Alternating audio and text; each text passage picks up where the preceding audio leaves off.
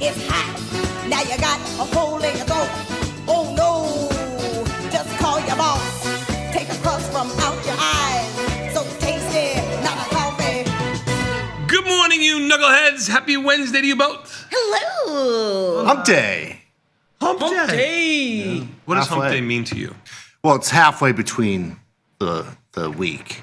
So, but I have a between Monday and Friday. yes, but I have a short week because I won't be here on Friday. You have Going a to long Dallas. week 'cause That's right. you're working the weekend. No, I know, short week for the show. He gets to hang Well, with his peeps in a new city and Yes. expense all his meals. Yeah, well, up to $97. Hey. Hey, yo, how much Hey. can you eat for crying out loud? Pump the brakes over there. Yes. Good for Still you. got some room if you're in Dallas. You can Yes, sign up. and your Dallas. video will be coming out. We played a fun game with Mike, Nick, and Katie. We asked if they knew country singers. Yeah. So we made up some country singers and we asked them real or fake Texas country singers. I don't think I won that. How many Texas country singers can you name? How many are you going to ask? We asked a lot. We had to actually cut it I give down. you 10%, like, for I time. think. Yeah. I think I give you 10%. I don't want to spoil 50-50 anything, shot. but it was a pretty funny video. Your videos are pretty embarrassing.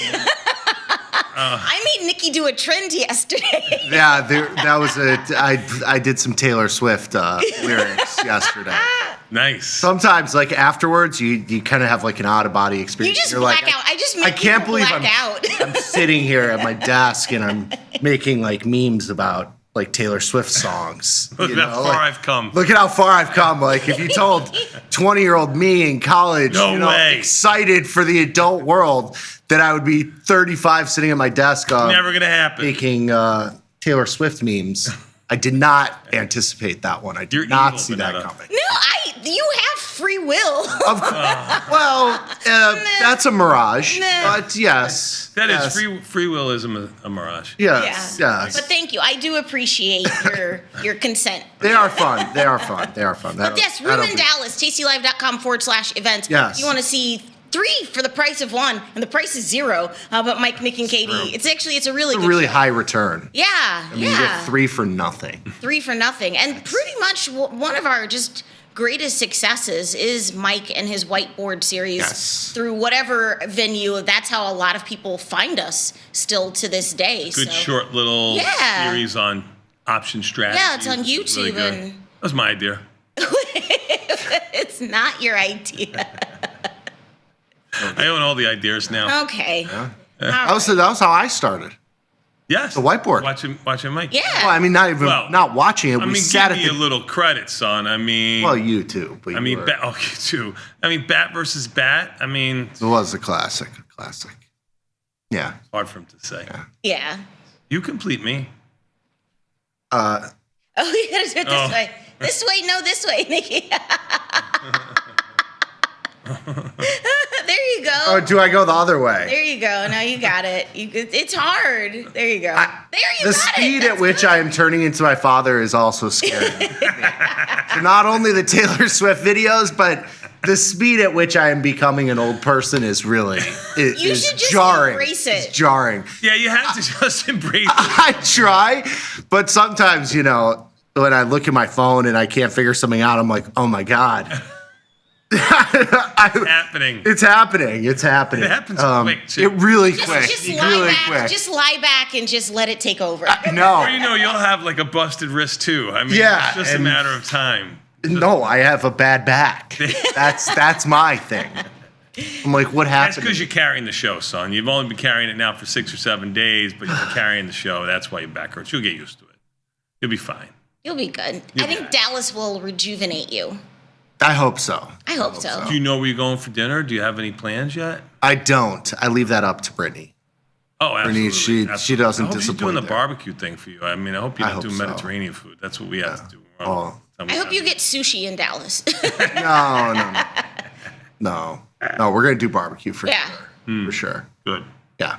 That's good. Bat, how was your fun. evening? I got my present. Thank you very much. You're welcome. I should remember the viewer's name. I don't at He the sent moment. me an email, so I will awesome, respond. awesome, Yes. Awesome. so. Cool. I yeah. got it So many people yesterday. are great and you're going to see them when you get in Dallas. They're just so appreciative. It's really cool. Yes. So you Michi. don't know Michi. sometimes. Thank you, Michi. Yes. Yes. You don't know sometimes just staring into the camera if you're like, relating to people and, Yeah. and their reactions to things and if they get it. And then when you meet them, they get it. Like they actually get it. It's really very rewarding. But Speaking of, some of my peeps, Matt in the chat is saying that I'm not old yet. So thank not you, old Matt. yet? Oh, I appreciate that. Oh, that. you got one? I got one there. Okay, way to simp. Way to simp there, Matt.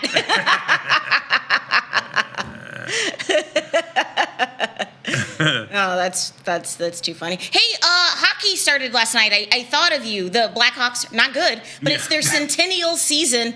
Dropped their game to the Panthers last night. But hockey. Defending champions. Yes. Yeah, hockey's back. Not so much for Vin. Oh, his hockey is not back. Well, they're 0-2. But we got a game tonight. Okay. So we'll make up for it. Against who? Niles? Like, where are you going?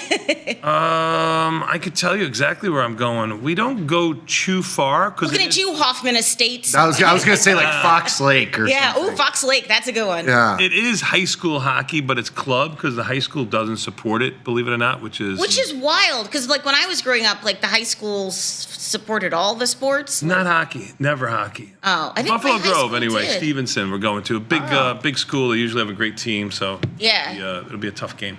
We've only lost by 1 goal, and we were ahead in every game. You're still losers, man. Yeah, still losers. No conditioning. If you're Yeah. not a third period team, you're not a team kind of thing. So, Well, if you can't hold on to good the luck. lead, What is their mascot? What are they called? What is Stevenson's mascot? No, Vinny's team. We're Titans. Oh, you're We're Titans. Okay. Yeah. We are the Titans, the mighty Titans. Yeah, that's us. Okay, That's cool. us. That's us. At the home games, you have to support somehow by being in the penalty box for opening the door and stuff like that, and you have to do the score, Yeah. or music. Oh. So I'm going to ask you for a playlist. Okay. For the hockey team, you can throw in a little Taylor Swift. I'll put in some jock jams for you. So all the Dude, no, I want ready like Taylor for it? Swift in there. So the Ready coaches for know- it goes. Yeah, there you go. Are There you go. ready for it? Baby, let the games begin. he Let does the games announcing. begin. I do the announcing on YouTube. Wow. Sometimes I split it with other parents. That's nice of you Yeah. to donate your celebrity like that. Very magnanimous of you. You're a jerk. It's a fallback plan. It's a fallback plan for him. It's a fallback If plan, this doesn't that's right. work, For you know, YouTube channel. high school JV hockey announcing, Yeah. calling his name. Boom. There you It's go. got a big future in it. It is. You are the We don't have our names on the back of the jerseys yet. Oh, wow. Haven't come in yet. because you're all replaceable. That's true. That's what I tell those kids. Kids are too soft, man. I'm going to use that one. Yeah. I'm going to use that one. But you're the Mike North of high school hockey. Yes. I had other aspirations, but sure, this is Sure. where I ended up. What can I do? There you what go. can I do? I love that. Did you watch hockey last night? Did you watch any sports last night? Nick? No sports. No sports. Yeah. Sports free zone last night. Yeah. Yeah. Oh, you were with your lady, so you, Well, he's no. patting himself on the back from his football picks. Since Monday. Fantastic. Yeah. Oh, really? Yes. Yeah. No. Do you hit all your parlays? I don't know. I'm above a 70% hit rate, which is That's unheard of. I probably shouldn't have even spoke that into existence. 'Cause Right. Now I'm going to go 0-6 this week, but How do I subscribe to your newsletter? it's coming soon. Coming soon, Coming right? soon. Okay. Yes. I want to dominate. Yeah. But yeah, no sports. No sports. Yeah. Are you and the lady watching the new season of Love Is Blind? No. Okay, I didn't know like how far you would if you were like your meatloaf, you'd do anything for love, but you won't do that. Yeah. No, I have multiple TVs. Oh, I see. So Okay. I'm you can I'm able to go cloister yourself Yeah. in another space. I'm able to go watch Jason Momoa in Chief of War. How is that series? It's enjoyable. I heard his ass is in it. That's nice. A lot of tush. Yes. There's a Didn't ton get of great tush. reviews, I don't think. I don't have Apple. Is that the I one? don't I don't know. I'm pretty sure it got good. Yeah. What's that? I think it got good reviews. Oh, did it? Oh, Yeah. okay. Or maybe I'm thinking maybe Batista. Is there one with Batista in it or something? I don't know. Never Oh, mind. David Batista. Yeah, maybe. I don't know. I don't know. Disregard. Yeah. Disregard. Black Rabbit. I'll go back to it one more time. If you Yes. haven't watched that on Netflix, What? you must. It's on the list. Oh, what's it about? Jude Law's in it. Oh. Jason Bateman. Oh. Yeah.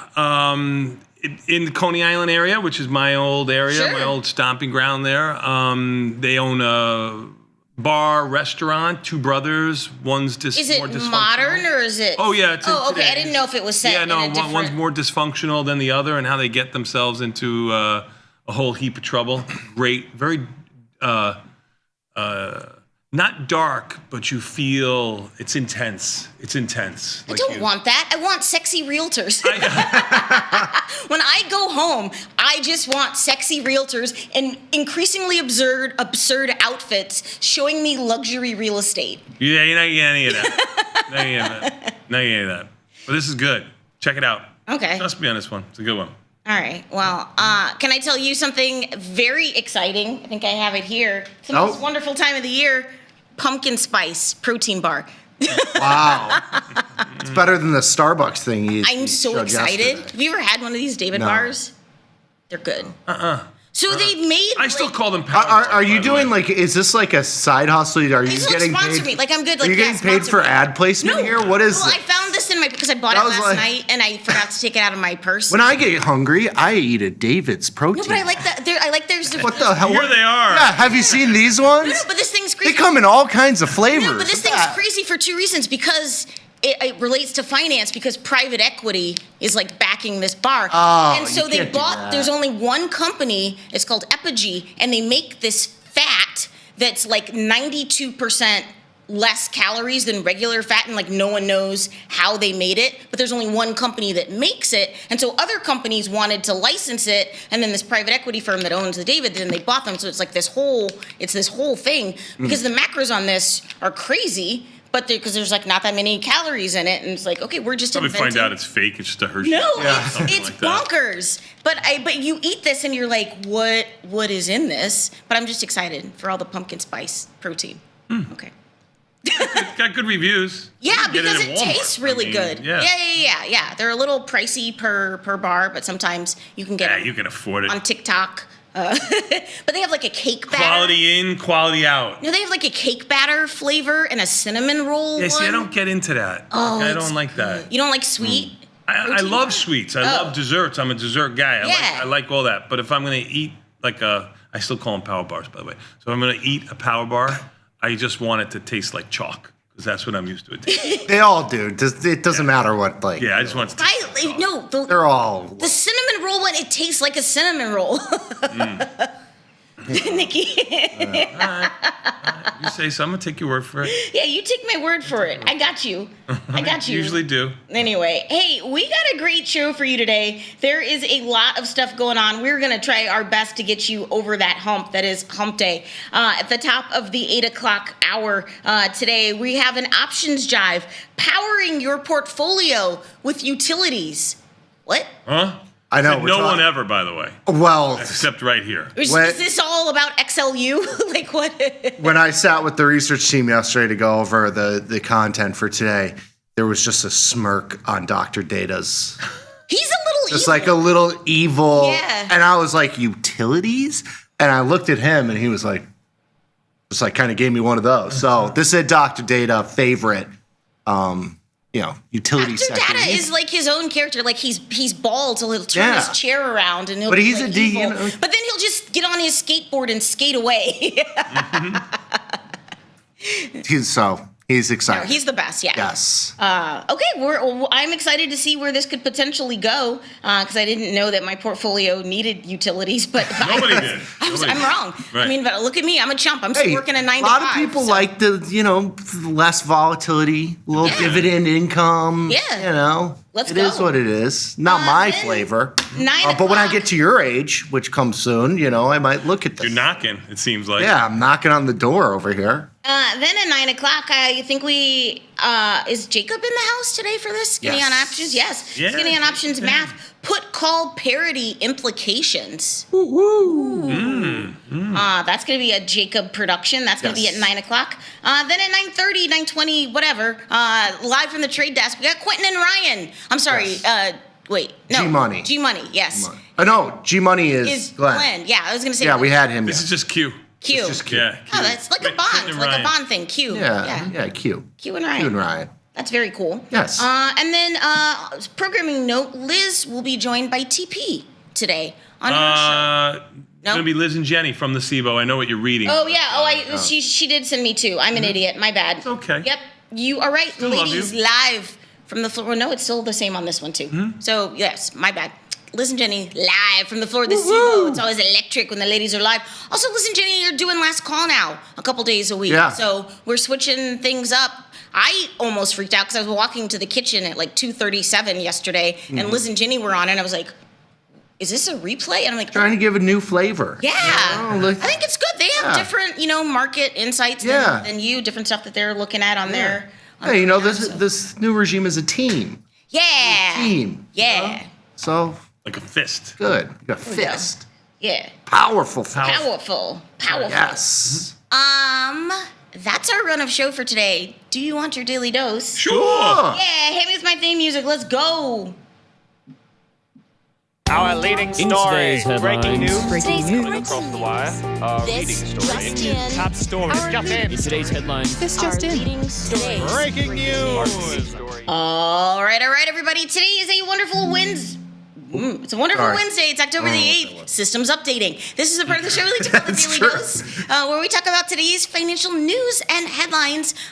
Maybe seeing if something could be moving your portfolio besides utilities. My name is Vanetta. Are you ready for the news? Ready for the news.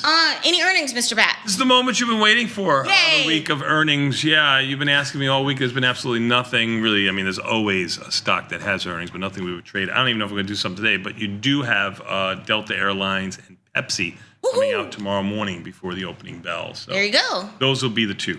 All right.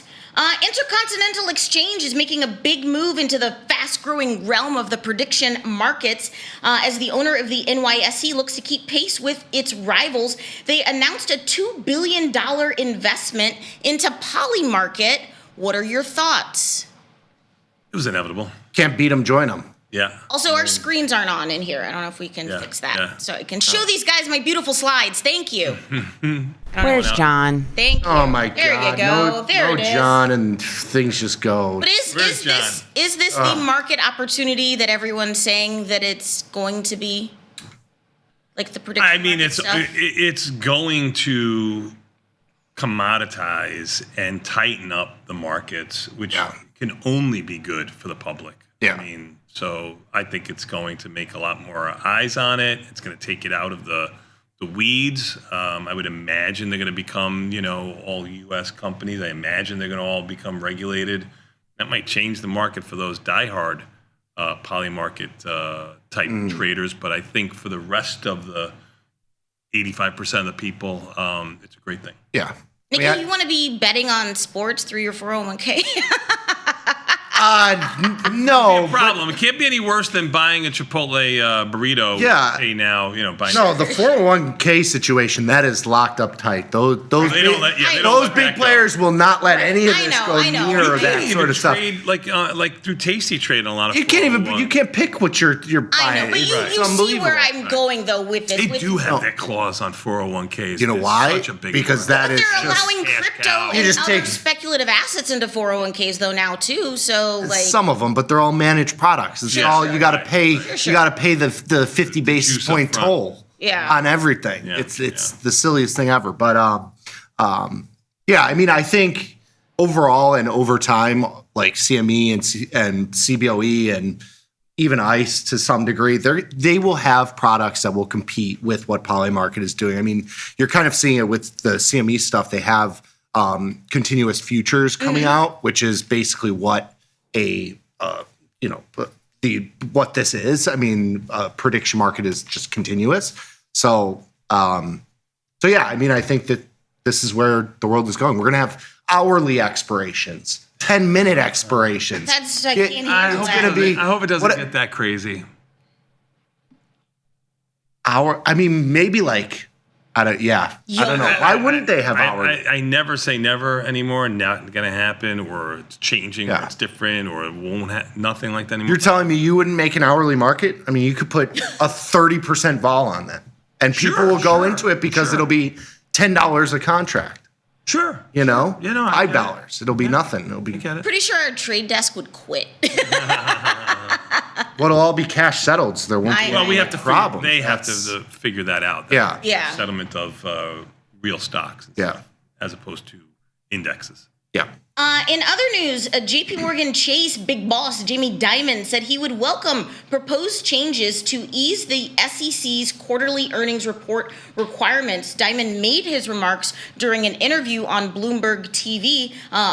He also touched upon the bank's yearly AI spends. JP Morgan going to be among the first to report their earnings. They want to be the first AI bank. But JP Morgan boss is also like, hey, let's get rid of quarterly earnings so we can do shady stuff and not have to tell you every 3 months. He thinks That's not. I know, but also yes. 1 month after they announce, public company announces there, and they got to start getting ready for their, next monthly, quarterly earnings. It's rough. Sure. Anyway, 307 and change is where JP Morgan closed. 308 and change is what it is right now. You mean the S&P's up small, $8.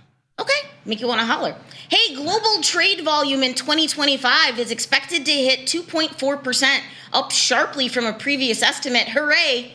Not so fast, though.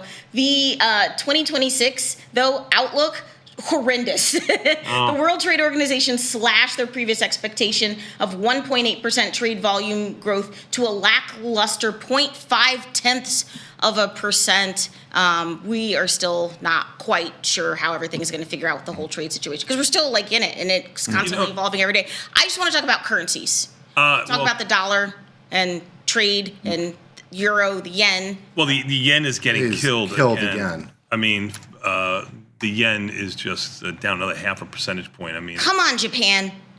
really Good for Mikey because he's going back there.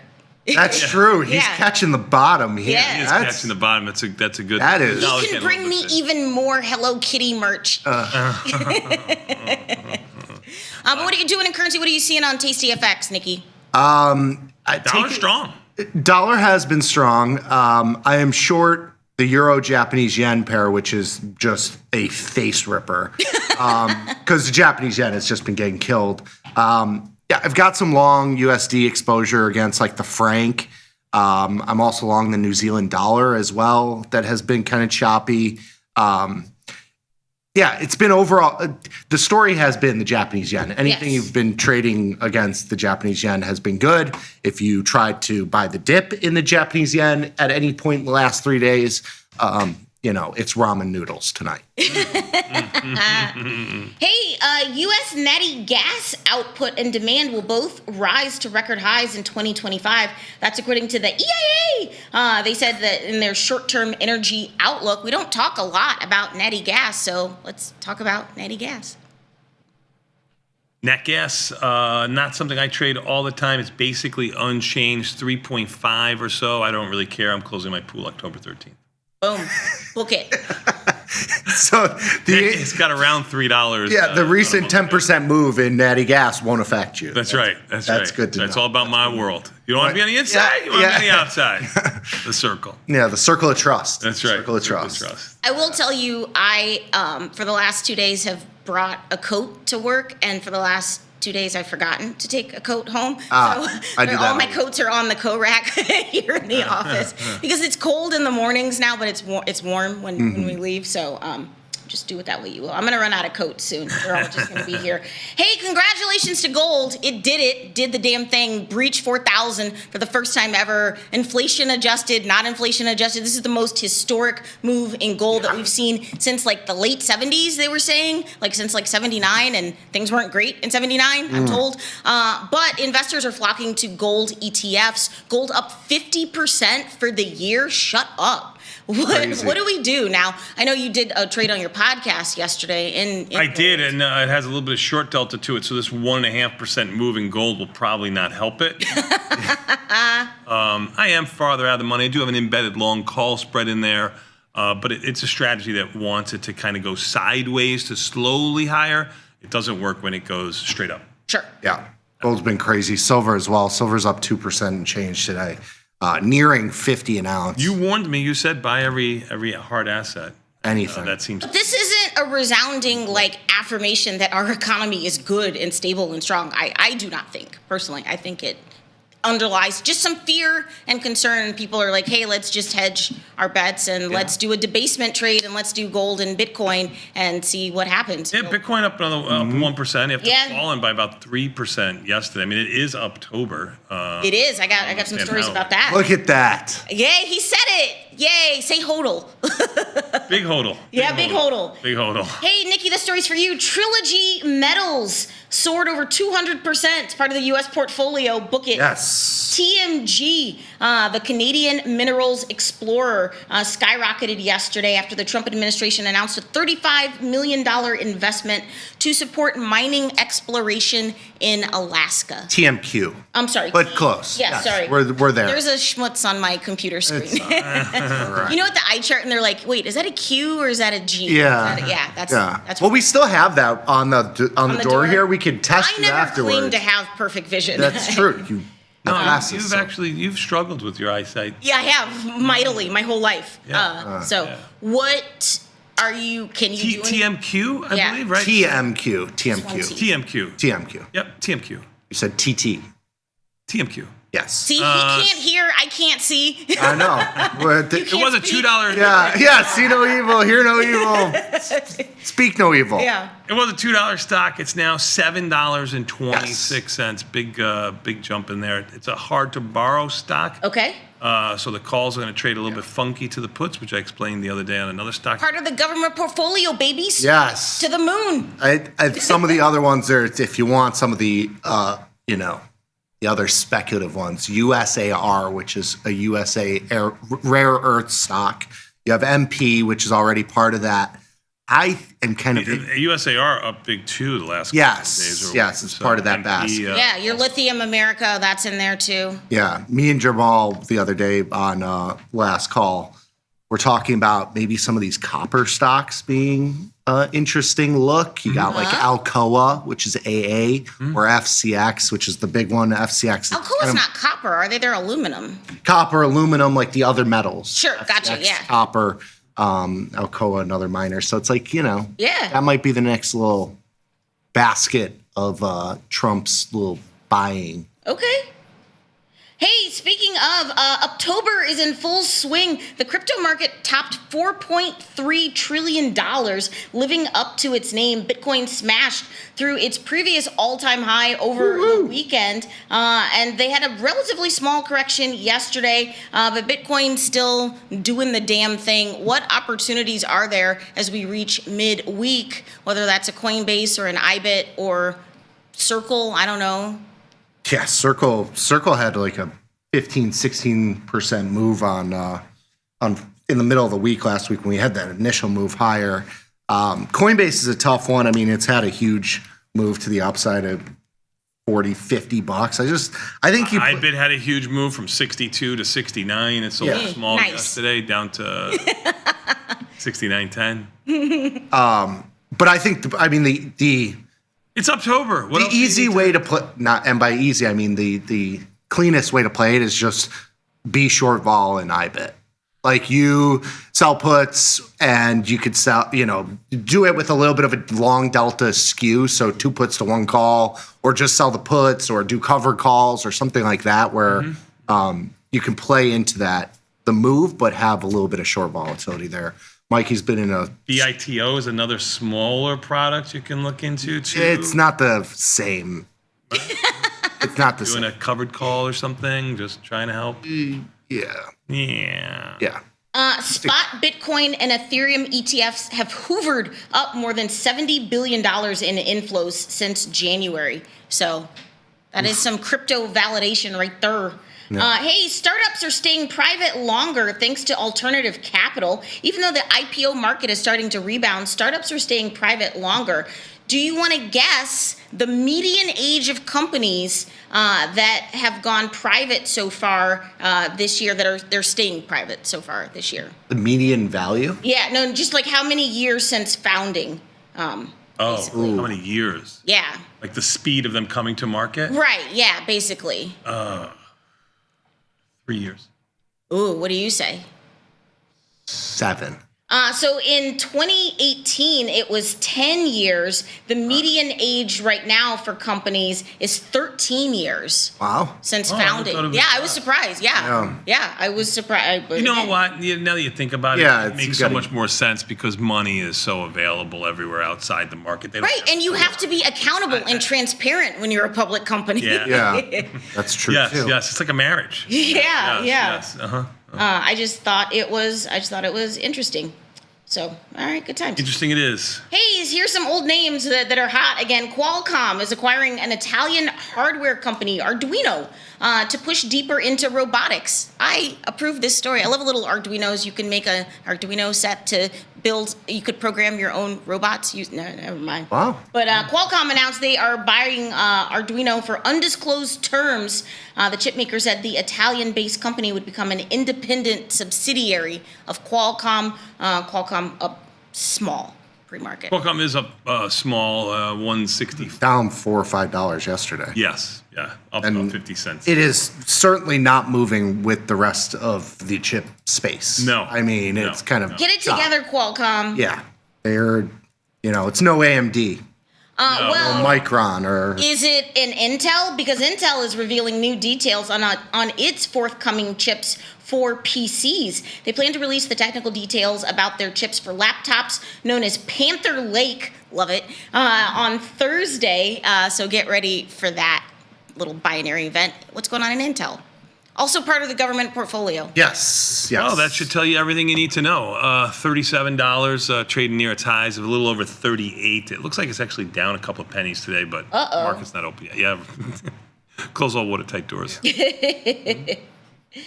Hey, Good volatility there. You don't have I'm sorry. Ivy rank is 64. It's no longer the Intel that I remember or my skew grandfather upside though. remembers. Yeah, It's 73% going higher. implied volatility on the monthly options. Earnings are October 30th. yeah. Okay. Oracle stock slips on a report the company is seeing thin cloud margins from its NVIDIA chips. The stock slipped yesterday. Oracle had 14% gross margins on $900 million in sales in its NVIDIA cloud business. And the street did not like that. So they're not making enough money. What are you doing in Oracle? Oracle unchanged this morning. Ivy rank of 66 is quite good there too. I don't see any earnings here looming, but Oracle off its highs of around the 330, 340 area, down to 285. After having that big jump, if you remember in September, early September, it went from 240 to almost 340, and now it's kind of come in the middle of that range. I think Oracle is a nice two-sided Short vol. short vol I got play a here. wide iron condor here. Yeah. Oh, you do? Okay. Yes. I think that's the way to play it. I think that's how you got to play Yeah, it. no earnings to worry about in the Yeah. immediate future, so get in there. I think that's the way to play it. Again, another blast from the past. Dell stock popped yesterday as the company. Wow, what year are we? I know, right? I was like, who are these? It's like Dell, Qualcomm, Intel. Dell stock popped after the company raised their long-term revenue and profit growth forecast. The computer maker said they now expect annual revenue to grow between 7 to 9%, up from a prior forecast of 3 to 4%. That's a massive upgrade. Yes, it is. Yes, it is.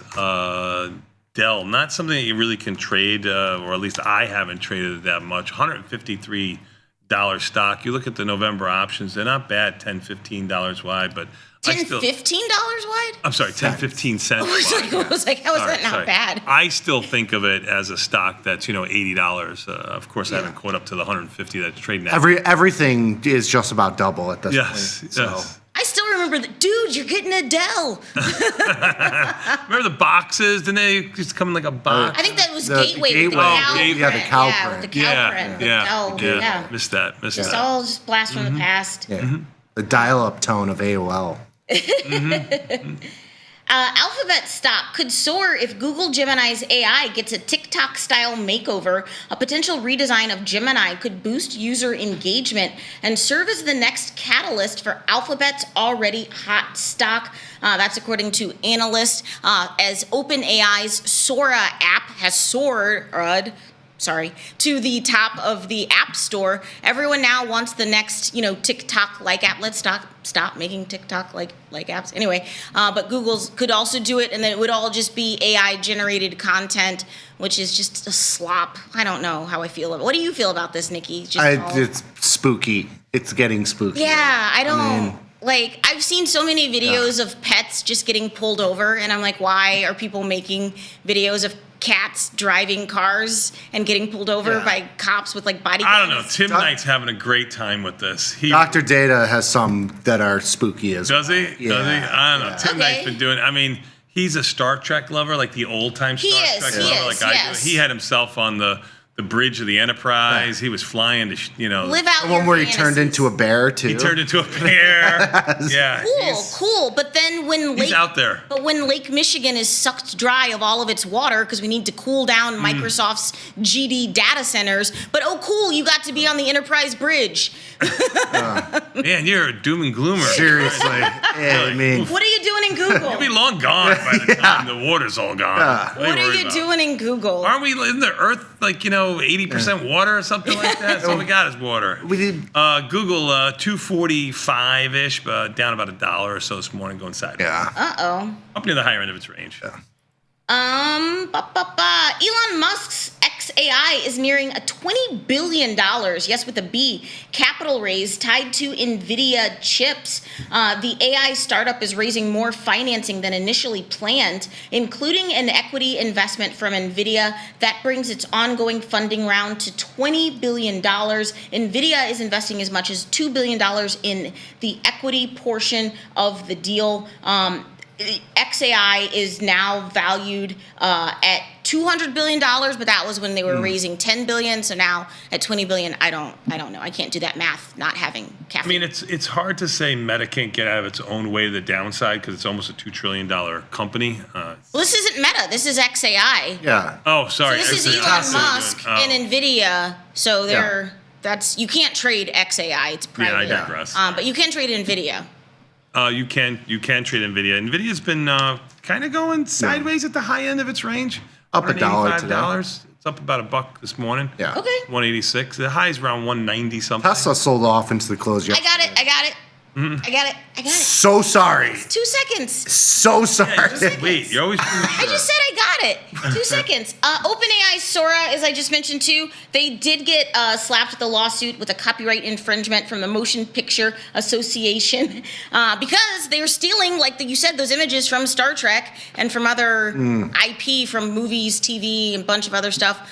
So I'm not sure how good the app is going to be if you can't steal images, but do with that what you will. You can't trade OpenAI, but What kind of world is this if you can't? You can trade Yeah. Microsoft.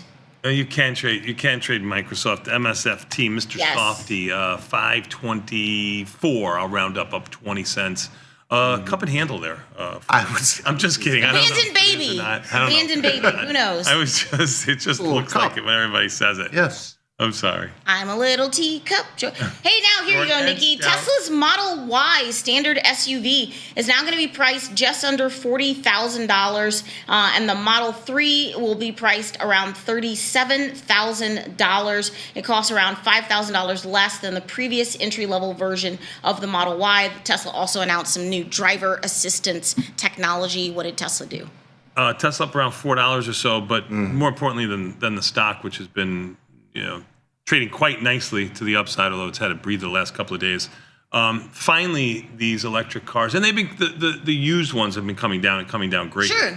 But finally, it's the pricing that they talked about when they first came out with these 15 years ago. better than never.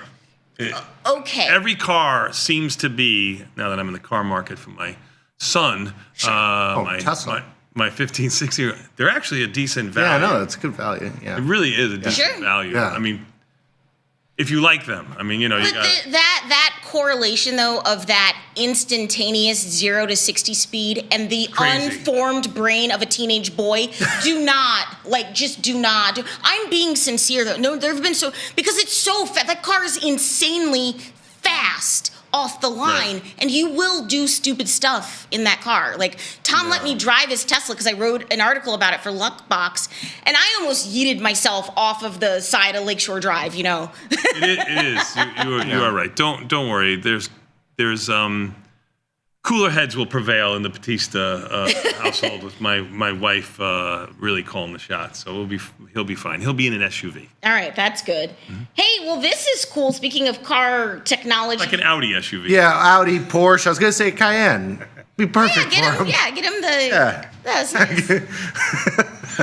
It really sucks. Like an Infinity, like a nice Infinity, I like that. Yeah. And BMW, he's looking to a little bit. Yeah. Toyota said they are exploring the development of a small drone system that would support vehicle operations on unpaved roads and trails. So say you're taking your Toyota Tacoma and you're doing some trails in Moab and you want to see what's ahead. So you launch this drone from the top of your truck and it can see like I was like, okay, Toyota, I'm not. Better than dropping bombs on people, so. I mean, that's kind of cool. It would provide the driver with views of the local environment, including potential hazard, you know, like if there's like a big washout or something. It could also look underneath the vehicle and could help drivers plan safer routes and improve vehicle operations. And look under the vehicles, you said? Yeah, because it's a little drone. So, say you're like That's got disaster in all. No, but like three of your wheels are on like rocks or something, and you need to and so the drone could be underneath, and you're like, okay, I need to turn my wheel a little. I don't know, but. Because like backup cam, we have backup cam. Everyone has those now, so this would just sweet gimmick. It's a cool. This is a backup camera that you can, detach. It's a cool gimmick. I mean, how many times are you on three wheels on a rock on the side of a mountain? Sober. Did I know how to work the drone? I mean, just because. But if you ever find yourself there, you got a little drone that you can click and it'll pop out and tell you. I'm sorry, just because y'all are soft and you play pickleball on the weekends, some of us are in nature. Oh yeah, taking it off road. No, I'm just kidding. But the internet is going crazy over a new flavor from Nothing Bundt Cakes. The newest seasonal offering is a Biscoff cookie butter cake. And people cannot get enough. Since its debut on September 29th, the Biscoff cookie butter cake has found a fan base in many. It was fire, according to one user. Have you ever been to Nothing Bundt Cakes? I have not, but I was going to give a shout out to Vinny for his tiramisu Biscoff version. It's very delicious. Yes. Oh. Yes. Yeah. Wow. Yeah, he has to do that for school too. He has to make stuff. Really makes my wife happy in the kitchen. Do they still have to take like home ec? Again? Do kids still have to take home economics? Yeah, he's taking something like that. Or like a culinary class now. Yeah, culinary class. Yeah. That's awesome. Yeah. He takes culinary. He likes that. His dream is this week is to be a chef, so he would. Yeah. Wonderful. Yeah, he would like to do that. Some things like the Biscoff, like you should only be on like a American Airlines flight, really like stuffed in between like the middle seat. Yeah, and you take a bite of that, and you're like, oh my god, this is so good. I'm home. Trader Joe's sells the cookie butter. It's good. Yeah. But you feel home. That's the only way you forget that the guy next to you that doesn't have shoes on isn't sitting there. You're like, you eat that, and you're like, that's the only time you should have it. You can the comfort of your home or anything but cake. Yeah. Nothing but cake. Nothing but bunt cake, whatever. Sure. Oh man, it sounds good. I kind of want it. It is. No. It is the diamond of the season, according to the. And ginger ale. Ginger ale is another thing you should only have on a flight. But what if you're sick? Okay, if you're sick, you can have ginger ale too. Or if you're at the ice rink watching a hockey game, ginger ale and like Jameson. Very, very good. Okay, so only instances that apply to you, but I'm throwing my guts up. I'm giving you my knowledge. I'm giving you my knowledge. And then everybody goes, what are you drinking? Ginger ale. It's perfect. Cool. Great. Jameson and ginger ale, the winner. I love robots. So I'm going to show you a robot video. Oh, did you ever, when you were a kid growing up, did you have a dog growing up, Nikki? I don't know if I know. Of course. This okay. Always had golden retrievers. Aw, that's Goose nice. and then blue. Aw. Yes. Oh, yeah, because wasn't it Case's dog and then you No. it? No, And then it was our dog, and then they got it for what? 6 months? 2 years. Year and a half. I thought it was a short. A year and a half. Okay. Yeah. Then it was But yes, again. that is why I took it from me. That is why I am forever in servitude to this company. Okay. Is because once upon a time when Case was, what was she? 2? She was young, yeah. She was 2. 2, 3, 4. The angry, evil Batistas stole her beautiful golden retriever and never gave it back. Stole it back. It was ours. It was ours. Okay. I know. It was on loan. Yeah. But when you were little, did you ever used to like pretend to like fall down to like see if your dog would like save you or whatever? No, but I like these videos. Right. Yes. Well, this has a modern day twist because this dog is a robot. Whoa, I like this robot. Oh, yeah. All right, watch wow. this. That's a robot?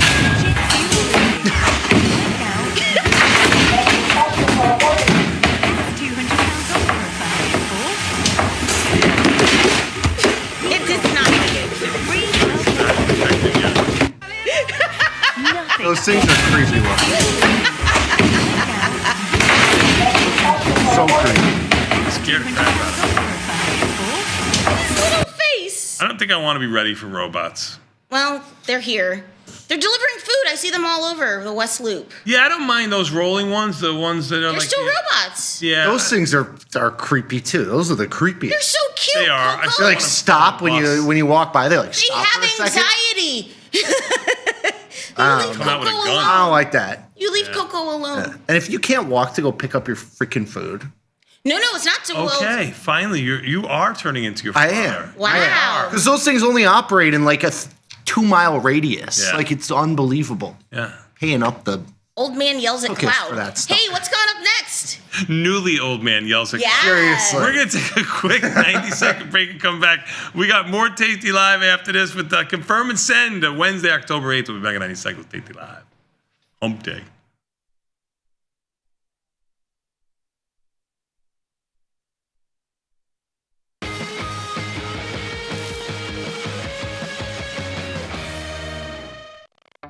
The market doesn't stop. So why should you? Diversify your portfolio with stocks, options, futures, crypto, and more from Tasty Trade. Focus on the markets that matter to you. See the odds before you trade using curve analysis, IV rank, and more tools. Get industry insights that help you find your next trade right where you need it. Tasty Trade. Download today. Got friends? Get $250. We'll give you a bonus for each qualified person you refer to Tasty Trade. So spread the word and earn rewards. Terms and conditions apply. New from Tasty Trade. Unlock 30 days commission-free trading, plus a 1% cash match on all qualifying deposits when you open and fund a new Tasty Trade account. The Money Match event starts now, exclusive to new Tasty Trade customers. Feel like your wardrobe is missing something? Like style, purpose, and maybe a dancing dog? Can I pet that dog? The new Tasty Trade and Tasty Live web store is now live. New merch, bold designs. Did we mention all net proceeds go to one tail at a time? Invest in the real bull market, dogs. Go to tastytrade.threadless.com. Grab some gear and help some pups. You get merch, they get a home. What's up, everybody? Check out my new series, Life Cycle of a Trade, where I show you my real-time trades with insights into strategy selection, adjustment mechanics, all the way to the closing order for all of the Tasty Live core strategies.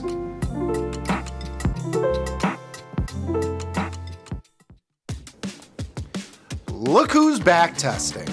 Tasty Trade now has options back testing for free.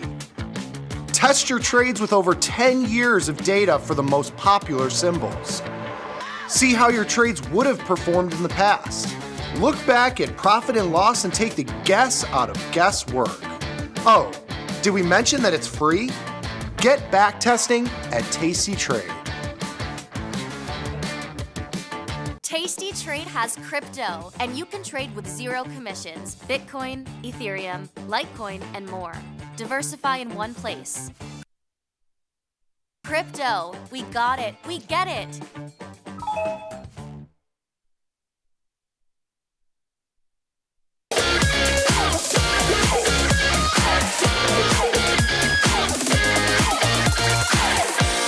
We are back my son, and you know what that means. Time for a little bit more Tasty Live and Confirm and Send. But before we do, let's take a quick look at the market. Overnight action was kind of muted, I think, although when you think about having a $17, $18 expected move yesterday in the market all day, to have a $20 or just about $20 move overnight, that seems to be about right. That's the top to the bottom on the E-mini S&Ps. They're up $9.50, about 5 handles off of their highs, off of their lows by about, just round and say 15 handles or so off of their lows. I saw them last night myself, intra-night, down 1 or 2 and up around 7 or 8, where they are right now, up 950 after being off yesterday on day one.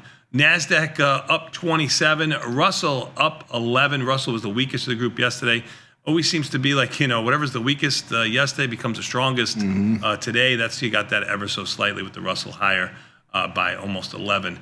Dow up 120. Volatility in by 11. Again, we're not anywhere near the 6,800 level, which is 30 handles higher on the E-mini S&Ps when volatility was closer to 1750 than $18 where it is right now. Matter of fact, the expected move in the E-mini S&Ps for the day is around $22. So volatility expanding. If you noticed yesterday, volatility /VX around 17.5 or so. Now at 18, it equates to about $5 extra. Big move in the expected move versus the $17, $18, $3 to $5, I should say, you had yesterday. So it's $3 to $5 higher today than it was yesterday, just because volatility uptick from 17.5 to 18. Bonds are up 14 ticks, back over 117.07. You wanted to get a little bit more aggressive when they were under 116.10. I kind of held you back a little bit. I learned my lesson. Bonds 117.07. You were looking to buy the dip in there. It was a gratuitous play that I made you miss. Bitcoin up about 1,000, 1,100, back to 123.4. I'm talking about the Bitcoin futures. You could see yesterday's big move, about 3.5%. I think it was down over 4% at one point, trading down as low as 121.4. We're 123.4, about $2,000 higher than that right now. Ethereum basically unchanged, although it was up $35 just a moment ago. It's come back off of that right now. Oil 62 and change, 62.68. Trading near the high end of its most recent range over the last 4 days or so, mid-range for the last week or two. Gold up $53. That's the one that gold and silver. Gold up almost 1 1/3%, silver up almost 2.25%, a full dollar there. Everything is metals. That's all I've got. So another couple bucks to the upside in gold, and we might not even have Frankie in the chat anymore. He might just retire. He needs another. Yeah, he needs about another 50 points or so to buy that Batista Island in Florida. That's what he wants to do. That's the next one. He wants to live on Batista Island. Plant his flag there. Yes, yeah.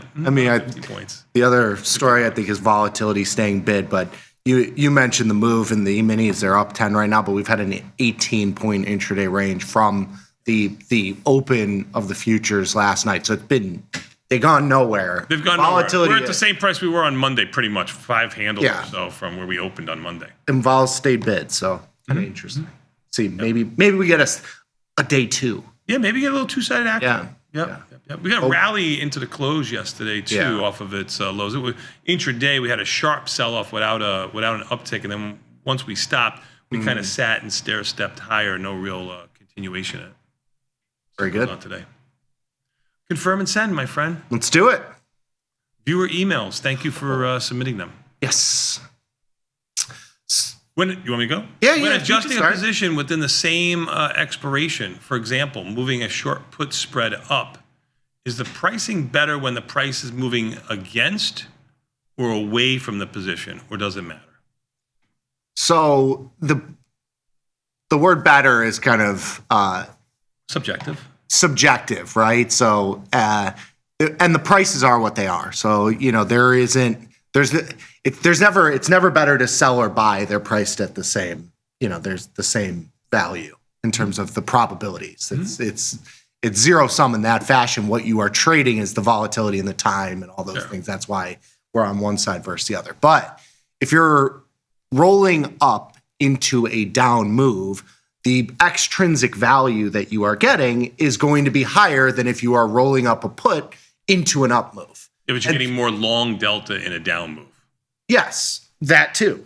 Yes. So, I mean, we typically want to roll up into a down move. Ideally. It comes down, let me see if I can help a little bit. And I know you know what you're talking about, but let me try to see if I can clarify it. It really doesn't matter. Yes. Okay. So if you like a challenge, when the position's going against you and you roll up, you'd be taking on more long delta on a put spread, right? You sell a put spread, you want the stock to go higher. So all things being equal, you want to continue rolling up as the stock is going higher because you keep getting long delta into an up moving stock. If the stock were to go lower and you're rolling intra-month higher to more strikes, you're getting more long delta in here. It's not typically something that we look to do. Now, if it's 21 days and you're rolling from 1 month to the next, you really want to, and it was a working trade, you really want to roll when the stock is coming down a little bit because you're at the money spread, doesn't move that much, and your spread with more time is going to move greater. So you'd want to roll into there. But it really is a bullish strategy. You want to roll offensively, you're rolling when it goes higher. I'm thinking more in the naked position, like if something is going against you and you've been waiting to roll up a put, you want to roll it up. It's a put spread. That's what I was. Yeah. So that's why I was giving the answer from a spread. All right. Yes. You're right. You're right. Next question, Amazing. please. The point of the matter, the point to answer the question, it really does depend when. Yes. In the time frame. You know, is it a winning strategy? Is it a losing strategy? Is it closer to 21 days? But all things being equal, if you have long delta, you want the strategy. You want the stock to be going higher. You want to roll when it's higher.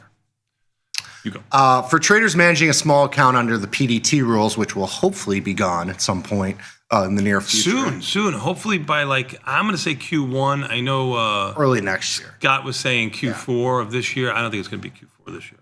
Yeah, hopefully soon. What is the optimal approach? The government shutdown, nothing changed. Nothing happened. Yes. Yeah, that's true. I'm being serious. It was a serious joke, but yeah. Does the government shutdown affect that? I don't know if the SEC is part of the government. I don't think anybody cares. Everybody just uses it as an excuse.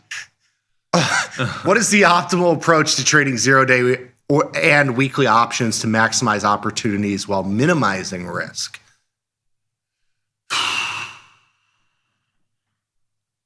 Here.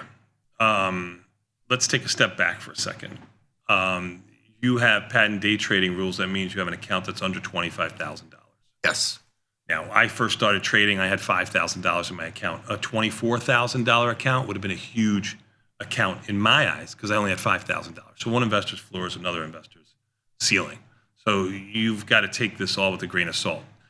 You probably shouldn't be trading 0-day options in a $25,000 or less account.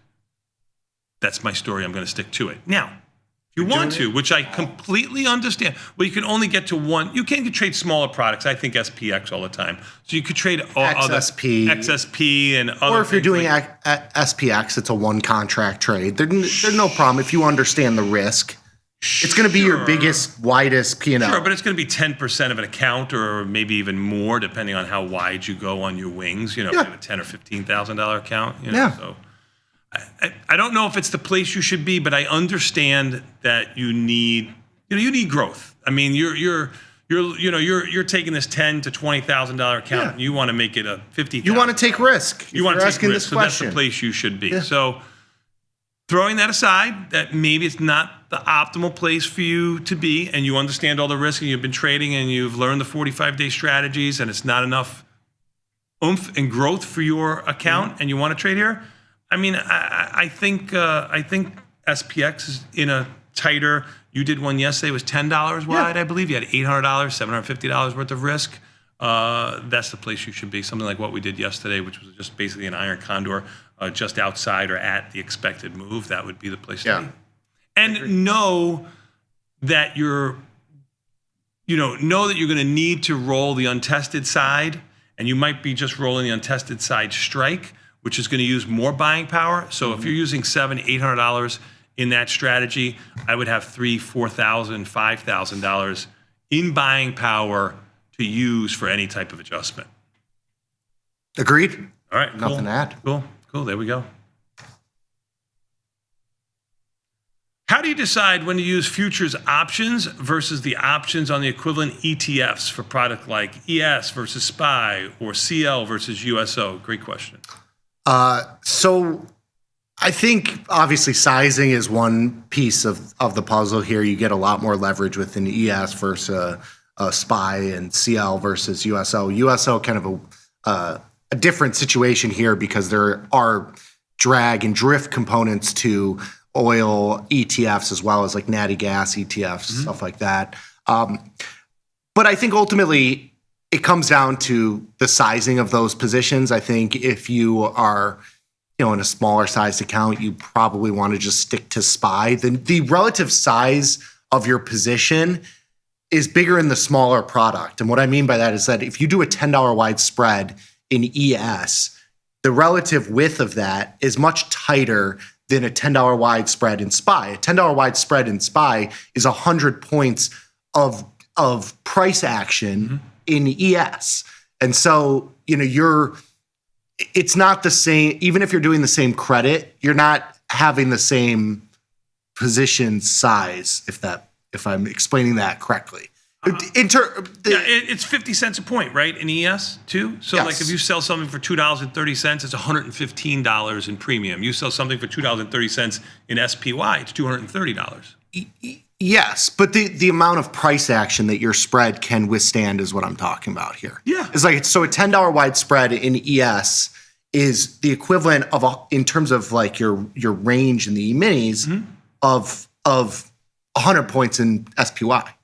Or is 10 points in SPY. 10 versus, they're the same spread width. The same spread width.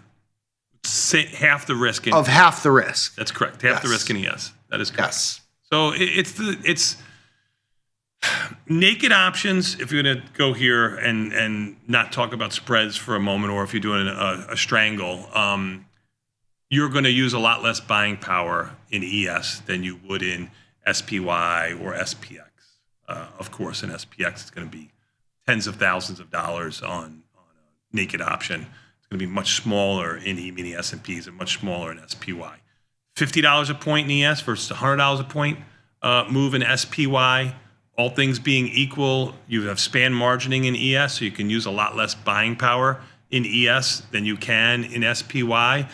Not for the same size, because you have to do 2 ES contracts to do one real SPY if you're using just on how much credit you receive. So it really is 6 of one, half dozen of another. A lot of people who have a smaller account like the markets in ES because they can get a little bit smaller and use a lot less buying power. But that buying power will change the closer you get to expiration, and it can grow teeth. And that's when people get in trouble. Again, if it looks too good on the surface, dig a little bit deeper. It's not too good to be true, but it is subject to change. Where a strategy in SPY, your buying power may change, but it's going to change by $50, $100. It's not going to change by thousands of dollars like it can in ES. Next one.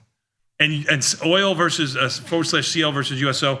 USO is just too small of a product for me. Yeah. And oil. MCL is a good one too. The options aren't great, but if you want to. Yep. Next question, please. You or me? I lost. I think it's me. With some stocks showing unusually wide bid-ask spreads, how does this impact your choice of strike selection, or strike prices and trade entry? So, like if you're looking at illiquid stocks, basically, I guess the question is really, do you really want to put a position on there, which you probably don't, but if you're hell-bent on putting a position on, do you have... Somebody gives it to us, like, for what's your assumption today? Yes. We got 10 trades coming up after the opening at 10:40 that you guys submitted, and we get to a stock that I've never traded before, and it has wide bid-ask. It's the first time I'm seeing the stock. I'll look at how much stock is trading. That's an indication on how liquid the option should be, because everything is a derivative itself. I mean, options are a derivative of the stock. The stock price is 20, 30 cents wide. Your options are going to be 20, 30 cents wide at the best. Yeah. They're probably going to be 40, 60 cents wide, twice as wide at what the stock bid ask is, because that's the hedge for the liquidity provider who sells or buys the option from you. That's the first thing that they're going to look to do, is do something with the stock to mitigate their risk. So how does it impact it? I'm probably going to go to a defined risk spread. Yeah. Like maybe a calendar spread or a diagonal spread or an iron condor or put spread, call spread. Call spread, sell something in the front month, buy something in the back month, anything that has defined risk, because then at least I can put the pricing, a little bit easier. If I'm somewhere around a 30-ish delta spread and I'm $10 wide, I should collect somewhere around $3, whether it be $2.80 or $3.20. It should be somewhere around. It's easy for me to do the pricing. If I'm just looking at an option at $6, $7, I have no idea what the mid price is. $6.50 is not the mid price. Let me put that out there. If an option is $6, $7, $6.50 is you're selling at $6 and you're buying at $7. There's not much mid price. It's not theoretical mid price. No. The real theoretical mid price could be 6.25.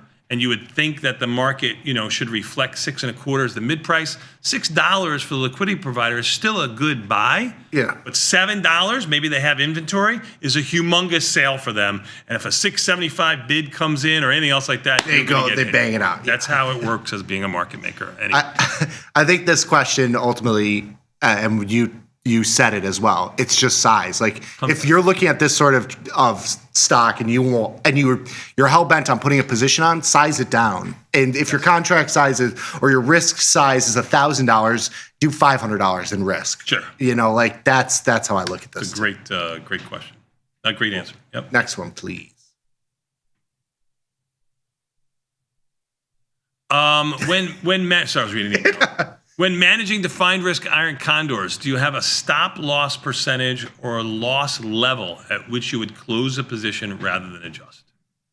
Defined risk iron condor. I tend to lean into iron condor. So if you put on a iron condor, you've got risk defined position on entry. Your risk, you've got everything buttoned up. Your stop loss is already baked into the trade because you're defined risk on entry. Mm-hmm. All those things are already there.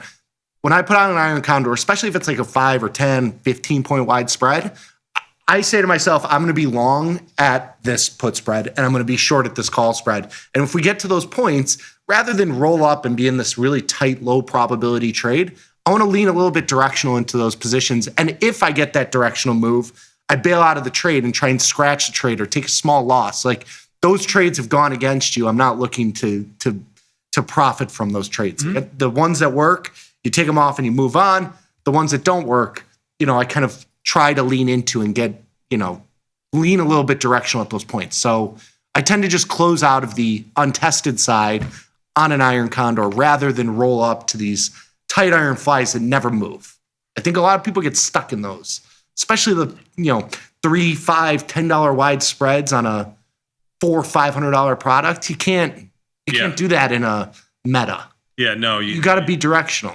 Yeah, you do have to be directional unless you're going to use a lot, more buying power and just roll up the naked side of the iron condor. Then you're changing it into like a bigger position. Iron condor. You're changing the whole position. You're making it $20, $30 wide by $10 wide on the tested side. So you'll have $10 worth of risk on the side, on the way it's going, and you're rolling up that put using more buying power. It's not a strategy for everybody. I agree with you that usually with iron condors, much like butterflies, you kind of set them and forget it. There's no stop loss percentage. You're looking to manage. The 21-day time frame is going to bail you out in most cases. Let's call it 75% of the time. The stock has moved too far. You sold a $3 iron condor. It's trading at $5. You can roll at that time at 21 days to the back month. Maybe move the strikes 1 or 2 in a favorable direction for you, meaning moving the call spread up a little bit more than you would the put spread, and maybe collect a small credit, 20, 30, 40 cents. But you're still going to have the risk that you had previously with slightly higher probability of success. I think that's really the only thing you can do. Next question, please. Last one. How do you adjust your short delta exposure during periods of sustained low volatility without sacrificing too much premium? You stay mechanical and you don't overthink it, and you delta is king. And if you have short delta on here, let's say you sold an out of the money call because you wanted to adjust your delta, and sold an SPY or whatever, and the market starts to rally, and you sold a 30 delta option because you needed 50 deltas, let's say, right? You're reducing your delta by 20. All of a sudden, by half, all of a sudden that 30 delta option is now 50 short deltas. You don't have the hedge anymore. You've got to sell a put on the other side to get that delta back in line. That's all you can do. So it's not optimal. It's not the way you want it to go, but you were directionally wrong. Yeah. So you do what you have to do. So you stay mechanical. If you don't stay mechanical with your delta, it makes it very hard to make this a long-term endeavor. Let's take a quick hate to end on such a sour note. I mean, you can do this. You can do this. It's not that hard. Don't think, just trade. Seriously. Just stay mechanical with your deltas. Keep your deltas in line. You always open the door. We'll take a quick 90-second break and come back. We got more Tasty Live after this. What comes up next? Option Jive. Option Jive utilities coming up. Utilities. Frankie going to be excited. This I got to see.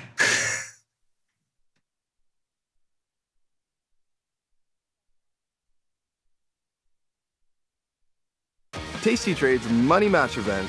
Unlock 30 days commission-free trading, plus a 1% cash match on all qualifying deposits to jumpstart your trading when you open and fund a new Tasty Trade account. Level up your trading experience with active trader mode, smart order tracking, risk analysis tools, dynamic watch lists, and more.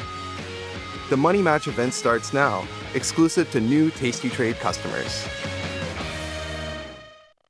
Forbes called us best online for options trading. Investopedia, best for options trading, period. With stockbrokers.com, we're number one for options and futures trading. The Motley Fool really likes us. And so does Business Insider. So what else can we say other than boom? Trade like a trader. Tasty Trade. Make your move. The future of trading is here. Join Mike and his whiteboard, plus the Tasty 2 live crew for 90 minutes of probabilities, punchy portfolio mechanics, and trade tactics. It's totally free and unreasonably fun. Come early to enjoy a drink with the crew and stay for a Q&A after the show. Space is limited, so register today at tastylive.com/events.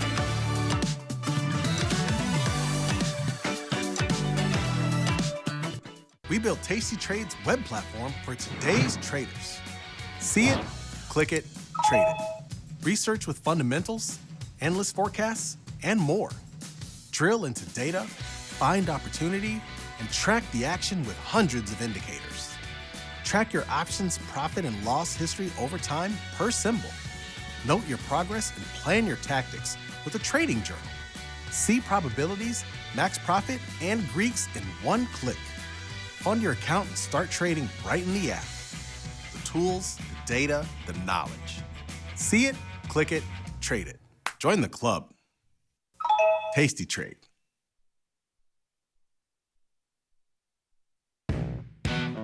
Got trader's block? We've got the cure. Get data-driven trade ideas with Cherry Picks, our weekly newsletter that gives you insights into the market. Sign up at tastylive.com/newsletters. When the market moves, traders need to move faster. Tasty Trade Active Trader Tool offers full depth of market visibility, one-click order entry, and instant position management so traders can react in real time. While others charge for professional tools, Tasty Trade provides them for free. Opportunity can move fast. Seize it with Active Trader. Try it now on Tasty Trade.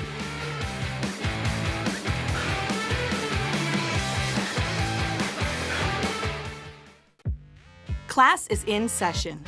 Dr. Jim Schultz is bringing the heat to Options Crash Course Live. This 90-minute show features Dr. Jim in his professional prime. All of the gimmies, none of the gotchas. Come early and grab a drink with Dr. Jim before class and stay for Q&A. The event is free, but space is limited. Register today at tastylive.com/events. It's not a lecture, it's a lifestyle. Your crypto needs a wallet. And crypto is better when it's tasty. You can now do more with your digital currencies with the Tasty Crypto app. We're proud to offer a self-custody wallet for Bitcoin, Ethereum, and Polygon. Transfer your digital tokens directly in-app and access thousands of tokens available only on-chain. Your wallet is your key to decentralized finance. Download the Tasty Crypto app and get started today.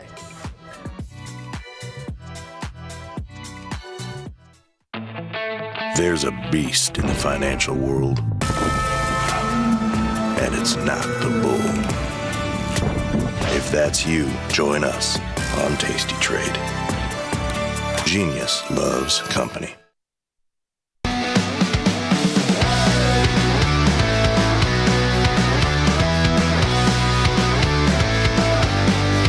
It's options. Jive. Nicky, we are back, son. You know what that means? Time for a little bit of an option jive, and we're talking about utilities. I'm going to try to stay awake, but go ahead. Powering your portfolio with utilities, said no one. But let's see. Hey, you know what? A bull market makes geniuses out of everybody. It even makes utilities look sexy, maybe. Well, some of these stocks have gone nuts too, and if you're looking for something a little less volatile, maybe this is where you go. I mean, you can't knock somebody's yum. Some people like this stuff, right? Yep. We'll go through these quick because we got the opening bell soon. So looking at powering up your portfolio with utilities. So utility stocks are equities in companies that provide essential public services like electricity, water, natural gas, and telecoms. If you're on the monopoly board, you certainly don't want these as your core portfolio. You kind of want the boardwalk type stuff usually. Next slide here. So utility stocks are often used by investors as defensive options during market drawdowns because they have higher dividends and are less volatile generally than their growth counterparts. Here are the current annualized dividend yields and volatility of the 5 biggest U.S. utility stocks. Some of these might be interesting plays if you think that the Trump portfolio continues. Maybe there's some of those in there too. And you can see the yield on these in just the 30-day implied volatility. They're very low. Generally very low implied volatility underlines and you'll see on this next slide here that a lot of their movement is much less volatile to both directions, upside and downside. That's why a lot of people like to trade these or be in these. XLU is one of the ETFs that is the most popular in this space. It has a lower correlation, smaller percentage swings compared to the market overall, making it a good choice for defensive positioning. So if you're looking to get into something that's a little bit less volatile in both directions, maybe you look at the utilities. You can see in April-ish when we had that drawdown in the market, they had much less of a drawdown. You could see through the rally, they've had much less of a rally. That's kind of this space here. Okay. Getting on to the next slide here. The utility stocks can be impacted negatively by rising interest rates. This is one of the issues with these stocks and kind of over the last year or so with rate hikes, why they haven't performed as well to the upside. High interest rates can put downward pressure to utility stocks due to their high levels of debt. It's also a look at risk-free rates here because increasing rates makes alternative investments more sexy, for lack of better words, versus something like dividend stock because that, you look at these stocks as old thinking. It's old thinking as like a comparison of risk-free rates. Risk-free versus a dividend yielding stock, the dividend has to be significantly higher for you to take any risk in that versus just... You do have principal risk. Yes, versus... Guaranteed 5%. Yes. Just use round number. Yes.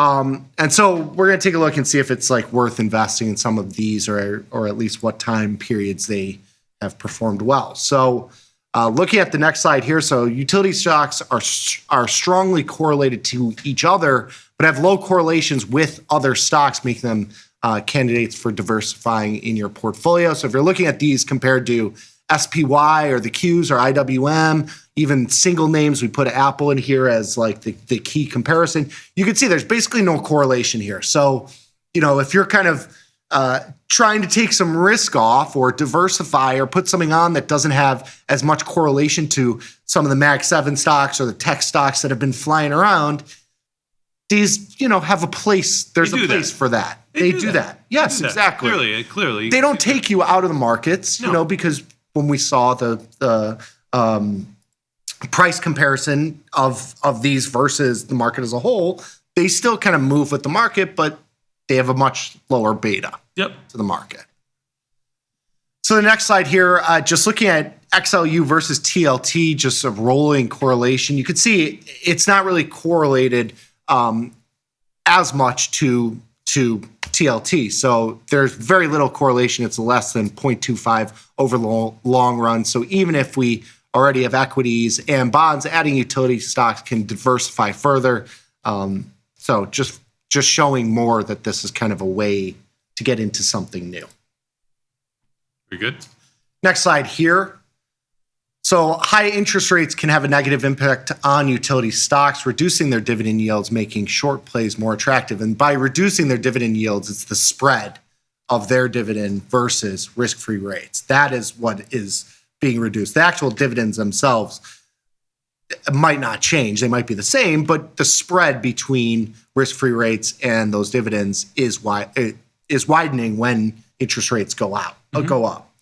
So any pullback in the markets or changes in the Fed inflation capping plans could potentially cause a recovery in utilities. So as they decrease interest rates, these can potentially go higher because the yield on these gets higher relative to the risk-free rates. And so, that is something that could potentially happen. I mean, you're seeing something like gold go nuts to the upside, and that has no yield, and that has sharply to the upside, by the way. Sharply to the upside, but that also is affected by interest rates as well, because if you're, looking at cash that yields 5%, but it's going to go down to 4 or 3%, you might be more inclined to take the risk of something like GLD that doesn't have any yield to it because those rates are coming down. You're getting paid less to hold cash. Why not take more risk? I mean, these are just market dynamics that happen, over the years. So getting on to the next slide here, we've got two more real quick. So finally, let's compare the 45-day 30 delta puts in XLU and TLT. And these are small, these average daily P&L of a couple bucks is nothing, sexy, but it is what it is. They have a high success rate here, but these are very low volatility trades. So we've had low volatility. If you are kind of fearful of downside movements, maybe we move a little bit into these stocks here. Finally, a couple takeaways here. So utilities act as a defensive sector, offering steady dividends, lower volatility than growth stocks. Higher interest rates pressure utilities by raising borrowing costs and drawing investors towards higher yielding bonds.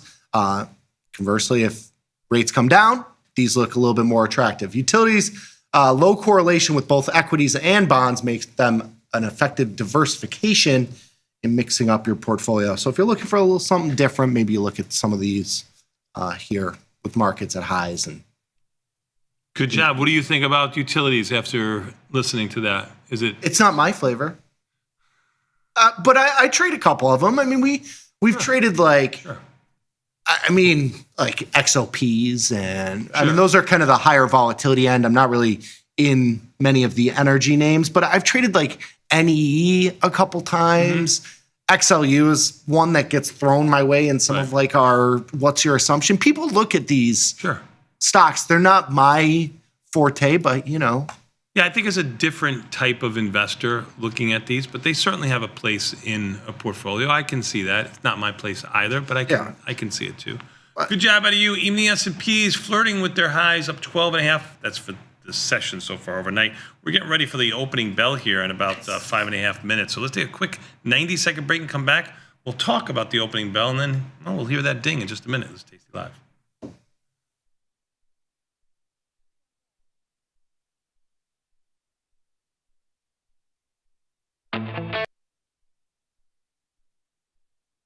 New from Tasty Trade. Unlock 30 days commission-free trading, plus a 1% cash match on all qualifying deposits when you open and fund a new Tasty Trade account. The Money Match event starts now, exclusive to new Tasty Trade customers. If you've ever been curious about where to start with crypto, join me, Ryan Grace, for the Tasty Crypto Show. Alongside co-hosts and industry guests, we'll break down what's going on in the market and show you how to take advantage of crypto. No hype, no shills, just crypto know-how. Watch us live, join the chat, and fill your bag each week on the Tasty Crypto Show.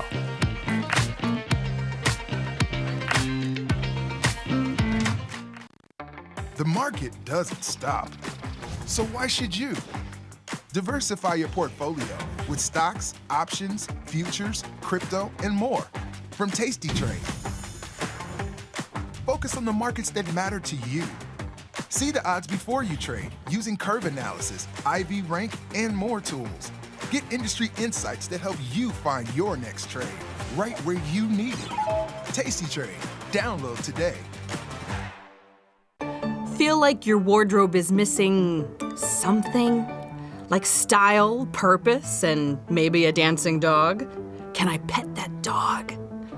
The new Tasty Trade and tastylive web store is now live. New merch, bold designs. Did we mention all net proceeds go to one tail at a time? Invest in the real bull market, dogs. Go to tastytrade.threadless.com. Grab some gear and help some pups. You get merch, they get a home. Ready to take your trading skills to the next level? Dive into the world of stocks, options, and futures with Tasty Trade courses. Whether you're a beginner or more advanced trader, our courses can empower you with the knowledge to succeed. Watch as our team in Chicago shows you how to use the Tasty Trade platform and go over the basics of trading. Perhaps you'll learn about a new strategy or a potential product for your portfolio. To find our courses, go to the Manage section of our web platform or head to courses.tastytrade.com. Start taking control of your financial future. Visit our courses today. Traders, start your platform. Tom Sosnoff and Tony Batista are hitting the road for their first ever live trading event, At Work by 11. It's unprecedented, unpredictable, and unlike any other financial event. Watch these masters make real trades in real time. Doors open at 8, the action starts at 9, and we'll have you back at work by 11. Sign up today at tastylive.com/events. Got trader's block? We've got the cure. Get data-driven trade ideas with Cherry Picks, our weekly newsletter that gives you insights into the market. Sign up at tastylive.com/newsletters.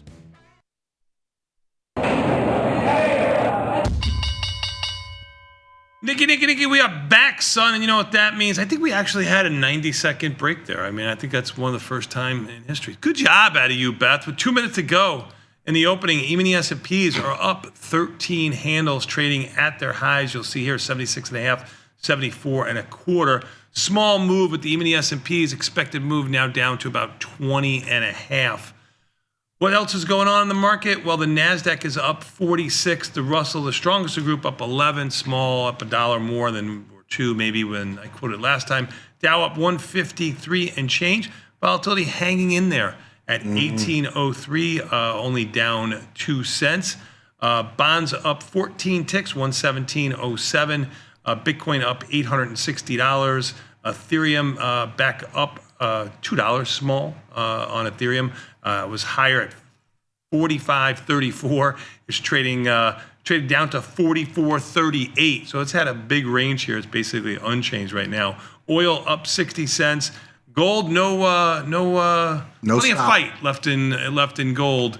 Gold up $56 and change after trading up to 4,072. Nat gas now down small after hearing that I no longer am going to be heating my pool after the 13th. Everybody's getting out. 3.44 down about 56 or 57 cents. Some of the European products like the euro down smaller. You can see a slide here of 3-4 days, which means $DXY is going to be higher And it is 98.79. We'll get the opening bell here in just about 20 seconds or so. What do you think here? You think we get a pure guess? Think we get a little continuation to the downside move from yesterday? I think so. Volatility's kind of staying bid here. I think a little bit of a pullback, yeah. I think volatility. I think it's going to continue to be kind of a two-sided action, which is good. Yeah, I think it continue to do two-sided action. I agree with you. Volatility is staying bid. It's only down 5 cents right now. I think you can key on volatility to see what goes on in the rest of the market. We had a little bit of a rally into the close yesterday. I mean, we're down 30, 40 handles at one point. We closed down 20-ish. When we're 20 points off of the highs. We got to 60, off of the high. 6,800 was the high. I mean, I know we had some big moves yesterday intraday, but we're back. We're back, baby. We're back. I wanted to, I'm going to pull up my platform here real quick, but I've got this position on in MCL futures. I'm going to roll this one forward. So I'm going from the October expiration to the November expiration. Got about a week left. Such a great time. I mean, not such a great time to roll. To use the roll feature is the only way to roll your futures, in my opinion, because you get an intra spread market, which is smaller than the bid ask you would if you bought one on the bid and sold one on the bid. Yes, and it does it in one transaction, which is great. So you can do that if you go to your futures, and this is only for your futures, straight up futures. Your options, you can roll them as normal, but you have this roll futures button here. You can see these are penny wide. So when you do your review and send, it'll be in, once you get filled, it'll be instantaneous here. So we should have Marty from the trade desk on during roll season because he used to make his living, his bones, doing just the roll of the E-mini S&P futures because the markets were nice and fat. Yeah, and, they were plump and juicy, and there was a little bit of edge. If you bought on the bid and sold on the offer, you had some embedded edge in it. It's completely gone now. You'll have a new line item too. So each of these futures contracts is going to be a new set of, because you're trading a new contract here. Yep. So I'll just give everybody that little. Good job. Let's see what's moving in the market here. On the high option volume list is the one that I'm using. Netflix up $17, $18 on the Black Rabbit success. No, I'm just kidding. App Lovin' up $9 and change. MSTR up $5 or $6. I think it was down around $14 yesterday, if I'm doing it from memory there. MU up 4 and change. CRWV, haven't called out that name in a while. Up around $3 and change. UNH up $3 and change. Your beloved BE up $2 and that stock. I mean, they're coming for all the OKLO. These are all stocks that had a sell-off a few days ago and now have come back. And they're back yesterday, coming back a little bit today for the flavor of the month. Let's see what's going to the downside. Tesla down 3.5 after being, I think, higher pre-market. CRM down 2 and change. Joby down 190. That's that aviation company that Vanetta talks a lot about. Had a nice little rally and run up from early September up until about yesterday when it sold off. Now it's selling off again by about $2 there. Looking at the markets in there with an IV rank of 73. They're tradable. They're tradable. They're not bad. They're tradable. 10 cents wide on a lot of them. Not something I usually look at, but maybe something I will have to look at. Let's get back to that. Spread that. Baidu down around 87 cents. Baba down around 90 cents. /GC still up $51. Big move in gold. Huge move. Huge move. And there's, I have these call spreads in GLD. There's nothing you can do. I mean, when you have something that's generally low implied volatility that's ripping 2 or 3% every single day. You can't. Volatility is not. Well, there's no wiggle room because volatility is low. Like if you have a high volatility underlying, you might be able to roll the spread for a 50-cent debit if it's at the long strike because of volatility being higher in the back and you get a little bit of skew. In something like gold, where it's relatively low implied volatility, it goes. You're fully in the money spread.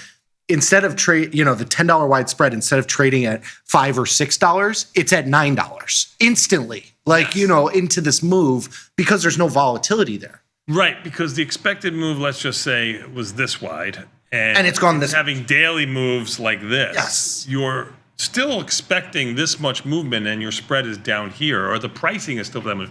Now, it does make it advantageous for directional trades if you have low implied volatility like you do in a GLD to trade some of those options, and even in a naked type strategy, spread's probably preferred, but a naked type strategy for directional bias, like your diagonal spreads. Yes. Now you just have to get the direction correct. Yes. So they'll trade relatively cheaply if you go into the out-of-the-money options. Yes. Even the S&P's up 7. They're coming off of their highs. Tight movement here. The Dow just turned red. Volatility hanging in there at $18. I think you're going to get a little bit of two-sided action if we can't get, the Bitcoins of the world and the rest of these stocks to get a little bit of legs underneath them. ES has an expected move of $21.50. So it's staying steady here 5 or 6 minutes quickly into the show here. Yeah, the bid and volatility that we've had has kind of taken away some profits that you would expect to see on some of these positions, because on existing positions, because Oracle is one of the examples, or I have this snowflake position, but Oracle is a good one where volatility is still relatively high, and the stock over the last 2 weeks or so is basically right where it was. You would expect to have two weeks worth of decay. I have a 20-point wide spread here that I've had on for that period of time. You'd expect to get something out of it, but these moves, the size of these moves in both directions have been so big, and the volatility has stayed bid. And it's actually come down a little bit, which would usually help an iron condor and a high flyer like an Oracle. Hard to say that about the Oracle, but it has been a high flyer. It is now. Early this year. When the stock goes lower, volatility contracts. When the stock goes higher, volatility expands. That's typical in like a NASDAQ type stock, not in SPY or SPX. It's the opposite there. But it's not coming down either. It's actually going up or staying bid. Into the up moves. So into the up moves and into the down moves. Volatility is not contracting. Yes. Yeah. Oh. All right, my friend. No. I don't have too much to say. All you did was your roll right now. We have there's nothing. Market slightly green. Yeah. Volatility unchanged. Let's see if we can get in some trouble with what's your assumption. We got 10 trades coming from the viewers. You guys, we asked you to send your emails. You responded. We appreciate that. Let's take a look at this. We'll be back in 90 seconds. We got what's your assumption? Next 10 trades.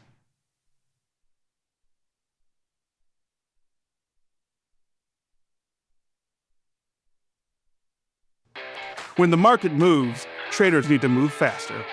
tastytrade Active Trader Tool offers full depth of market visibility, one-click order entry, and instant position management so traders can react in real time. While others charge for professional tools, tastytrade provides them for free. Opportunity can move fast. Seize it with Active Trader. Try it now on tastytrade.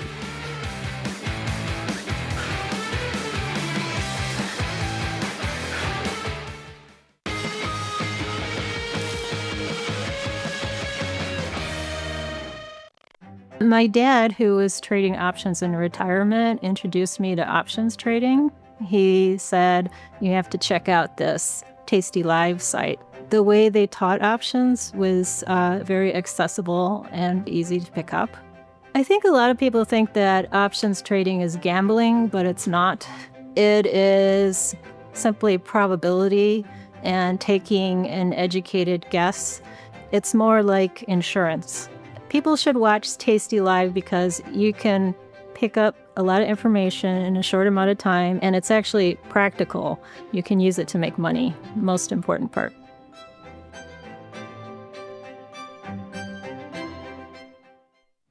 Calling all traders.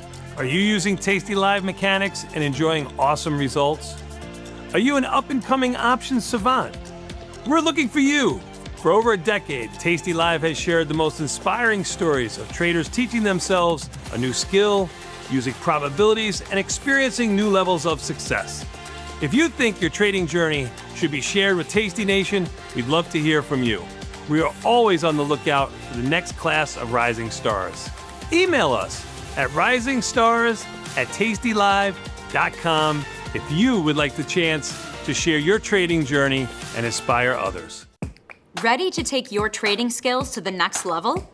Dive into the world of stocks, options, and futures with Tasty Trade courses. Whether you're a beginner or more advanced trader, our courses can empower you with the knowledge to succeed. Watch as our team in Chicago shows you how to use the Tasty Trade platform and go over the basics of trading. Perhaps you'll learn about a new strategy or a potential product for your portfolio. To find our courses, go to the Manage section of our web platform or head to courses.tastytrade.com. Start taking control of your financial future. Visit our courses today. Look who's back testing. Tasty Trade now has options back testing for free. Test your trades with over 10 years of data for the most popular symbols. See how your trades would have performed in the past. Look back at profit and loss and take the guess out of guesswork. Oh, did we mention that it's free? Get back testing at Tasty Trade. Class is in session. Dr. Jim Schultz is bringing the heat to Options Crash Course Live. This 90-minute show features Dr. Jim in his professional prime. All of the gimmies, none of the gotchas. Come early and grab a drink with Dr. Jim before class and stay for Q&A. The event is free, but space is limited. Register today at tastylive.com/events. It's not a lecture, it's a lifestyle. Diversify your portfolio with stocks, options, futures, crypto, and more. Focus on the markets that matter to you. See the odds before you trade using curve analysis, IV rank, and more tools.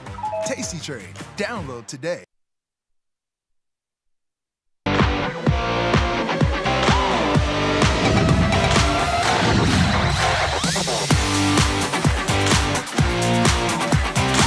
We are back, son, and you know what that means. Time for a little bit more Tasty Live with What's Your Assumption? Before we look at that, let's look at what the market's doing. Even the S&P's up $5, NASDAQ up $89. NASDAQ was just up 110.20 a moment ago. It sold off just on that short little break we took. Russell was higher, and the leader in the clubhouse is now down $1. The Dow down 60. Pretty much an unchanged market here. Maybe the NASDAQ trying to lead us out of this, which I think is one of the stronger, lead us out of this big 20-handle move off of the high. Ooh. Yeah, it becomes a joke, but really it is. I love the tweets when I see them like, what caused today's sell-off? And it's like, they're down 20. Yes. 25. Every bid was met with a seller yesterday. Oh. I got that one. I mean, you got to pump the brakes a little bit here, guys. I mean, I know. Even a move of 2, 3, 4% would be probably welcomed for the market. Go back to next week. Right. That's what it is. Right. Oh, yeah. But I don't know if you're going to get that today. Volatility is bid 1815, so keep a look at that. Volatility bid would mean the market has a harder time getting its wings underneath it, and even the S&P's expected move is still $21, about 15 minutes into the section. All right, let's go, my friend. Cool. Let's do it. What's your assumption?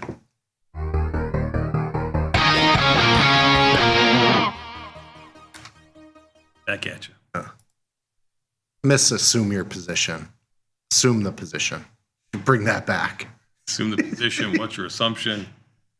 How are you going to screw yourself? S-bet is what you're going to do it with. What do we got here? All right, so this is Sharplink Gaming. They are an Ethereum treasury company like MicroStrategy or BMNR. Ugh. This is Liz and Jenny. I think they did this on the close yesterday. I don't know what they did there, but they want to see what we come up with. Oh, okay, all right. 20 to 45 days. What are you thinking? You got any? They have no assumption here, right? They're just doing their own. They want to know what we're thinking. Right. I mean, the first thing I look for is to see if the call skew here is not what it used to be. I've looked at this before. Earnings are November 13th, about 7-8 days before expiration. No such thing. It's just the price of Ethereum, is basically, or what they buy. Okay. Definitely call skew in here, as you pointed out. If you look at around $5 higher to the 22 calls or so, 22, 23s, you're looking at about $1.30, $1.50, somewhere in there. You go $5 higher, lower to the 12s, you're looking at 33 cents. So huge call skew. I don't know if covered call strategy. Let's just go. Oh, we could do that. I was thinking short put, but I think we could do a covered call. I think because you want to get the juice of the call side versus the put. You could do a Jade Lizard in here if in honor of Liz and Jenny, which statistically has a little bit better win ratio than a covered call. You could do something like that. Call spreads are going to trade relatively cheapish because of the skew, but the puts, as you wanted to sell, will work out a little bit better. You can be a little bit more dynamic, going $2 wide on a call spread if you wanted to, like the 2022, and sell the 16 put. I think I kind of like the covered call. You could certainly do the covered call. I would probably, since I don't care about this product, use the out at the money. Would you go shorter duration? Would you go like the 10-day? I mean, the 10-day at the money call trades at about $1 and change. Yeah, you could do the 17 and a halves and try to make a buck in 9 days. And you just say this, let this thing go. If it expires, you roll it out to November. You got some nice call skew there. Sure. You just had a sell off in these products, which is helping down another 37 cents, $2 today. I lean towards this idea because of what you said, and I agree with. It's I don't want to hold this. Right. Like I don't care about this. If this, I won't even look at this for the next week. If it's in the money, gone. Totally. Like, totally I don't agree. care. I'll take the money and run. 1635 is where you got filled. It's trading at 1740 or so. Sold the call at $1.05. Yeah, $1.05, dollar something. Yeah. All right. There you go. I like it. Okay. Covered call. All right. That's an interesting one. 60% pop. What I was looking at in 45 days was 65% pop. We're in the same ballpark. Yeah. Same risk. Good job out of you. You'll post that to our Team Bat. The bats. Yeah, I noticed there's a very young picture of you on there, and we'll work on that. I mean, if you stay if you stay past lunch, we might be able to get the team to take a picture. Yeah. All right. Sounds good. Half day over here. I mean, I don't want to be vain here, but yeah, it's okay. Seem to be a little bit. All right. All right, go ahead. All right, next trade, please. Next trade. Yeah, next one. Hims is coming from Juan in Colombia. Very nice. We're international here. Hims neutral, 45 days. Speaking for a friend, they work. Speaking for TMI. Omaha. Thank you, Beth. For a friend. Thank you, Beth. Lots of premium, lots of IV, low buying power. Seems like a no-brainer. Strangle just outside the expected move, 42, 80, or 75. What say you? Hims. I did just take a position off in here, so. Did you? IV rank at 37. Did a 1/3 call ratio. Long one, short 3. Again, call skew in here, just like you saw a moment ago in the last ETF stock that we were in. Earnings November 3rd, very similar type trade here. Expiration November 21st. Hims down around 40 cents. They're neutral on it. You just took off a position? Yeah. Were you in November? I was in November. You did a 1/3, which is a bullish to neutralish position, right? Yes. I did the 65.85. I did it at $1.50-ish, and I closed at 75 cents. Okay, beautiful. So I took beautiful. 75. What do you think about here? Just a classic Strangle? Yeah, I kind of like where he's at. I think maybe lean a little bit to the short side, take a little bit more of that call skew into play here. You do the 75 strike. I mean, that's above the 52-week high of 73. So, you're tested at new highs here. You get the 42.75. You're collecting $5.40, 50-ish cents. So you got to break even on the upside at 80. On the downside, so you are leaning a little bit with short delta. You got about 15 short delta on that spread. Yeah. Why, you want to move to the 80? The 80 at 490, I guess no.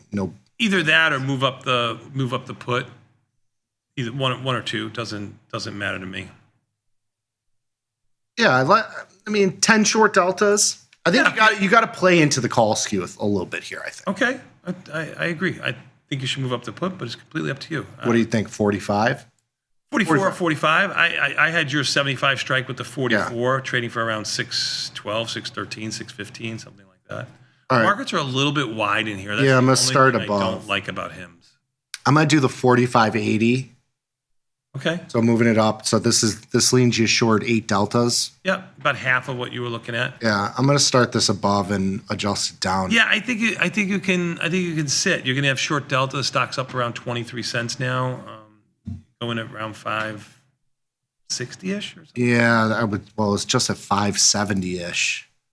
So I've been trying to work it down from there, but the stock is selling off a little bit here, which is going against my delta, which is why the price is. You don't get filled. I mean, markets. We'll put it at 560 and let it sit for a second, and we'll go from there. All right, very nice. Cool. I want to get filled before the end of the Understood. I just don't like the markets in there. Yeah. There's plenty of volume. Like the open interest is huge. There's plenty of volume all around. Anyway, next one, XOM. Oh, here you go. Here's one of your dividend, not a utility, but might as well be. It's disguised as a utility, oil stock, XOM. They're looking at a zebra here, Roberto. It does pay a dividend like a utility, 3.5%, 99-cent dividend in XOM. What are they doing here? They're bullish. Zebra type position. Sure. Is what they're looking for. You're going to go November 7th earnings. These puts are going to be cheap, though. Cheap. I'm thinking maybe just the diagonal spread. Okay. Maybe a longer duration. You can do like December, November. Low volatility. You look at the 15-16 call spread, only $1 wide. That would be 44. You go to 15-20. And it does trade for around 1/3 the width of the strikes, just trying to validate your Jade Lizard that you want to do a moment ago. The only problem is you're going to have to go all the way up to about the at the money, the 113 puts. You still won't collect $5. So for that reason, I think you probably should do some sort of diagonal. I did the 115, 120 at $2.50. Cheapy. And that is a cheap little shot to the upside. Yes, cheap shot. You'll have a dividend in August. You'll have a dividend in November of about $1 coming in, but that doesn't bother you. Doesn't matter. Mm-hmm. Very nice. Thank you. Actually, if it comes into play, it would be a profitable. I'd be out before the dividend. That's right. I mean, if I got dividend, you're short the front month 120, you're long the back month 150. We're at 120. This one is long gone. I mean, we're probably out of that. It has about 20 long deltas to it, so it's we're probably out of that trade if we get to 115, 116. That's probably you probably make $100 on that trade. You supported the gentleman there for sure. Yeah. Yep, definitely has long delta. Even the S&P's up 9, NASDAQ up 107, volatility still up 2 cents. Next one, please. That's my HIMS. Oh, HIMS, you went down. I moved it a nickel, 555. 555. Yeah, markets actually tightened up a little bit in HIMS. They're only 10 cents wide now, so I actually like your fill. Yeah. Good. Let it come to me. 6C. Right. This is coming, Teresa, Switzerland. Mm-hmm. We are long the dollar, the Canadian dollar. Ugh. Canadian dollar 71 and change, 0.7, almost 72. 45 IV rank. It is down near its recent lows. Maybe do something in FX. Can't show it on the follow page, but I was thinking maybe a put spread. Okay. Short put spread, because you got high implied volatility here, IV rank of 45. You go to the 30 or the 59 days. Yep, we're thinking the same thing. A relatively small trade in the Canadian dollar. That's what we're both looking at. Teresa, Switzerland, thank you for your support. Really do appreciate it. Got to kind of go at the money here. Do you go 30 days or do you go 58 days? Well, if you go 58 days, you're still in the same cycle of future, so I wouldn't mind doing that. And you're kind of just stuck in this trade though for that. You will be stuck in it. That's why I said the FX product to maybe Okay. get a lot smaller. All right, the U.S.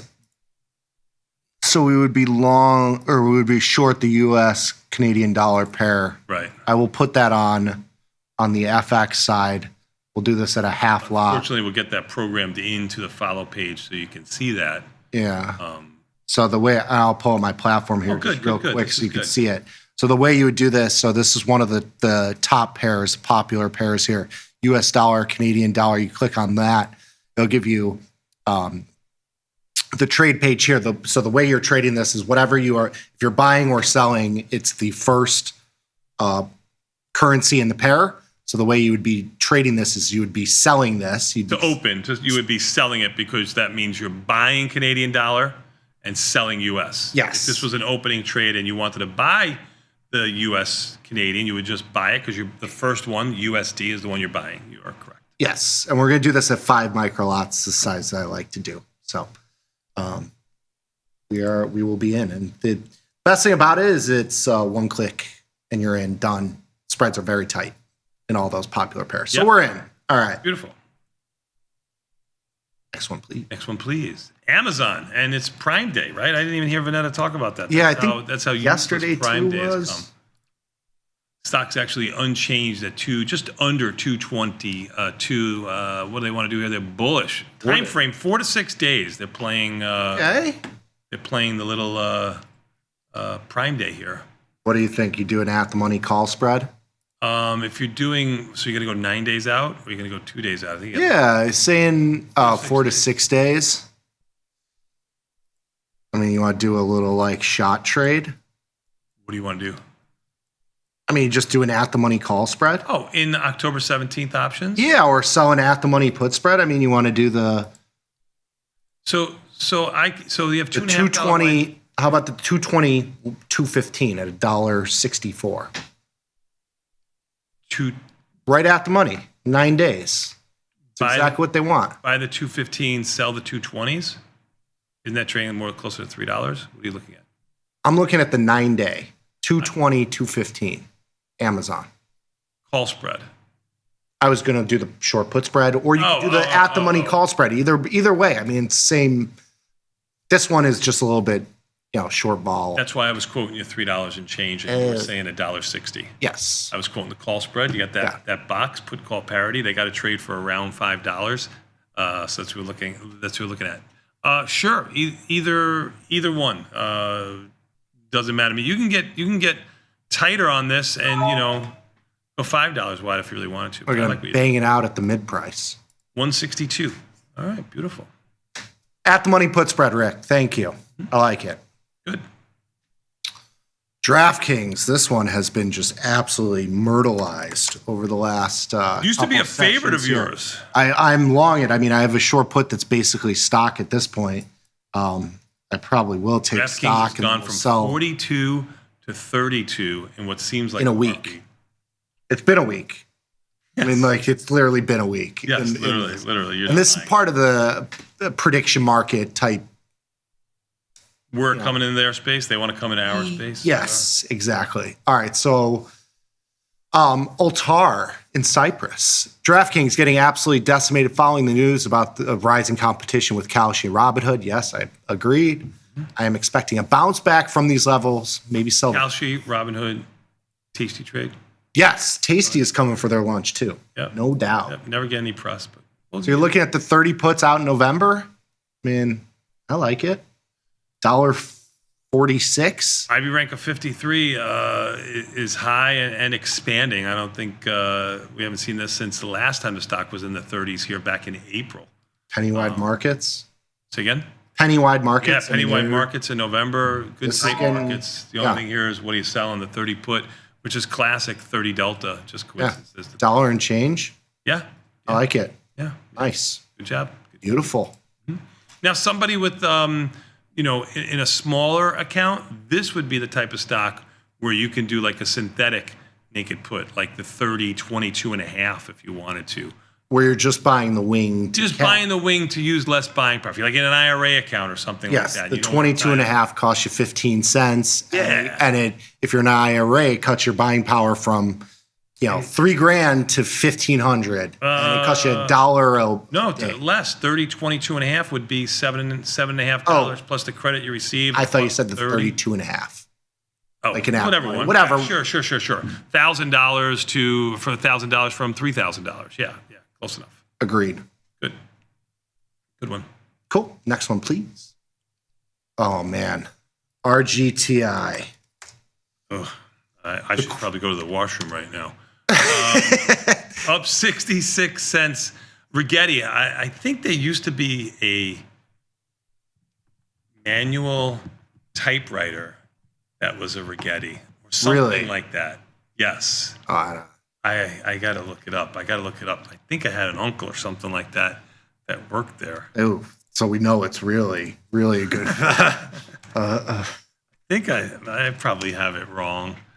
I don't know. I can't spell it right, so I can't figure it out. But this is in the quantum stock space now. Yeah. The look is 1 month or less, so they're thinking, and this is Andrew in Los Angeles, I'm thinking about a neutral, slightly bearish trade in Rigetti. The implied volatility is high, and it could pull back to consolidate the recent move. Want to mix it up with a straddle just below the current price, perhaps between the 30 and 40 delta.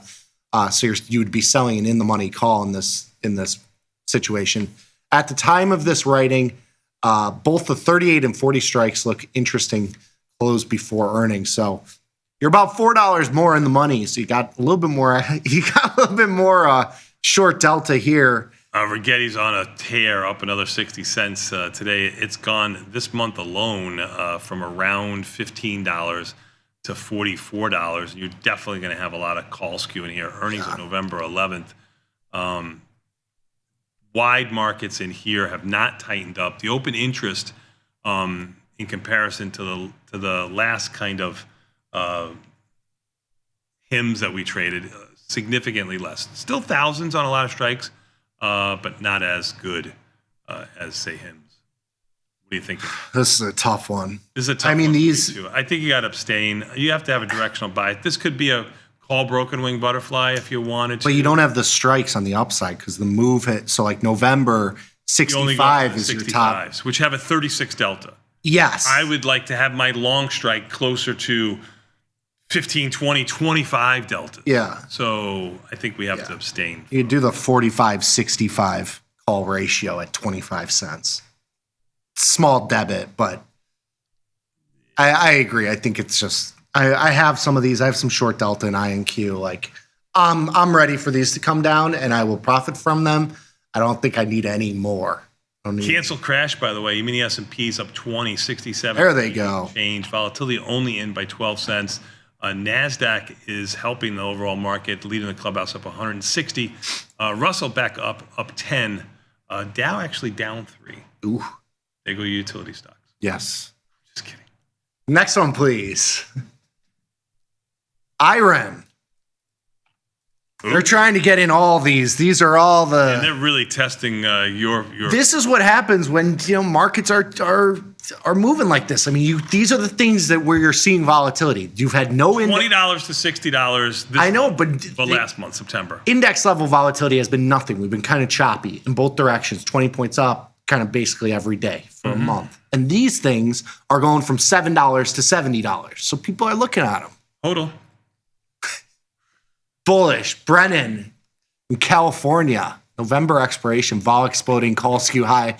How do I take advantage? I mean, I would say something like a broken wing butterfly, call ratio spread. You do a 1/3. Earnings are after November expiration too. Here, but there's a lot of risk in these. You got the same problem here in the November cycle here. They only added the 90s and the 95s. I know with the stock under 60, that sounds like a lot, but 134 implied volatility, $20 expected move in here. Better markets than what we saw in the last stock. I think it's something you can trade, but I don't think you have the strike to support the strategy that you want to do. I think you have to wait a day or two until they add these strikes. What about doing Bitcoin up 1,600? Cancel crash there too. I want to play into this call skew. Gold up $60, 1.5% move. Silver up 2%. I almost said up $2. I apologize. Up 96 cents.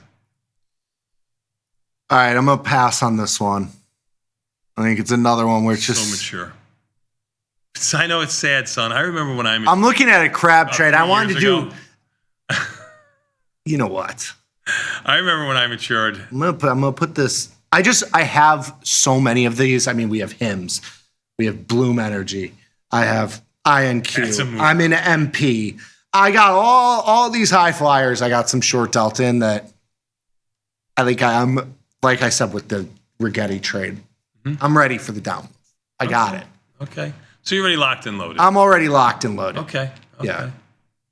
Next one, please. But thank you. I'm gonna keep that on my radar. Wells Fargo, WFC, 45 days. Kyle, Louisiana. Bullish on bank earnings. What about a call diagonal spread? Buying the 60 delta at 45 days and then selling the 30 delta at 9 days. So you're really, this is kind of an earnings trade type diagonal spread, almost like a poor man's covered call type trade. So if we were to set this up, you're kind of in the middle of strikes here. You probably go to... Yeah, expiration's the 17th with 9 days to go, which is... just before the earnings, which are the 14th. So they're the ones that are gonna have the most juice to them right now that you can trade. So the volatility in there is 44 in the 9 day. And if you're going all the way out to 44, you're gonna have 34. The poor man's covered call. The poor man's covered call in Wells Fargo, something that would never have been done in previous administrations. What about the 75.83? So the 75 is a little bit higher delta. It's a 74 delta, as opposed to the 77.5, which is a 65 delta. I'm doing the 44.9. You basically trade this at parity. So you're buying your long option, the 75 strike that's in November, as about $1.40 in extrinsic value. The October you're selling is about $1. So you're paying like 40 cents in extrinsic value for this position, but you got short-term premium that's coming in. You can only make about $2 on that spread on a home run, really. Yeah, $2 on what do you scoff at a 40% return? I mean, a $5 debit. Yeah, on a $5.80 debit, right? I mean, it's almost $6. Well, what's your risk? If you get a 2-point down move, how much does this move? Not much. You got $3.50 expected move over the next 9 days. Probably going to stay consistent in there going through. Okay, sure. Yeah. Poor man's covered call. I mean, what else would you do here? Would you sell the puts? Would you just sell the November 75 strike puts? No, I mean you can go into the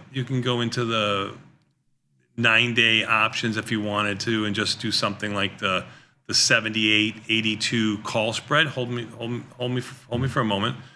Which is trading for around $2.20. You're paying in the 9 day. In the 9 day. Okay. It's a pure directional play. It's the same $2 worth of risk to the downside. Do this, the 78 what? 72 or the 78.82? 78.82. Okay. So you're looking at basically risk one to make one. $2 worth of risk to the downside. 50-50 shot. You had over a 60% pop. So your trade has a higher probability of success. So go in either one. You're going to get a roll in yours too. Yeah. So, I mean, I like yours for a duration trade. It fits more for what Kyle wanted to do. So I think you should probably do what they want to do. What'd you end up doing? 595, 75.83. Okay. All right, cool. Into earnings. Okay. Cool. I like it, Kyle. Thank you. All right, beautiful. I don't think I have a single bank stock. That's SoFi I have on. So awesome. Even the S&P's up. Cancel crashed. 24 trading at their highs, and now you got the Dow up 47.2. Volatility only in by 15 cents. A little weird there with volatility, but cancel crash, as you said. Gary, NVIDIA. That was your dip. That was your dip. Did you get it? Again. NVIDIA bearish, 37 days. AI can increase efficiency, but most of it is overhyped nonsense. We're screaming at clouds here. NVIDIA, what do you think? I have an iron condor in there that's lean slightly short delta. NVIDIA back up $4, 189. That's going to put it near its all-time highs. I mean, I think trading all-time high is 91 or so. This would be, I think, a closing high if we end up here. They want to be bearish, so you've got that. 37 days to go for Gary. He's bearish. See, this is one where I go to the put diagonal spread. Yeah, because sure. you got low volatility. Yeah, IV rank of 11. I mean, yeah, it's now earnings are November 19th. November's gonna have 48 implied volatility. December has a 45. If you're gonna do Nov Dece, that's what I'm thinking. Going into earnings, I'm okay with that. You probably want to take that off before earnings. Yeah. But Nov Dece is okay. You're selling 3 vol differential. You can't, in my opinion, buy Nov at a 48 and sell anything shorter duration with a 42 vol. Because you're buying You're buying too much. It's 6 points of vol. I want that to be under 2, and you've got it reversed by 3. So I don't mind Nov Dece. Relatively slow moving, but I don't mind Nov Dece. Yes. So I like to do 40. His time frame was to stay in the November options, just to go what he wants to do. And the November options here is in NVIDIA. They got plenty of liquidity. Markets are 5 cents wide across the board here. So if you really want to stay in the November, you certainly can. November weekly. So if you wanted to look at, you still can't. You can't do a diagonal in that much. You got to go to Nov Dece where you. That's what I'm thinking. I like to do Gary on the 37 days. Well, yeah, but we'll be in November for the short premium. But we're gonna, we want this move to happen in November. Yep. I like to go to the 40 delta for the long option, then around the 20-ish delta for the short option. So I'm going to do the December 185. That's the long put, and then I'm going to sell the 165 put against in November. I'm doing the whole package at about an $8 debit. Okay. 20 points wide, you get about 20 short deltas. So this will be, you get $5 or $6 down move. You should make, $100, $200 on the trade. Yep. Especially if you get a little bit of a vol. worth of risk. Yeah. Total risk over 70 days. Yes, you have a lot of time for this. Yeah. Yeah. And if he gets filled on this will be a new record of diagonal spreads traded. For what's your assumption? The people like them, okay? Yeah, because not everybody has $5,000 to throw into a strategy. I mean, and they want to participate. If you want to sell 50-cent puts, I hope you have. Or 50-cent calls. Or 50-cent calls and take $5,000 of risk. You go for it. It's all yours. Market's there. It's what makes. I think you made it very user friendly, which is a compliment I wanted to give you. It was not a dig at all. Even the S&P's not digging either. Well, they're digging to the upside. Up 28. Yes. NASDAQ up 187. Russell up 13. Dow up 86 or so. How many trades did we get, Beth? So, if Beth has them. There we go. Only IREN. Yeah, we passed on Rigetti too, but yeah. Yes. We're going to keep it on the radar. We did everything else. Yeah. Bitcoin up 1,100. Oil up 67. Gold, no downtick there. 60.60 on gold, up $60.60. Trading at 40.64. Silver up 97 cents. Silver, the biggest mover on a percentage basis of all the futures that I look at. Dow is the weakest, only up 75. We'll take a quick 90-second break. Great job out of you, son. We're going to come back. We got the skinny on options math with my man Jacob next. I'm going to catch up on my emails. This is Tasty Live. Tasty Trade's Money Match event. Unlock 30 days commission-free trading, plus a 1% cash.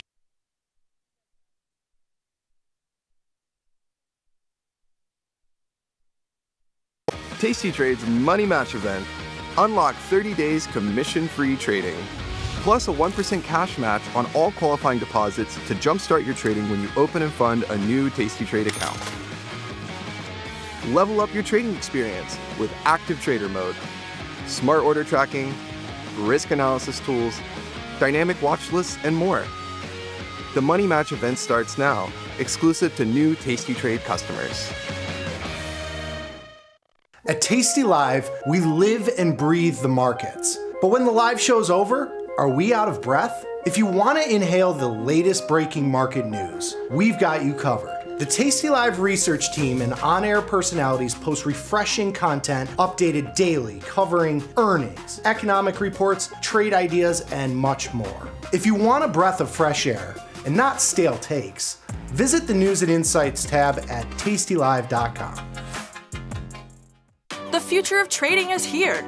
Join Mike and his whiteboard, plus the Tasty 2 live crew for 90 minutes of probabilities, punchy portfolio mechanics, and trade tactics. It's totally free and unreasonably fun. Come early to enjoy a drink with the crew and stay for a Q&A after the show.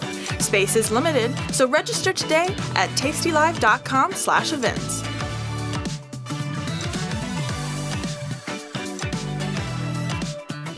What's up, everybody? Check out my new series, Life Cycle of a Trade, where I show you my real-time trades with insights into strategy selection, adjustment mechanics, all the way to the closing order for all of the tastylive core strategies.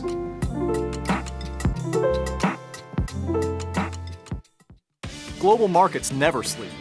Explore them with Forex, now available on tastytrade. Get in on over 80 Forex pairs. 24 hours a day, 5 days a week, with the Forex platform that adapts to your style and speed. FX marks the spot. Trade it on tastytrade.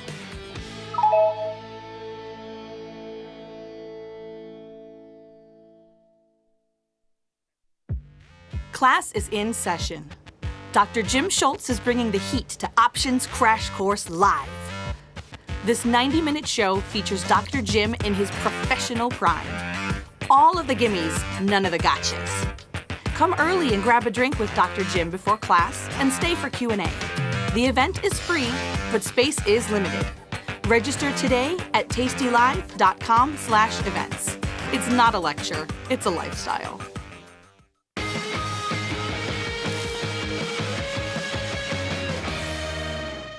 We built Tasty Trade's web platform for today's traders. See it, click it, trade it. Research with fundamentals, endless forecasts, and more. Drill into data, find opportunity, and track the action with hundreds. Track your options, profit, and loss history over time per symbol. Note your progress and plan your tactics with a trading journal. See probabilities, max profit, and Greeks in one click. Fund your account and start trading right in the app. The tools, the data, the knowledge. See it, click it, trade it.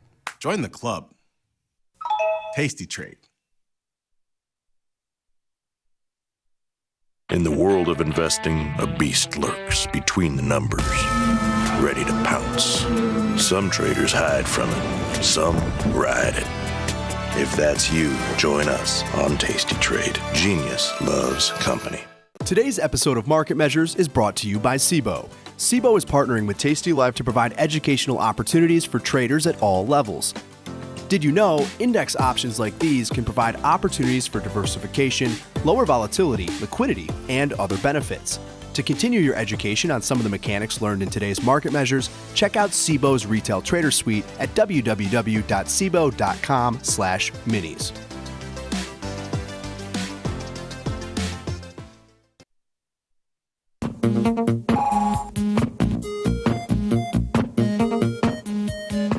Nicky, we are back, son, and you know what that means. Time for a little bit more Tasty Live. That's right, with the skinny on options math. My man, Jacob. What's up, my friend?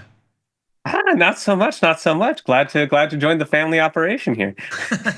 You want to get adopted too? Everybody he adopts is above me. So we got Katie in there. Vanetta got a gift this morning from a viewer. They didn't give you anything. Well, are you looking for a nerd son? That's true. None of the other. Welcome to the family. Welcome to the family. There we go. Yeah, it's all one big. I was hoping for a doctor. I got you. All right, I'm okay with it. Yes. I'm okay with it. But welcome to the family. Thank you. I don't know. I don't know if the range of outcomes for a Batista are doctor level. I think that would be that's a 2 standard deviation. It's important to have a lot of dispute amongst your possible heirs. Yes. No. I'll stay out of it. I'll continue to live far away and maintain my own life. Okay. Thank you, Jacob. I mean, the pile is getting smaller with all the children that are popping up. Children, cousins, new family members. So no more. All right. There's still room for you, Jacob. Come on in. The war's fine. Yeah. Let's get into a skinny. Today we're going to do a relatively fundamental one. We're setting up. I'm talking about put call parity, but the sort of the real like the sneaky thing I'm trying to slide in here is to get everybody used to the idea of replication. Because replicating and replicating portfolios are a really like common tool in math finance. And as we go forward in the coming weeks, I'm going to want to like develop the fundamentals or like the backbone of how one shows the Black-Scholes model.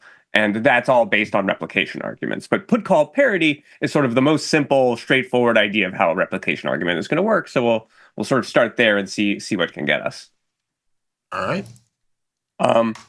So the idea is that you're going to take, if you consider puts and calls, you can make a synthetic stock. You can make something that's very similar to a stock out of them.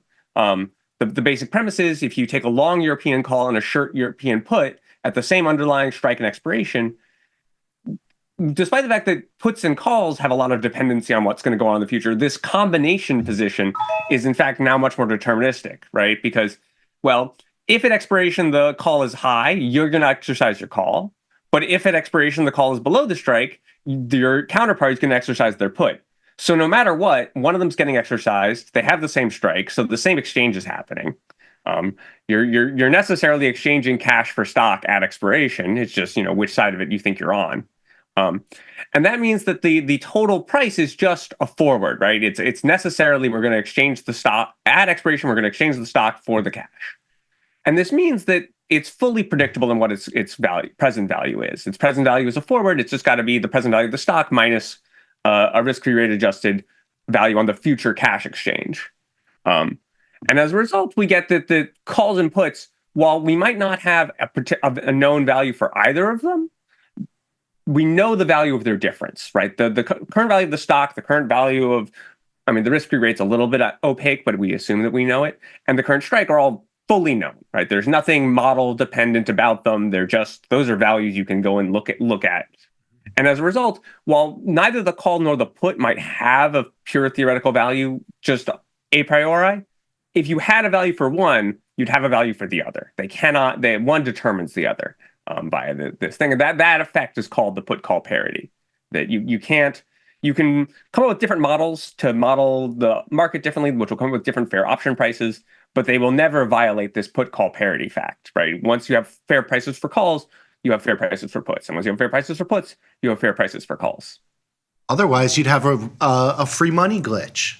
Free money glitch, right. AKA arbitrage. Yeah. We'll cover those. Yeah. Let's flip forward. I think this is going to be so what's happening here is called replication. Right? We've got two things which at expiration have identical payoff structures, right? Their value at expiration is identical, which means that their value now cannot be that different. They don't have to be identical values now, because, right, if they only have the same value a month from now, then they could differ by as much as 1 month times the risk-free rate, 1 month worth of the risk-free rate between now and then, right? We know that they have to come together a month from now, but they could have a little bit of space between them nowadays. That's what's called a static replication.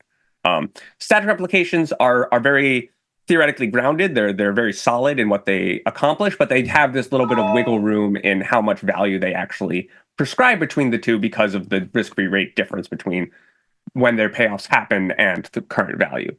The other kind of replications that get done in theory are called dynamic replications. So put call parity is a static replication. A dynamic replication is more complicated. What you wind up doing is you construct a portfolio that has identical Greeks to the thing that you're replicating. So it's going to respond infinitesimally in the exact same way to all inputs. And that means that it's going to have the exact same values, but it usually means that you have to do continual adjustments, right? You have to have some sort of fractional stocks and these things. This means that it's really restricted to being a theoretical tool and not a practical thing, right? A synthetic stock is a practical trading instrument, right? If you want to have a capital efficient way to get exposure to an underlying, you can use synthetic stock to do it more readily than just buying or selling the stock, typically. It's got downsides. It's more capital efficient, but it's less long-term profitable, right? You don't actually own the stock. But so these dynamic replications don't accomplish this. You can't trade fractions of contracts. You cannot adjust infinitesimally every moment of the trading day. So they're really only a theoretical, useful thing. And I'm going to highlight. I know some people don't like Talib because he can be a jerk sometimes, but he's also very observant sometimes. And he's got a 2005 paper along with Derman where they point out that sort of the difficulties in actualizing a dynamic replication mean that some of the theoretical implications of dynamic replications have hidden gaps in them because you can't really do them, so they don't really imply that the lack of arbitrage that you'd want. And then the last thing about replications, there's no arbitrage without risk is really what he's saying. Like you can certainly duplicate stock as you showed on the last page. That's an absolute. This is one that I really understand because I made my bones doing this. But you can take market risk, a lot smaller market risk to duplicate stock, but you still have risk. You still have risk. And then the thing that comes along in the theory end of things is that, right, we treat we often ignore credit risk, right? We often think that, people are good for it. Bonds are risk free, yada yada.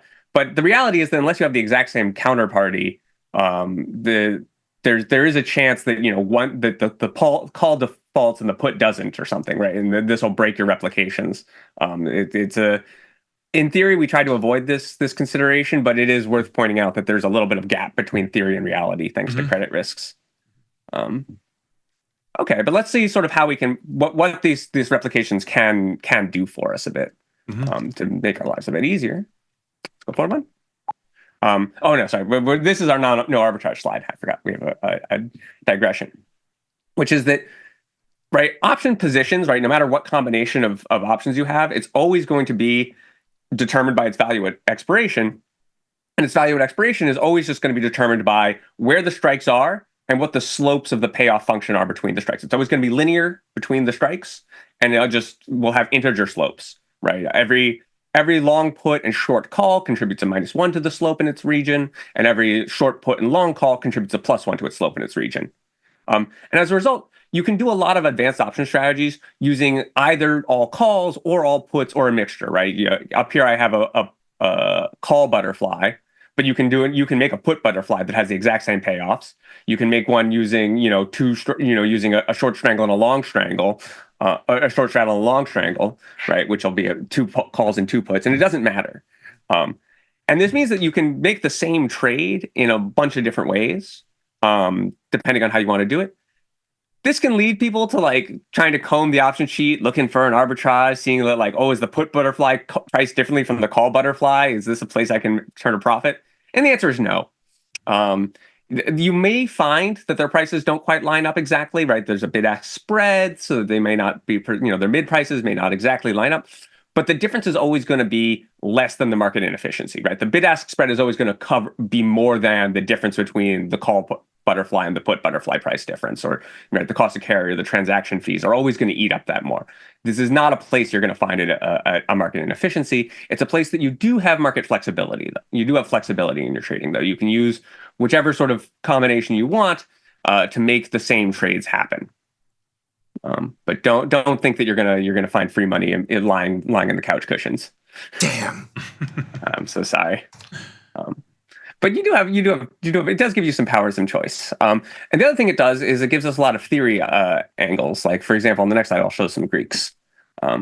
Right, because the synthetic stock doesn't have very many Greeks. Right, the synthetic stock is just dependent on the spot price. It's not dependent on the volatility or right. So the vega between the put and the call have to be equal because the put minus the call minus the put has to have no vega, right? And it has to have no gamma, right? It has a constant delta, so it has to have no gamma and no vega. So those have to be equal between the two.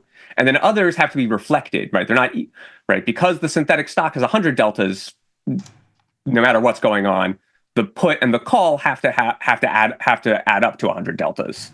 No matter what's going on. And then other Greeks are a little bit more finicky, right? Rho, for example, because the forward does depend on the risk-free rate a bit, you don't get like a free row out of put call parity. Knowing the row of the call does not immediately tell you the sensitivity of the risk-free rate does not immediately tell you the sensitivity of the put to risk-free rate, because their combination still has some sensitivity. It's not fixed in that way, but it still makes a lot of the math easy, right? I don't have to do all of my calculations twice. Many of the times I can do, you can compute the Greek for the put call of the put and then get the other one for free out of put call parity. Right. Which is sort of the mathematicians, you do a lot of work on one page, and then part two is just put call parity, put a little QED. And that's it. That was my basic idea. That was to try to give an idea about why we care about football parity as like the most basic example of a replicating portfolio, and the sort of things that can get you. As we go forward in our coming weeks, we'll get to sort of more advanced replication strategies. But at its core, it's the same. It's always going to be the same idea. It's always going to be construct a portfolio using puts and calls that gives the exact same payoff at expiration as whatever more complex thing we're trying to consider. And then we can get to our unification, our understanding about them in this way. So put call parity is going to express a relationship that's going to hold in an arbitrage-free liquid market between the prices of puts and calls. It's both useful tool in financial theory and a way to observe the absence of arbitrage in the market, right? Anytime you feel like you maybe found an arbitrage, look at the put butterfly versus the call butterfly and observe how close their prices are, and that you can't get an arbitrage there that's going to make you anything. As long as we stick to trading in underlyings with tight liquid options markets, the put call parity assures us that you can trade your assumptions using whatever you like, a mixture of puts, calls. As long as everything's sufficiently liquid, the prices are going to be fair, and you can take. The important part is to have an assumption that you want to act on, right? Are you neutral? Are you bullish? Right? Are you bearish? Right. And you can act on it however you like. You brought up some great points. I think one that you may have missed, or I didn't hear you say it if you did, was the cost basis. It cost a lot less to buy a call, sell a put, buy a call, bullish, sell a put, bullish, synthetic stock. Costs a lot less than going out and buying the stock. So even in like a portfolio margin account, it can be tens of thousands of dollars less to do synthetic stock. Now you have to do it each month, or you have to do it longer dated, which you'll pay a little bit more to carry that. But again, it's all about capital preservation. So another good point there. Negative would be you don't get the dividend, but the options move and reflect the pricing of the dividend. So. And yeah, very, very, very little of the value of an option of a stock these days lies in its dividends. If this were 1910. And the value of a stock was entirely dependent on its future expected dividend payments, then yeah, synthetic stock would not do you as well. But it's not. It's 2025, and most of the value of a stock lies in its ability to be resold later. And therefore, to go up tenfold in a day is what the reliability of the stock is, right? If it's not, exactly. I don't wake up for 15%. Right, I don't wake up for 15%. Unless it's 15%. Oh, unless 5%, no good. No good. Can't get up. Doesn't matter. No. Things to do. No, 15%. But yeah, right. This is one of the great powers for an option trader, is that you can have this much more capital efficient way to become exposed to any underlying you want by using synthetics instead of just sticking to traditional stocks. Jacob, you might be too young for this. Do you remember, we were talking about Rigetti? Off topic for a moment. We were talking about Rigetti stocks. Yeah. Olivetti. Do you remember Olivetti typewriters? I'll tell by your eyebrows, no, would be the answer. No, I can think of a Singer typewriter. That's the typewriter that was sitting in. Anyway, Olivetti, not Rigetti, was what I was looking for. Missed it by that much. One's a typewriter, one's a quantum computing company. It's understandable same because thing for its time frame. What's the same thing as you get older? They're both Italian sounding. Yes. You're not Italian. You wouldn't be able to distinguish between them. I thought they were a neighbor. I thought you were talking about my neighbor. Yes. Yeah, that's what I thought. Thank you, Jacob, for your time. Really do appreciate it. We're going to take a quick 90-second break. We're going to get... we got Ryan and Q. Ryan and Q. Maybe. We have Ryan for sure. I got to tell you something. Steve was really, really well received. Not that I want to knock Q off, but Steve was really well received, and we might even have my friend Marty in too. So we'll see. We'll see what comes. But we got the trade desk coming up next, and Ryan. Full house of the trade desk. Oh, how good that is. All right.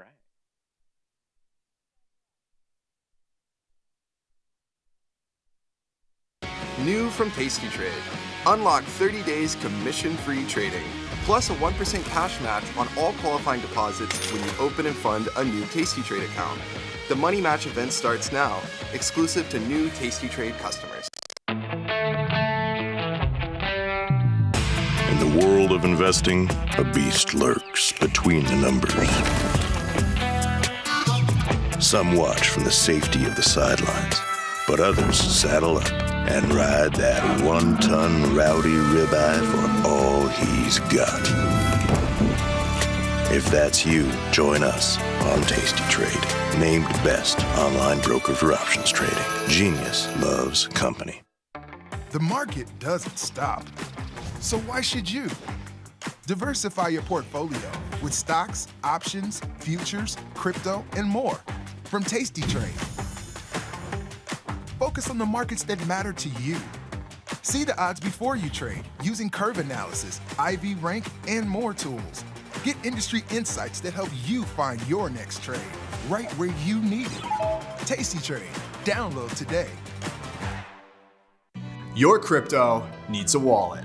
And crypto is better when it's tasty. You can now do more with your digital currencies with the Tasty Crypto app. We're proud to offer a self-custody wallet for Bitcoin, Ethereum, and Polygon. Transfer your digital tokens directly in-app and access thousands of tokens available only on-chain. Your wallet is your key to decentralized finance. Download the Tasty Crypto app and get started today. Tasty Trade has crypto, and you can trade with zero commissions. Bitcoin, Ethereum, Litecoin, and more. Diversify in one place. Crypto, we got it, we get it. In the money. It seems pretty easy to understand. If I'm in the money, I must be profitable, right? Not quite. In the money is in reference to the option's strike price relative to the current price of the stock. An in-the-money option is an option which has intrinsic value. For a call option, that represents an option with a strike lower than the current stock price. For a put option, that represents an option with a strike higher than the current stock price. Being in the money is a good thing for long options. It's not so good for short options.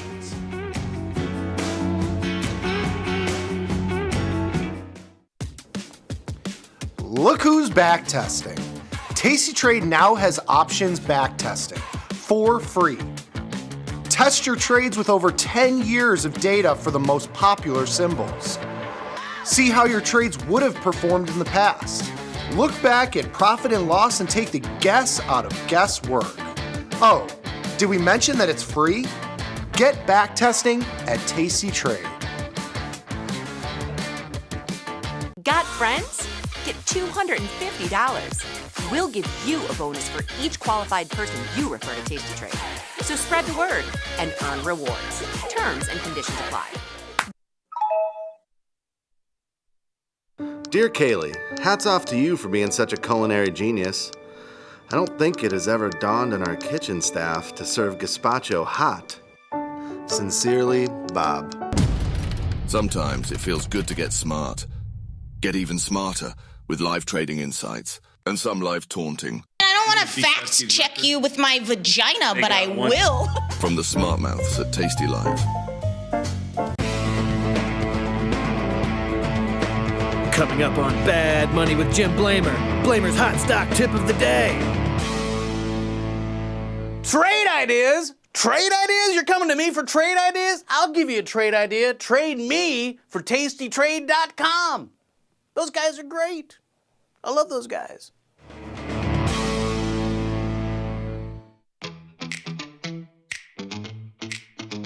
It was a great show. It was very inspirational and motivating. I feel like you got to know each of the traders a lot better on a personal level. It was awesome.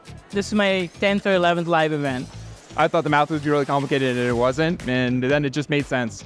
They've opened my eyes to many different strategies. And I realized there's a reasoning and strategic planning that you could do to be successful. I love all you guys. Got the need for speed? No problem.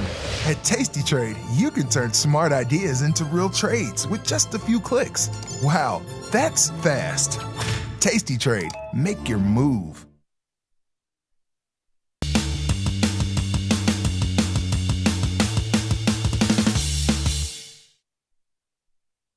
That means we're going to go, well, not to the trade desk this time, although I'll open up the phone lines, 855-238-2789 or 855-BE-TASTY. That's the phone number to call. We'll get that number below so you can see it. If you do want to call in, we would love to hear from you. If you have any questions, we can also go to the YouTube chat. But right this moment, the trade desk is a little bit busy. We got my man Ryan in FX. Ryan, what's up? Crypto, sorry. What's up, man? It's all good. They gave you the DD even. They gave you the DD. Yeah, we're giving all the team members a DD, okay? I know, I'm not used to cheating. They don't take the DD with them, all right? We own the DD? Yeah, we own the DD. Actually, I own the DD. I came up with that. I would just yell DD and they wouldn't have any. And then the team really kind of stepped it up, which was awesome, and gave us the DD. Well, how are you, my friend? Well, I appreciate you guys giving me it's the DDD? DDD. Okay, is there a T in there? The Morse it's code. Just a yeah, D? Ooh, yeah. You're too old for Morse code. Yeah. I mean, you send money with a text. Yeah, I'm on the blockchain, Tony. Yeah, you're on the blockchain, right? You're in the cloud, for crying out loud. Speaking from the cloud. Speaking of your Olivetti, typewriters. I think they were at a Long designed the first personal computer, so that's why you thought about that. Oh, okay. See, I knew there was a connection. That's from Rainier.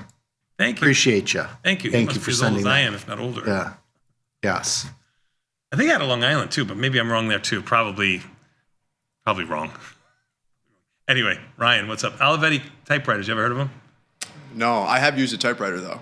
Really? You have used a typewriter. Yes, That's I've good. For what? Like poetry or something? To write something. Yeah, at some point. See, I remember when I used my first microwave. Wow. Wow, I know. What'd you make? I look good, right? Be honest. What'd you make? What was it? That must have been an eye-popping experience. I don't remember. I think it was something as easy as like boiling water. Really? Yeah. I thought you do the popcorn and you're like, holy crap. Yeah, popcorn was another big one. Yeah. Yeah.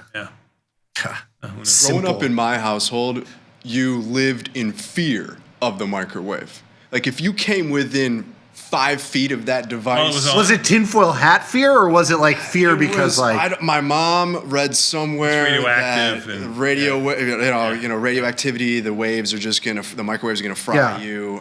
See, because your mom still remembers when the TV was radioactive. We were not allowed to get close to the TV because it was radioactive. I've never heard that. Wow. Yes. Yes. And now we've decided we're just gonna hook it to our bodies and put it right up to our right face. to our groin. Yeah, have it in our ear. Nothing wrong can happen there. Birth rates are declining globally. What is behind the cause? You know. Yeah. No problem with brain tumors. Nothing like that. Just stick it up in our ear. No problem. No problem. I mean, we got bigger things to worry about. Aliens, quantum computing. It's all good. That's good. So good. Oh well. So what's happening in the Bitcoin space? We got a nice little bounce today. I mean, yesterday. Oh, a nice little bounce off. Yesterday, that sell-off of 4%. You told me October. Yep. I'm leaning. No, yesterday Bitcoin was dead again. Dead, dying. You mean? Yeah, it was dead again. Yeah, it was down. That was 4% or something like that. It's only now we're back. 1% now. Yesterday was an opportunity. Yes. Remember, I showed you guys the slides. We typically see 15%-ish pullbacks in there, so you do get some volatility. But a little bit of a pullback following that move to new all-time highs. Maybe no surprise. A little bit. It was a significant pullback. I mean, if you just mentioned 10 to 15%, you got a 4-ish% move to the downside in one day. It was significant. You got to call it. It's called the way you see it. Absolutely. And elsewhere, when you look at ETH, for example, down a lot more, gets you questioning things, I suppose, right? A lot of exuberance on the upside, pulling back more than 5-6% at one point. Solana as well. So decent volatility to possibly take advantage of if you're trading both sides of this. Biggest movers for you guys here today, though, look at that. BAT token. Number one on the screen. I do remember when it was $1, though. Didn't it? Wasn't it $1? Was it ever up to $1? Some of these have been a little bit higher. higher. Has it been a little bit higher? Yeah. It's 15 cents right now? Yeah. That's part of your bag, okay? You've got a bag. I remember, I think I bought a basket of all of these when we first came out of them. And then we had that regulatory problem. And we had to sell. I had to get out of all of them. I believe I still have whatever the original ones were in my crypto account. So, all right, I'm sorry. We've brought most of them back now. Yeah. The pendulum is clearly swinging in the opposite direction. Oh, sure. So Definitely a boom with this administration over the maybe we'll see. Yeah, maybe we'll see a recovery here, but yeah, definitely down from some of the all-time highs when you look at a lot of these alts, these smaller market cap tokens, such as Basic Attention Token. But some volatility in there, up 7% on the day, 13% here on the month. Algorand, Dogecoin, Uniswap, and Aave. Uniswap and Aave give you some exposure to the DeFi theme. They're all up here as our biggest movers today. Do you bucket those in the altcoin basket? Because those, like Uniswap, and we've had this conversation before, like that's got like a business. I mean, there is revenue that comes into that. Yeah, I think generally speaking, if I say altcoins, it tends to just be anything other than Bitcoin. Yes.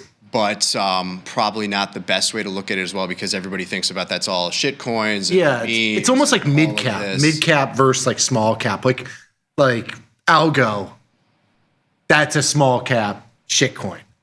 I would say. Certainly. Am I wrong on that? Certainly versus Bitcoin. Or versus like even a Uniswap though. Like Uniswap is like more. Is it not? Am I wrong?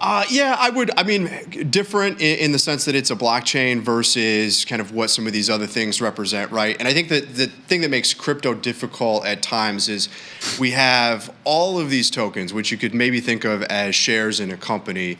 They represent entirely different things in the same way that we wouldn't necessarily compare XYZ company to XOM to Apple. Exactly. Yeah, it's totally different. Right. And so they all get bucketed together. Anything other than Bitcoin is shitcoin, altcoin. Yeah. It could be Ethereum all the way down to some random token that nobody's ever heard of. So we've got to do a better job, I think, at least I can on this show to help to categorize some of this stuff.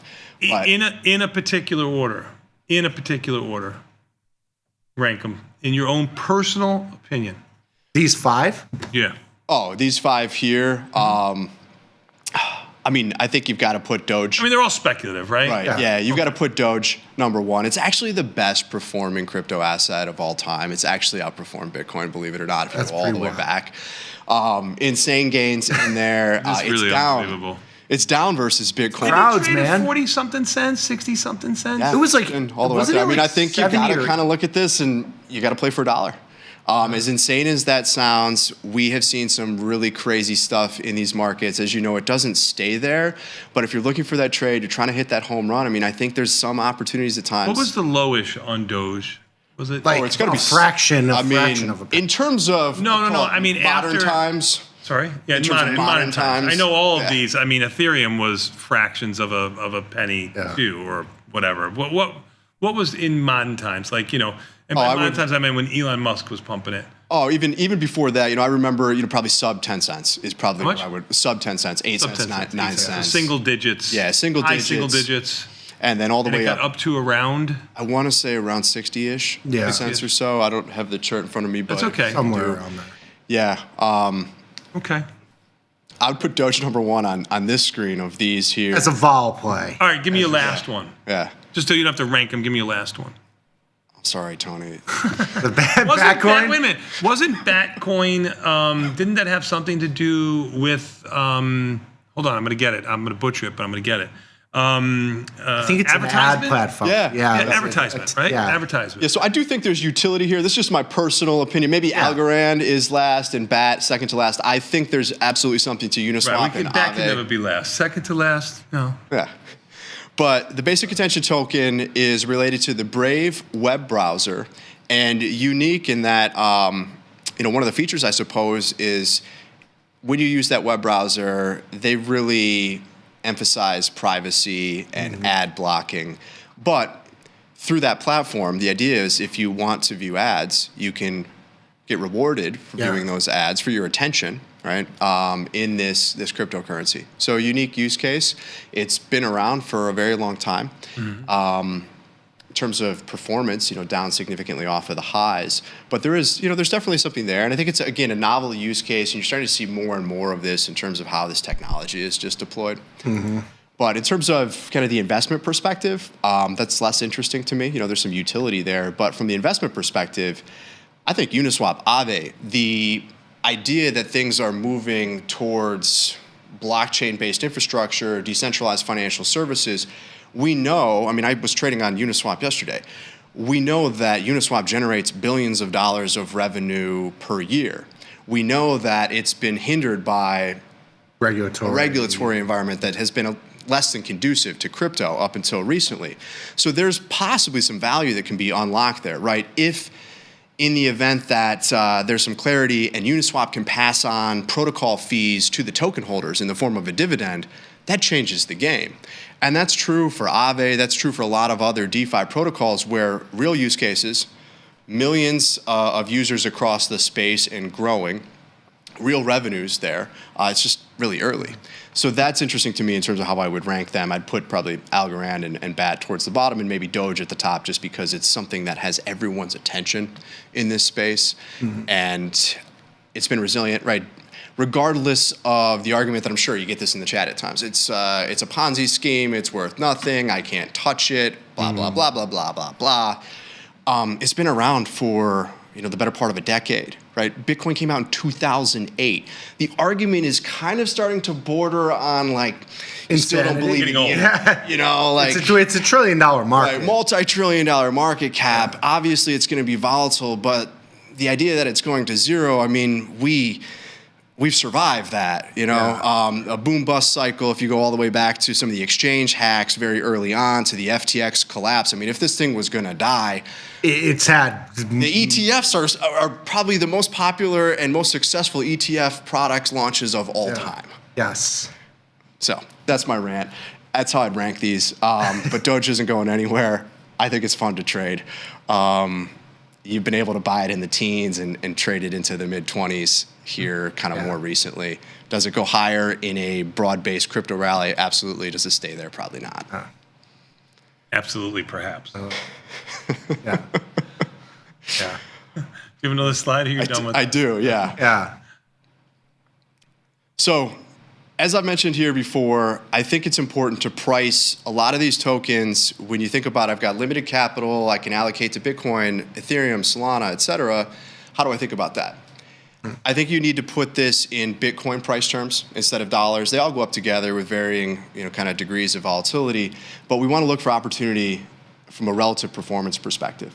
So we look at the ETH BTC ratio to start with. Bitcoin is the largest by market cap. ETH is second to that. And you can see it's about 300ths of a Bitcoin. The all-time high in there is about 800ths. I think you could get to a tenth in a crazy bull market if this stuff continues. We'll see. Which is you're saying a 3x in the percentage move. Yeah, versus what Bitcoin look does. at the current, it depends. Does Bitcoin go much, much higher? Or stay ETH flat? Goes up, or does Bitcoin go down? ETH stays flat or goes up? Like all those things can affect this ratio, right? But if you just use the current price of 120 and a tenth of that is going to be a $12,000 ETH price, $10,000 ETH price. We'll see. The all-time high in there is 5. Can a $5 stock go to 10? People get caught up in it's 5,000, it's 10,000, it's 100,000, but can a $5 stock go to 10? It can. We're talking about market caps that are just a couple $100 billion. Yeah. And we're also talking about applications that are being built on this technology. Nobody scoffs when AMD moves $100 billion overnight, or Oracle. The entire market cap of Solana. Right. Yeah, or OpenAI says they're putting $100 billion here in over 15 years, or 5 years, or 10 years. It did not. To your point, the numbers they're not that big. Yeah, I think it's helpful perspective or context before everybody just tells me that I'm full of it or I'm crazy. But that's kind of how I think about some of this stuff, at least. That said, ETH BTC, you look at relative performance here recently. ETH has outperformed Bitcoin, even though Bitcoin's hit an all-time high over the last quarter or so. ETH's up about 50% versus Bitcoin, also up about 3% year to date. Versus Bitcoin as well. But everything else, as I've mentioned, has underperformed Bitcoin. It's been Bitcoin over everything. A similar story, I suppose, when you look at gold versus other precious metals. Some of them might or are starting to catch a bid. Playing catch up here could outperform possibly, but the story's been gold. Story's been Bitcoin. ETH's trading a little bit better. You can see that over the last 3 months, Solana trading a little bit better, Doge a little bit better against Bitcoin, but down significantly in relative terms here since the start of the year. The other thing that you might want to do is price some of these tokens in other base currencies. If I look at Solana and ETH as kind of competitors or alternative investment substitutes possibly, price Solana and ETH, you look at those charts, you can get a sense of when, it might be trading a little bit better. I want to maybe ride some of that momentum in one token or the other.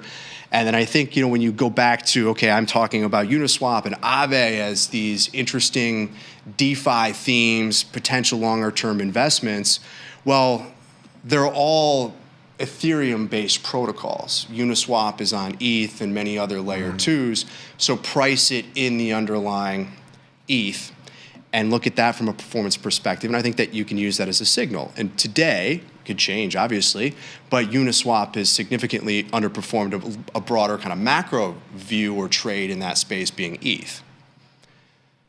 Down 56% year to date. I like it. I mean, we got Grumpy Mike in the chat is talking about how Beanie Babies are still being traded on eBay. Oh, I love Grumpy Mike, by the way. Yeah, Grumpy Mike's up to all. He's the best. He's the best. He's the best. But it's just confirming your point of, things, you think things go to zero and, you still got Beanie Babies trading. Nothing greater than Beanie Baby dodgeball. Nothing was better.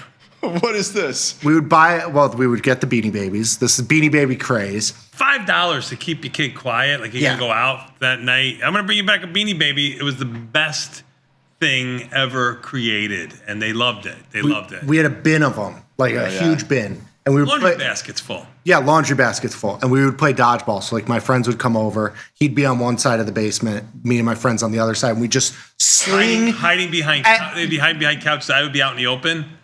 And we would hold them by the tail or the leg and just fling these things at each other, and they would break and the beads would get everywhere. And my mom would sew them up. And then one day during the Beanie Baby craze, we took the bin of Beanie Babies, and these are Beanie Babies. There's no tags on them. There's dirt. They've been thrown outside. They've been sewed back together. They're like Frankenstein Beanie Babies. And we took them to some place and had some schlub, some guy valued $20 for this one, $50 for that one. Bleachers. Had him appraised. What's that, Bet? Bleachers. Yes. Is that still there? Your Sure is. uncle is the one that got me the money back. Yeah. Oh, Scott was the best. Yeah, he was the best at that. He was the best. I'll tell you one quick story because then we got to go, and I apologize to anybody who called. We will get to you tomorrow. Yes. Or the next day, I apologize. The best one was when your friend Joey, who I came down the stairs, and I turned around. Was it Joey or was it? I don't remember. I whipped one into his stomach, and he started to cry. and I had to calm him down because I did not want to hear it from the family members. You know what I mean? They would stick out their heads, and I would whack them. It was beautiful. Yeah. So Beanie Baby dodgeball. It's like getting hit with a Can't do that with kids anymore. Hey, listen, we got to take a quick 90-second. They're too soft. Vinny's too soft. We got to take a quick 90-second break and come back. We got more Tasty Live with Liz and Jenny from the floor of the SIBO right after this. Peace.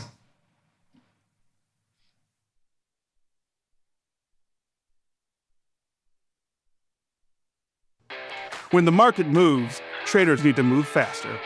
tastytrade Active Trader Tool offers full depth of market visibility, one-click order entry, and instant position management so traders can react in real time. While others charge for professional tools, tastytrade provides them for free. Opportunity can move fast. Seize it with Active Trader. Try it now on tastytrade.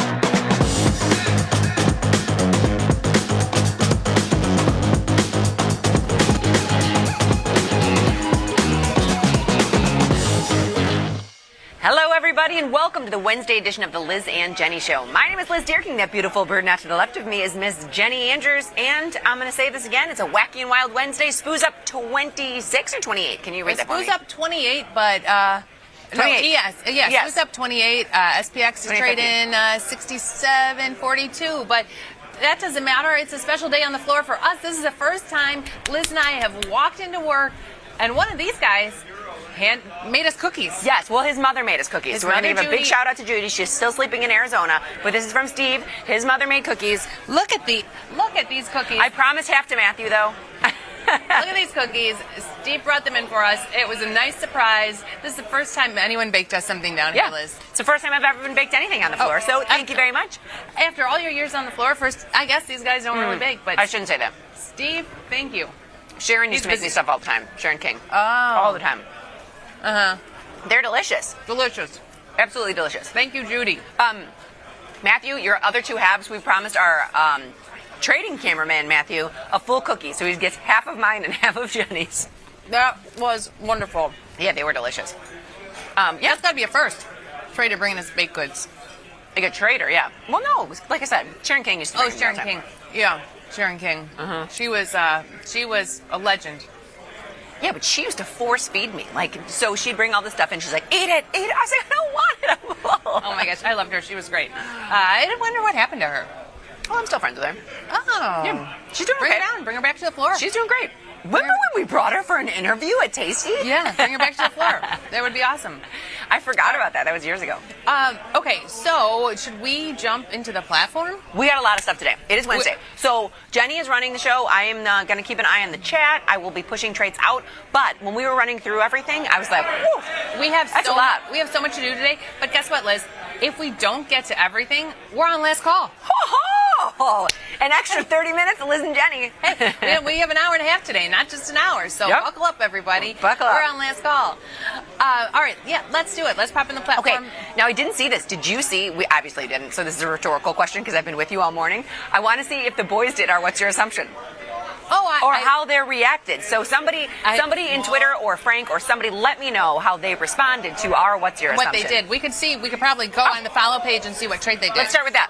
Okay, let's take a look. So What's Your Assumption? We're going to get to it later. That's kind of last on my list today because we have so many other things to do. 100%. But let's see if they let's go to the follow page. So follow page. Would it be Nikki or? I think it would be Nikki, right? Yeah, so I'm going to look at Nick's trades. Oh, the bats. Oh, the bats. The bats. They're in a box like we are. Oh, that's so funny. Okay, SBET, they bought a covered call. Let me open it up. Pop it open. Duplicate this trade. Let's see what they did. I agree. We agree. This is my own trade. Okay, so they bought stock and sold the 17.5 call. Which is synthetically the 17.5 put. But look at this. Okay. But it uses, I wonder if it uses the same amount of capital. That's what I was going to take a look at. Buying stock, selling the 17.5 call, or... So that uses 767 or just selling that 17.5 put uses the same thing. So okay, you little bats. They're smart, Liz. We accept because the cash is the equivalent is the same for owning stock, selling the call as it is for selling the put. That went into 9-day. When I hit duplicate trade, that went into the 9-day. Then that's what they did.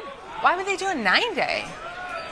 You do 9 days all the time. Well, I think you said on the train, stay in the 9 days.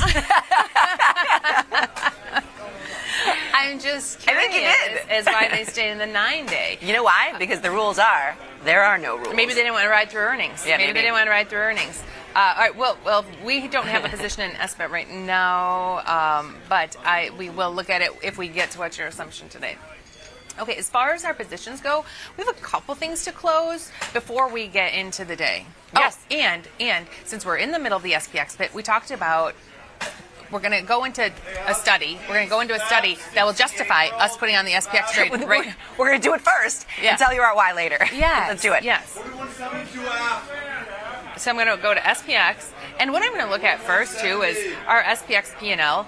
Our SPX P&L is down 110. That way we can remember when we're looking at our new trade. But we're going to put a GTC in, too. I know, but that way we'll have an idea of what's it up or down because we have another position in there. Okay. Go to the 0 DTE. Going to just do the $10 wide iron fly. And you will see this. And it's tough. We're trading 67.43. With 40 or 45. So I know what you're saying. You got to pick one for the iron fly to separate. How much can you get to separate it at 10 o'clock? It is 10. It is currently, you're going to get less. Let's show the exact. You're going to get it's less. It's 10:05. So if we do a $10 white iron fly. Frank said Jeff's mom will bake us cookies. She's going to, I'll tell her. So it's 8.10 with just an iron fly. If you separate it, meaning you're just going to separate the shorts, then it's 6.90. That's a big difference. It's a big difference. It's a big difference. Let's go 7:45. I don't care, but I'm just going to say 7:45. Or you need it down a little bit. We'll go with yours. Okay, I put the iron fly on at 9 a.m. and suppose we're only at 15. So you have what, the 7:25? 7:30. Okay, that's what we're going to go down with strike. Put this in. 8:20 is a decent credit. It is 10:06. We're going to try to get filled on this. I don't think we'll get filled at 8:15. You'll get filled at 8:10. 8:10, yeah. 8:10. I didn't think we could fill it. There we go. So here we have it. Collected 8.10 on a $10 white. Our risk on that trade is so little, $190. And what are you going to put in right now, Jenny? GTC for 10%. Sorry, Frank. She still says GTC. It's going to be a day closing order. I know that makes you mad. All right, here we go. So this is 0 DTE. 1, 2, 3, 4. I'm just looking at the 0 so I don't mix it up with the other position. Set a GTC to close for 10%. If we took in 8.10, that'll be $81. Do your kids still do this? Like, as you were counting, you know how you went 1, 2, 3, 4. All I want to say is, I declare a thumb war.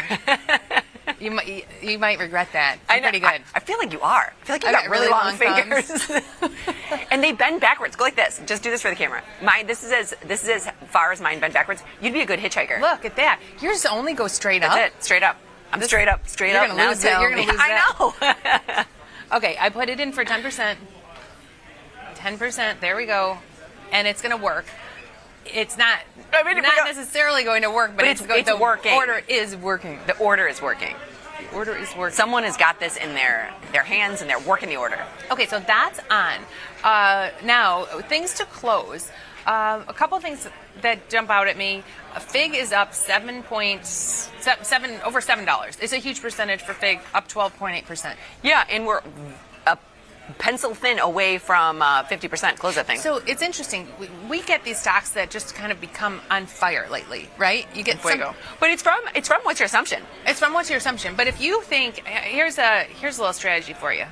So here's FIG. It had this like crazy run up when it IPO'd. So we put it on 12 days ago, which we were taking some heat on it. And it's just a put spread. Yeah. And we made $142 on it. Great, we'll take that off. But I want to show you. We sold a put spread for $3. Yeah. Yeah. That's pretty aggressive. And I'm going to buy this back.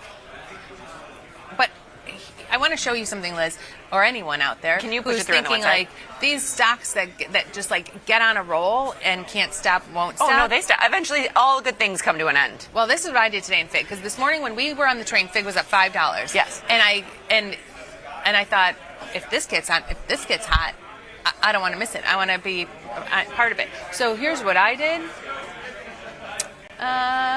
Maybe I did it in the 9-day. And I do like. Yeah, that's why you're like, stay in the 9-day. I wonder why the boys use the 9-day. So I thought, well, just in case FIG gets hot, and up 760 today, it could be. You think it's going to AMD it? I'm using that as a verb. I don't know. Up 20, up 20, up 20. All I did was buy a call and sell a put to pay for the call. That's what I did in FIG. That's what I'm going to start doing with these hot stocks. I'm going to sell a put and buy a call. So that if it drops back down, you're then long it at 64. If it rallies back 75, you are in the money, sister. Yeah, and I'm not. If it doesn't keep going up, but it stays in this range, I'm not out anything. Yeah, I get it. Anyway, that's my. So that's a good way to use a buffer. You know what I mean? Like, yeah. Right? It's the same kind of the same concept. As a buffer. Yeah, you're right. Just, you're just splitting the make money as split it strikes keeps on the combo. going up. Yeah. But you're not. Yeah. No, the buffer you'd make money where it starts, right here. Yeah. So let's pull. But here, this is unlimited profit potential. The buffer has a cap. I'm going to pull up the buffer just to compare. Okay. Because that's a good idea. They're relatively similar. No, it's a great idea. The buffer. Use it in the 9-day. I'm going to, just for apples to apples. And the buffer is something that is like sweeping the nation as far as ETFs. Like apparently the Gen Pop loves to hear, oh, you will make money to the upside, but you have to give up a little bit of your downside. That's exactly what's happening. Yeah, like you're protected to so much to the downside. So here's where FIG is trading. In this scenario, I wouldn't start making money until above 75. Yep. And it's trading 69, and but then I have the unlimited profit potential. But your gimme is unlimited. Yeah, the buffer doesn't.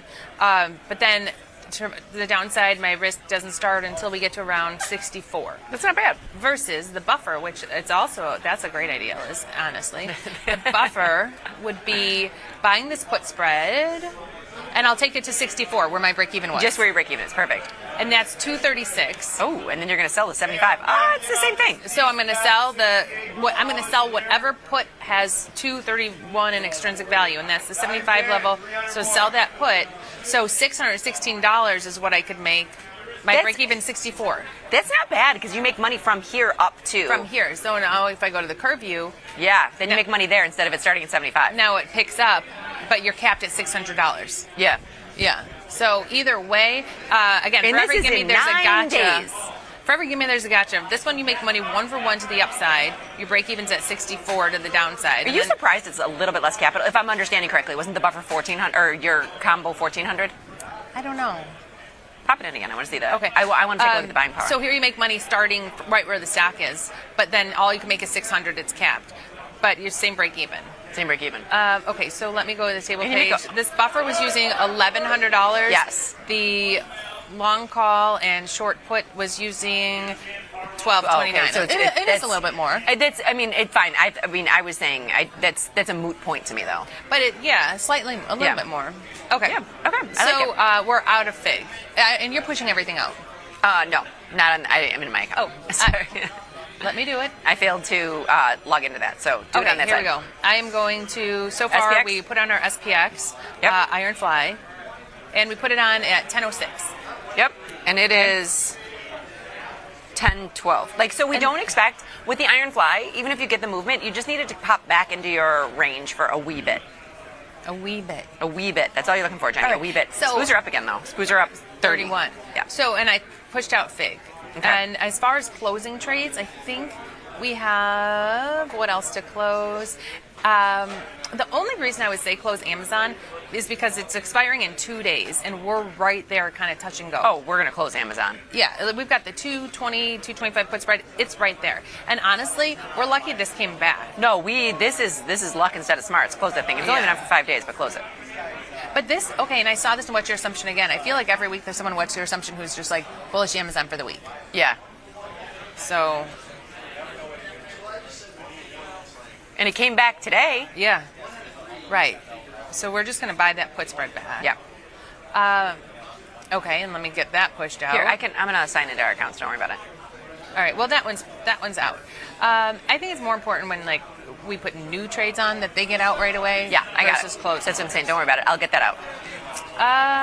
Anything else that? No, we were going to take a look at our 2 synthetic zebras, but we'll do that later. We've got bigger fish to fry right now. Sure. UPS. If this is a calendar, is it? No, it's a diagonal. Okay. All right. I don't think we have anything else in our account that needs to be managed. So, do you want to jump into? I love when they go crazy with that. Yeah, let's jump in. Gobbling like a turkey. Yeah, because that guy laughed. Oh. We have Jacob Study. We have Cherry Picks News. Let's jump into Jacob Study. It's poignant, and we get it. We're hot off the presses. Double dipping on 0DTs. Double dipping on 0DTs. Yeah. I did it today. Oh, twice. Guys, I'm in my second one, which usually is where I get in trouble, but here we go. So your first one was just a put spread, and then the second one is the Iron Fly. Correct. Now I put on the Iron Fly at 9 a.m. I'm not out of it. No, but this is double dipping on the Iron Fly. So let's just stick to what the study says. You follow the rules.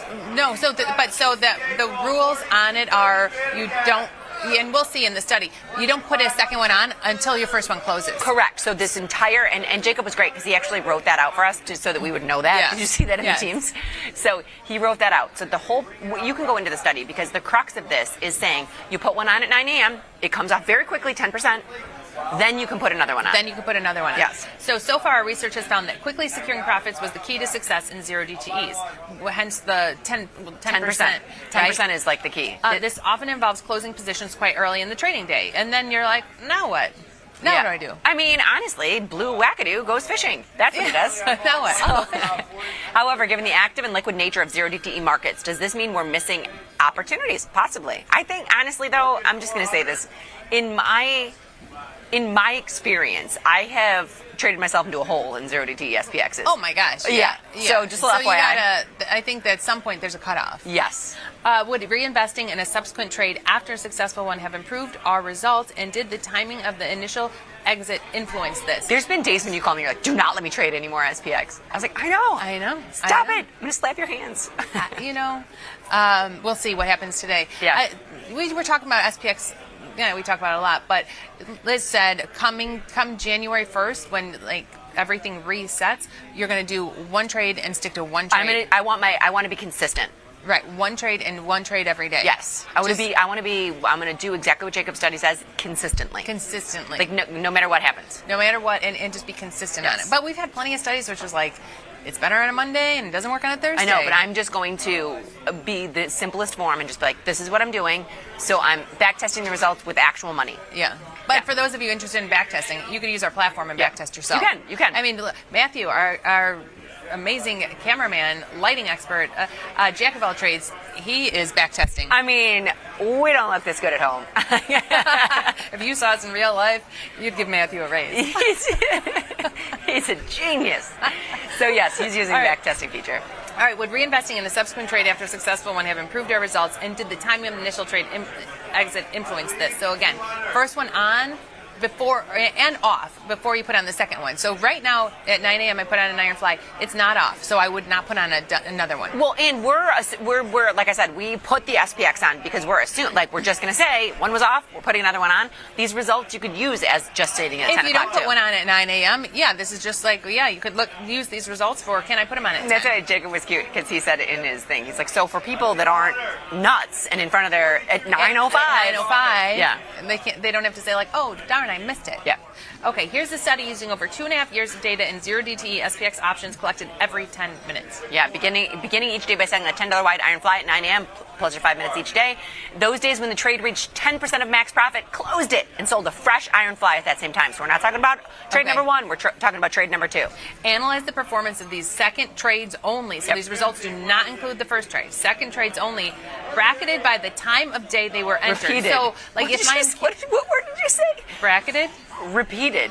Oh. Bracketed by the time of day. Oh my gosh. I was like, I thought you were saying, I looked at the repeated and I was like, what are you trying to say there? So they're just like bracketing these by time. So if the first one comes off at 10, we're looking at second trades placed at 10. If the first trade comes off at 11, we're looking, here he goes, Mr. Hollywood. Good morning. Mr. Hollywood.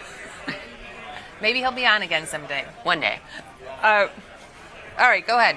Okay, repeated, which I thought is the word you were trying to say. The analysis looking for 20% of max profit instead of 10% because it's a little bit later. Then using $20 wide iron condors with short strikes at a 25 delta. So we've got this. All trades were assumed to exercise at mid-price. All times are Chicago time. Yes. And are you ready? Are you ready for these results? I was born ready. Let's hit it. Okay, double dipping on zero DTEs. $10 wide iron flies close at 10%. First column is all second trades. Again, only second trades. No, Jenny, it was early when I was going through the study. Very early in the morning. And you know that because I know that because she woke me up at 5 a.m. with Teamsing me. So I literally had to wipe my... Teamsing me at 5 a.m. Yes, I did. I was like, Johnny, you're not going to believe this. I don't know why. Like, only certain people can break through my phone silencer. I just said thank you to Jacob because I liked this one. But Jenny was... Usually I would have my phone silenced. And I'm going to be like, Jenny's sleeping. Okay, but I get up early to work out. But I went back and forth. Like, you know how you go camera one, camera two. I'll go back and forth. I was like, what are they trying to do here? So here's what my eye line noticed here. Look at all of these are winners.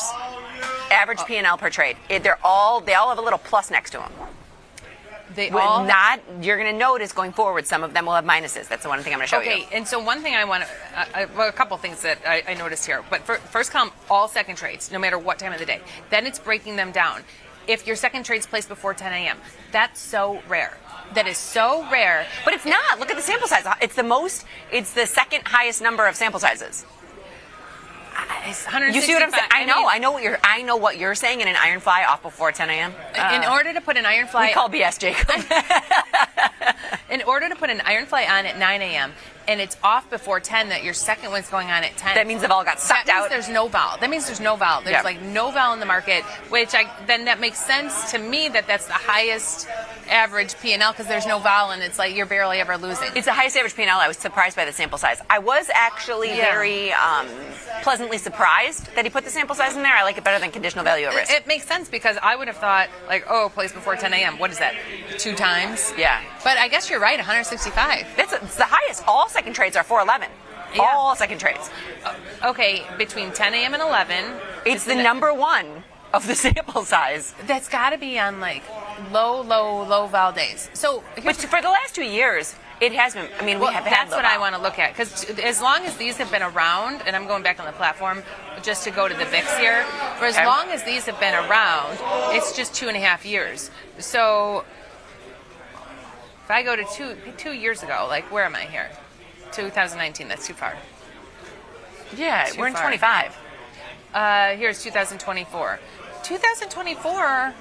You had. It got a little wild. It did. Yeah. I mean, I'm actually shocked that that's the largest sample size. Well, the other thing that could happen is it moves away and comes right back to your strike. I wouldn't be surprised. 10% is quick. If you put these on at 8:30 and you were out by 10. I'm surprised you put them on at 9 and you're out by 10. I agree with you. But I'm not calling like BS on Jacob's study, but it sounds like you are. Let's go back into the study. But so here's what I found pleasantly surprising. Just because I don't want to have to think, like I don't want to be like, is it 10 o'clock? Is it 11 o'clock? Is it whatever? If you look at all, it's still 73% win rate, $26 and on your all positive. They're all positive. But what I will say is, it placed afternoon. Do not trade between 10 and 11 a.m., which we did. I'm just kidding. So you've got to be aware of fees. You have to be aware of fees, right? Your fees in, your fees out. If you're opening it and closing it, and if your average P&L is $12, I'm going to pass because it's not worth the fees in my mind. Yeah. And you have to keep in mind, too, some of these are, and I'm glad that he did this study, with the one study was clarified on this. These are as it tries to get to 10%. You might have more than 10% some of the time because it's taken every 10 minutes. Right, yeah. And your loss might not be a full loss. It might be a $3 loss instead of a, so just keep that in mind. Okay, so next slide. And you know what else I pulled this up just so people could add it up and think like, what's my average P&L on the earlier one, on the first one? Oh, yeah. So I pulled this up from an old study, $10 wings, 0 DT iron flies, and you have a 10% profit target, win 70% of the time, average P&L $61. Yeah. So, and another thing, if you are trying to wait for more of a profit target, your win percent goes way down. You're better off putting on one and then putting on another. Yes, that's what I think. I kind of agree. You're almost like recentering it. Iron flies are tricky because you're pinpointing a $6,000. You're pinpointing a strike in a $6,000 product. Is next week going to be triple dipping? Triple dipping. So you've got, that's what, from looking at this, I'm not going to wait for 15% or wait for 20% and have my win percentage go way down to the 50s. I'd rather have a 70% win rate, take my $61, and then put the second one on and have a 73% win rate. Because it's going to have a different strike. Yeah, it's going to be a different strike. Yeah. Although, is it? Because if you take it off, if you're like, ding, ding, I'm out, hurry up, put it back on, you're probably the same strike. Are you selling out the one you just bought back? Right? This is why I had a couple questions about this study. Maybe wait a couple minutes. Go get a cup of coffee. After you take your profits, get a cup of coffee, come back. You hear the ding, you come back to it, and then you put your new one on. Yep. I don't know. Like, you wouldn't be selling out the one you just bought back. Otherwise, you just wait for 20%. Let me take a look at this. If you add up, we got to keep going on in the study. $26 plus the 61. So you're at 61, 71, 81, 80 something. If you wait for 20%, you're getting 76. But again, your win rate's only 52. Where this is like 70% win rate, 70% win rate. Yeah. We need to get Jacob on the show. Hold on, Jenny. Okay. So think about it from this perspective, like the iron condor, the tail risk like this. You've got a 78% over here and a 78% over here. You got 25% tails, which gets you to about 50%. No, but you're. But look, he's saying like the win percent is 73%. I know. So it's high. It's not. The win percent of the second round is 74%. But I'm thinking, like, it's the same trade you're just taking off. Would be my guess. Because if we get filled on taking it off, it's right back at our center strike. And if you take 10% and 10%, you're getting 76, which is 52%. Oh, because you're taking a less percent. Because the second time you put it on, you're taking in less credit. So you're taking in a lesser percent. You're more at like the 15% target. Okay, let's go to the next slide. Anyway, these are the questions that come up when we have these studies. This is why it'd be nice to have Jacob on one of these days. To the next slide. He was on the Boy Show this morning. I hope they asked him. He wasn't talking about this. He was talking about something else. All right, next slide. Now, what do we have? So this is looking for 20%. Looking for 20%. So in this is where I said, okay, the only thing I was going to say here is look at this. As you go a little bit farther on the day, numbers become negative, winners become less. Not a fan of 20%. Yeah. Not on your second round. Okay. And then next one, $20 wide iron condors. Now, this is on top of a $10 wide iron fly. Like the initial trade was always a $10 wide. Was it? Yes. No, I don't know. Yes. I think it was like if this is a $20 wide iron condor, that means your first trade was a $20 wide iron condor. I'm going to go back and read. You could read Jacob's. You talk amongst yourselves. Yeah. $20 wide iron condors. And this is putting it on the second trade. But I thought it was if your first trade was the $20 wide iron condor. But anyway, if you take it off and then put it on the second time, these strikes would definitely be different if you're using like the 20 The second delta. trades were set up with the same initial short delta, same width, and managed at the same profit target as the initial trade. Yeah. So, but if you at 9 a.m. put on a 20 delta short iron condor, at 10 a.m. or 10:30 or 11, the 20 delta strikes are going to be different. So here's the scenario where you're definitely different strikes. Yes. It's definitely different strikes. But you're looking at, honestly, are you surprised? After 11, they're all losers. Yeah. No, I'm not surprised. Yeah. I expected to see that. That's taking 10%. What about if we take 20%? They're almost all losers. So my takeaways before you go to the takeaway pages: 20%, crumple it up, throw it out in your second trade. I don't even know if I do those iron condors the second time. If you look at these $20 wide iron condors, I don't think you're not making enough. Only if you could get your second one on before 10 a.m. But even then, I don't know that you're making enough. No, I mean, honestly, I think I like the lower. These results don't include fees. No, and I always prefer the less drawdown in these because the one study with the run of shows. But I don't mind the iron fly as the second trade. That one had the best results. Yeah.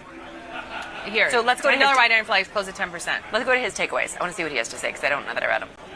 All right. While previous studies have highlighted the dangers of repeatedly rolling zero DTE positions, winners are losing. Looking for a second winner in a day shows more promise. Okay, in particular, following a quick winner with another similar trade was an effective way to supplement an already successful day. There you go. If your opening trade didn't come until after 11 a.m., however, it was generally better to be done for the day. Okay. There's significantly more room for personalization and experimentation. While the study focused on repeating strategies and mechanics, an iron fly that reached 10% was followed by another iron fly looking for 10%. You can be more flexible and find the combinations of approaches that work for you. Yeah. I like it. And the strikes could be slightly different. Like today when we were placing it, we were like, do we go down a strike or up a strike? Because it was trading right in the middle. Yeah. But interesting study. Maybe one day we'll have Jacob join us if he's in Chicago ever again visiting. Oh, you mean down here? Yeah. I would love that. I know. So that was good. That was a good study. Thank you, Jacob, very much. Back into the platform. Let's check on ours. SPOO's up 36. Yeah, that's not going to go well for our... I said before, we were down 110. Now we're down 175. So we could see our new iron fly is down $65. Yes. Yes. But that's we know our short strike is going to be a little bit away from here, right? Probably about 5. Yeah. Where is our short strike? I know we went to the one down. 67.30. 67. No, 67.40. We're $7 away. That's nothing. So yesterday, I'm curious. Yesterday, let me just zoom in a little bit. Where the end of the day close was. We closed down 25. I mean, I didn't see 14. Okay. We closed down 25. Because remember, you're like, there's a little rally. We were down 24, maybe. I know. So I thought my long put wasn't in the money, that I didn't lose full loss, but then I got the email. Both were exercised and assigned. You thought you got 40 cents out of the deal, and you did not. I know I didn't. Yeah, you thought you got 40 cents. No bueno. Okay, so Cherry Picks is a free newsletter. Everyone can sign up for it, and it's great.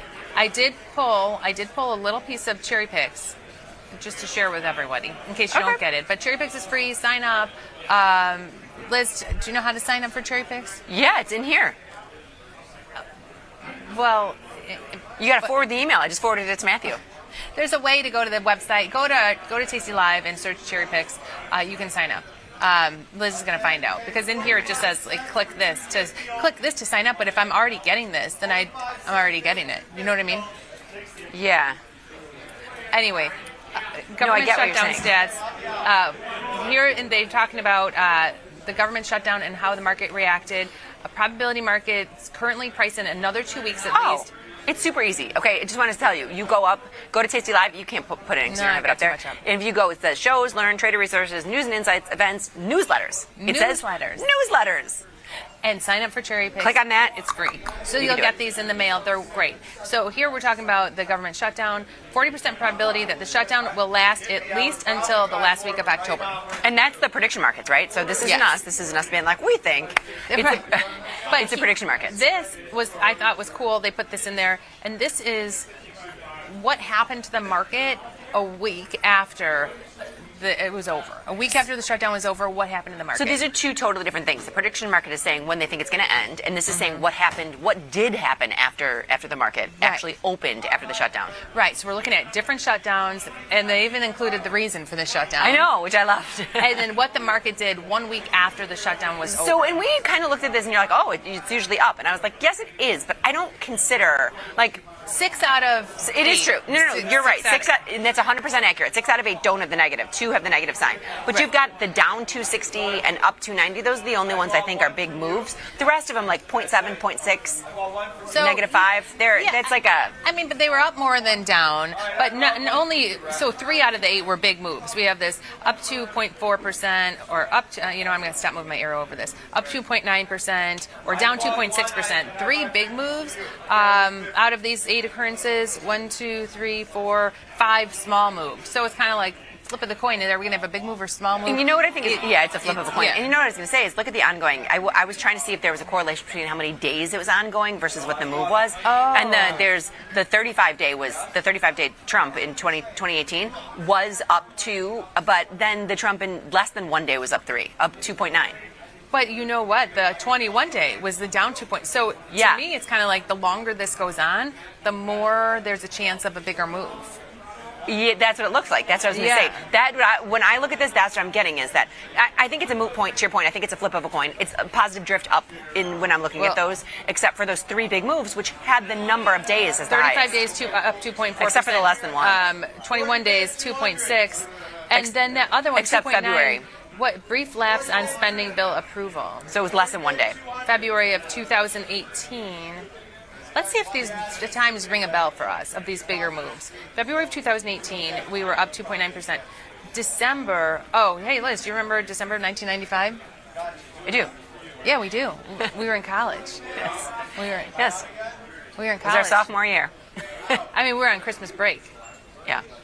Market was down 2.6%. We weren't. You were in the finance club. I was president of the Financial Management Association. I was probably packing up everybody in my club and taking them to the SIBO because we took everybody on a tour. Did you? Mm-hmm. Nice. Yep. Nice. Kathleen and I were president and vice president. We were like, we're going to go down there. I called someone at the SIBO. I wish I would have known who I called. And we got a tour. And we had the Medicare education and spending cuts. Clearly. Market was down 2.6%, and you had your college group down here. College group was down here. Nice. I don't know if it was that day, but yes. No, I know you probably weren't down here until you were a senior. Because that was the junior year when we were working down here. Yeah. So. No, I brought him earlier than we were working down here. Oh, you did? Yeah, way earlier. You brought him down here before you were even working down here? Well, before I was working down here. Oh. Before you were working in the bond room? Mm-hmm. How did you come up with this? Like, let me take on a tour of the trading I think floor. that's how I got elected as the president. I was like, I'm going to bring you all to Chicago. Anyway, so this was an interesting piece in the cherry picks. If you want to see the full cherry picks, which actually their trade this week is an Oklo trade. Oh. I believe it's an upside broken butterfly. I did see that. I was just giving you dramatic effect. Like, you know who else is trading Oklo? This lady right here. Fazia. Getting long Oklo again by selling the November 7th, the week before earnings. Big Lizard. I like a big lizard in Oklo. Big lizard, yeah. $16, no risk to the upside, downside around 19. That's not bad. Yeah, no, that's not bad. That's not Let's bad. take a look at it. And she does define her risk, 100, 135, 140. Because I don't think we have anything in there. Are we out of Oklo? Yeah, we're out of it. We don't have anything. No. I'm okay with the big lizard in Oklo, and she's got about $1,000 in risk, is my guess. She's going through earnings. No, she said November before earnings. Oh, okay. November 7th. November 7th. Okay. Yeah. 100, 135, 140. November 7th. Yeah, she's before earnings. 100, 135. Now, hers was the 135. Oklo's down $2. We'd probably just start at the money. So, and hers was $16 wide. So 132, 148. That's $16 wide, getting $22.60. She's buying something because she has she bought the 100. Because you can see this is using $9,000. Oklo's getting crazy. And she bought the 100, so instead of using $9,000, it only uses $1,300. You could actually bring that up a little bit because it's $16 wide. No, I know, but I think she wanted profit potential over the width of the spread. So if it shoots up, she at least is making something. This isn't bad. You got a 42 rank. Can you do me one favor? And I guess I could do it too. Yeah. Can you just close this up? I want to make sure that the implied volatilities assume that it's going to be in the next cycle, not this one. So checking here. 116, 115, 113, 114. I don't know. I mean, Oklo's just got a high vol. It just got a high vol. It just has a high vol. So, but earnings could be anywhere. Well, it says they're November 13th. No, but you can't hang your hat on this. Right. You have to do your own research. You don't see the jump in. Yeah, if you're looking at something else with earnings, you'll see a jump in there. I like this, Fazia, and I'm not scared of the earnings. We just might be crossing the cycle because it's just got high implied volatility. So if we wanted less risk than 1,300, we could bring up the put. We could bring up the put. I'm in. You could bring it up by like $2 if you wanted to. But a big lizard, it's basically you're getting that theta decay. Yeah. You're in that theta decay. You're getting sweet theta decay. $10 a day. Yeah. So I don't mind shipping this. Do it. We have nothing in Oklo. I don't mind getting back in if we go back down to what's your break even? So 113. Even's 113. That'd be a good. I'm fine with that. Okay. Ship it. 30-day and 1755. These markets are wide. Look at this market, like 1395 at 2145. They're very wide.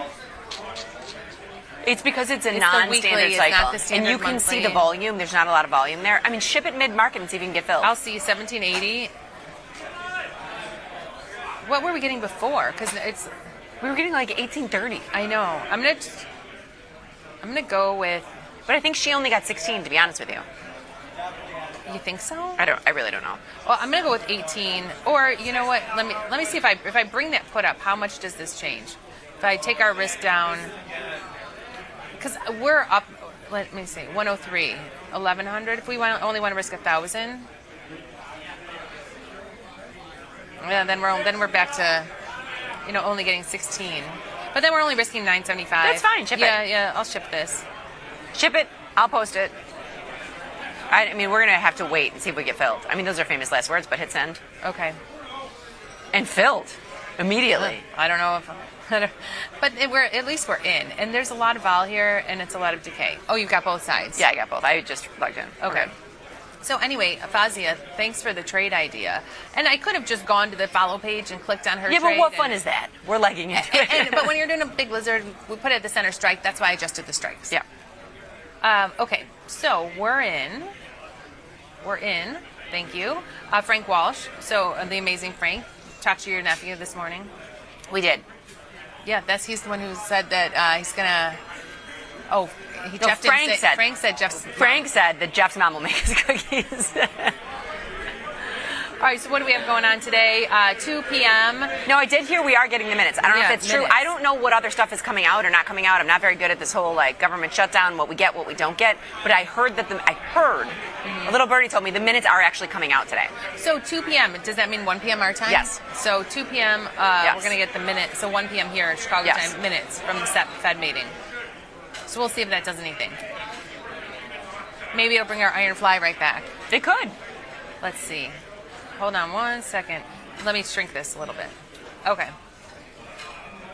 Eric, happy Wednesday. IV crawled up, put on 2 7-lot iron condor tranches, 15 to 16 delta, 60 points wide. So he's pretty wide, and Spoo's, I think you're good. Wait, now. where's SPX right now? He's got his shorts at the 66.95 put and the 67.55, and SPX is trading 67.49.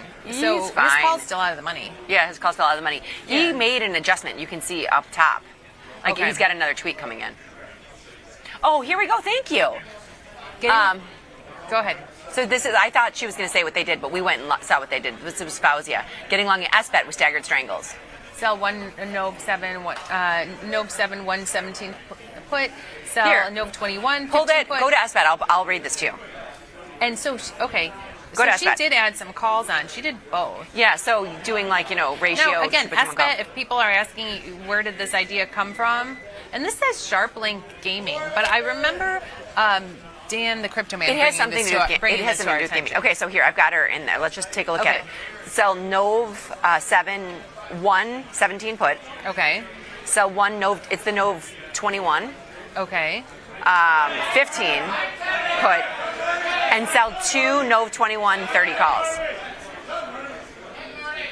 So she went far on her calls to get herself out of the way with those calls. Yeah, but it's staggered. You can see, like, she went with the Nove 7, 17, 1 put. So she's got 2 puts, but they're staggered puts, and 2 calls. So she's collecting 433. That's a lot. That's pretty now good. You are going through earnings, but again, why do the calls always scare me. The calls always scare me.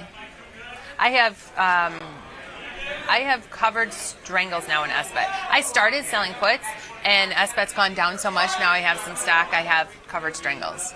Yeah, that's fine. Yeah. A covered strangle is basically laddered puts. Right. Just keep that in mind. Synthetics 101. If you've got a covered strangle, you can also start that way with laddered puts. Now Frank comes in. If you want to go back to Twitter real quick. Sure. This has got to be from I'm sure from the chat. Ask them if they have any experience with fees associated with early assignment on hard-to-borrow underlyings. I want to sell strangles in GLD and got a hard-to-borrow fee warning.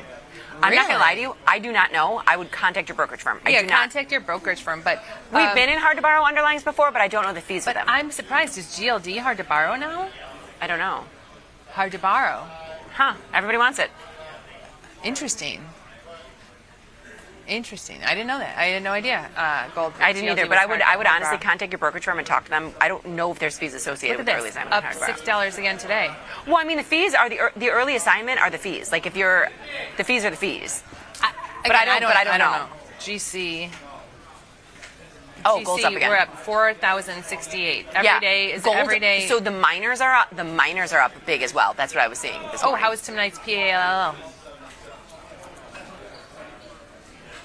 Whoa! We should have bought this instead of PGR. Tonight, congratulations on your wealth. What did we buy? PLR. Or no, PLG? PLG. Platinum.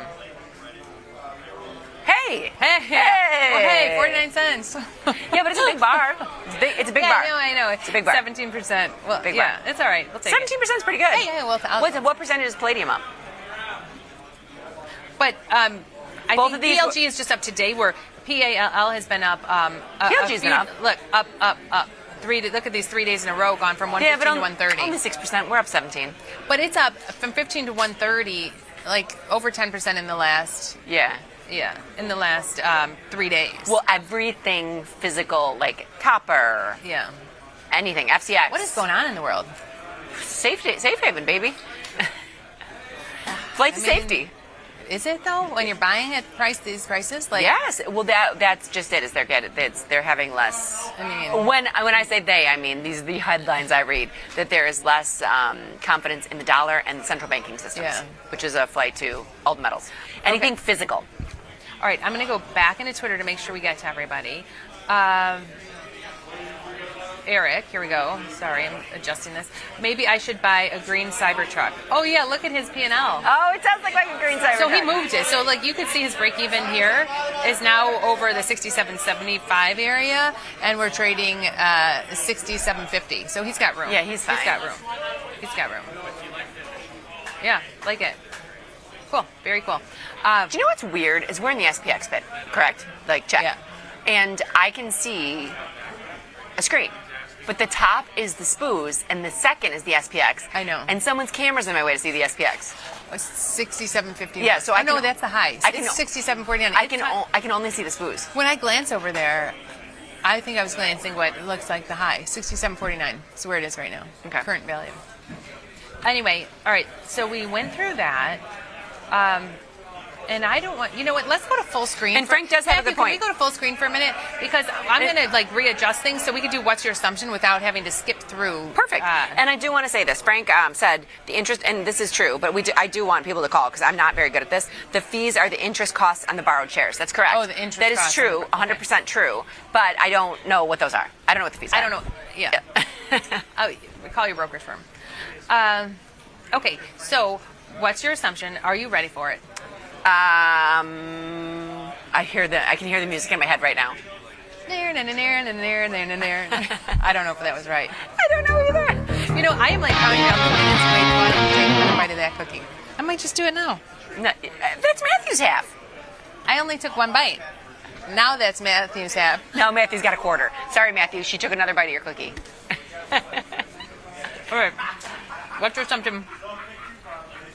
I mean, are we going to beat a dead horse? Yeah, we got to go back with this. I just want to put it up there because we're going to try to do this. Hey, listen, we are doing, we do last call on Tuesdays and Wednesdays now. So every Tuesday, we're going to put in a what's your assumption I'm and not see going to what give the this too boys much do. time. I'm not going to give this too much time. I'm just going to go in here, go to regular November. Oh, sell no, a I put for say, $1. I say we do what they did. Let's just do the put. What? Let's go 9 day. What's happening? It's getting busy. 67, 15 puts, 4,000 puts, 4,000 puts. 4,000? 4,000? Yeah. All right. December 5,000 puts, December 4,000 puts. I guess with the market so high. Let's pop in. That seems crazy. December of 25? It went by. It flashed by so fast. I'm going to assume December of 25. I'm going to assume December of. Yeah. So is it? I don't know if it's the monthly or the quarterly. Oh, you didn't see what DC was? No, I saw. Then it's going to be a needle in a I haystack. just saw December. Yeah, it will be. Then it'll be a needle in a haystack. We'll find out afterwards. March 7,200 calls. D 7,000 calls. There's a lot. There's a lot of. So you don't have the CBO's open interest up to, or the CBO's What do most you active, do you? So what I see is a lot of the zero DTEs. It's literally like the 6750, 6745, 6760, 6740. There's thousands and thousands and thousands and thousands and thousands of the zero DTEs traded. I'm not seeing anything that'll beat that the volume in that. Okay, so back to SBET. You wanted to get in real quick in the 9 day. The boys did a covered call. Let's just do the put. Oh, look at me. Oh, chocolate everywhere. Chocolate all over. You just work the computer instead of clean your hands. Chocolate all over. Okay. You want to do a covered call? No, I mean, I don't care. Just let's just sell. Well, just how about the 18? Sure. It's going to be $785. Sure. Go for it. There we go. Shipped. Now we copied the boys. That's why we put it in there so we can see what the boys did, so we can do the same thing. We got an eye on them. And next up, HIMS, neutral. Lots of premium, lots of IV, low buying power. Seems like a no-brainer. Strangle just outside the expected move. Hey, are you still in HIMS? Juan? Yes, I'm in HIMS. My HIMS, I have quite a bit of HIMS. And hers? You know, I was selling. I ended up with stock because it must have fallen down. That's usually how I start with puts, and then when it falls down, I usually end up with stock. It's only $58. That's not bad. But it's risen because I know I had sold calls against some of my stock, and it has gone through them. Yeah, but it's still not top of its range. You can see it's gotten as high as like 70. No, but it had 43 up to almost 60. Yeah, now I have the 60 calls against my stock. It's brand new, though. You know what I mean? Not brand new, but it's pretty new, isn't it? No. Well, I don't know. All I know is I get their ads all the time. Oh, because you're rolled in. Oh, yeah. For your diet pills. No, for that. Now I'm getting like. She's not on diet pills, ladies and gentlemen. They have diet pills. They have hair loss pills. They have everything on Hims and Hers. You do? Yeah, you don't get. I've never gotten an ad from Hims and Hers. Hims and Hers. Hims and Hers. Hims and Hers, diet pills, the hair loss pills, whatever. Now you'll get the ads. Thank you. You can see it. You too. Can Your patriotism is duly noted.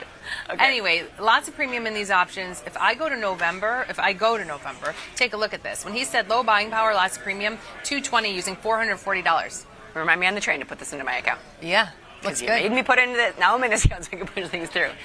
I do like the buying power. It's back to 44. Let's take a look. Just look at the chart. Now, I might go a little bit nearer term with this. When is earnings? Well, this is going through earnings. If we go nearer term, if you're in the 9-day, you can go and get $1 on the 52. And you're only putting up $520 to do it. That is a good buying power. What were we looking at? We were at the 40 strike and it was using $1,400 the other day. Upstart. And I was like, I don't like that buying power. It just so sometimes what's it? It looked like it was forcing an update on you. Was it? Something just went across. Popped up on my screen? It could have been on there too. But that's a good buying power. Now that doesn't mean anything. I mean, it doesn't mean you're going to keep but you're only using 500. So there's that this is going to be the one. I told Matthew. I would bring it up. I told Matthew I'm going to give him a trade a trade a day when we come down here. Matthew's killing it. This is my Matthew trade of the day. The hymns puts. I'm surprised you didn't tell Lily's club about these. Don't take Matthew's account out. $500, $100 in 9 days using $500. So, but I would bring it up for our purposes. Let's bring it up to like the 30 delta. You're getting crazy, Liz. $188. Or you could. Do you see what's happening? Yeah, I see it. What are you doing? Nothing. It's verifying your outlook. Okay. This is aggressive, but fine. We'll be aggressive. Aggressive. Aggressive. Okay. $1.90 using $800. Now we're using $800. But I want $100. Like, so we take it off for 50%. It'll be $90. I get it. You know. And I'm curious. Were we in HIMS already in October and took it off for a win, or have we just? I think we've been ignoring HIMS for a little bit. No, I brought it up. I like trading HIMS. Take a look at it. What do we have? October 9-day 55 put. 9 day. No, that's what we just put on.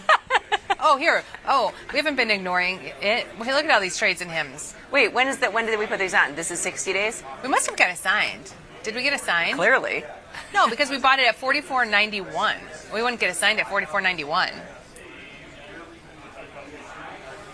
I don't know what we have going on here, but we bought stock and sold stock. But why would we do that? That must have been accidental. Or we were testing buying power or something. Oh, I know exactly what we were doing. We had the stock and then we wound up. This is where we had, isn't this the... No, it's during our show. You can see on 8/28, that's my brother's birthday. On my brother's birthday at 10:56 a.m., we bought 100 shares of HIMS. So it was, we were testing buying power. I have chocolate all over me. I know you do. And then you picked up my phone and rubbed it all over my phone, trying to say HIMS and hers into it. There are a lot of chips in those cookies. They're delicious. Okay. So now we're in HIMS. Yeah. Push that out. Next up. And we didn't even read Juan's. Juan's neutral, and maybe he's on both sides, but I don't want to sell those calls. But you're neutral too? He's selling the 80 or 75 calls. That's fine. You do you. I'm not selling calls anymore. The show is only going to be naked puts and lizard-type trades. Lizard-type trades and synthetic zebras. I don't know. Until the market turns around. This is for somebody from Switzerland, and this is 6C. Teresa. Okay, this is long Canadian dollar. We have is Glenn back? Yeah, I don't know why he wouldn't be. He just went away with the boys. I don't know. I mean... You think he's staying in California? Some people get married and don't tell us. We're not sure. If someone we know comes on our show and then gets married and doesn't tell us, they're fired. They're fired. If somebody didn't tell us they were getting married, fired. All right, Canadian dollar. We're on with Glenn tomorrow. FX. Let's save this. And we're talking to you, Matthew. If you get married and don't tell us. IREN. No idea what this is. Brennan from Costa Mesa, California. Vol exploding. Call skew high. How to take advantage. They're bullish. IREN. So this was on the news this morning, and I don't know what they did. Hold on. I have never heard of IREN. IREN Limited. It doesn't really explain it. I think it's a supercomputer because it looks like, not supercomputer, quantum computing maybe? I don't know. Can you take me a walk down memory lane? Actually, unzoom in so I can... Okay, so that's when it started. But they're just saying vol exploded, super calls you. What do you do if you're bullish and something's up like this already? If there's really big... So is there call skew? Let's see. So you've got, it's trading 57.90. So go. I mean, I don't mind kind of we looked at the buffer before. which that could work with call skew. See how much the puts are, because remember when you put these on, I think this might be holding up a lot of. Okay, so here's a 60-45. So yeah, I don't mind, but I don't mind a spread. You're getting $7. 60-50, because that's $10 wide. So brings you down to 50, and then you could sell the 75. Because this works with call skew, Jenny. Yeah, with call skew, the buffer is a friend of call skew. Yeah, the buffer trade is this. It actually accentuates it because it gets you a little bit farther away because those calls are juicier. You need that call premium, and so the buffer is a good trade for call skew. Yeah, that's true. But look at it, the capital required. I know. IREN has got... Okay, so here's where it's trading. You've got profit potential of $1,600 to the upside. This is at November expiration. Honestly, that's the first time I realized the buffer is that friendly. It's friendly to call skew. Do I chocolate over my face, too? No. I wish you did. Anyway, this is using a lot of buying power. We would need to buy something which might not... I don't know. That might be too expensive. Let's take a look at it. I understand we're going to buy something here, but let's go back to the trade page. Maybe tighten. Oh, so we don't have $1,600? Yeah. There you go. There you got a good old-fashioned butterfly. We'd have to. Where am I going to go? 43. Then we're using $700. That's not bad. Let's take a look. May I please see it in the curve view? That's not bad. Okay, so we really. What's our? What are you losing up there? It's $12, $100. $40. $40. No, at expiration, if I can read that, I might be better off. Yeah, $40. So anywhere in the zone, we're down $40, which is not. It's not ideal, but who cares? And then we're defined risk of $700. That's not bad. No, and we could make $960. So this is what the buffer trade looks like on there. No, this is a buffer with a fat tail, meaning we need to buy something. It's funny, you call it fat tail. TP likes to call it skinny tail. No, what is it? Like something tail.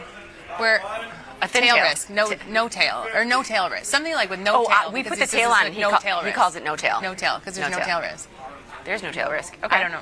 So all I'm saying is I just don't know what to call when you actually buy something to make this trade more accessible. We adjusted it. We narrowed it so the profit potential is a little lower. We're willing to risk that $40 in that buffer zone, meaning that we don't become long it until about, 49? But 50? You can see we have a little bit of room here before we pick up and start making money, but that's okay. $900 in profit potential. We'll take it. Yeah, and I like this question from what's your assumption, because they said, what do you do with the upside call skew? It's the buffer. And the buffer. I think it's the buffer. It is. The buffer. Yeah, I think that's the answer. We're pretty much out of time.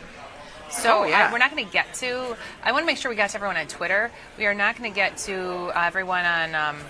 What's your assumption? That's okay. Think we got to everyone on Twitter? Guess what? You got 30 more minutes with me, kid. Today, last call.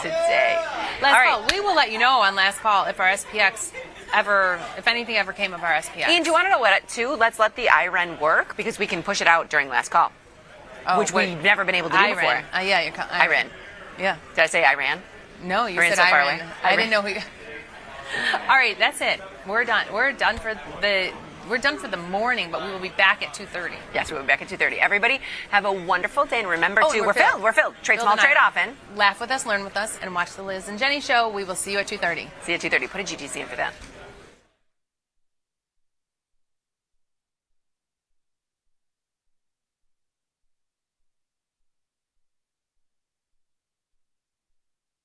Tasty Trade's Money Match event. Unlock 30 days commission-free trading, plus a 1% cash match on all qualifying deposits to jumpstart your trading when you open and fund a new Tasty Trade account. Level up your trading experience with Active Trader Mode, smart order tracking, risk analysis tools, dynamic watch lists, and more. The Money Match event starts now, exclusive to new Tasty Trade customers. The market doesn't stop. So why should you?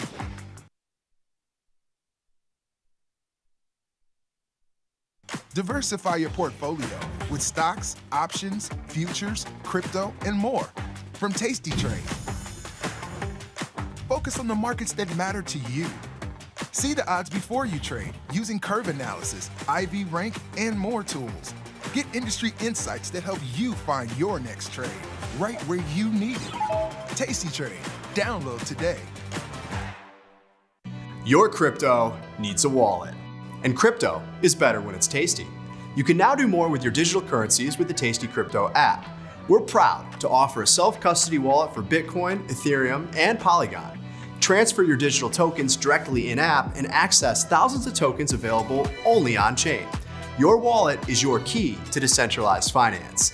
Download the Tasty Crypto app and get started today.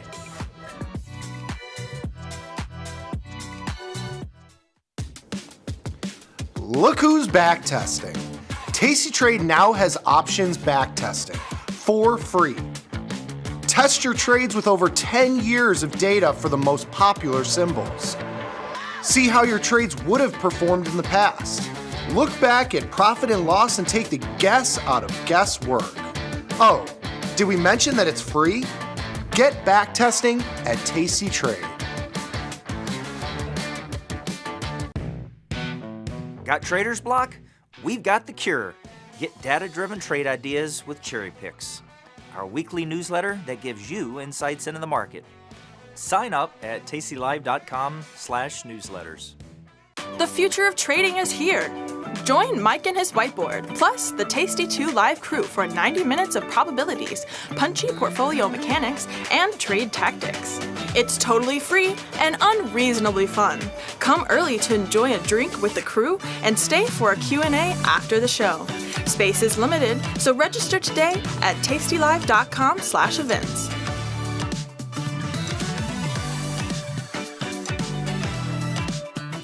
Tasty Trade has crypto, and you can trade with zero commissions. Bitcoin, Ethereum, Litecoin, and more. Diversify in one place. Crypto, we got it, we get it. Feel like your wardrobe is missing something? Like style, purpose, and maybe a dancing dog? Can I pet that dog? The new Tasty Trade and Tasty Live web store is now live. New merch, bold designs. Did we mention all net proceeds go to one tail at a time? Invest in the real bull market, dogs. Go to tastytrade.threadless.com. Grab some gear and help some pups. You get merch, they get a home. This is Chicago. We invented the skyscraper, the Italian beef, and the standardized options market. SIBO is not only the birthplace of options, it's also where Liz and Jenny got their start. In an industry first, two female former floor traders broadcast live from the floor.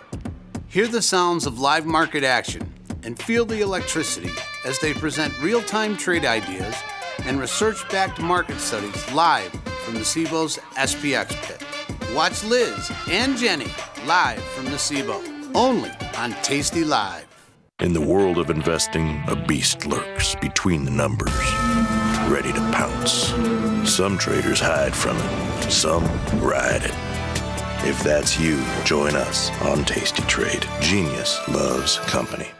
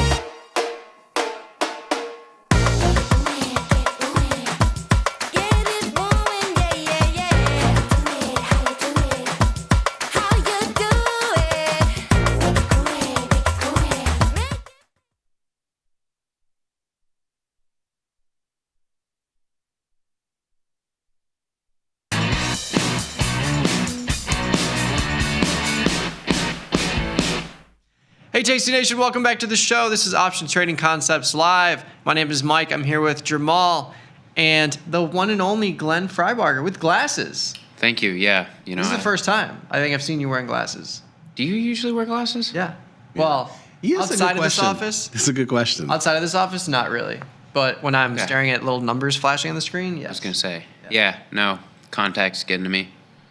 think I got some dust in this eye or something, so best not to wear them. Hey, the dusty eyes. You No, need to see it. I was in LA, went on a hike and promptly ate it on the way down. I was wearing some, just like weightlifting sneakers. Very dusty out there. Did you tumble? I slid a lot farther than I thought possible. First of all, I just love the humble. I was in LA. Yeah, I was out West Coast. I love LA this time of year, by the way. I mean, I feel like we usually have done shows this time of year, like October in LA. It's just awesome. Perfect weather. Yeah, it was like 65 at night, 78 during the day. You said you went to see some comedy. I did, yeah. I went to UCB Theater. They had Mo Collins, who was on I've heard that name. Mad TV and Parks and Rec. Yeah. She was very funny. Yeah. They had her like do a monologue and then in 3 parts, and then the improv actors. Do you call them actors?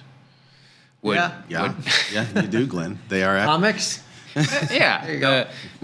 Improvers would then riff off that, and it was pretty funny. So my hats off to LA. Great weekend. There you What go. have you guys been up to? I actually saw a comedy show at the Chicago Theater last Friday. Sam Morrill. Oh yeah. Very funny. Mm-hmm. Yeah, nice. He's good. And you went and saw some comedy, Blackhawks preseason. Oh yeah, that was last week. Yeah, I was surprised. Speaking of Blackhawks, last night they scored 2, right? I mean, against the champs. I was actually a little surprised. It was 2-2. They almost pulled it off. Yeah, they almost pulled it off.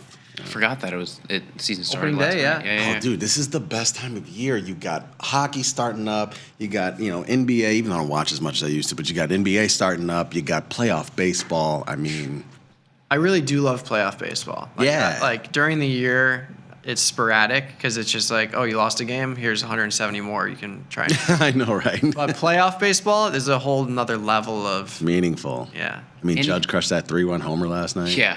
That pissed me off. And you can actually digest the scene of Yeah. over these 3 games they're gonna pitch these people, whereas you could just check a random regular season. You're like, oh, they've got to win, right?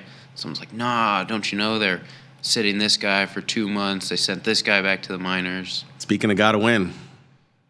Today's the day. Man, I forgot my hat. Damn it. I forgot my hat outside.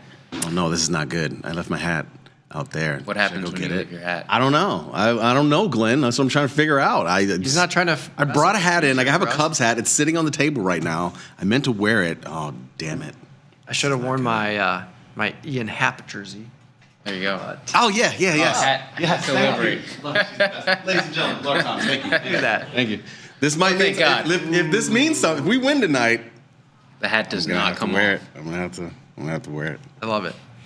Yeah, they play at like 5 o'clock, right? 4 or 8, yeah. I think. There's 4 games today. Why is but- it 8 minutes after the hour? What is Well, It makes sense. they got to account for, the riffraff. Beautiful. Well, hopefully they win. Fun fact. Quinn Prester is the pitcher on Milwaukee. Okay. He grew up in Chicago, grew up a Cubs fan. So this is probably a homecoming situation Throw for the him. game. Throw Yeah, the game. God, we gonna get his ass. Oh, we gonna cheer tonight. Oh, yeah. Oh, yeah. But yeah, fun times all around. If you want to join us on the YouTube channel, we're streaming live there. Just head over to Tasty Live, pop in your trade ideas, questions along the right-hand side chat. I've got the money match promo that Tasty Trade has on right now. 30 days commission-free trading, 1% cash match on any and all deposits up to $2K as a match. And that's for anything that you deposit for your 30-day window. But yeah, check that out. tastytrade.com/moneymatch. It's a great promo for especially those active traders out there slinging SPX 0 days, which this morning would have worked out. Maybe not so much now because market go moon only green. Yeah. I did buy a 1-day put spread. There you go. I don't know if that's going to matter. I just figured maybe something happens with this the FOMC minutes. Maybe maybe they say something that the market doesn't like. Yeah. We'll see. But either way, jumpstart your trading. 1% cash match, tastytrade.com/money match. Scan that QR code that's on the screen, and lo and behold, it'll take you right there. Tell your Crazy friends. technology. Yeah. QR. QR codes are crazy. They really are crazy. What does QR stand for? qualitative? Yeah, I don't know. That's a good question. Really good question. And how long is it before? Here's out the mind bending. Here's my next thing. Quick response. Somebody can steal this idea if you want. A QR code, right? And sometimes say you're on your phone and you're watching this and there's a QR code. Obviously, you can't scan it. What happens if you can push it? Well, they have that now. So on YouTube TV, they do have that, where if you have your little controller, it says "Send to my phone." Yes, right. You're right. And then you click the button, and then you get the pop up to your phone. I never do it because I don't want that commercial. No, of course not. You know what I mean? But it is cool. Yeah, you're right. I forgot about that. Yeah, that's coming. But yeah, tech is a booming, as they say. It has been. Quick response is what it stands for. Quick response code. Or Queen's regulations in British military context, but I don't. Capture car. Yeah, quick response. There you go. Quick market update for you. Everything's up. The end. Just kidding. E-mini's up 37. NASDAQ up 200. The Dow and the Russell are up. But from a percentage change, you've got the Russell leading the charge, up 1% here. Bitcoin up a G, like our G Money boy over here, up to 123.3. Nice move there. Ethereum, though, moving in the opposite direction. If we look at some other futures moving on a percentage basis, Natty Gas down 5%, probably because we got into it yesterday. 6J down 0.6%. It's actually kind of crazy to see when you look at the downside for the CME watch list, or we can just go to all. Natty Gas and the 2-year are the only things down more than 2% right now. The 2-year crumbling is interesting, given the rally in the equities. Honestly, I think that's frozen, and I'm not sure why. This thing's been down 2.26% for the last 5 days. It's not real. I don't know what's up with it. It might be the old contract. Yeah, I think it's the old contract. Yeah. I think it's been frozen. I think there's a new one, and it just hasn't populated. There you go. Everything to the upside. Silver, gold. Silver's up 3%. Gold's up 1.75%. Nonstop. I mean, it's impossible. CL up another point. That's unfortunate. I closed my long contract yesterday, but still took like $100 out of that thing. Yep. But yeah, oil has been a great two-sided vehicle. We've been in this between 60 and 70 range for the last 6 months almost, with two-sided action on both sides, which you love to see. But yeah, everything else within 1%, nothing to see there. It's just your expected chop. But of course, it is Freiburger Wednesday. Sure. Tasty FX update. Be Don't more be too excited about it. Be more excited. If we open up this Tasty FX platform here, we can see what I've got going on. Yeah, let's go back. And we are aggressively losing money in the dollar CAD. That's the only one that I have on right now. But I'm still having fun here. That's good. But yeah. This is now my second tranche. Losing a little bit on the second tranche, but we're just kind of where we were when I placed that. First tranche, not so great. Shorted it at 1382. But we brought the basis kind of in between this range here. If we look at the dollar CAD specifically, we're not that far away. We just need a little something here. Yeah, and this has been really the only currency of major currencies to not capitalize on dollar weakness days, and really it's just been stuck. So while you're not getting burned further on, U.S. dollar outperformance, like we're seeing a pretty strong day or week, against other major currencies, this one's just kind of stuck.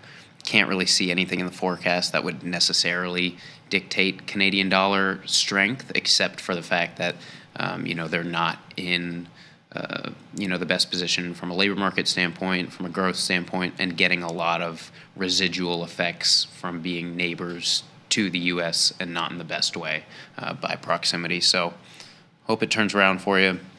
It's not like you're in a ton of trouble here, but yeah, this one definitely not the big mover in the FX space this week. We've got Japanese yen. That's what I'm talking about today. If we want to cut over to the slides, I got quick 3 slides for you. Got to keep it moving. Now, this has mostly been like geopolitical related, right? Exactly. Yen move?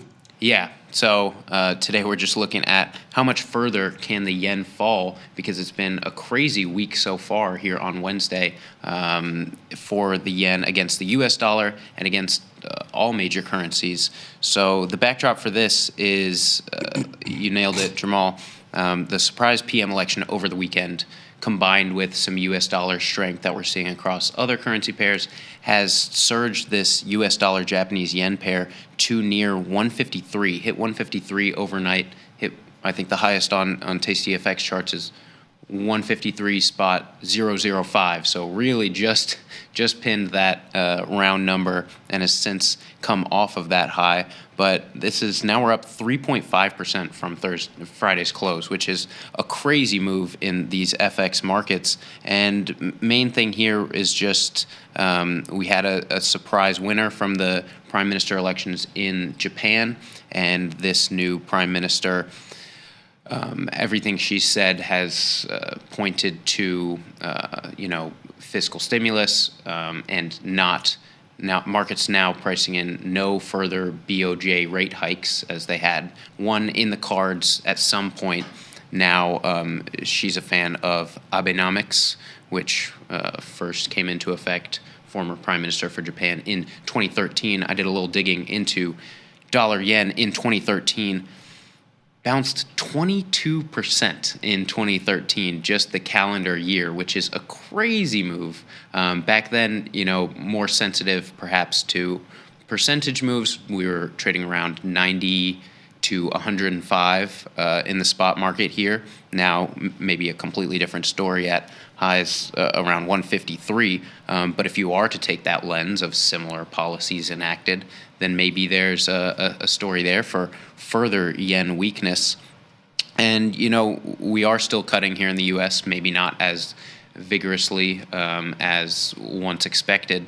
But now with that kind of perceived floor in Japan rates, now that carry trade, capitalizing on long U.S. rates, short Japanese rates by going long this pair, that's very popular among retail and institutional investors. Maybe that has a little longer shelf life because even though we're coming down, we're still above 4%, right? And they're near zero. So still definitely an interest rate differential. If you go in the platform, you can see that swap offer as positive.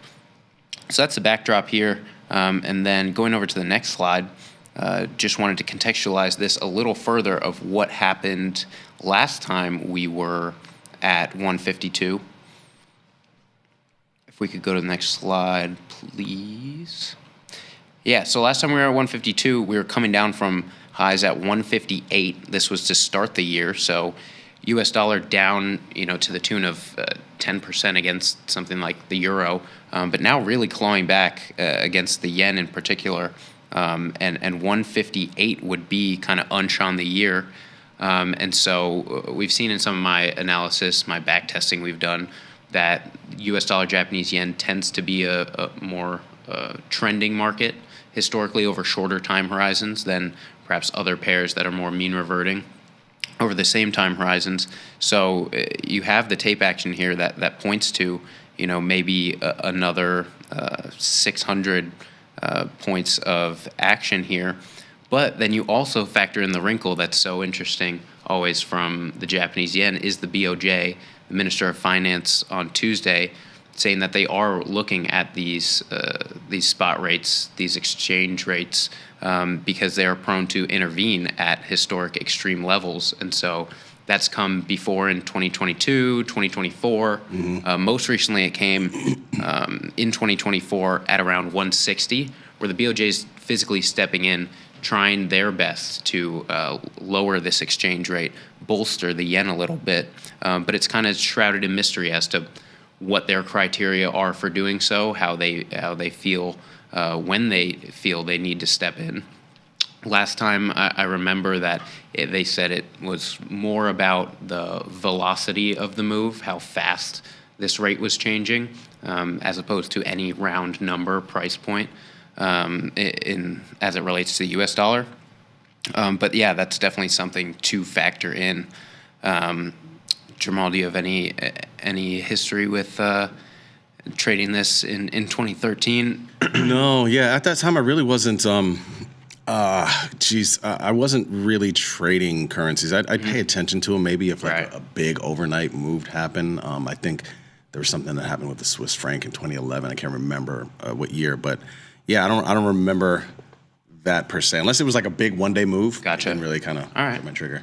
Yeah, and then lastly here, wanted to finish up with price extremes in non-dollar yen pairs, because if you're looking at that chart we just looked at, dollar yen, or you don't want to step in, any sort of U.S. dollar exposure given the shutdown and a lot of uncertainty around the dollar's prospects, you have some really unique price extremes and price points as possible entry against other currencies in these cross-currency pairs.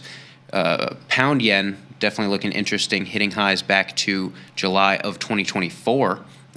It's currently sitting around 204 and has reached, up near 208 in that cycle before reversing. So that one, similar to US dollar, maybe has some historic pretense for trading a range or stepping in if you're a contrarian. Whereas the euro Japanese yen is now at 177, and it's never been there before since the inception of the euro. I went back on our price graphs dating back to 2000. I was like, that's weird. We get some price data from the 90s and other pairs, and then had to check myself that the euro's creation was in 1999. Duh. So we're in rarefied air here. Maybe if you're a contrarian, that would dispel you from trying to step in front of that. No real crutch historically to structure any sort of trade around. But also with the context of the U.S. dollar's been beat up this year so far. European currencies have not. So perhaps you're a contrarian trader, and thinking that these European currencies have some to give back. The yen is hurting the most on the board right now. So that's all I got for you for yen weakness. Could continue, but be wary of the BOJ's intervention if it happens. This is a massive move in the euro. Yeah, golf clap. I need a golf clap, but thank you. Hey, you deserve a golf clap every once in a while, There you go. That's what I was That's looking pretty for. good. Yeah. Take a bow. You will say. So I do definitely like the euro yen reaching new highs never seen before. Right. Do we smash the bid on that? Wait. I got to pay attention about what. I'm just curious. Okay, I was just the swap bid. I just wanted to know. Yeah, let's hop back into the platform. It's not great. The swap bid's -3, but I would imagine that with this size, if I do 5 microlots, it's not going to be anything substantial. I mean, so wait, remind me again. What does that mean? And does that mean sort of too that there are a lot of participants on that side of the trade? Possibly or no? No, not necessarily.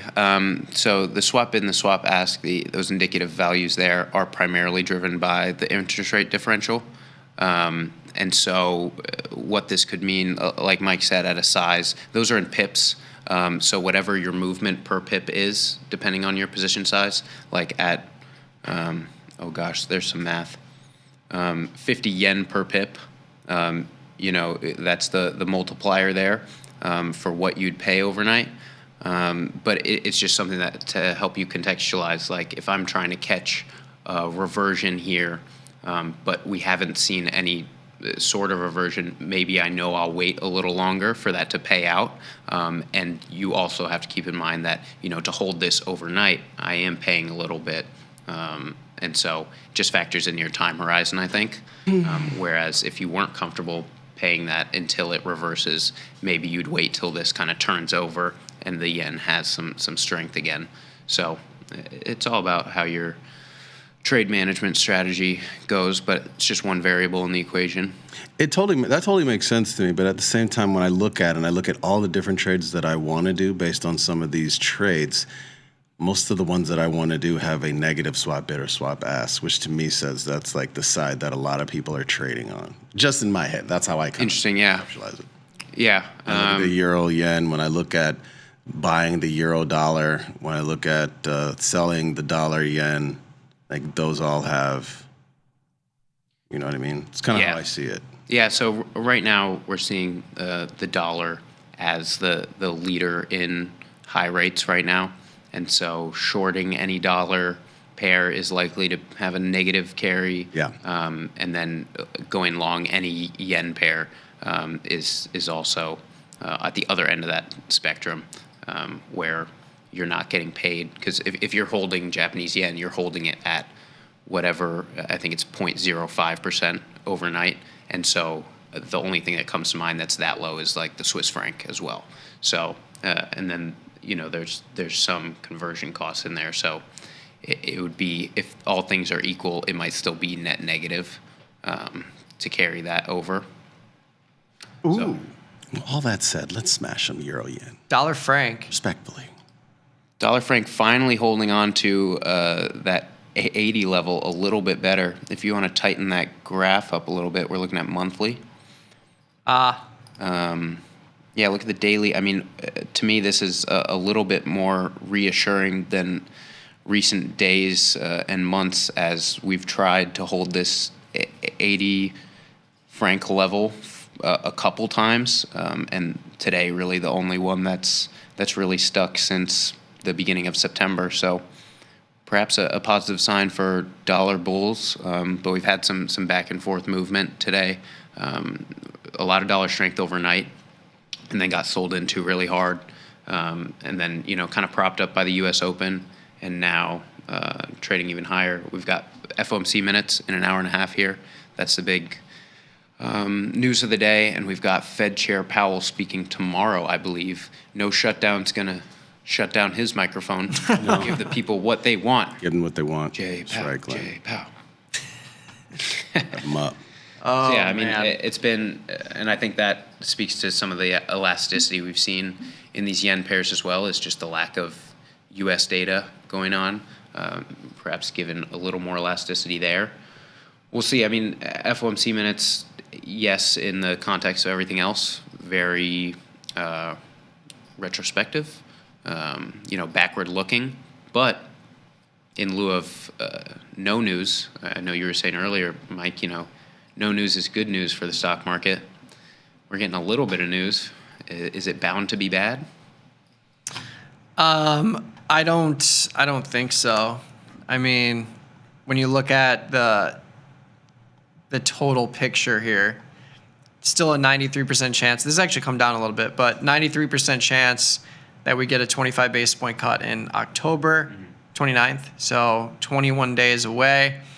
If we look at SPX, implied volatility for tomorrow, which is what I would expect to see be elevated if we were to expect some turbulence from this little meeting that Jay Powell's got, 26 points through tomorrow. That is bottom of the barrel implied volatility. So I think the market is telling us we shouldn't expect anything to really come from the meeting tomorrow morning. He speaks at 7:30 before the market opens, which is interesting. Yeah. Which I think even further speaks to lack of volatility. Because if I saw that he was speaking at 1 and there was a 26-point move, I'd be like, okay, maybe it's like we chop until 1 o'clock. But because it's pre-market and we have a whole trading session that's only reflective of a 26-point move, the market is saying probably nothing here. But it is so low that I feel like if you think that there could be some narrative or some forward speak where he's talking about next year at all or the next couple of rate potential cuts, maybe you see a move outside of that. So I think all that said, I think market's telling us nothing, but tomorrow is not a day where I'm doing a 1 day to 0 day iron condor with a 26-point expected move, because anything can happen and you could easily get blown out on that. So tomorrow might be a day where I'm skipping that. That's Seems analysis. Yeah. Seems a little low. Japanese yen crumbling, though, is interesting. We've got a Tasty employee overseas right now in Japan, probably benefiting from this. Oh yeah, spend it up. Yeah. Spend that yen. All the strawberry cheesecake Kit Kats. Whoa. And matcha you could buy. How about Kobe beef? Oh, I guess, yeah, I could even maybe get into that. getting to that range now. We're out of Kit Kats. We're in Kobe beef territory. All right, 1 minute left on your contracted time here. Any other non-USD pairs you got your eye on? I know you brought up the euro and British pound against the Japanese yen. Anything else? Yeah, I'm still looking at the Australasian pair of Australian dollar, New Zealand dollar, two very correlated, historically correlated pairs given their relative proximity. That's just coming off of a new high that it hit yesterday. And so last time we came off a high last week, we saw 4 consecutive down days in favor of the New Zealand dollar. If you think that this will repeat in a similar fashion, or just a longer term contrarian play, this is still an interesting price point. But if you think nothing's really fundamentally changed, I mean, this might just be a blip on the way to 115. We've been on this journey since literally July, in the same kind of upward slope. And so I haven't seen anything that would necessarily have me a big New Zealand bull right now. But, these FX markets are trading enough to establish ranges and give you a lot of unique price points, opportunity for even short-term mean reversion or long-term position plays. I just got short. He's just like, smash. I don't know if I would want. Well,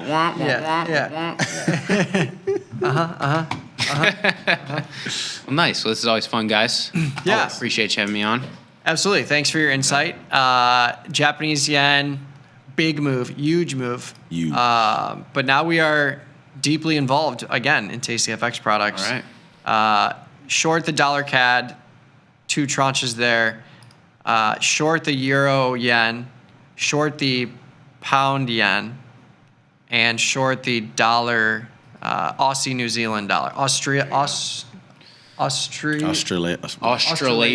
Australasian. I'm going to join you in this dollar CAD short. Please. Mostly because everything that I've done in here, the strategy essentially in here that I've been doing in Tasty FX is short dollar. And I do have a long. I believe the dollar is going to bounce. That's always been my thing. But just in here, I've done it, and for the most part, it's worked until like recent times. So I'm just gonna. This is my short dollar, thing in Tasty FX. There you go, top of the range. Go Cubs, go. Go Cubs, Hey. go. Yeah, I think there's always opportunities in the Tasty FX world. Head over to tastyfx.com. You can check out all the stuff that they offer. But yeah, if you open an account, you can have it embedded in your Taste Trade platform, which is what you're seeing here on the screen. And it's been fun. Yeah, so if you're new to Tasty FX, you can either open a Tasty FX standalone account, or if you are a Tasty Trade customer, you can open it through your account. You're able to hold both. Yep. But if you open a Tasty FX native account, those credentials don't transfer over. So yep. As always with Tasty, call in. Anyone will be happy to walk you through any of the specifics. And thanks, guys. Hope you get your Benji Huda soon. You want me to save you anything? No.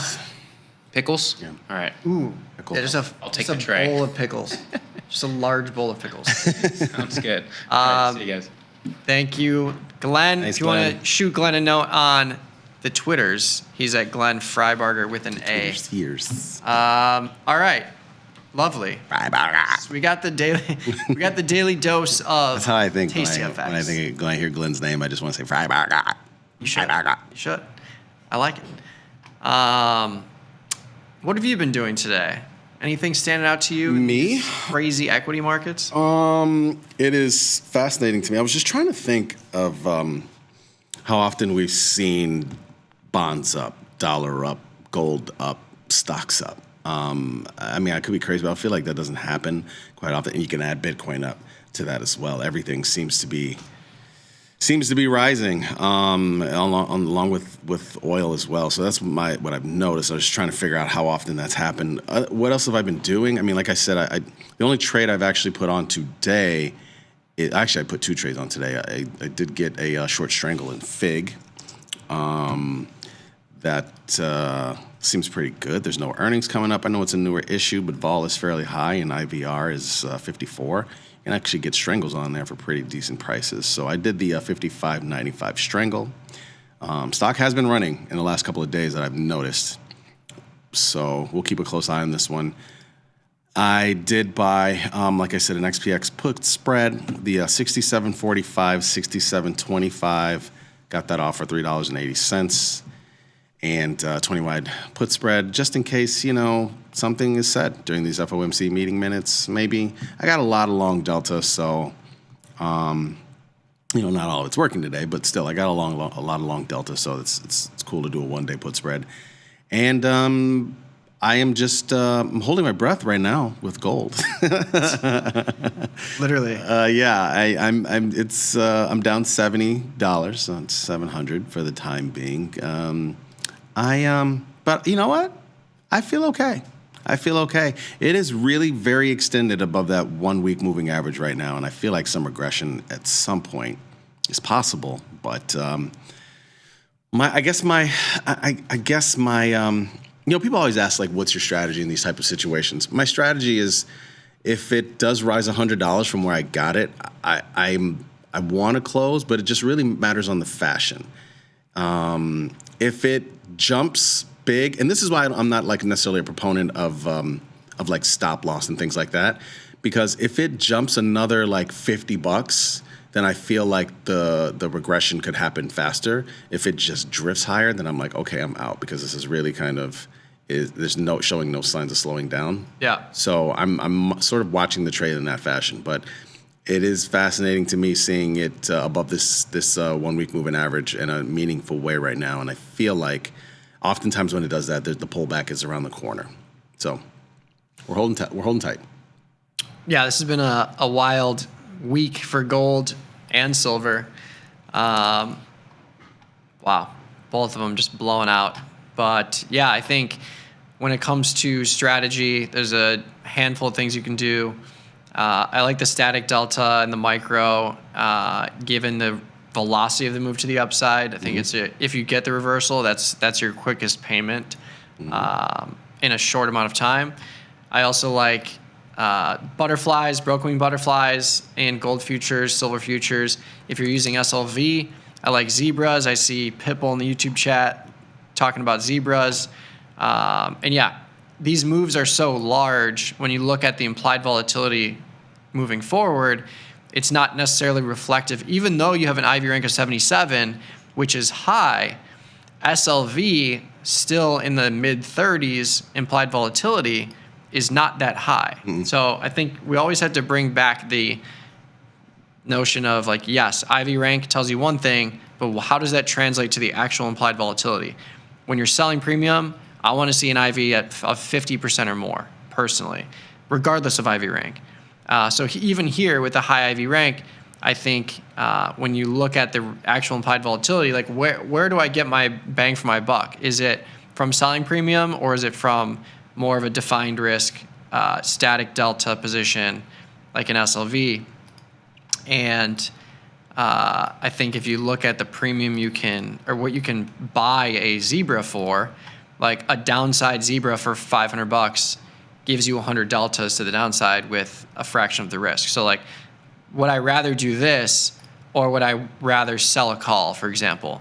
10 out of 10 times in this product, I'm just going to do a zebra. Like I can make $100 way more easily with a zebra than the short call, and my risk is obviously a little bit more. But I think it's always just, when you're looking at these products, specifically silver, I think it's important to bring up the IV here. Absolutely right. It is. Actually, a downside zebra is a pretty decent idea. And again, I mean, like you said, if this does fall, I mean, it's going to probably have a little velocity to it, right? So it's kind of an interesting trade. Yep. So with that said, I have a call diagonal spread I put on yesterday. That's up 70 cents right now.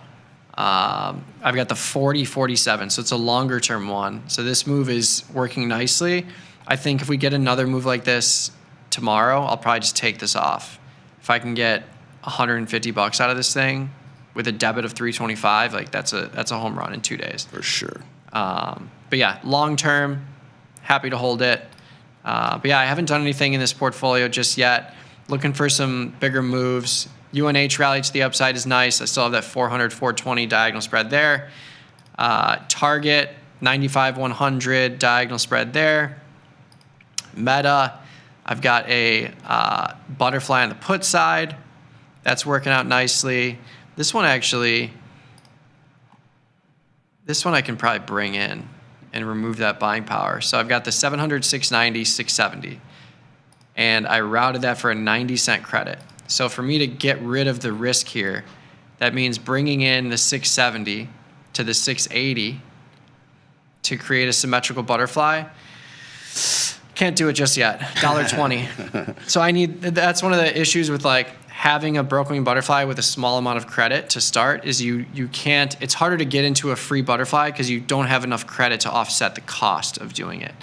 But with that said, if we get a rally, this is such a short time frame, 9 days, that if we get any kind of substantial rally, like if this goes from $2 to $10, I will be able to make that move for less than 90 cents. But either way, you could do it now and just have a 30-cent debit for a butterfly to the downside, which is still a marginal debit cost, we'll say.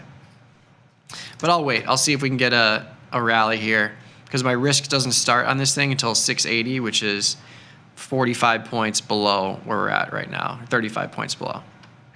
Yeah, you know what's funny? You bring up the Meta. I was looking at some of the charts on the Mag 7 stocks before we came in. They all seem to be sort of kind of either quiet, consolidating, or sort of a little downtrodden. I mean, you look at Apple, you look at Microsoft, you look at NVIDIA, Amazon looks like Meta, Google's consolidating. They're all kind of like consolidating. It's almost like they're like, I don't know. It's almost like they're almost on a launch pad in a way. It seems like just when you look at these charts, it's kind of fascinating.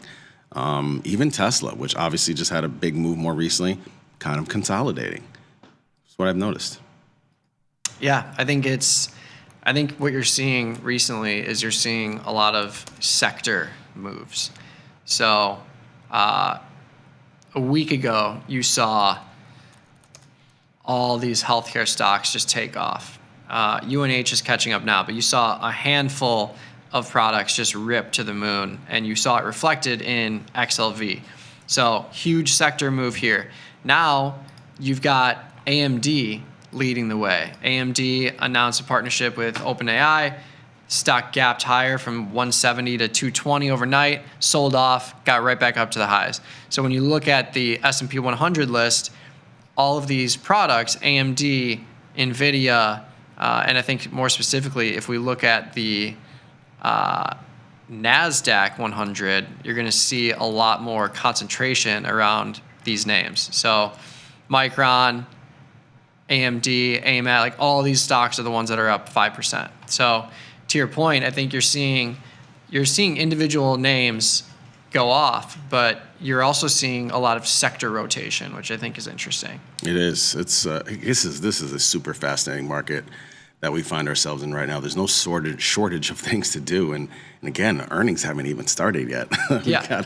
we got another week or a little less than a week before earnings really start to kick off. Yeah. So yeah, plenty of stuff to talk about. I'm going to pop over to the YouTube chat now. If you want to join us there, again, just head over to Tasty Live. We've got the chat thriving in here. A one-day SPX Iron Condor for Mike today? Not for me today. If you missed it, I was talking about how we've got some potential things on the horizon. We've got JPOW speaking tomorrow before the market opens, and the market is telling us we shouldn't expect too much. 26 point expected move, but 26 points is, for me, 26 points in SPX for one day reflects no binary announcement risk at all. It reflects just another day in the markets, where when JPOW takes a stand, that is binary risk in itself. So I think if you think we're going to rally or we're going to sell off, that's different. I think you want to take a directional stand, that's totally fine. But risk on both sides for a chop day, given the fact that JPOW's taking the stand by itself, I think is enough to steer me away from that.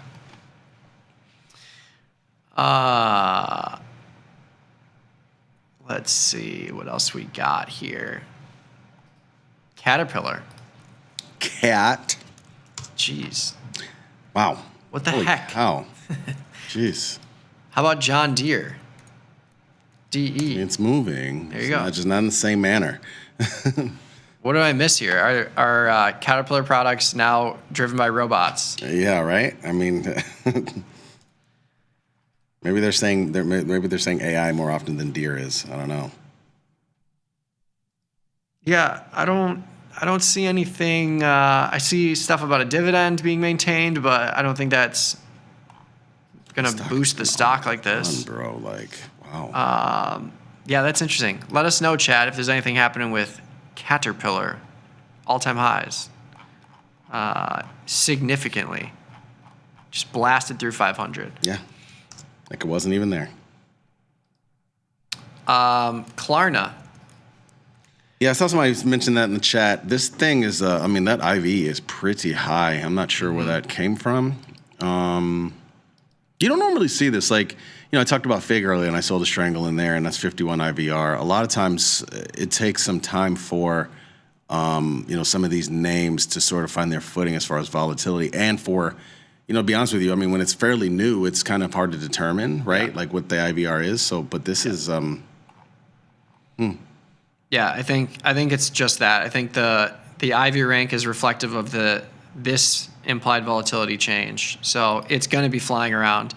Over 100% in IV rank just tells you that the current implied volatility is setting a new high relative to what it was before. If you see an IV rank of something less than 0, it tells you that the current implied volatility is setting a new lower bound from what we've seen over the past 52 weeks. So yeah, I think this thing is interesting, but markets aren't that great in here, considering it's a $40 stock. You have 30-cent wide markets, not a lot of activity, less than 1 million shares traded today in Klarna.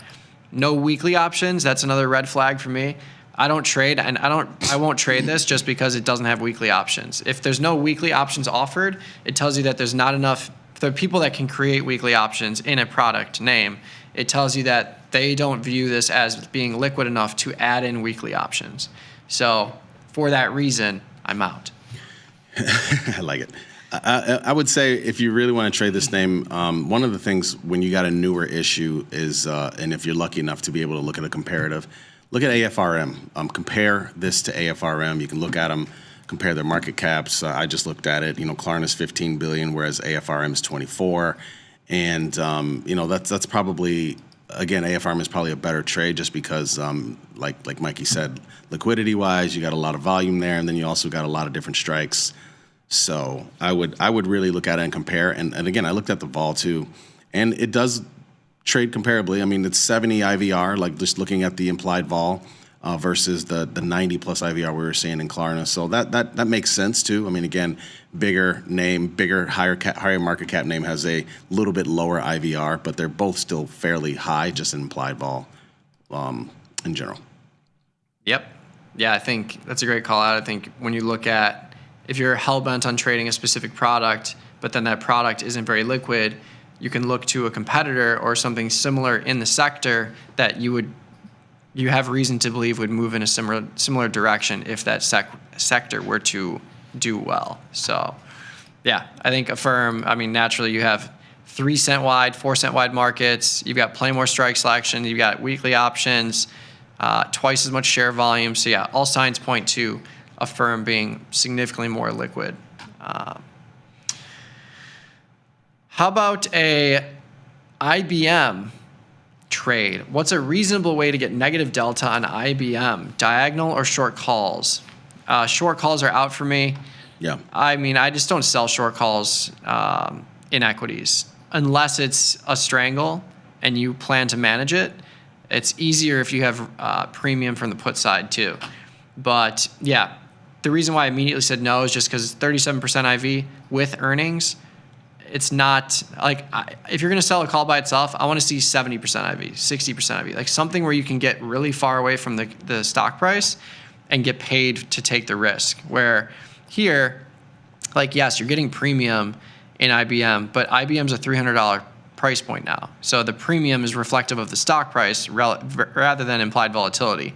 So like when you look at $700, $800, like great, but you're putting up $3,600 for $600. The risk reward isn't necessarily there for me. I would rather go defined risk, especially if it's an earnings trade. I like the diagonal spread a lot because you're buying this further out implied volatility that's lower, and then you're selling the near-term implied volatility that's higher. 16 days reflecting a 22-point expected move versus 45 days reflecting a 26-point expected move. So you can see they have front-loaded this implied volatility really aggressively in IBM, and that only helps you reduce cost basis on your defined risk trade if you do a diagonal spread. So yeah, I think you either go to November or December. If you're doing like an at-the-money put diagonal, I would just compare the cost relative to the days. So 44 days, if you buy the 285, like this is a no-brainer that I'm going to December. If you look at the cost, okay, I put up an extra $200, but I get twice the amount of time. Versus 44 days, I'm paying $200 less, but if IBM rallies, the 44-day options are going to get obliterated. The 72 days will hurt, but they're not going to lose all their value because there's still plenty of time left. So I think I would go to the December cycle, and then I would sell the 16-day against it, and just make sure that my debit cost is less than the width. So easy to do here. You could go to the 270, 15 points wide for $10. Love it. You could do 20 points wide for a similar price point, $11 if you want to be super bearish, or if you want to be more conservative, even a 10-point wide where you're inside the expected move, 285, 275 for less than $10. Like you have no risk to the downside. So I like any of those setups, but I would go to December versus November. I like it.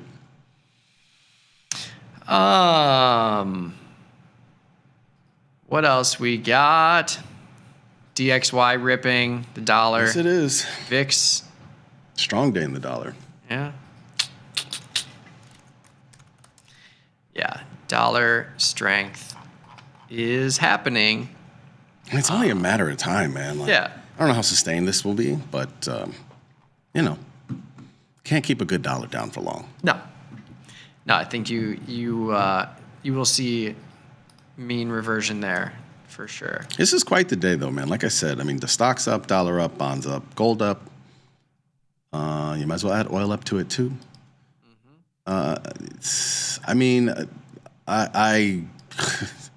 I can't get over the fact that, again, the dollar is up meaningfully and gold is up like 2 days in a row. This is unique, and I just feel like I'm right on my gold short. I just feel like I'm right. I'm not giving it up. I'm gonna hold it. Not giving it up. I mean, something's got to give. Something's got to give, indeed. But yeah, I mean, it's in we're in uncharted territories, basically. I mean, we have been for a while, but yeah, these gaps higher. Like at some point, you have to think there's a little breathing room here, and that if you believe that is paired with profit taking for the longs, that can create pressure to the downside, and that's what you're looking for ultimately. Everybody's tripping over themselves to buy this thing right now. I mean, literally, look at them out there. Get your gold. It's like trading places. Look at them out there. They're scared. They're scared. Yeah, this thing's nuts. Hey, Cam. Wow. That's a blast from the past, that name. Let's see. Someone asked something about trade size. What's the normal trade size? So I like to stay around $1,000 maximum. But yeah, I can add tranches. So like in the tastyFX positions, it's a lot easier because these are so small that when you look at my positions here, like I shorted the dollar CAD when it was at 138. I then shorted another 5 micro lots at 139. So I'm bringing my basis up by just adding more layers here. For options though, I'm usually just doing one contract. And I think for dollar cost averaging, that would be a situation where, like if let's say there's a DraftKings position, it's at $32. Let's say I wanted to get long DraftKings. I could sell a put at 32.5, put up $600 in buying power. Let's say it drops to like 27.5.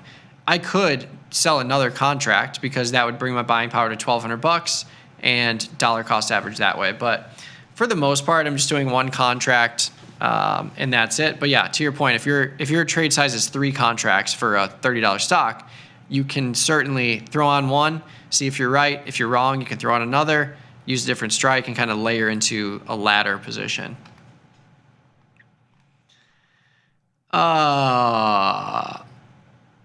Amazon. Amazing. Amazon is amazing. 225, trying to rally desperately. Smack loving, currently sitting in Jan long 240 calls and short the Nove 260s. Would you look to recenter or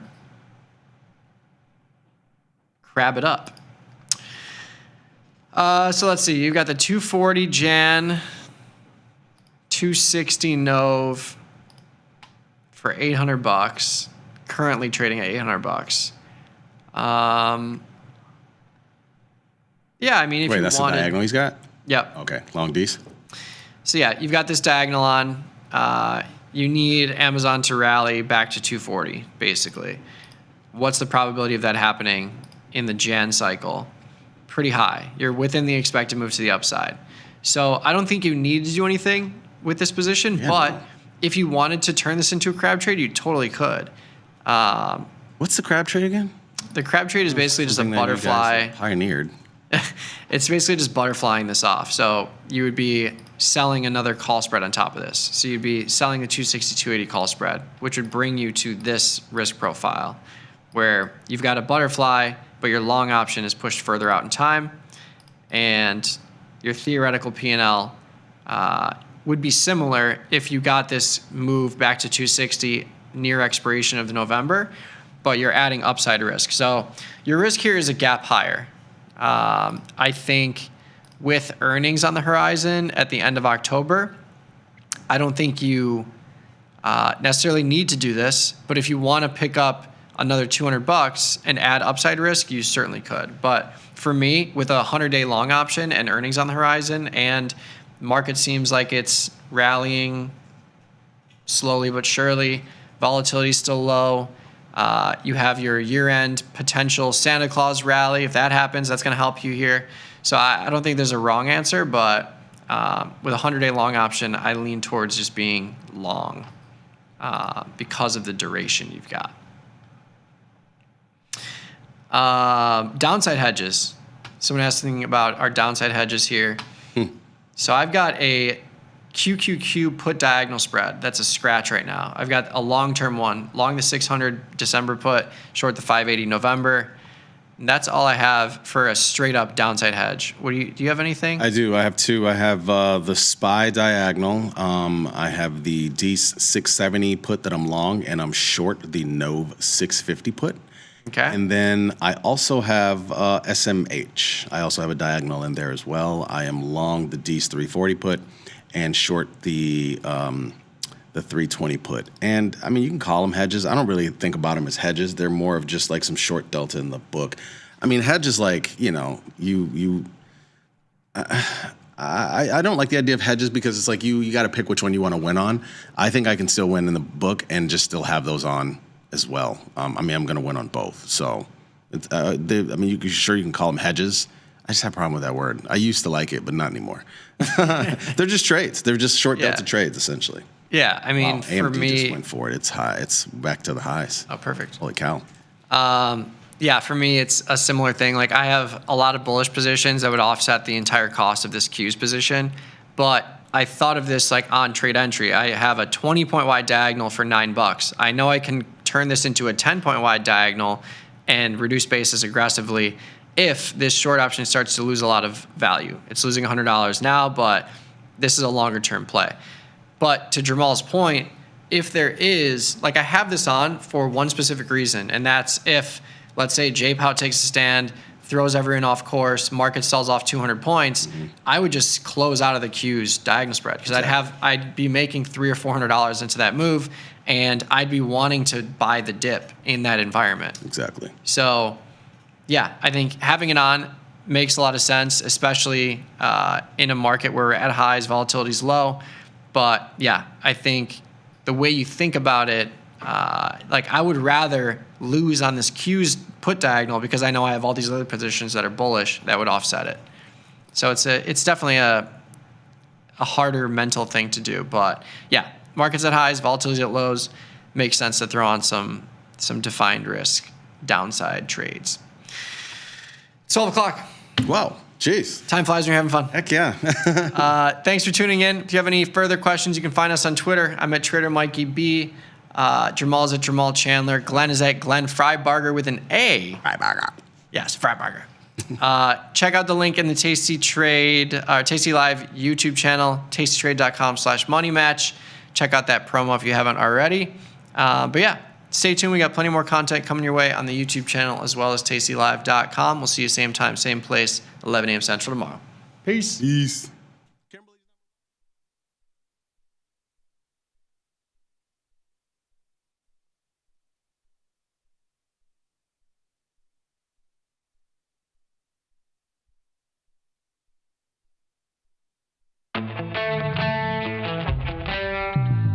In the world of investing, a beast lurks between the numbers. Some watch from the safety of the sidelines, but others saddle up and ride that 1-ton rowdy ribeye for all he's got. If that's you, join us on Tasty Trade, named best online broker for options trading. Genius loves company. The future of trading is here. Join Mike and his whiteboard, plus the Tasty 2 live crew for 90 minutes of probabilities, punchy portfolio mechanics, and trade tactics. It's totally free and unreasonably fun. Come early to enjoy a drink with the crew and stay for a Q&A after the show. Space is limited, so register today at tastylive.com/events.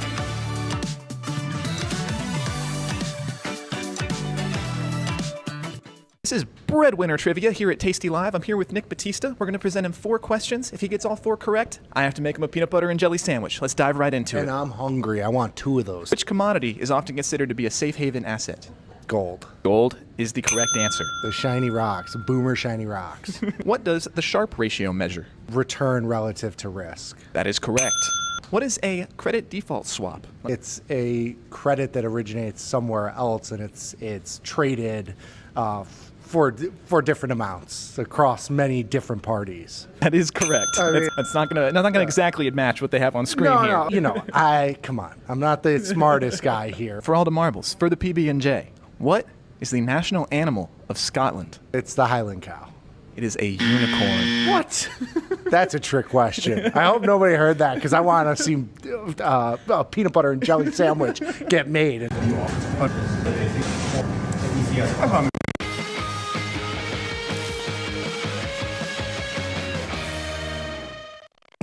Ready to take your trading skills to the next level? Dive into the world of stocks, options, and futures with Tasty Trade courses. Whether you're a beginner or more advanced trader, our courses can empower you with the knowledge to succeed. Watch as our team in Chicago shows you how to use the Tasty Trade platform and go over the basics of trading. Perhaps you'll learn about a new strategy or a potential product for your portfolio. To find our courses, go to the Manage section of our web platform or head to courses.tastytrade.com. Start taking control of your financial future. Visit our courses today. Traders, start your platform. Tom Sosnoff and Tony Batista are hitting the road for their first ever live trading event, At Work by 11. It's unprecedented, unpredictable, and unlike any other financial event. Watch these masters make real trades in real time. Doors open at 8, the action starts at 9, and we'll have you back at work by 11. Sign up today at tastylive.com/events. If you've ever been curious about where to start with crypto, join me, Ryan Grace, for the Tasty Crypto Show. Alongside co-hosts and industry guests, we'll break down what's going on in the market and show you how to take advantage of crypto. No hype, no shills, just crypto know-how. Watch us live, join the chat, and fill your bag each week on the Tasty Crypto Show.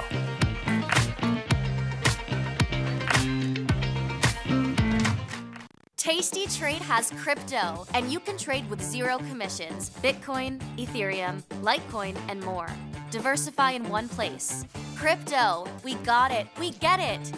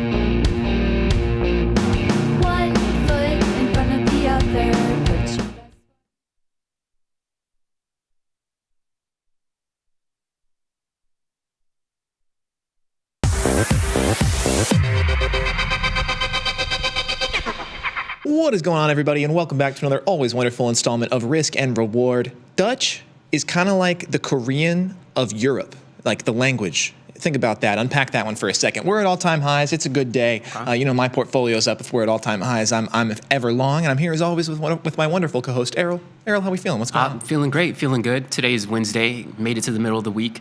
We got an insane face ripper today during midday, back to the all-time highs.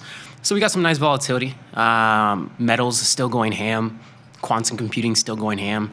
Those are some of the dreams as I go to bed at night, is like, what are these underlyings doing when I wake up? So other than that, that's what's new. But that's what you dream about? My dreams are never that grounded. Honestly, it really just depends. It's hit or miss. I haven't had a stock market dream in a little while, actually, which I guess is good. I guess that means I enjoy what I do if I'm not agonizing over it in my sleep at home. Right. But no, my dreams are always a little unhinged. Winnie the Pooh was a character in one of my dreams last night. Right. That sounds pretty agonizing. I want to classify it as agonizing, but Winnie the Pooh, that sounds a little... It's confusing. Uncomfy. He was being nice. I mean, Winnie the Pooh's an inherently nice guy, I think. Yeah. So, it works out. No, I feel you. But we are middle of the week. How are we doing so far? How are we doing? How are we feeling? We're at all-time highs. Right? Yeah, doing great today off of this face ripper that we're getting. Yeah. Everything is green. I'll tell you something that's very, very green for me is Firefly Aerospace. That was one that I put on maybe a week ago now. Right. I joked that they had a bad earnings call, and then a week later they had a rocket blow up. And so how could things possibly get worse? Right. And that logic has held up pretty well so far. I just took a naked, way out of the money 60, which was north of double the share price call on that one, which is appreciating quite nicely. I believe this is at a 3x right now, something close to that. Amazon finally recovering just in the nick of time for me. I have 16 days left to expiration on that one. And then, of course, my shining star, my Pookie Bear, UNH, keeping us. Still going ham. Keeps on going. Yep. Still going ham. It might still have some room to run. I mean, let's look at the chart. What's UNH looking like? From the initial sell-off, we got a ways to go. Yes, we have from a visual standpoint. CEO assassination gap, and then we have lawsuit gap. Right. Here is the situation. And then, this is a strange stock where Liberation Day is actually very negligible on its chart just because of how hard the sell-off was. Yeah. Or maybe my timeline is off. No, we have CEO assassinated gap, recovery, Liberation Day gap, into lawsuit gap. So that's our situation on UNH here. But you will notice pretty much none of those things that I just said actually have any too tangible of an impact on the company. The result of the lawsuit obviously will. But as I mentioned yesterday, it does look like they are moving to dismiss this lawsuit. That's where my head is at currently. So I really don't see what's keeping this thing from much higher highs moving forward. Bob's just funny. Every Dutch person I know speaks English, so I don't know what Dutch sounds like. I was just my line of logic is the O's. The Korean language has a lot of double O's, like in their names and in their words. And I noticed the same thing prevails in Dutch. I saw an Instagram comment in Dutch about 5 minutes before we hopped on air is what triggered that thought. So Some Florida dude set the fire in the Palisades. Oh, is that news breaking? We got a guilty party on the Palisades fires. That's interesting. Yeah, no, I mean, I like the fly trade, like the UNH trade. I mean, I love the risk reward on the UNH. As you know, like risk reward's like everything. And yeah, fly especially here is I just felt has such disproportionate upside. I mean, this is IPO price up here, so we get a little bit of a tank off IPO, mispriced IPO. I'm not expecting a return to like these highs, but we held this level pretty steady, and then there was excitement for the rocket launch, and then it blew up. Actually, no, this was excitement for earnings, bad earnings, and then this gap you see here is when their rocket blew up.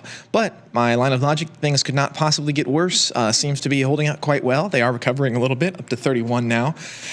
This is, unlike the vast majority of my positions, not something I necessarily plan to hold to expiration. I'm kind of just waiting for, another couple days like this would be about all I need. If this gets back to 40 by the end of the year, I will be out and laugh into the bank on that one. So you like fading overextended moves. I do. Yeah, I do. It's pretty much like all I do these days, which is funny because I managed to find. You're not neutral. We're pretty directional here too, flying under the radar. Yeah. Well, yes, of course. I mean, I'm very directional, and it's been long as of late, just because that's the way that the broader market is moving. But yeah. Anyway, I guess what I'm about to do right now is the same thing. I got a couple lined up that I wanted to look at here. So yeah, to Errol's point, I love just playing. I love waiting for a move that seems a bit over-exaggerated due to something in the news cycle, earnings, whatever it may be, and then playing the other side. I don't even think it's particularly contrarian. I mean, frankly, I would just call it buying dips. I just do it in a shorter type of context. No, it's a little bit contrarian, bro. Look at that chart fly. I mean, it's I suppose it is true. I mean, I'm buying this thing like I think. Right around this range. These are one-day candles. October 1st sounds like about the correct date for this. A week ago today? That sounds about right. Maybe the September 30th candle, something like that. But it's just a gamma play because when you're in this situation where you're taking this big gap down, there's so much premium on the puts and there is none on the calls. So by scooping one of these calls, the second that call side volatility starts to come through and those premiums start to get a little more juiced, we don't even need a very big move. I mean, think about that. I have 3x this position and the underlying has moved $2. Like that's uncommon, which to be fair is 8%, 7.5% or something like that, but still quite something. So anyway, I have a couple other trades in this vein that I was eyeing. As Errol mentioned, I like to wait for something to move one way and then try to trade it the other. So as I was going through the gainers today, we had a number of them. There's ASTS. They landed a big deal with Verizon. They had some successful tests in Canada. They're flying right now. Additionally, we have Poet Technologies. They got a $75 million investment from some semiconductor company I had never heard of. Flying as well. Flying, yes. Flying. We have Rocket Labs, which I'm going to say something kind of embarrassing. I didn't realize this was an actual rocket company. It is actual rocket. I thought this had to do with rocket, like there's financials. Rocket Money. Yes. You heard of Rocket Money? Yeah, Rocket Money, and Rocket is they're a financial corporation. Like I think they do tax stuff also. Possibly. Rocket. I'm not aware, but possibly. I mean, it's Intuit. It's but all that's. Oh yes, 100%. Yes. I know. Again, it was previously Truebill, and then I think they got bought out or they rebranded to Rocket Money. But my mind went to Rocket Money. But we got an actual rocket company that we were looking at. Yes, exactly. So they had. They secured a contract for. You guys ready for this? 3 dedicated Electron missions. I can't elaborate further. I don't know. But they had 3 dedicated Electron missions. Okay. The launches are scheduled for 2026. If they've got any rocket scientists in the chat, they can tell me what an Electron mission is. You got to hit up Julia. Yeah. I don't mean to put her business out, but I think Julia probably could tell me what an Electron mission is. Yeah. I agree. Her whole family line, extremely smart people. Yes. So she's probably the person to go to for that. Indeed. I popped over to Soundhound. This was another one. This one is maybe the most substantiated move here. This is just like a good, healthy-looking chart. To be quite honest, this is actually seemingly unsubstantiated. The most recent news I could find was about this 5% drop that they took right through here. Company's just growing. Soundhound. This seems very interesting to me as I was reading up about this company. They do AI solutions for customer service. Essentially, they can train on real conversations, and then you can integrate AI into your customer service. And my last gainer that I considered was Dell, which is also flying. They raised their revenue growth forecast through 2030 and increased their EPS target through 2030, which I thought was kind of an interesting time frame to attack that on. But yeah, 7 to 9% increase in their revenue I would hope forecast. Dell had, up their forecast earnings for 2030. I would hope so. What is so significant about that news? I would hope that was already the game Show plan. me a company that doesn't plan to make more money in 2030. Right, that's what I'm saying. I'm like, this is news? Again, yes. Y'all had nothing to tell us. Yeah, 2030. What is... Anyway, so... Right. It's popping off, though. IB rank is up there. Yes, and all of these, most notably, were substantiated moves. There is a concrete reason that they have moved up to this level, and there is really no reason to believe, save for maybe a few dollars of slippage as the market becomes a little too excited, that these would make any considerable move to the downside. So I turned over and I started looking at things that seem to have overpronounced moves to the downside.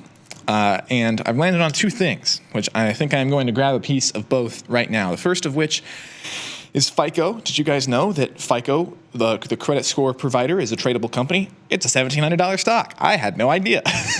But it very much is. This one is an interesting one to me. So earlier this week on Monday, FICO introduced a licensing program that allows mortgage resellers to calculate and share credit scores directly with customers. So that's when whoever provided you with your mortgage wants to sell your mortgage to somebody else. Anyone who's ever had a mortgage has probably dealt with this. It often happens very quickly after you get locked into the mortgage, as your title company or whoever you signed the mortgage with initially suddenly sells it off to somebody else, and you're paying your mortgage to a different service.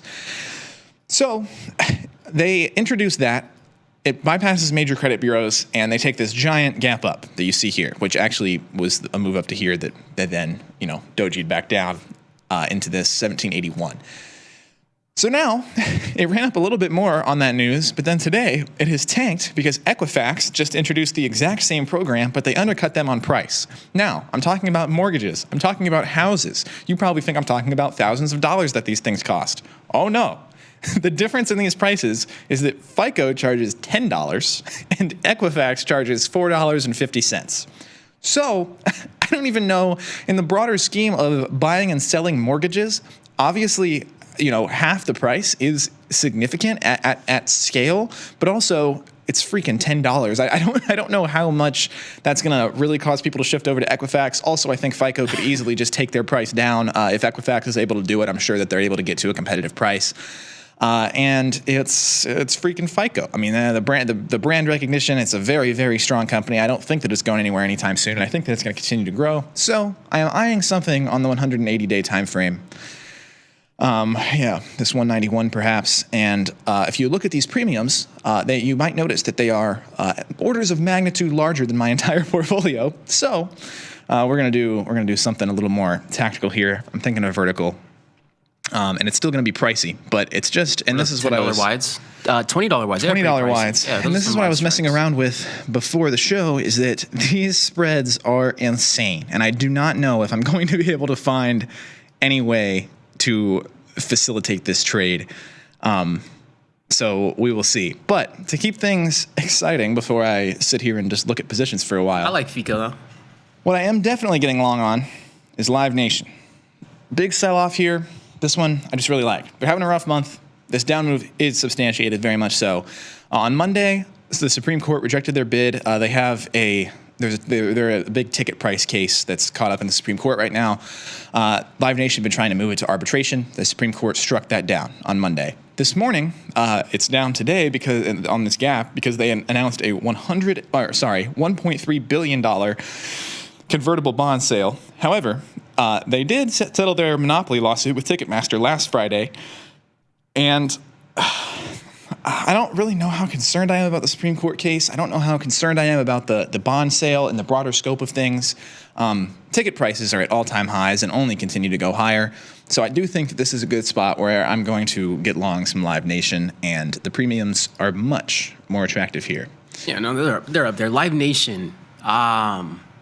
Live Nation, what are some of the most popular brands with Live Nation? Whenever I think of Live Nation, it makes me think of Rock Nation right away, that label. But $10 wide, $4.15 there. Yeah, I mean, Ticketmaster is their main brand. That's the big thing. Live Nation. Right, that's the big dog underneath. Yeah, basically is Ticketmaster. But the big thing with Live Nation is that they do lots and lots and lots of the back end concert organization stuff. Like artists will work directly with Live Nation to book their venues. Are they event planners too? Yes. Okay. That's probably so cohesive. Yes, they do that side of it as well. And I alluded to, they also own the House of Blues venue chain. Okay. And they own some other venue chains as well.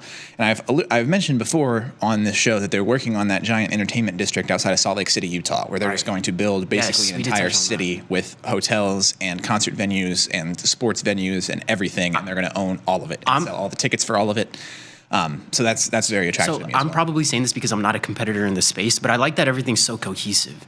If I was one of the consumers looking to go to looking to buy a ticket to one of the venues or concerts, I would love a very smooth process. And if there's one owner for all of that, I think there'd be a lot less hiccups. Yes, I'm inclined to agree. So I'm wanting to get something close to the money here, but I'm not afraid to go slightly above the money. Like 155. I wouldn't think that that's unattractive. This is sort of wide.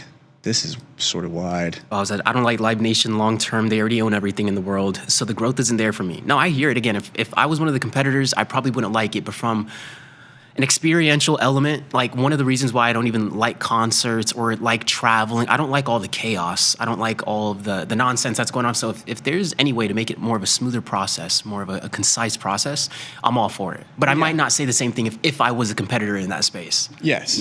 Yes. And I think you guys make good points in the chat here. To Bob's point, Live Nation long term, they already own everything in the world, so the growth just isn't there. I'm more counting on sector growth. I just think that ticket prices, and I don't think it's a bubble. I mean, I think that the supply and demand equation just is there for ticket prices to continue to rocket the way that they have.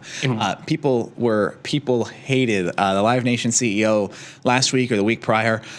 He said something to the tone of concert tickets are actually still underpriced.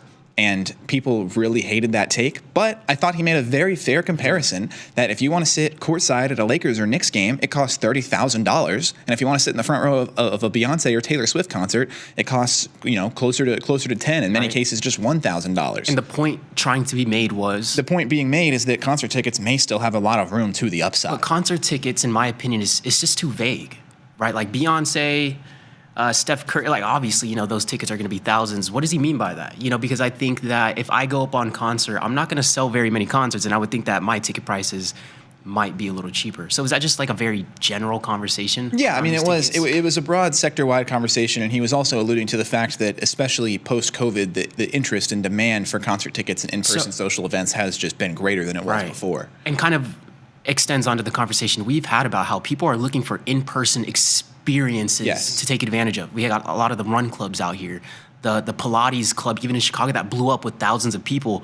It's almost like we're getting it's like social media fatigue. It's like digital fatigue. People are looking for that third place to go hang out, whether that's the gym, whether that's Pilates, whether that's whatever it is. I think we're getting fatigued from all of social media and all these parasocial relationships that we have in our building. We value in-person communication. Yes, absolutely. And social media is only continuing to compound that as well. Yes, people want to be around, like-minded people. I saw something I wanted to respond here. Oh yeah, and entertainment discretionary spending, I'd be bearish on that. I just really don't think that I am. I mean, yes, obviously these things are cyclical, and if inflation goes up or things like that, as prices continue to increase, obviously there's going to be a little bit less demand. But at the same time, I don't know. I think concert tickets, I think in-person experiences, as we were alluding to, are something that have shown a propensity to be able to sustain slight economic downturn. Monopoly pricing, Jimmy, yes, you hit the nail on the head. That was going to be the next one I acknowledged, was Andrews. If the platform is making prices too high, why doesn't a competitor come in as an alternative? It's because they basically do have a monopoly. They have all of the connections. They get all of the initial ticket sales. And that's the thing, too, is that Live Nation often isn't even the ones that are pricing the tickets exorbitantly high. In some cases, they are, and there's been many instances where Taylor Swift, Ariana Grande, et cetera, tickets on Ticketmaster are priced exorbitantly high out the gates. But when you see the crazy, exorbitantly high ticket prices, the 5-figure ticket prices, that is all in the resale market. Live Nation is seldom pricing tickets at a 5-figure insanity price point. And the thing is, when people put those tickets at 1,000, 2,000, 5-figure ticket prices, it's typically because there's somebody out there with so much disposable income where, convenience is the highest priority right now. And there are some people that are at that convenience level where, probably, they just want a ticket. They don't even care how much they have to pay for it. And I think there is that crowd of people that lingers in the shadows, that people who take advantage of that market and sell things for $5,000 for a ticket. That's insane. Absolutely, yes. And I think Scramble Everything just absolutely nailed it. Ticket prices must be too low because you have ticket resellers buy them all up and still sell them higher. Precisely. That laid it out beautifully. If we have this issue that we all know is very prevalent, where bots and resellers are coming in and snapping up every single ticket on release, and then they're able to mark those up 3x and they still sell, they must be underpriced. So my thoughts go to right away, because we wanted to build some a lot of young guys got into the shoe game, and you wanted to buy the bots to buy the shoes and then be able to sell them for a higher price. People would make the argument that the shoe game got destroyed when everybody was purchasing the entire supply of a specific shoe and then reselling them immediately after. So it's okay, could we make the same argument that shoes that are already $250 Jordans now being resold for $500, $1,000, should we say, because that resale value is so much higher, the original value was too low in the first place? Even for shoes, because I just think $1,000 for some shoes that maybe take $15, $20, $30 to make, already being resold, right, Jordans, for about 5x the profit. And I just can't say that those shoes must be overvalued because the resale value is higher. Well, yeah, exactly. I mean, whatever. It's just that, yeah, and in the case of sneaker reselling and in the case of tickets, what you have is on initial release, you have a market that is not a free market. You have price controls. And when there's price controls in place, demand is always going to exceed supply. But then once they hit the market and the resellers have their hands on them, the resale market is a completely free market with no price controls whatsoever. And so prices will come to reflect the perfect middle of supply and demand. That's economics. I can see the lines on the chart in my brain right now. Much in the same way. I do feel it can be so skewed, because the way that I think about it too now is even real estate in today's age. We know we got BlackRock. There's some massive firms scooping up most of the supply. The same way people that come in with a chunk of money and develop these bots to scoop up all the supply of these tickets to resell them, all the supply of these shoes to resell them. It's the same thing that's going on with the real estate today, with BlackRock purchasing neighborhoods. It's the demand is there, but the demand is being caused by one or two individuals, not society as a whole. So I think we can get into the details of that too. I think there can be false demand. There can be, but at the same time, then why don't the shoes just sit on StockX forever and ever? Right. I mean, people buy them. The broader market does come in and buy them. And much in the same vein, if the prices that Ticketmaster initially released tickets for were correct, eventually the resale market, no tickets would sell, and they would come down and down and down and down until the price was correct, where supply meets demand. And there's, in a perfect market, everybody would buy up every single ticket, which is kind of what happens when there's a sellout. So, it's just... I see it in a very similar fashion of a bubble. For example, with a lot of releases, I don't know. I see a lot of similar behaviors, because the way that I see it too is let's say we have a stock that's popping off. We got a lot of penny stocks that will gap up 100%, 200% in one night. It will rip throughout the day and then just completely fall back on its butt and not spike another 200, 300% in a while. And a lot of people realize wow, I got caught bag holding at $6 when this thing ran up from $2, $3, $4, $5 to $6. So I think what has happened too, it's been gamified. I think the ticket game has been gamified, and also, how do we acknowledge that, but also acknowledge the fact that maybe ticket prices are too cheap, but at the same time, maybe there wouldn't be this whole game being played around tickets in the first place with shoes, because it is just gamified. Yes, I agree. And it's that bubble pops eventually. Yeah, and I see lots of great points being made in chat here that I would like to hop over to here. Yeah. So Okay. Look, first of all, I'm not taking a moral stance here. I'm just saying it is basic economics. Yes, Pokemon, in theory, if they wanted to make the most money possible, could just increase their prices until it is not worth it for the resellers anymore, and everybody has to pay resale price. I suppose there's the angle of, then nobody ever gets a chance to pay the low price, which is totally fair. And I respect these companies' morals. And even in the case of like Nike, sure, Nike is reselling a $30 shoe for $160 on the sneakers app, but when somebody can buy it on the sneakers app and turn around and sell it for $1,200, Nike is doing a good moral thing there for even giving people the opportunity to buy that shoe for $160 in the first place. And I'm not advocating that people shouldn't, do these things and try to keep the prices a little bit lower. But yes, I mean, in a pure economic context, you would raise prices until supply meets demand. And when your sales slow down, you would take them back down. And to the point about Tulip Mania, I just don't think tickets are a bubble because unlike most other markets, tickets are always something that you need right now. So the hype cycle, there's no hype cycle for tickets, like broader tickets. It's hype cycles for artists. And in the age of social media, artists just seem to be continuing to get bigger and bigger, although somehow we've still never had somebody who's Michael Jackson level big, but I digress. Artists just keep getting bigger and bigger, and the demand just keeps going up and up for their tickets. Yeah. And so, I mean, when Taylor Swift can go play a 80,000 seat football stadium and every ticket sells out in 5 seconds and then is relisted for 5x the price, that probably is much closer to the fair price. I mean, 100%. I mean, it's the same conversation around the Lakers tickets are going to be a lot more than the Orlando Magic tickets or, the Chicago Bulls tickets. But it's ruining it for the children. I absolutely agree. The resellers suck. I'm not advocating for that here. But the real way, if we wanted to actually fix this, would be for everybody to boycott ever paying a resale price ever again. And the resellers would have no choice but to lower their prices until it meets the market demand again. But T Swift is in town. I got to go, bro. Yeah, exactly. And that's sort of the difference tickets are not something like Beanie Babies or Labubus where it's this giant bubble that's going to eventually pop. It's just, as artists continue to grow and as cult followings continue to become more cult-like, which celebrity worship syndrome is becoming increasingly prominent in our society, driven by social media. Exactly. It just becomes even the demand just increases. No, 100%. I was going to say, a lot of celebrities are gaining very, very large followings. And then you mentioned Michael Jackson. Imagine Michael Jackson was in this era of social media, and he was so well known, when he passed, and that was prior to social media. So just imagine today. But again, to the ticket prices, to the Ticketmaster business, to all these other businesses surrounding the entertainment industry, it is funny how social media played a key role into beefing up a lot of their bottom line. Oh yes, absolutely. And it's not just that the artists are able to grow so big because so many people are seeing them on social media. There's the consumer side as well, where people want to go to the concerts to post it on social media. Right. And that therefore increases the marginal value of a concert ticket to people because, in a purely economic context, before you might say, okay, I think I'm going to get $150 of fun out of this concert. You don't actually make these assignments in your head, but you know what you're willing to pay for a ticket. I'm going to get $150 of fun out of this concert. But now, in the age of social media, people might be seeing themselves getting an additional $100 of value out of just being able to post it and being able to flex the fact that they are there.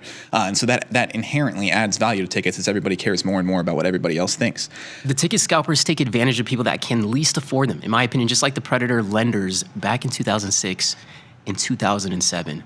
No, 100%. I think with the free market, I don't know. I don't think that's ever going to be avoidable with the free market. Never. It is. Yeah. I mean, I don't see how you would do it. It's human nature. It's human behavior. Yeah. Just like you said, 06, 07, it's not a surprise. Human nature, human behavior. People are going to take advantage. The only way to truly combat it would be for there to be some kind of regulation passed that says you can't mark up tickets more than X on the resale. Yeah.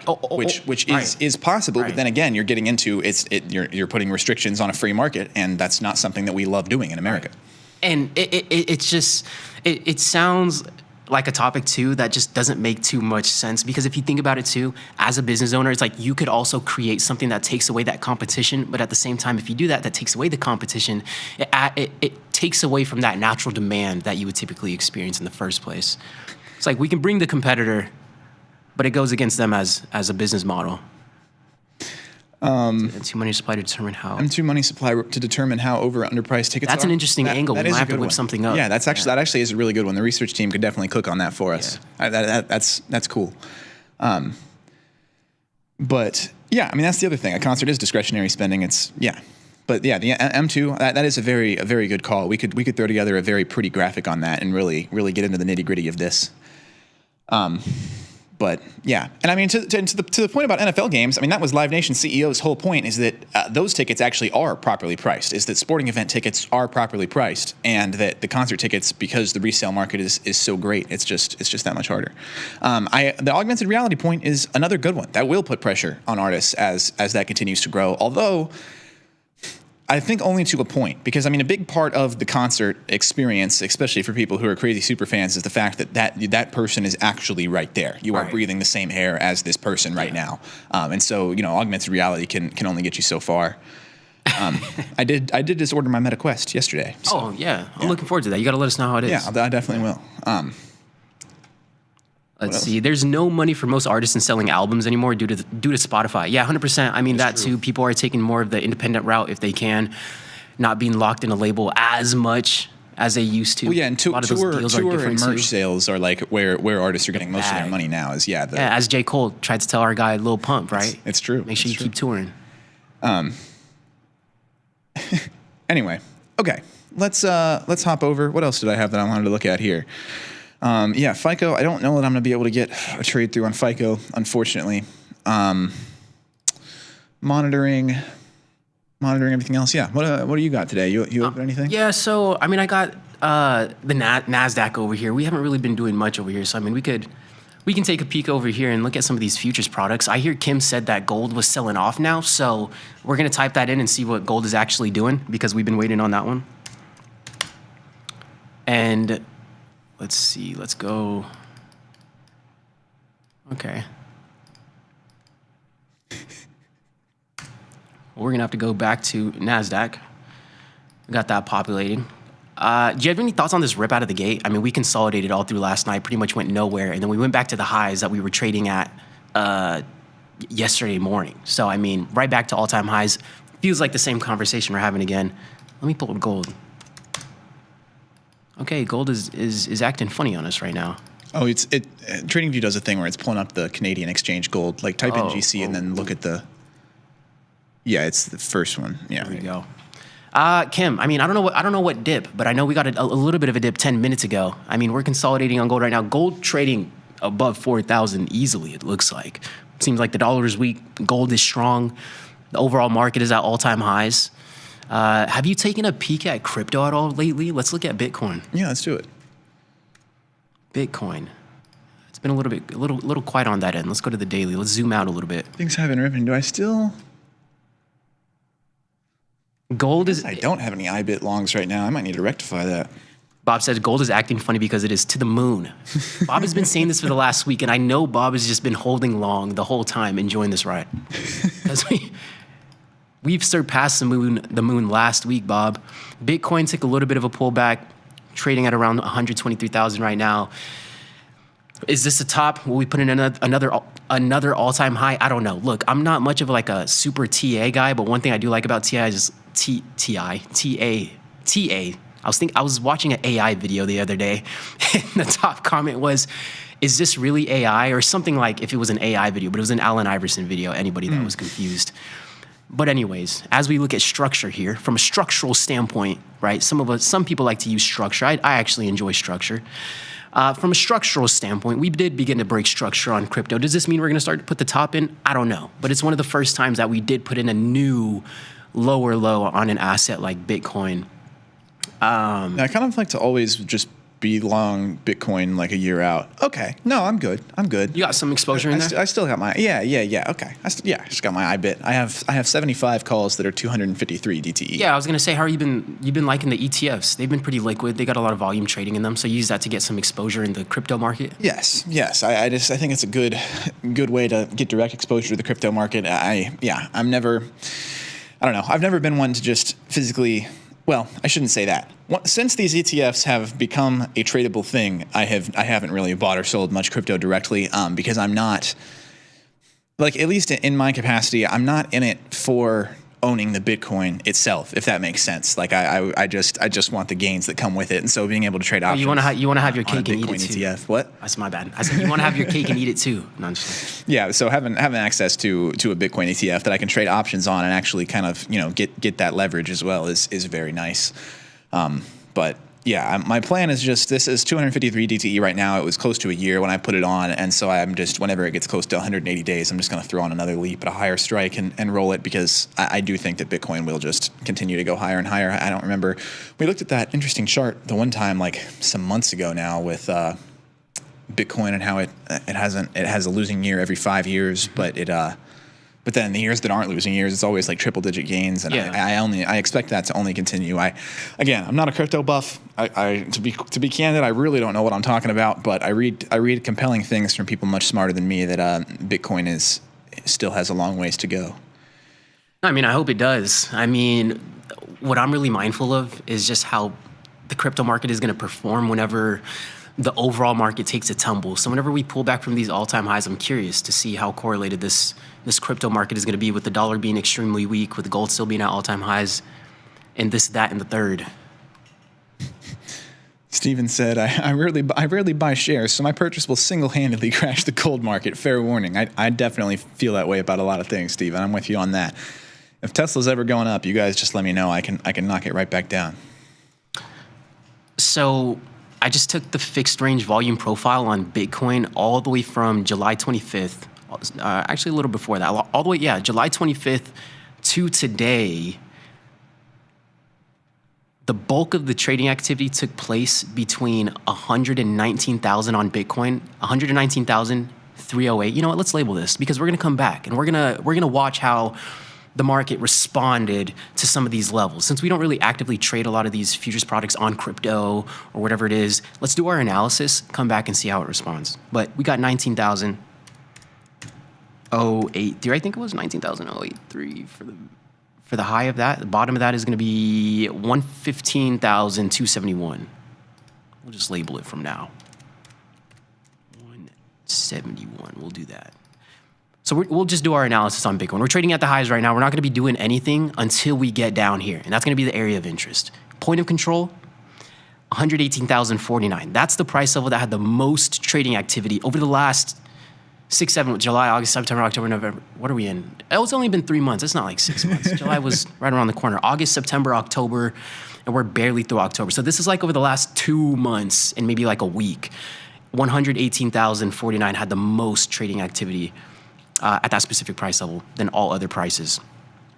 Put that in. We'll do a little bit of analysis. We'll circle back around to it. Not going to do anything now, but at least we know what we're going to be looking at. Oh, yeah, good to have some basis. It's always funny too. I mean, like coming back to this in 6 months, we could just be looking at a completely different picture. No, 100%. And that's the thing. It's like, it's true with everything, but it's particularly true with crypto. I realize that's sort of a dumb thing to say about a free market asset, but especially with crypto, the way that things can change. And I don't know, Bitcoin especially, it just feels like it kind of moves in cycles now. Like it's not just this free money parabolic run up the way that we saw, up until maybe 2018, 2019. It's much more steady, but when it takes a gap up, it takes a big one. It is. I've ran into some very, very intelligent crypto traders that are some prop traders too, and they trade crypto. And I was like, wow, that's crazy to know that there are some prop traders out there on some desks that they're looking at assets like Bitcoin, Ethereum, and they're trading these type of assets. And I'm just like, I wonder how you go about a product like this. Like I see others have a lot of experience trade these products, but in terms of like how is the game played, I'm not exactly sure. But I know they use a lot of volume profile, they use a lot of order flow, all those kind of things. So I think our goal here is going to be to watch how price just responds at some of these levels. But it's just such a different ball game from trading something like gold, different personalities, but at the same time, it's like a different game sometimes. Like we understand the premium game, vol expansion, we can sell vol when it's highs, and we're looking to capitalize on vol when it contracts. You know what I mean? So every trading style kind of has its own like game that you can clearly see that you're playing. And again, just curious to see how they're doing it over here in the crypto world. Got to pull Dan over here too to see if they're active trading in there. Yeah, no kidding. Yeah. Dan's on his honeymoon right now. Is he? Congrats to Dan. Yeah. Okay. Yeah. We got to ask that. We got to ask him how it went when he gets back. Yeah, we'll definitely bring that up. I'm actually not sure where he is, but I know that's what he's doing. Yeah. Hey, shout out to AMD Dan. runaway train. Can you show me AMD runaway train? I saw somebody talking about this on Twitter about how much they were feeling FOMO on AMD, and they were prepping for their trade on AMD, stocking AMD, and I guess this is what it did today. So. AMD, this is definitely a big FOMO spot for me. I mean, AMD, AMD and IBM, I would say, are my two big FOMO spots, and AMD especially, just because I don't know. You felt like AMD had to catch up in this space sometime. Like they were simply too big to not at some point make the right moves and take this kind of gap up. I wish that I had just been perpetually long leaps waiting for this to happen. But hindsight's always 20/20. What are you going to do? IBM is the bigger one that frustrates the heck out of me. I can't believe I wasn't long IBM into this AI revolution. They were like the very first movers on AI ever. I don't know why I expected that they would just continue to lag behind as this takes off. But yeah, it's a shame. I have not been long IBM through this run up, which is like 2 years now, to be fair. No, I got you. AMD caught me off guard. AMD's been quiet for some time now. Out of crypto, don't like it. No longer decentralized. It's lost in translation. Doesn't fill an actual space in the market anymore. So, I mean, that's an interesting take there. The way that I see it too, when I think of crypto, I really think blockchain.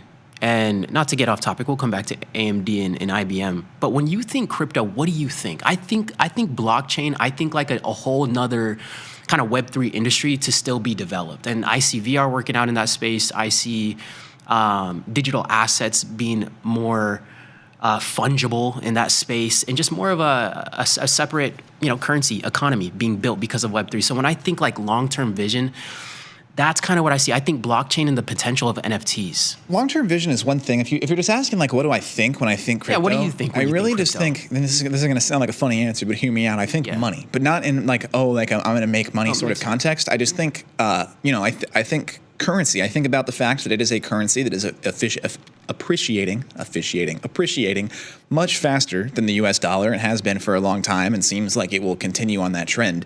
But that's more how I think about it. Is that it's while it's physically intangible, it's a tangible, real asset, and a Bitcoin might as well be a dollar bill that we have assigned the value of 120,000 of our dollar bills to.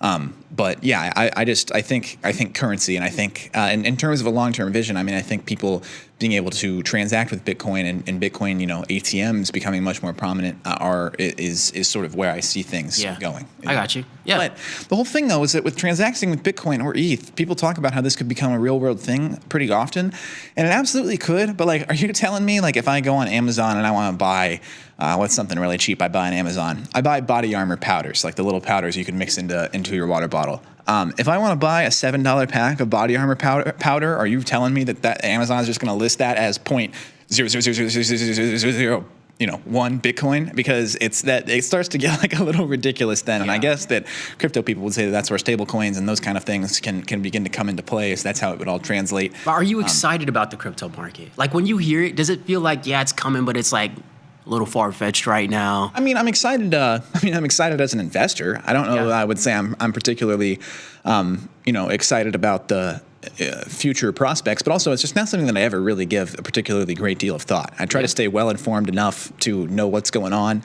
And also, just in the broader scope of trading crypto in general, I feel like there's, trading crypto, and then there's like trading crypto, where it's like, if you're just long some Bitcoin, some ETH. Right, this could be said for like most assets. I don't 100% crypto market. Well, yeah, and it's true. Because I know where I guess you could say like if you're a penny stock trader, like that's kind of crazy or whatever. But just with crypto especially, it's like you're telling me you're buying fart butt coin at 0.001% of a cent, and then you're waiting for that to move, and like all that gets a little bit degen and frankly just gambly to me. But in terms of like the actual well-established cryptos that meet the criteria of being property, I think that there is definitely promise. And it almost feels like, because it just feels like the crypto space is also developing its own assets, right? Like if we relate it to the stock market, we got the penny stocks. That would be a lot of the altcoins in the crypto market. We got the indices. That would be Bitcoin. That would be Ethereum. Whatever, other large asset class, but it's almost like these are some of the similarities. Sure, but that's the thing is, even if you're buying, pink sheet, OTCQ, terrible stocks, that is still a business person who has posted up some of their own money and found investors to start this business and has gotten it at least far enough to pass the regulatory scrutiny to be listed on an exchange.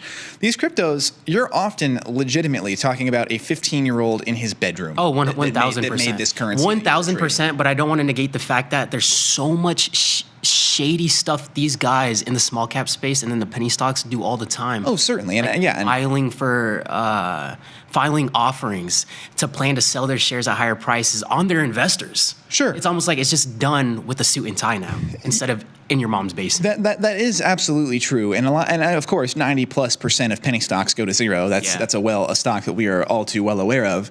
But at the same time, I don't know. There's definitely more regulatory scrutiny in general. For sure. Because even if you have to do the legwork to get past sidestep the regulatory scrutiny, at least it's there. At least it's there in the first place. It's a little hezzy. Yeah. So that's sort of one aspect of it to me. And also, it's just most of the time you're actually there's going to be something backing your share price. You are going to have a valuation that is somewhat reasonable and assets that could be liquidated in many cases. No, I'm completely on board. Those altcoins. It's the altcoins. It's literally just fictitious a lot of the time. I mean, quite literally. Yeah. It's a different ball game. I mean, it's quite literally just quick pumps and dumps a lot of the time in the altcoin space, and a lot of bad actors. XRP wasted my time. Holy cow, wasted mine too. It was so funny. I was like really high on XRP when I was in college, like my freshman year of college. I loaded on some XRP, and it was like sub $2 at that time. But then, it just immediately jumped into the $2 to $5 loop that you're describing here, and I was like, "Is this? Are we ever going to really get the breakout?" And there were some nice gains, and I wound up liquidating that position for something like 200% gain. Nothing I would complain about, but it was not. It did not take a Bitcoin style move by any stretch of the imagination. I mean, there was a whole movement behind the fact that XRP even got popular in the first place. It was like, "Yo, this is going to be the cryptocurrency we're going to be using to exchange just in case X, Y, and Z." I felt like I almost said XRMP. We do have new all-time highs on SPX as of like right now.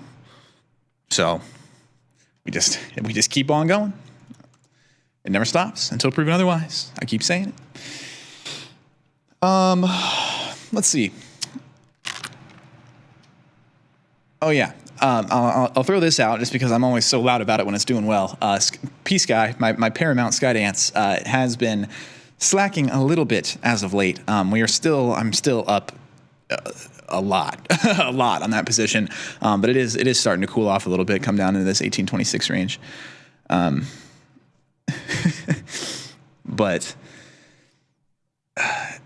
Paramount hurting me a little bit. I got long some VIX yesterday. Okay. I finally have pulled the trigger and gotten long some VIX. We were starting to get a little bit of a pop. I was at like 1685, I believe, was my spot on these. Just bought some 27 DTE 20 calls. They were very cheap, something to the tone of $140 notional a piece.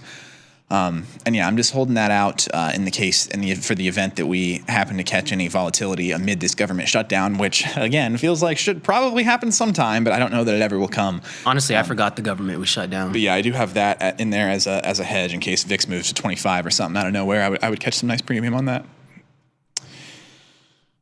Is the P-Sky UFC Paramount stock? Yes, correct.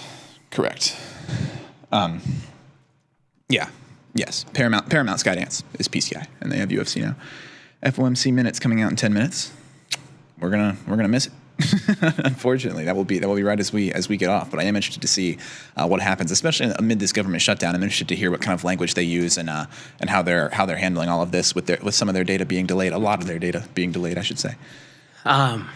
Honestly, Bob, and anybody else trading gold, just let me know when gold pulls back. I'm just hoping these next binary events send something downwards. It's going to be the same story, just up until something changes, or we get a shift, pop in VIX, little gap down. We haven't had a gap down in a while. We get some sell-offs intraday, but we haven't really had a gap down. No, we've had. It might be April. Like the last time we got like a real gap. I mean, I guess that this. July 30th into August 1st, there was like a $5 gap on SPY. Yeah. And that's pretty much the only like actual gap that I can find. There's some upside gaps in the mix here, but downside, that's pretty much all I can find. Yes, and Delito, to your point, if you prefer to, that's what the name is. Yeah, I know. Whole time. It got me the first time too. But to your point, if you would prefer to buy the UFC side of that deal, TKO has been flying in like exactly mirroring Paramount. So you can decide whether you're more bullish on Paramount or more bullish on UFC in that equation. Yeah, Delito, it has felt like it's been maybe a year now such a good savings for MMA fans. Yes, I know. Then that's my thesis for the whole trade and why I just continue to hold it despite being up 3x on one of those contracts and 5x on the other one. Is just that I think that into the next year, once this deal actually comes to fruition, that P-Sky is going to explode because you have all of the UFC fans who are trackable to this point, who are actually buying the pay-per-views, who are obviously going to buy Paramount, but then you have a whole other and possibly larger group of UFC fans that have not been buying pay-per-views and have been watching through illegitimate means this entire time, who suddenly can afford to just pay the $20 a month or whatever it is to get legit UFC streams. So I think there's a lot of disproportionate upside involved for Paramount there. People have been waiting all year for any significant pullback in gold. Man, people have been waiting all year. You said that last year, Bob. I was going to say people have been waiting almost all year for any significant pullback in SPY, save for April. But this has been incredible. But yeah, gold, I don't know when this thing breathes. I really don't know when this thing breathes now that there's actual uncertainty for gold to trade on. I mean, that's the thing, is this whole time we've been moving up just with the market, which is so odd, and now there actually is reason to buy gold. So this gold move is crazy. Congrats to you, Bob, on your holding your position. Yeah. Delito, yes, I see. I see you find yourself in that camp as well.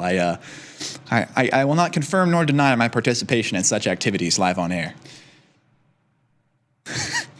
But anyway, I guess that's about all the time we got. You have anything else? No, that'll be all. Gold is ripping. Dollar's weak. Market's at all-time highs. We got some announcements in the next 5 minutes. Should be fun. Yeah, intrigued to see what the Fed minutes bring on. But yeah, that pretty much that'll wrap it up for us today. Still got Firefly Aerospace moving for me. UNH just keeps on chugging. I think UNH has room all the way up to 450. Amazon printing, and yeah, P-Sky. Gotta love some P-Sky. Oh yeah. Nothing to it. No, why do you think it's weird? Why do you think it's a weird ticker, man? No, it's not even a weird ticker. Everything's at all time. We got Quantum Computing, IONQ, RJTI, P-Sky, Dell, NASDAQ, gold. I mean, you name it. Yeah, I mean, there's something for everybody. I mean, RJTI, chill the hell out. RJTI, I mean, Bitcoin, crypto. Yeah, anyway. All right, that's going to be all we got for today. Be sure to stay tuned for more wonderful action coming on next. Errol and I will be back here tomorrow, same time, same place, 12 to 1. If you want to get at us on Twitter, I'm Gaines by Gus. What's your Twitter? Errol_Coleman. There you go. Get at the boy. And that's all we got for you guys today. Thanks so much, everybody, for watching. We love all of you. We'll see you tomorrow. Peace, guys.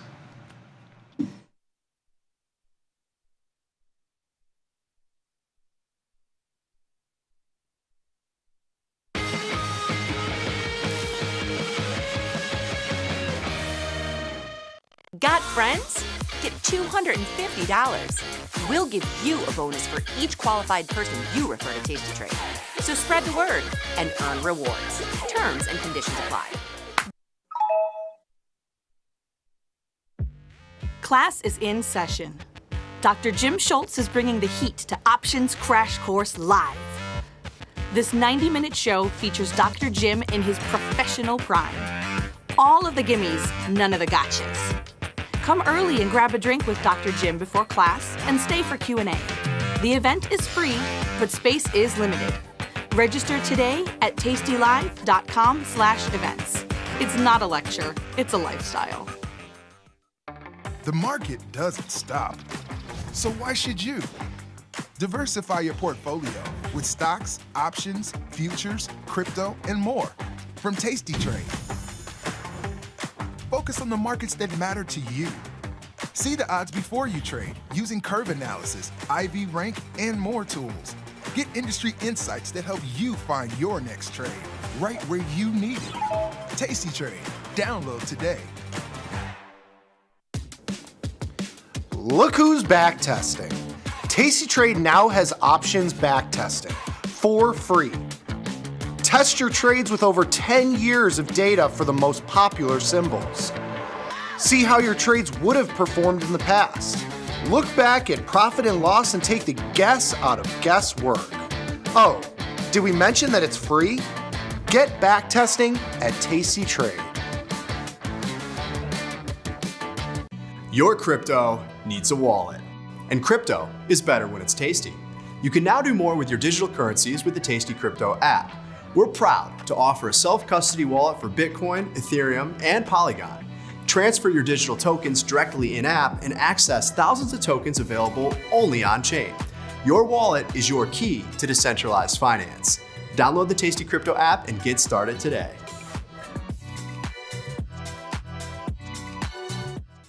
Tasty Trade has crypto, and you can trade with zero commissions: Bitcoin, Ethereum, Litecoin, and more. Diversify in one place. Crypto, we got it, we get it.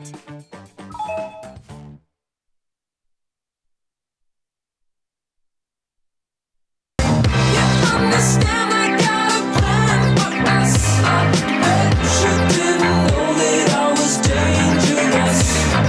Jim Schultz, and this is From Theory to Practice. Welcome to the show today. Welcome to the broadcast. Welcome to the Wednesday edition of what it is that we are trying to do. And we are going to shoot from strength again here today and dig into a little strategy risk category. So, Paul, go ahead and bring us into the title slide here.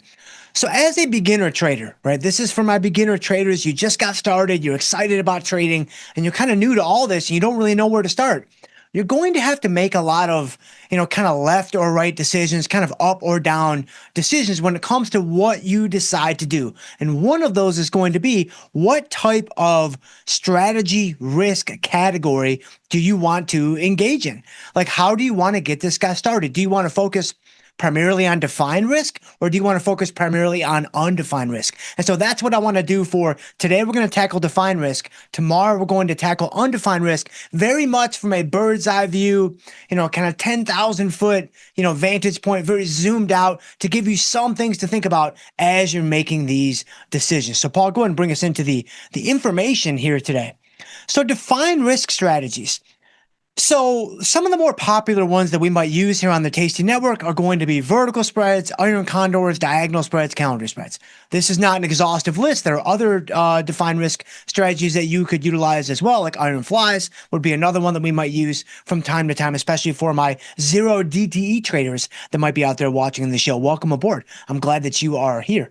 I would say of these strategies, the vertical spread and the iron condor are going to be the two most common and the two most popular. And that makes a lot of sense, because a vertical spread, whether it be a long vertical spread or a short vertical spread, once you understand the framework, it's fairly simple. You're taking a directional shot. Your risk is defined. You want to play the stock or the index to the upside, you do a bullish vertical spread. You want to play the stock or the index to the downside, you do a bearish vertical spread. An iron condor, really at the core, is nothing more than two vertical spreads together. It's a vertical spread above the market and a vertical spread below the market. More specifically, it's a short vertical spread above the market and a short vertical spread below the market. So when you start thinking about vertical spreads relative to iron condors, these are two strategies that a lot of traders like to utilize to start off with when it comes to the defined risk category. Okay. How are we going to wrap our minds around defined risk strategies and what it offers to us? Like, how are we going to make some sense, related to, does this seem like a good idea when it comes to the different strategies I might choose or the risk category? Well, there's only one way, guys. There's only one way to break anything like this down. We've got to look at the gimmies and we got to look at the gotchas, because we know that for every gimme, there is indeed a gotcha. So when it comes to defined risk strategies, like, what are the gimmies and the gotchas? Again, I wouldn't necessarily pretend that this is an exhaustive list either, but I do think this is going to really give us a good start to defined risk and what it does indeed offer us. So the gimmies. Number one, your maximum loss is known on entry. This is without question the biggest gimme with any defined risk strategy. Vertical spread, iron condor, calendar spread, diagonal spread, iron fly. It doesn't matter. Across the board, the biggest gimme on the board is your maximum loss is known on entry. So regardless of how bad it gets, like, if you totally miss the mark, like you play it to the upside and it crashes, you play it to the downside and it's just a face ripper, like, it doesn't matter how badly you might miss the direction on the trade or just get it totally wrong, your maximum loss is known on entry. That's incredibly powerful. That's incredibly powerful and incredibly valuable. So that is without question the biggest gimme. Another gimme is the management with a defined risk strategy is arguably simpler than it is with an undefined risk strategy, which, again, we're going to look at those guys tomorrow. So simpler management is a gimme. Now, surprisingly, or maybe not so surprisingly, it also ends up on the gotcha side as potentially being a gotcha, but we'll get to that here in just a second. Maximum loss is known. The management is simpler. I would say these are the two biggest gimmies, with the biggest gimme clearly being the fact that the maximum loss is known. What about the gotchas? Well, number one, you have lower Greek exposure. So what does that even mean? Well, remember, with what we're doing here at Tasty, like we're trying to tap into, some of the Greeks that come out of the Black-Scholes model to give ourselves, some idea of what we're trying to accomplish in the marketplace, whether it be a given delta, whether it be a given theta, whether it be a given vega. We've even looked at delta and theta in these little educational pieces on this very show. And so you've seen that over the course of the last few weeks. Well, when it comes to a defined risk strategy like, a vertical spread, iron condor would be two great examples here. The Greek exposure that you actually have on the strategy is much, much, much, much, much, much less than it would be with an undefined risk strategy. And so simply put, you want to put time in your favor. Like this is something we do all the time on the network. This is something that as a premium seller, this is arguably your biggest advantage. Well, here's the truth. If you sell a vertical spread, and that's the way that you're going to play time, and that's the way that you are going to position yourself for positive theta, the reality is you have a lot less positive theta than you would if you had chosen an undefined risk strategy. And this is simply because you have that maximum loss. That maximum loss is known. Well, the only way to have a known maximum loss is you have to have a long leg that covers all of your short legs. And so the short legs are going to be the things that build up things like positive theta and negative vega, so playing the volatility contraction in the marketplace. When you then add a long leg to each short leg, you are naturally watering down the Greek exposure that you had from that short leg. So you maybe built up some positive theta from a short call, but because you had to buy a call to pair up with that short call to minimize or to define the risk on the strategy and minimize the risk on the strategy, you are going to be left with less overall theta because you're essentially buying back some of that short theta, some of that positive theta with that long leg. This is a huge gotcha. This is a huge gotcha when it comes to a defined risk strategy. Now, of course, is it as big a gotcha as the gimme is on the other side when it comes to the maximum loss being known? Probably not, but still, it is a significant thing you have to be aware of when it comes to what you're trying to do, how you're trying to make money, how you're trying to move forward with your portfolio. You are going to have much less exposure with the Greeks for defined risk. Also, a big gotcha. You have less flexibility. And so, on the one hand, on the gimme side, we saw simpler management. It's a little bit easier to do. There's not really a lot of rolling up and down of the strikes. There's not really a lot of transforming, into a different strategy where, if you do an undefined risk strategy, you may start the strategy with a short put, but you may end up with an inverted strangle. That happens all the time. With a defined risk strategy, that's not usually going to be the case. You're typically going to go in with a vertical spread and come out with a vertical spread. You're typically going to go in with an iron condor and come out with an iron condor most of the time. So the management is a lot simpler. But the flexibility in terms of the different things that you can do is much, much, much limited relative to what you could do with an undefined risk strategy. So this is also a big gotcha, especially when it comes to, at Tasty, inside the Tasty world, if you've been accessing or following our content for any length of time, we've got all kinds of protocols in place. We've got all kinds of sets of mechanics and different things that we do when the market moves against us and the position is not working. What do you do? Well, when you have a defined risk strategy, the reality is what you can do is far more limited relative to what you could do with an undefined risk strategy. Now, again, some of you out there might be thinking, but Jim, still, that is not nearly as bad, or that is not nearly as good as the gimme on the other side when it comes to my maximum loss being known. And that's totally fair. That's 100% fair. And that's why, to end this piece today, all new traders, if you're brand new, I'm so glad you're here. Welcome aboard. I hope you stick around. My show, the other shows, there's so much amazing content here for you. All new traders should begin with defined risk strategies only.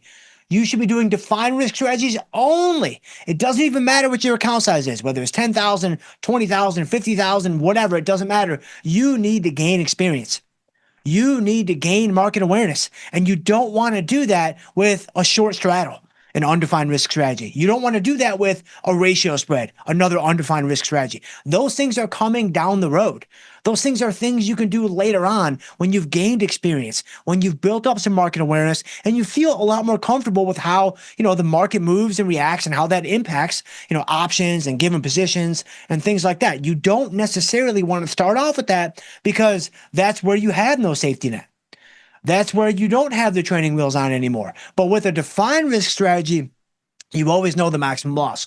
You always have that safety net in place. That's incredibly, incredibly valuable. So when it comes to choosing your strategy risk level, that is a little bit about defined risk strategies. So, all right, Paul, go ahead and bring us into the market. Man, let's take a look at what's going on. Look at this, guys. I even did it today. I wore the green polo. I had to wear the green polo, right? I didn't really have a choice. I mean, again, I got a double shift at Publix tonight to help pay for all these market shorts. Even the S&Ps up 37 on the day. Man, that's crazy. Risk-free instrument, also known as the NASDAQ futures.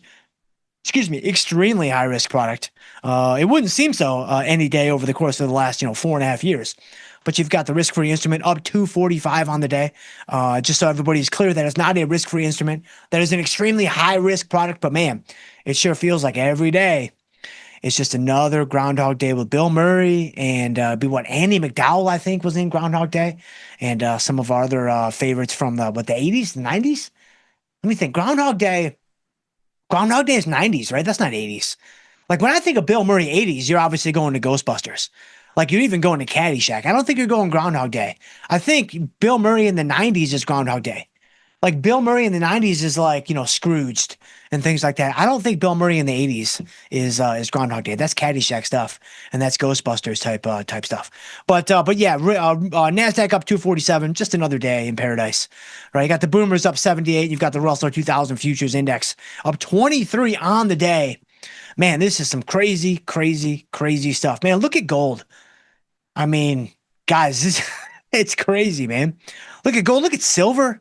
Up $1.38. So the Shifties are celebrating. The Hunt Brothers are celebrating. They're probably now going to be able to officially shut down, the pizza shops because, man, I mean, all these silver contracts they've been, scooping up for the last, 30, 40 years now. They're paying off. They're paying dividends. You've got silver. Man, if silver does hit 50, that's going to really be something. Like, that is 100% going to be something. Like, man, that's like, whew, wow, 50. Silver was like 27. It wasn't even that long ago. Was it that long ago? I don't think it was. Let me take a look here. So if I go in here, if I go to the chart of silver, let me see here. Yeah, I don't want my Errol Coleman settings, but just so you guys know, if you choose a 1 minute or a 2 minute chart, right, you have officially unlocked the Errol Coleman settings. And just like Tom got royalties when we clicked on Tom's watch list when he was trying to finance that second Range Rover, which I don't think he ever quite got there. Like, I don't think we didn't do our part. Like, we didn't step up. This is on us. Well, now we have a chance to right the ship, right? Because whenever you pop onto a Tasty chart and you choose the 1 minute or the 2 minute chart, you are unlocking the Errol Coleman settings. My man gets 17 cents. So he gets a 17-cent royalty every time you unlock the Errol Coleman settings. Those are 1 minute charts. Those are 2 minute charts. Obviously, he gets a little bit more for the 2 minute charts than the 1 minute chart because all the Johnnies are using 1 minute charts. But if you're doing like a 2 minute chart, man, like that's, that's sophisticated. That's next level stuff. I mean, that's like, that's $99.95 a month for your Discord, 100%. Like at least, it might even be like $129.95 a month. And so 1 minute or 2 minute, we can hook my man up. So make sure you guys do your part. But let's go in here. Let's, if I go to a daily chart, and let me go back, let's go back like a year. Yeah. I mean, look at this, guys. This is insane. This is insane. So if you go back to like April, right? Liberation Day. Silver will hit a low of 30. No, wait, that's not right. Yeah, 30.01. Man, even the big number bros, they had the last laugh, man. Like they had the last laugh. They got in just over 30. And of course they had their stop just below 30. So they've got an RR of like, infinity to 1. And so, man, just the greatest trade, in the history of all trades, buying them at 30.01. And of course they've been in the trade the entire time. And so all the way up to almost 49 now. And it was up to, it was 49.19 just earlier today, which would be a high print for silver. Crazy, crazy, crazy stuff. And so that is silver. There's some silver commentary for you. You've got volatility. Volatility's down 35 cents, volatility futures. You've got the VIX is also down about 86 cents. On a day like today, honestly, I would have expected it to be lower. I would have expected it to be even lower. I would have expected the volatility indexes to be really getting smashed to pieces, but they're kind of hanging in there. They're kind of hanging in there a little bit. So I don't know what that means necessarily, but with the market at, I don't think this is an all-time high for S&Ps. Let me see here. Is this an all-time high? It might be for the NASDAQ. Let me see here for the NASDAQ. Let's see if I go into, let me do a chart. Yeah, this is going to be an all-time high for the NASDAQ. Wow. Look at that. Look at that. Man, 290. It was just there, right? It was just there a couple seconds ago. And now this is all-time high of the all-time high. And again, guys, this is only happening on the Tasty Network. Like, aren't you glad that you're here? Aren't you glad that you and 500 of your friends are here watching the show with me? Like, thank you guys so much for being here and being a part of the team, because we couldn't do it without you guys. So we are rewarding you with private information that no one else in the world knows about. Like, you think everybody else knows that the NASDAQ is all-time highs? Nobody knows. It's just me, you, and the 500 other people that are watching the show. This is crazy stuff. Like, this is some crazy stuff. Even the S&Ps, I don't think they're at an all-time high. Oh, maybe they are. All-time high is 0275. And right now we're at 02. This is it, man. Like, where are my 7,000 hats? Like, they had the Dow 30,000 hats like way back in the day, and now the Dow's almost at 50,000. And so those guys are kind of done and dusted. But where are my ES 7,000 hats? Where's my NASDAQ 30,000 hats? And so, it's just, this is the way it has to be. For ES, like, let me give you some, that's a pretty aggressive looking E. But let's just go through some basic. This is just basic. It's not even technical analysis. It's not fundamental analysis. This is like commonsensical analysis, right? So you've got EMI S&Ps at 6802, right? Here's the way it's going to go. Your next tick is going to obviously be 6840. Then you're going to be 6919. Then you're going to be 7003. Then you're going to be 4895. And again, that's just the way it has to be. I don't make the rules, man. Like, this is just the way it has to be, right? And so there you go. It's all laid out for you. There's your EMI S&Ps pathway forward. Let's go to the NASDAQ. What's the NASDAQ going to look like? And, obviously it's going to be very, very similar, right? The NASDAQ at 25.3, let's call it. So the NASDAQ is 25.3. I probably shouldn't be on an EMI S&Ps chart. So let me go ahead and change this to make it a bit more official. Let me go to the NASDAQ. Oh, hold on. Let me go to NASDAQ chart. 25,340. Okay. 25,340, 25,620, right? 26,009. And then it's going to be 19,800, right? Again, this is just the way it has to be, man. It is written. And so there you go. You heard it here first. And so boom, there you go. Which of course that essentially guarantees that EMI S&Ps are going to be 8,000 by the end of the year. NASDAQ 30,000. Now it's going to be like 34.5. Maybe 35,000. And so crazy stuff, man. Absolutely just crazy bonkers stuff. And I want to get to you guys. Let me see where you guys are at in the chat, because I'm just getting we're getting just taken out to the woodshed, man. Like, we've given up all of our profits for the year. Like, we are now slightly red on the year. It's crazy stuff. But again, the way that I'm doing the show, only trading on the show, I've made a lot of concessions, and I've been very clear about this. This is why I wasn't taking a bunch of victory laps when we were having a really good beginning of the year, because the purpose of this show is instruction. The purpose of this show is education. So, because of that, like when a gold butterfly works in the morning, sometimes I miss it. Like, sometimes I miss it, comes around to the show, and then obviously we can't, circle back and get the prices that we had before. But it's too important for me to show you guys like every link in the chain. It's too important to me to show you guys kind of an unbroken sequence of events when it comes to the different trades and the management and things like that. But I think with, expecting move butterflies and things that are so much more timely than like a strangle or whatever, I'm probably going to try to be a little bit more, I'll probably lean on the GTCs a little bit more, because I feel like that's gotten us a couple of times where we've had a couple of butterflies that we could have managed early, and we should have managed early, but we didn't, and it ended up getting us. And so, all right, let me see though, man. Look at you guys. I see you guys in the house. Man, Wolf's in the house. Scramble, everything in the house. Man, look at you guys. Sergio's in the house. Let me see here. I'm going to surprise and delight somebody before I even get to the surprise and delight portion of the show. Scramble Everything says, Dr. Jim, I hope you get on air by the time the FOMC minutes come out, or it might be game over. Was that today? Did that just happen just now? I think it just happened just now, did not? Excuse me. And I was doing, obviously we were doing the defined risk piece to kick off the show. And so, I mean, clearly it's the most important FOMC minutes release of all time. But apparently it didn't change the market dynamics at all. Not one iota. I mean, maybe that's what kind of, propelled us up to, even higher highs. But yeah, just wild stuff.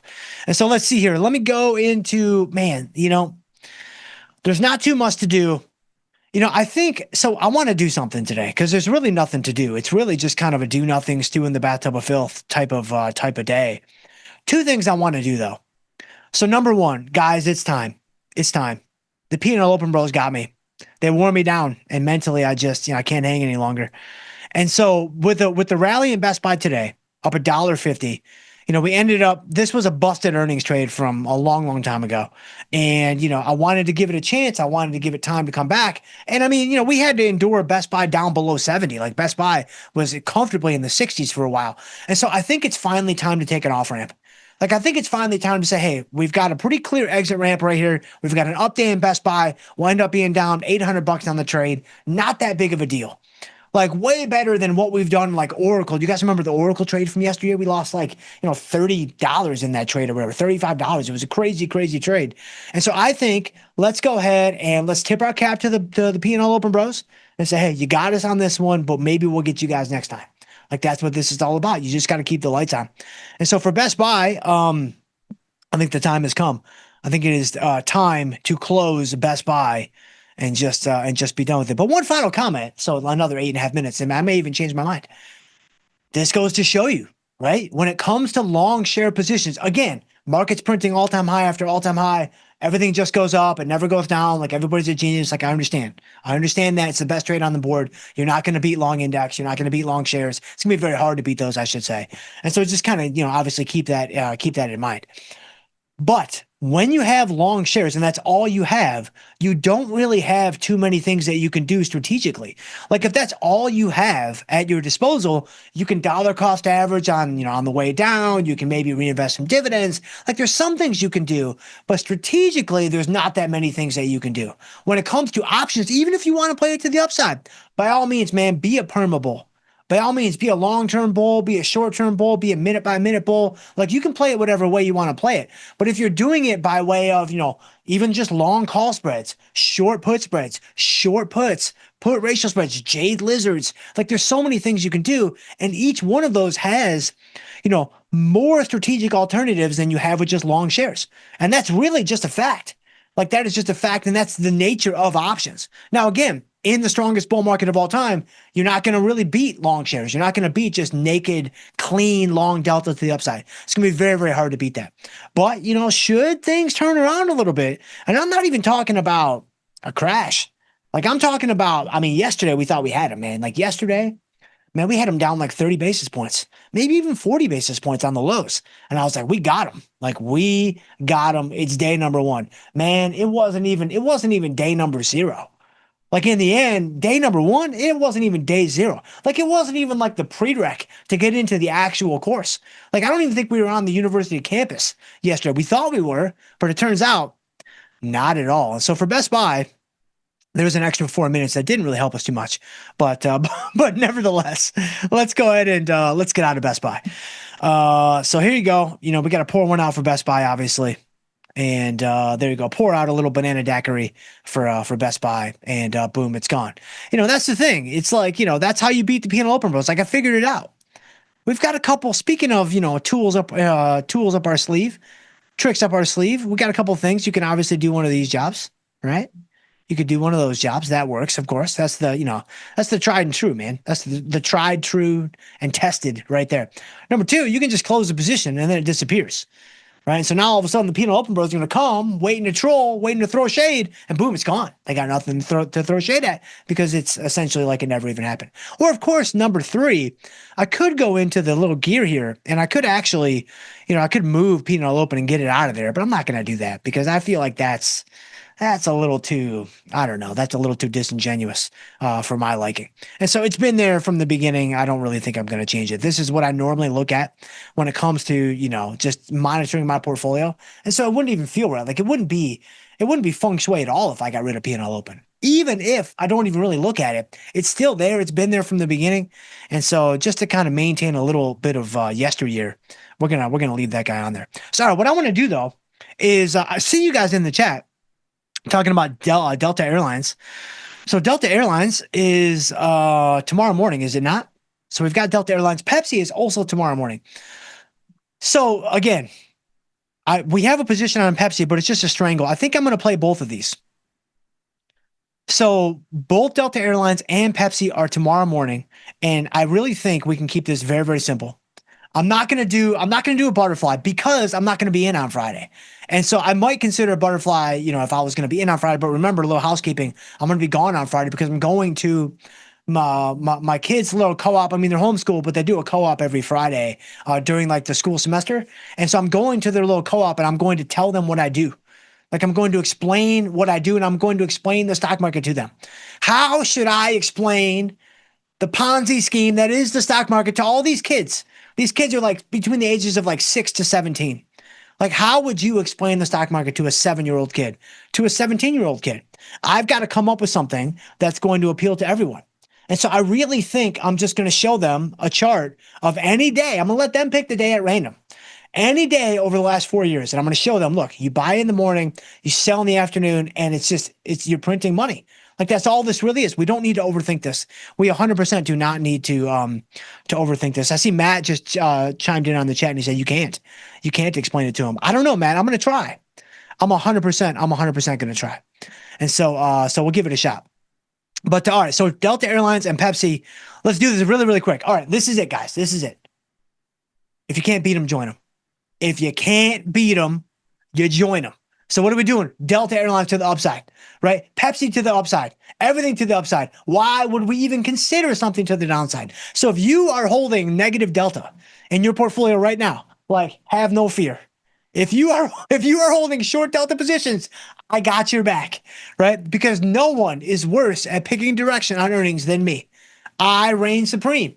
I am the grand poobah when it comes to anti-directional plays for you.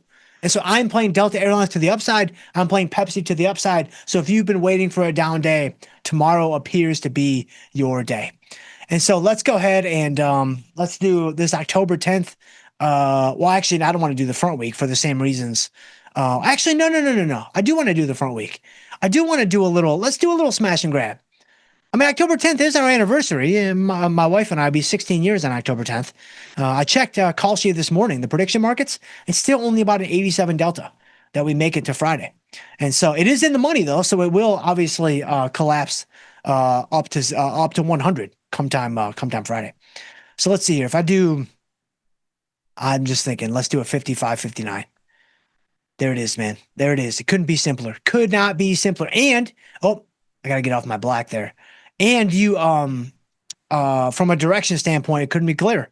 It could not be clearer, right? I'm playing it to the upside. It's super clear.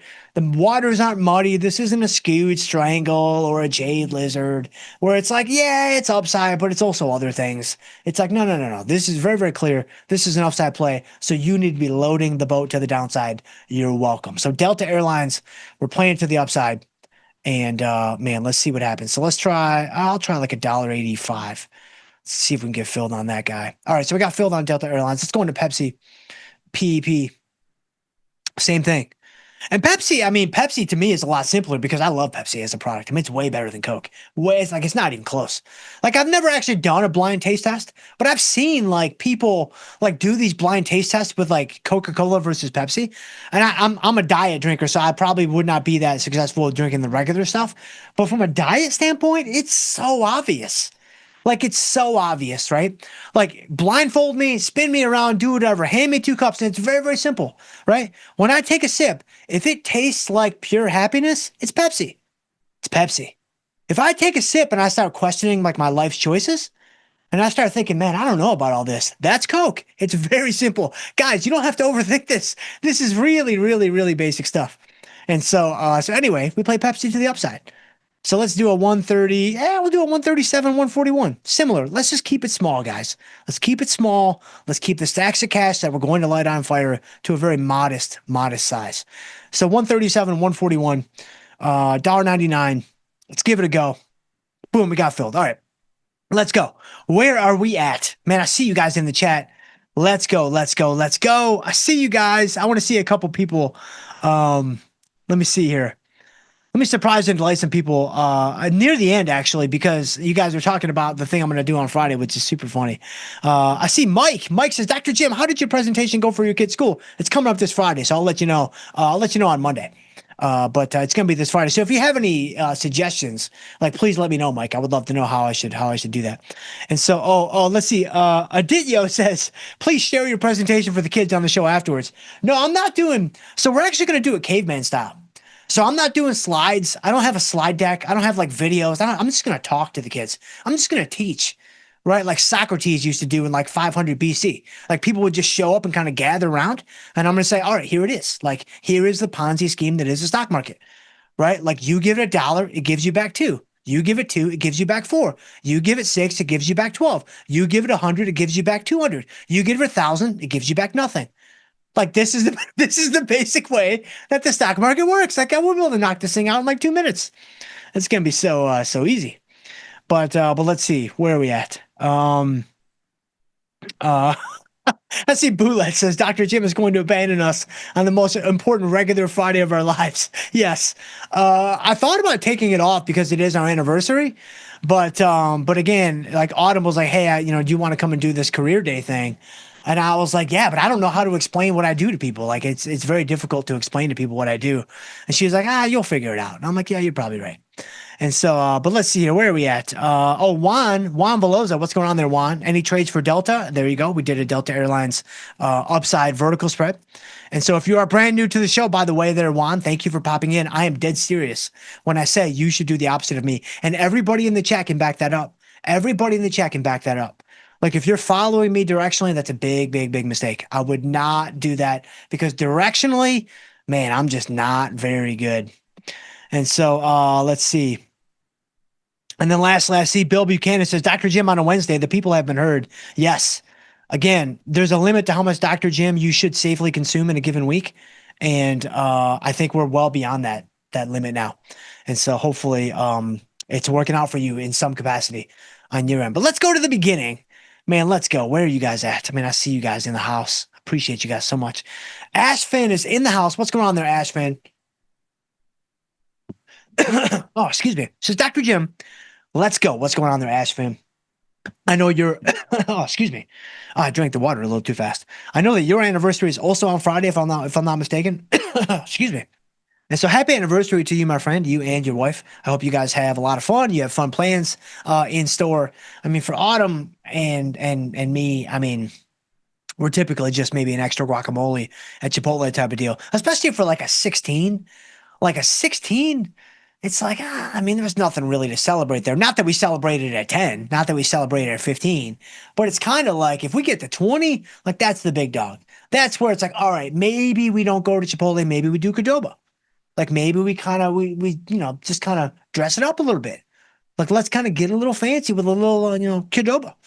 And so, yeah, but that'll be for the 20-year guy, which again, I checked call sheet on that guy this morning. The delta on that's only about 7. And so we'll burn that bridge when we get there. So Sam L says, hello, Doc. Charter loading slower than Windows 95 startup. That's not good. Must be the market bracing for another B- masterclass in patience and caffeine management. No, I don't manage my caffeine too well. I pretty much just ram it and jam it. So my caffeine intake is super, super high. I'm embarrassed to even say. I should not have even told you guys what I paid for my chicken because now I can't live that guy down. So I've learned my lesson. I'm not going to tell you guys how much caffeine I take in on a given day. You guys can just wonder what that number might be, but it's not on the low end. I will say that. But thank you there, Samuel. I appreciate you. Samuel says, Doc, did you finally pull the trigger on a new car? Don't tell me you went full frugal mode and grabbed the discount Tesla model slightly used. Yeah, only cost you about 80 shares of Tesla stock. Yeah, I actually went with no car. We're just doing the 1 car deal, and we're just making it work because obviously I'm here pretty much all day, and most of my training I can do in the garage in the morning. So I still go to the gym for certain things, but that's early in the morning before autumn. I need the car for the kids and whatever. And so we're making it work with 1 car for now. And so the thinking is maybe in the next couple months, like we're going to go out and buy a van. And when we buy a van, which Autumn has been wanting this van for the longest time. And so in a couple of months, probably get this van, and then I will get the Pathfinder. So it's a Nissan Pathfinder is the car that we have. It's Autumn's car. And it's good. It's been really good to us. It's been fine. But for the kids, I mean, having a van, anybody with small kids knows, like it'll be a huge uptick for us, huge upgrade. And so I don't love the Pathfinder as much as I really enjoyed like the Civic that I had, but it'll be fine. Like it'll be 100% fine. So that's kind of the thinking. But Wolf's in the house. What's going on there, Wolf? Appreciate you, my friend. Appreciate you very much. Sergio's in the house. What's going on there, Sergio? Greetings, Dr. Jim. I'm glad I can make it, and I'm glad you can make it too. Thank you so much. Really appreciate you. Scramble Everything says, amazing 2 extra minutes on the front side of the show for the Dr. Jim Power Hour. Yes, the Dr. Jim Power 3/4 of an hour. And so that nothing says Dr. Jim more like power 3/4 of an hour. Like that's that's the way it has to be, man. Again, I gave you guys the roadmap for E-mini S&Ps. I gave you guys the roadmap for the NASDAQ. Like you got it. You got it. Take a screenshot, make an NFT if that's still a thing, like whatever. But now you've got the Dr. Jim Power 3/4 of an hour. Like that's 100% the way it's got to be. Oh man, it's too funny. Samuel, Doc, since you're our resident options poet, this one's tailor-made for you. $ poet, the new Wall Street Bets favorite. Time to rhyme your way to those classic B- gains and maybe a slightly overpriced pumpkin spice latte. Yeah, I've never been a pumpkin spice latte guy. Is this a real stock though? Wow, it's Poet Technologies. Oh yeah, this has got subreddit written all over it. Wow, do they have options? Well, apparently they do. I mean, I see the option chain right here. Let me see here. Wow. You got a lot of premium here in these options. That's pretty crazy stuff. And so you can go into the 44-day cycle. So look at this. You can go into the 44-day cycle and you can sell an 8 put for $1.75. Now keep in mind, right? The lowest it can go is 0. This isn't oil from 2021. Like we're not going to see a negatively priced Poet because that would mean that, hey, here's $20 and here's a couple shares of Poet. Like that doesn't really make a lot of sense. But man, I mean, $1.70, $1.75. Obviously, there's pretty extreme upside when it comes to this stock. You know what we're gonna do? So, guys, I haven't done this. I can't tell you the last time I've done this, and I'm serious. I don't think I've done this once in 10 years. But hey, it's a new day. It's a new era. We're trying out new things. We're challenging ourselves. We're pushing ourselves. We're doing all that kind of stuff. Guys, we are going to buy a call. Like straight up. I'm not going to spread it off. I'm not getting premium against it. We are going to buy a call. Again, if you can't beat them, you join them. Right? If you can't beat them, you join them. And if anyone can save us, it's going to be the Wall Street Bets bros. At the end of the day, if anyone can rescue this operation in its current form and repurpose it into something useful, it's going to be the WSB gang. And so let's do it, man. I'm going to buy a call. I don't even know what call to buy. Like, I don't even know. Like, we so seldomly buy premium because it's a negative day to play and it's like time is working against you and whatever. But you've got a $7, $8 stock and you want to take a shot. This would be the time to take a shot. Like, you could just buy the shares if you want to. That would be fine too. But I'm like, man, let's see if we get a double, triple, quadruple. Like, I don't even know what the game plan is, but let's learn together. Like, let's try to figure this thing out together. So I'm kind of thinking, let's buy something in the money. So I'm actually going to buy the 7 call. It has about a 75 delta. I don't, again, I can't tell you the last time I bought an option, especially an out of the money option. Using an in the money option as a stock substitute, that makes a lot of sense to me. And so this is kind of going to be that, where instead of buying the shares, which again, it's only an $8 stock, so it wouldn't really be that big of a deal to buy the shares. But if I buy a 7 call, now I have unlimited exposure to the upside. If it crash, boom, bangs, I'm only out the premium. I'm only out the $2.75, right? You can see my maximum profit is infinitely large, right? So theoretically, we could arrive at a state where I am never not making money. So theoretically, we could get to a spot where I am just always making more money in Poet. And so let's give it a shot. I mean, I don't know. It'll give us something to talk about, if nothing else. And so let's go 270. Oh, look at this. They got us. Oh, man, look at that. Closing orders only. The stock must be really in play right now. And so, all right, maybe we'll check back tomorrow and try to get a little Poet exposure, but we can't do it today. Man, I would say it was Big Boy Scotty S, but it's somebody else that's standing in our way right now. And so closing only, boo-hoo. Oh, that's brutal stuff, man. All right, so can't do that. So there's, 6 minutes of your life you'll never get back. But nevertheless, thank you there, Sam. Let's see. Neil Weston, what's going on there, Neil? I appreciate you. Thank you for being here, my friend. Let's see. Brian says, Solo DJ, what are we doing for Pepsi? The IV is nice, but the premium not so nice. Maybe another short put at the 1 standard deviation. Yeah, I went with the upside vertical. But again, you're thinking short put. That means you and me are on the same side directionally. That's not good for you. That's not good for you at all. But there's still time. There's still time for you to kind of, fix that leak that has already started to, gush water there in your neck of the woods. And so let's see, where are we at? Ashford, Dr. Jim, give us a Delta earnings trade. There you go. Got it. Joel James, Dr. Jim, doesn't have to be today, but can we look for an opportunity to find one of the trades where it turns into a free butterfly? Sorry, I didn't know what the original strategy is called. Yeah, you can do it a couple different ways. You can do a ratio spread into a free butterfly, or you can do a brokering butterfly into a free butterfly. And so I don't want to do it today. So remind me, just because I'm going to be out on Friday. We've already done a couple of earnings trades, and so I want to be somewhat mindful. We already have a number of positions on the portfolio, and so I'm going to chill for today. I mean, maybe it could be something we could consider tomorrow, or at some point in the next couple of weeks. There, Joel, just remind me of that, and we'll take a look at that together for sure. Brian Dowdy says Delta is today. Yeah, Delta's in the morning, so tomorrow morning before the bell. Emmett Morrison says Dr. Jim is in the house. What's going on there, Emmett Morrison? Let's see. Adam Armfield, defined risk trades have been costing me too much money. That's another. I had to be kind of gentle with it, right? I had to be kind of, like, just kind of very, I don't even know what the word is. Just very kind of base level, right? That's the objective with these educational pieces for now. Later on down the road, we may start doing some crazy stuff. We'll start breaking out some leptocritic distributions and breaking that guy down or whatever. But for now, it's very high level, very zoomed out type of stuff. And so that is an experience that many, many traders have, Adam, when it comes to defined risk strategies. And so the strategies themselves, because of the limited flexibility, right? Because of the fact that you can't do a lot of management, you do oftentimes find yourself getting into a rut with defined risk strategies. Still, if you are brand new, which I know you're not there, Adam, but for the new people that are watching, you need to start with defined risk strategies. You can't start slanging straddles and gold on day one. Right? Especially if you're learning. Like if you're learning and you're trying to get your feet wet in the option space, you've got to do something that's going to be a lot slower moving. You do have a safety net so that you can gain that experience. And so even if it's not as effective in the end, which is 100% true, and I'll talk about that a little bit tomorrow with undefined risk at least, you need to start that way. And so, but I'm right there with you there, Adam. I'm totally there with you. My friend. And so let's see. Brian Dowdy. I'll take a look at the premium for Pepsi. Yep. E-Media says, are the FOMC minutes out yet? Yeah, I think that was a little while ago.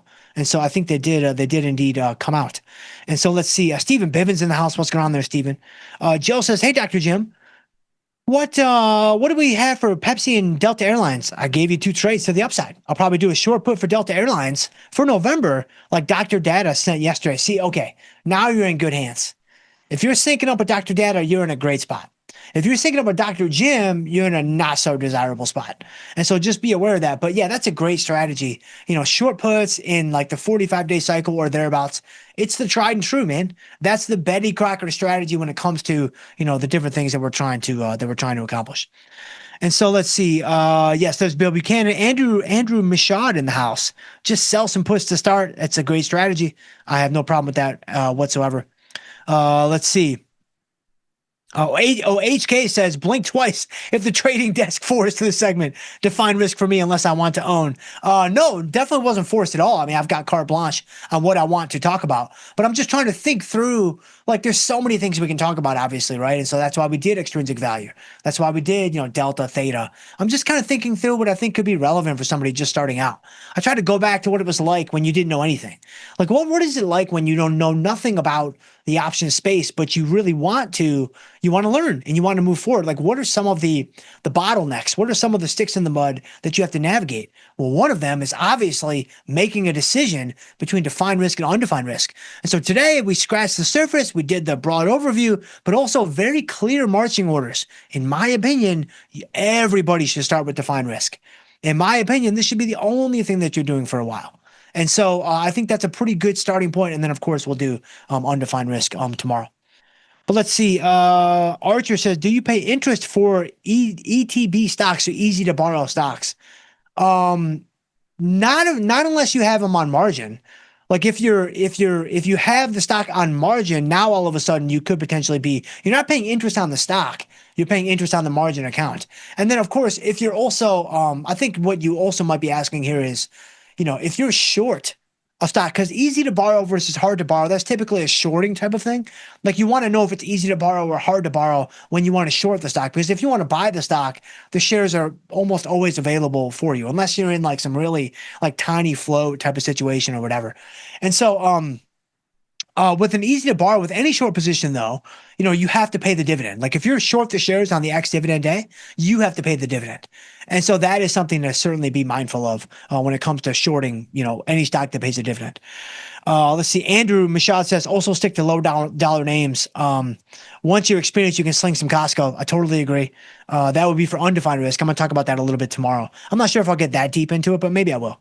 And so, but that's a great tip, of course.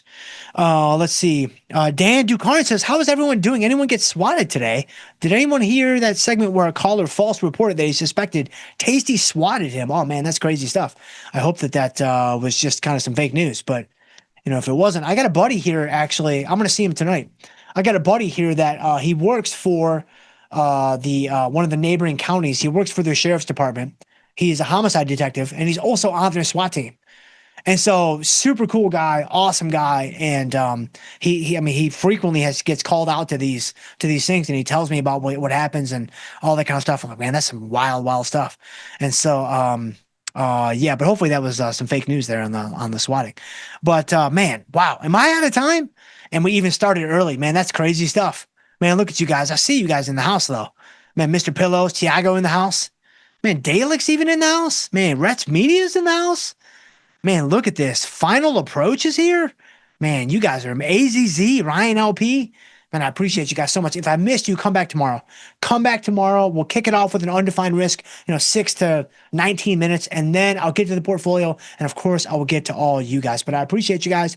I appreciate you guys so much. If there's ever anything I can do to help you, please shoot me an email. I'm jschultz@tastylive.com. Or we can connect on Twitter. I'm at jschultzf3. I would love to hear from you guys on there as well. But stay tuned. We do have Jamal come up next with Engineering the Trade. In the meantime, guys, trade them small, trade them heavy, and stay generous. We'll see you guys tomorrow.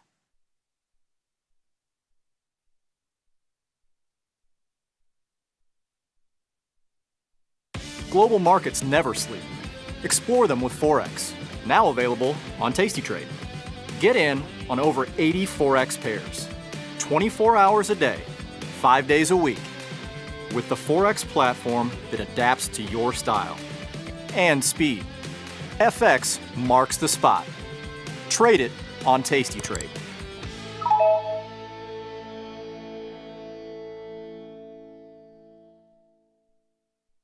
Tasty Trade has crypto, and you can trade with zero commissions. Bitcoin, Ethereum, Litecoin, and more.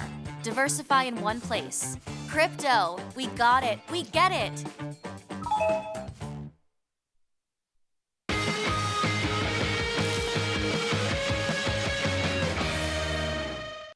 I think I've always been interested in finance. I have a degree in management and I took a lot of heavy finance classes, and I've always loved it, but I've always done passive investing. And so as I went through life, I decided that I needed to have a bit more control over my finances. I started to dabble in the options world when I opened up a brokerage account in probably 4 different companies, and none of them worked really well in terms of education until I got to Tasty. And Tasty Live in particular, because of the educational background that they tie in every single day on how to learn how to trade options. It started with the Where Do I Start series. It's outstanding. Tasty Bites, market measures, from theory to practice. I don't think there's a show that I don't like, to be honest. That education piece is highly important. I found that Tasty offered that. Calling all traders. Are you using Tasty Live mechanics and enjoying awesome results? Are you an up-and-coming options savant? We're looking for you. For over a decade, Tasty Live has shared the most inspiring stories of traders teaching themselves a new skill, using probabilities, and experiencing new levels of success. If you think your trading journey should be shared with Tasty Nation, we'd love to hear from you. We are always on the lookout for the next class of rising stars. Email us at risingstars@tastylive.com if you would like the chance to share your trading journey and inspire others.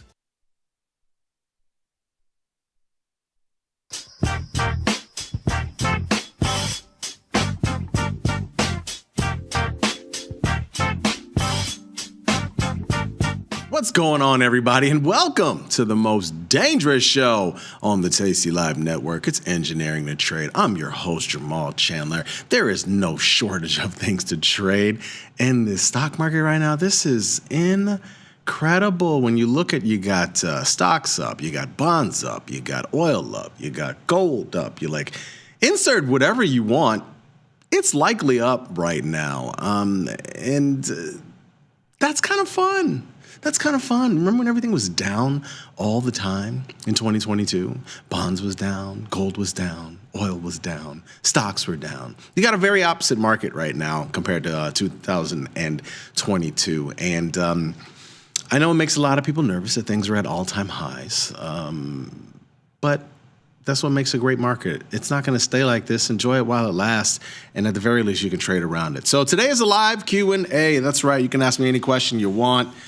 And I will answer them, and we can talk about trades too. Like right now, we can talk about, there's a lot of different things that I have on in the portfolio. As a matter of fact, I probably need to risk manage a little bit. I really haven't been adding as many trades in the last 24 hours or so, 48, trying to let a few things work here and there. Damn it, I forgot my hat again.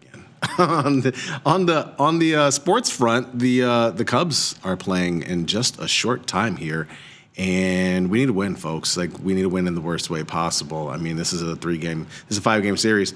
We lose this game, it's a wrap, and we're not going to end it tonight. So hopefully they can pull it out. Let's go to the platform. Let's take a look around at some of the things that I got in the portfolio here. The only trade that I did today was a very small 0 DTE trade, SPX put spread, 67.45, 67.20, 20 points wide. Bought it for $3.80 earlier in the day. I literally bought it just in case the market sort of pulled back after they released the FOMC meeting minutes, but that didn't happen.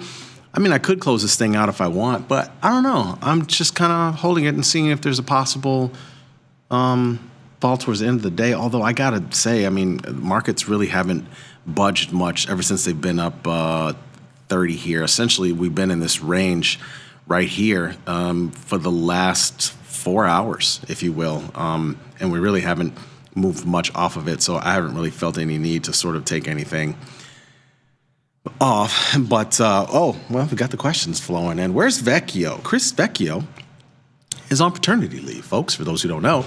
He has been on paternity leave. He's going to be on paternity leave, I think, through the end of the month. I should ask him. Matter of fact,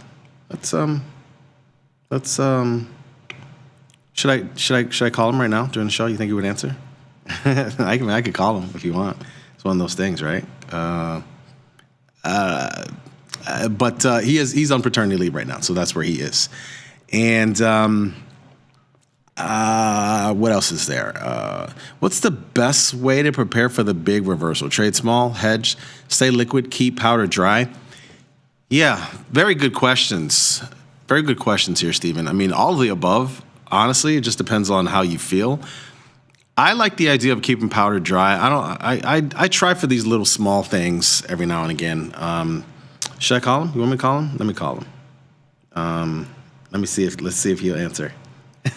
He's probably gonna be like, "What the hell are you calling me for, Jamal?"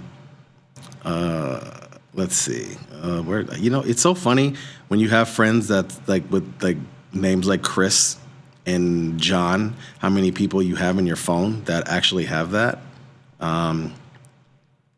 Let's see. Let's see if he answers. I'm gonna call him on speaker. Let's see if he answers. Yo. Hey, before you say anything, just so you know, I'm calling you live on the show. People wanted me to call you, so you're live. You're live with me on Engineering Trade. I just wanted to call you real quick. People have been asking, man. People keep asking, where's Vecchio? Every time, at least I'm on a show, people are asking in a chat. So I keep telling them you are on paternity leave, but they wanted to know. They wanted to hear from you, man. I'm here. I have a new Tasty Trade onesie that just arrived. I also have these horrible Chicago Bears onesies that I don't know what to do with. Hey, watch your mouth. But what I am doing is I got out of my gold and I'm trying to get out of my silver position. There's not really a tight market for the 42 and 43 calls and call spreads right now. It's obviously been an incredible run. God, has it been? But Jamal, what are we seeing right now? Volatility in gold and silver keeps rising alongside price. How many times have we talked over the past 2 years of that being a key indicator that it's a strong market? Absolutely, yeah. It's been incredible run in gold and silver. I know. I yesterday woke up and I saw the move above 4K, and you know how I am, especially around nice round numbers. I said, okay, well, let's try and short it. And so $70 later, we're still sitting in the short. We're gonna hold. I mean, you know, how oftentimes have we talked about? And again, the case is still strong. It's not like I'm expecting a $200 pullback. I literally just want to see it pull back to that 1 week moving average, and we see that all the time, right? So. We'll see what happens. I'm going to hold it for a little bit. Yeah, and you look at some of the technicals here, and you're getting a little stretched away from some of those moving averages, like the 1 month, when gold and silver, really since October 2023, they get more than 5 to 7% above their 1 month average. Tends to be a period for the next week or so where they chop around. So I'm looking to reload. $4,000 an ounce for gold seems just about right in this kind of world. Sure does, man. Well, look, man, I don't want to keep you away from the baby, but I just want to give you a call. And I know, people are always looking out for you, wondering where you are every time I'm on. And so, and now they want me to call Tom. Now I've really done some shit, but he's not going to pick up. He's not going to pick up. No, but I've been popping into the chat, and people are saying, "Oh, is that the real Chris?" No, that's the Chris Doppelganger. That's someone who's a fake Chris. It's like, no, it's me. I'm here. What else do I have to do? The market's opening and closing, right? That doesn't wait on a baby. Yeah, it's a super exciting market, bro. Well, look, everybody loves you, man. Thanks for answering the call, and can't wait to get you back on the air soon. You know what I'm saying? Thanks, buddy. But enjoy the baby. Thanks for checking in. For sure. Appreciate it. For sure. All right, later. There you have it, folks. Yeah, Chris Vecchio. He's on paternity leave, man. It's a good time. I've been there. I got 3 kids. I've been there on paternity leave at times where you're just like chilling at home, and just like, I can't believe this dude is still like looking at the market as intensely as he is, but at the same time, I kind of can. I kind of can. All right. So I know somebody asked me, what's my current buying power usage right now? It's I'm using probably like 80%. I mean, I got so many different trades. I could drop that really fairly fast if I close this UNH position. This is actually probably my biggest position right now. Yeah, I think it is. It might be my biggest position. I've been thinking about closing it. I'm up 44% on it. But it's been working out well, and it's so good. It's a Jade Lizard such that I'm collecting more credit than even this 400-410 call spread, the short upside. So, we'll hold on to it, I think. I don't think I need to close it just yet, but I do like it. Let me roll back here and make sure I missed some of your Steven. So I got sidetracked. Let me answer your question. As far as the best way to prepare for a big reversal, trade small, hedge, stay liquid. I don't love the idea of hedging anymore, honestly. again, even today when I did this SPX trade, this is not a hedge. It's just let me put on a trade and some short delta in the near term and just see if we can get a fade. It's not even a hedge. It will not hedge me at all from all of my long deltas in the book.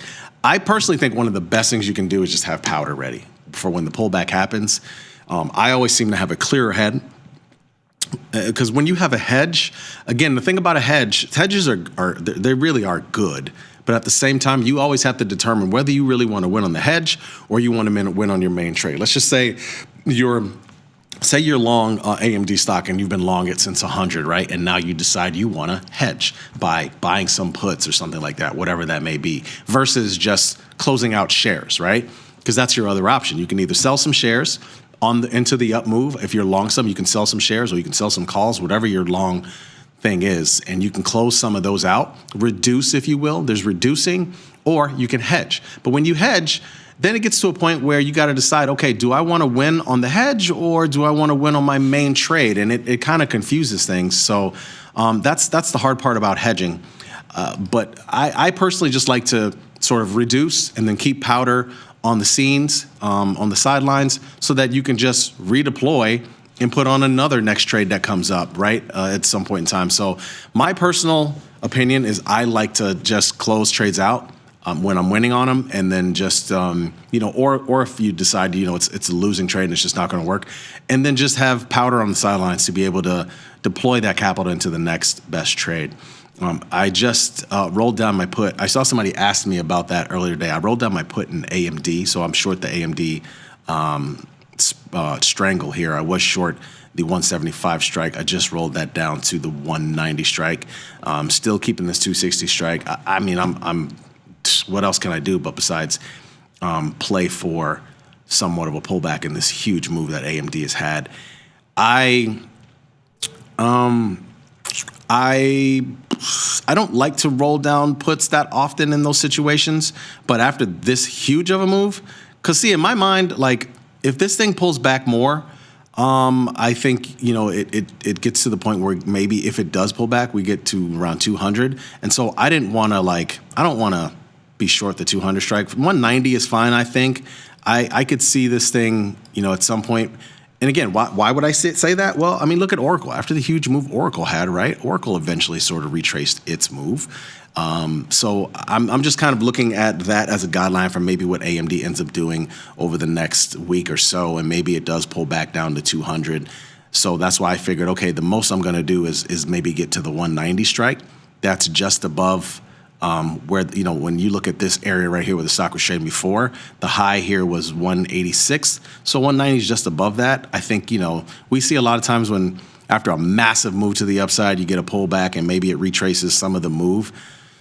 I hope that in this case, it doesn't retrace much lower than 200. So that's kind of why I really didn't want to sort of roll my put down too far. 190 is just fine. So, hopefully, that makes sense.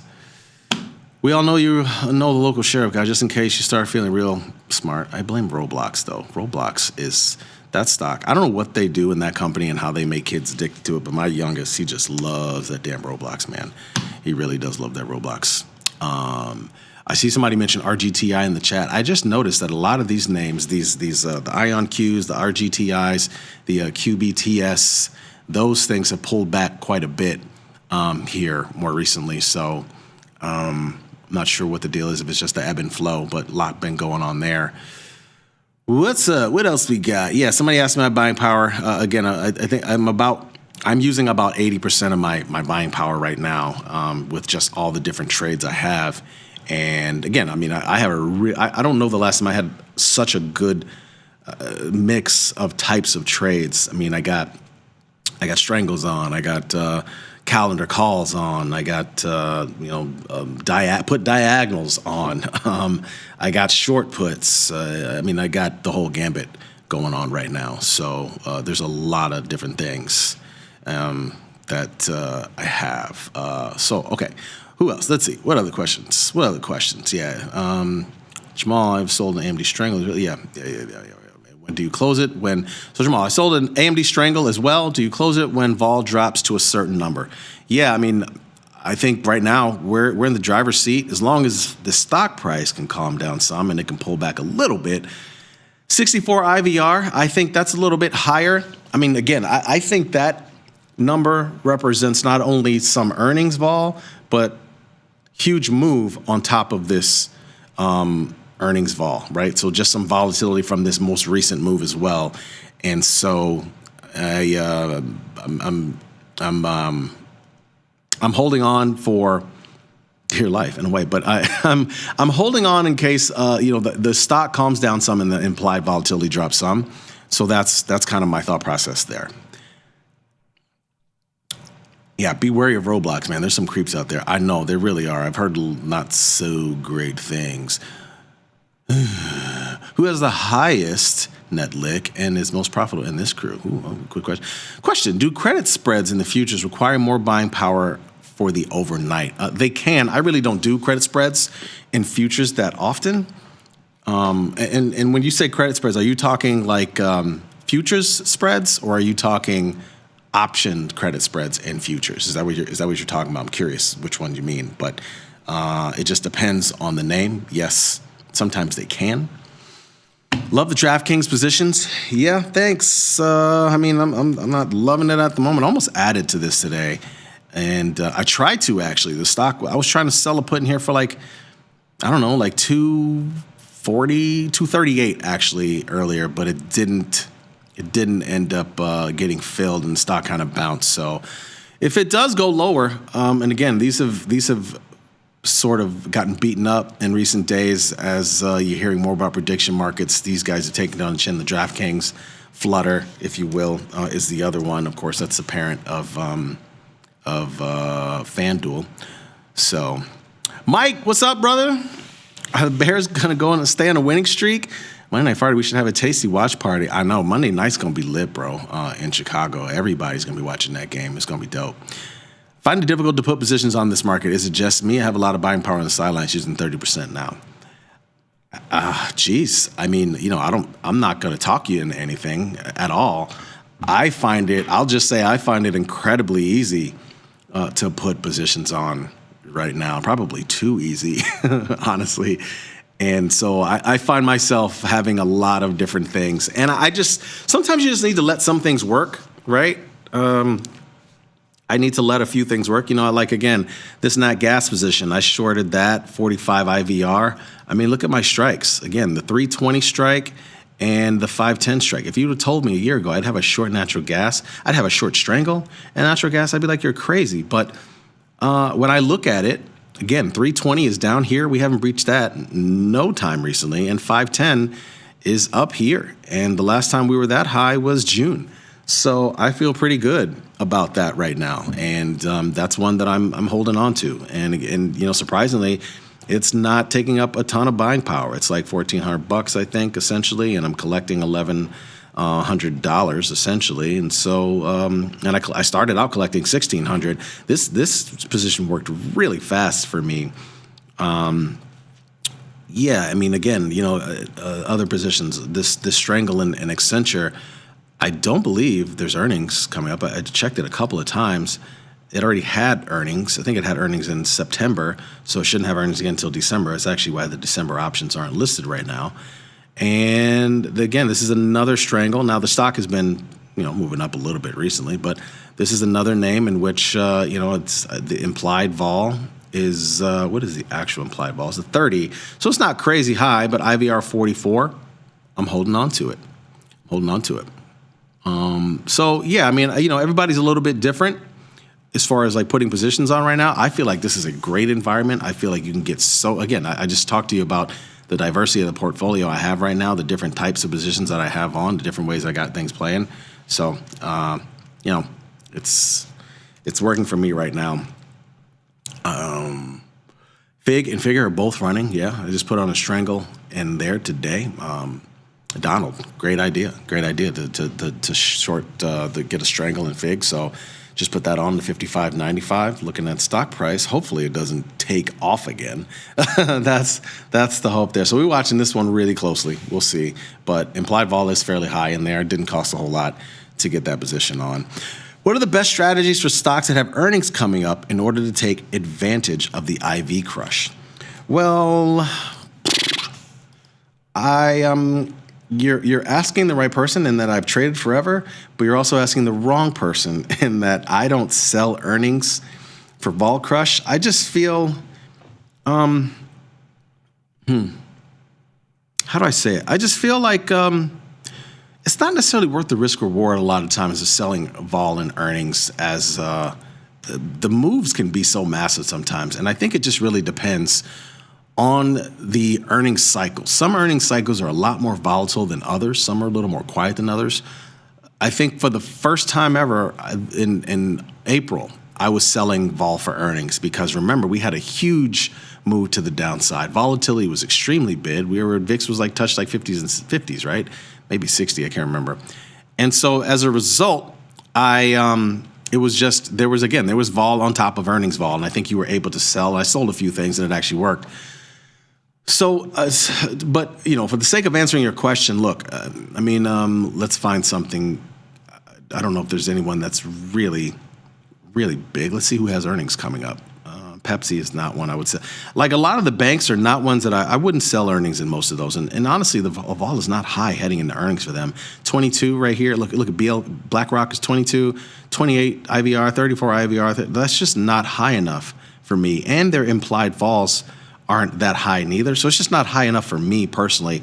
The only ones that really start to get a little bit elevated, again, Coke is a 50 IVR, but Coke implied volatility is in the 20s. It's not crazy high.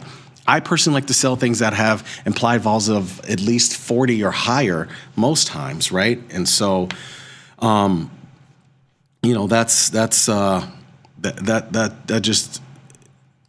kind of what I need sort of to feel good about selling vol in those names. And I just don't like to do it on earnings. I believe that things are usually I like to try to play things that are going to move really big. Usually that's been the tech names more recently. And as Scramble Everything said, I'm kind of directional earnings, and most times it's usually with calendar calls. But I'm usually doing that in tech-related names where everybody's looking to see if they're going to completely outperform. So to answer your question, I guess you can do, strangles are very risky, in earnings, in my opinion, because there's just a move that you just can't control.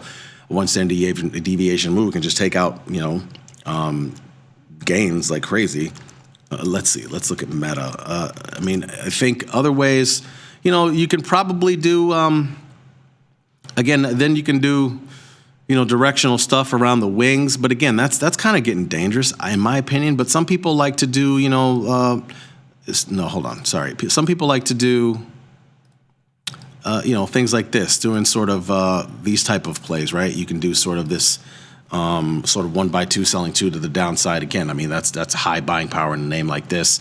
But you're short vol, right? It's a little bit directional, but you're short vol, 82% pop. You're collecting, $968. But again, that's a lot of buying power right there. And I don't like to do those types of things really. But some people do. Again, another way to sell vol. I don't necessarily consider doing. So you can sell vol like this. The other easy way to do it is just obviously sort of iron condors. That's an easy thing to do. I've done those at times, but more often than not, I'm playing them for the moves. So let's see. What else? Other questions? Go short or vertical on TSM, huh? TSM? Sure. You might as well. Me personally, nah. I personally am not doing it. I don't blame you if you want to, but personally, I'm not in love with the idea of doing a short vertical right now. I'd just rather sell vol. And if I'm going to do any kind of name in this space, I'd probably do Micron. This is one where, again, this already had earnings.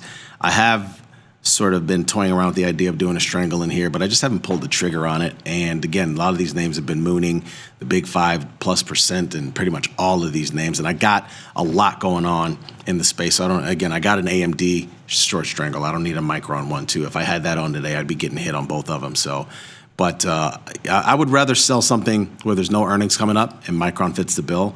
So I would say if you really want to do it, you're probably better off doing it in Micron versus TSM. Micron doesn't have any earnings coming up.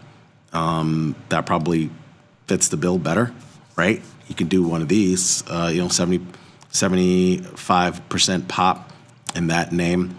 That's probably a better way to do it, if you will. Oh, let's see. More questions. Loving the questions, guys. I'm loving the questions. Let's see. What's up with Poet? Yeah, I've been seeing that name. I don't know what the heck this is personally.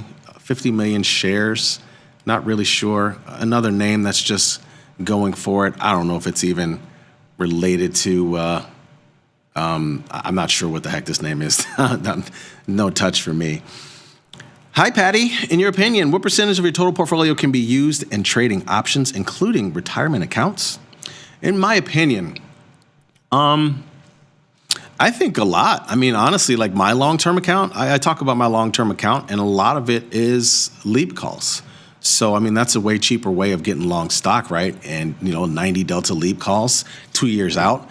I think you can do those instead of even buying stock. There's times, too, where if you just decide that there is a stock that you like and you're collecting dividends on it and you're long, a couple of hundred shares or 1,000 shares or whatever it may be, you can also obviously sell calls against a really nice gain, right? Like you can do that.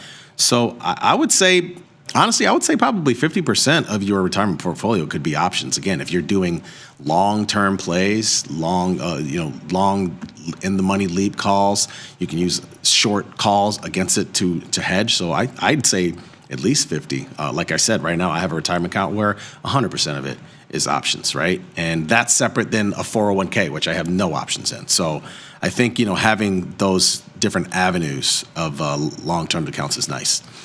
Tony, what am I doing with my AMD Strangle? Again, I just, if you joined late, I rolled my short put strike down from the 175 to the 190, but I'm keeping the Strangle. I'm holding on to it for now, and that's what it is. DAL, yep, that has earnings tonight. I don't have any plays lined up for that. I got enough stuff going on. I got better stuff than playing earnings in DAL. So that top insurance moment is, in my opinion, probably.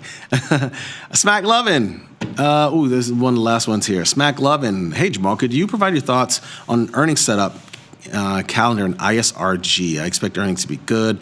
I'm looking at the 500 strike. Okay, ISRG. And again, I got a couple of these on right now. So I got a Netflix one on, 1300 strike. I got a Meta one on, 800 strike. So yeah, you could do the same type of deal with your iSurge. And iSurge used to be a huge mover at times. I might put this on with you, man. When is this? October 16th. So it's 8 days from today. By the way, my oldest son's birthday is today. He turns 22. Happy birthday, Jules. 500 strike you're doing, huh? I would say that's a little far up. Like, I don't know if it reaches that. And in this case, there's really not much to sell it up against. I mean, I think you could go up a little closer even. I don't know what earnings end up looking like. Let's see. Let's look at the stock. The 500 strike is up there, 495. I mean, that is, you could just outright, if you really think it's going to 500, you just outright buy the 500s. You can't even really sell anything against these 500s, but you can sell something against 450, 460. These are going to expire soon. I mean, I'll do the 470 strike. There's really not much to that, but try to sell that. I got that off. So yeah, you can do something like that.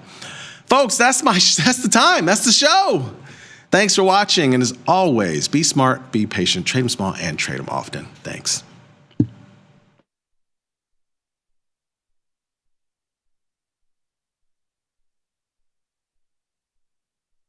Global markets never sleep.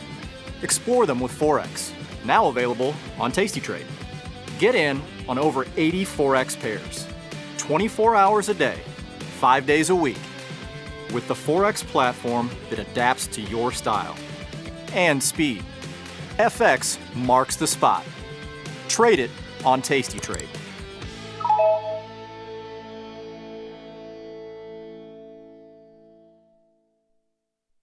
Tasty Trade has crypto, and you can trade with zero commissions. Bitcoin, Ethereum, Litecoin, and more. Diversify in one place. Crypto, we got it, we get it.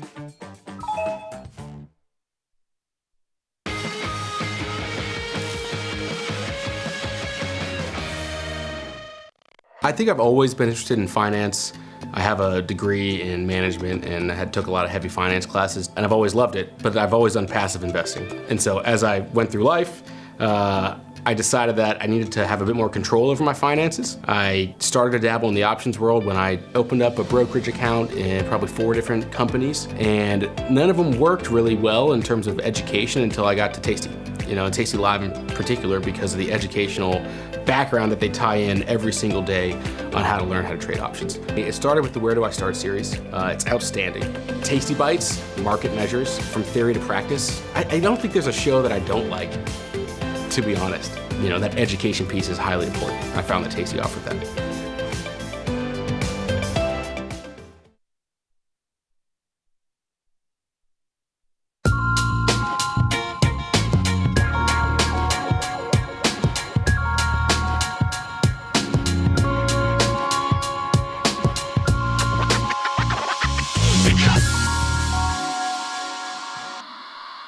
Hello everybody, Tim Knight here, and it is a precious metals day, clearly.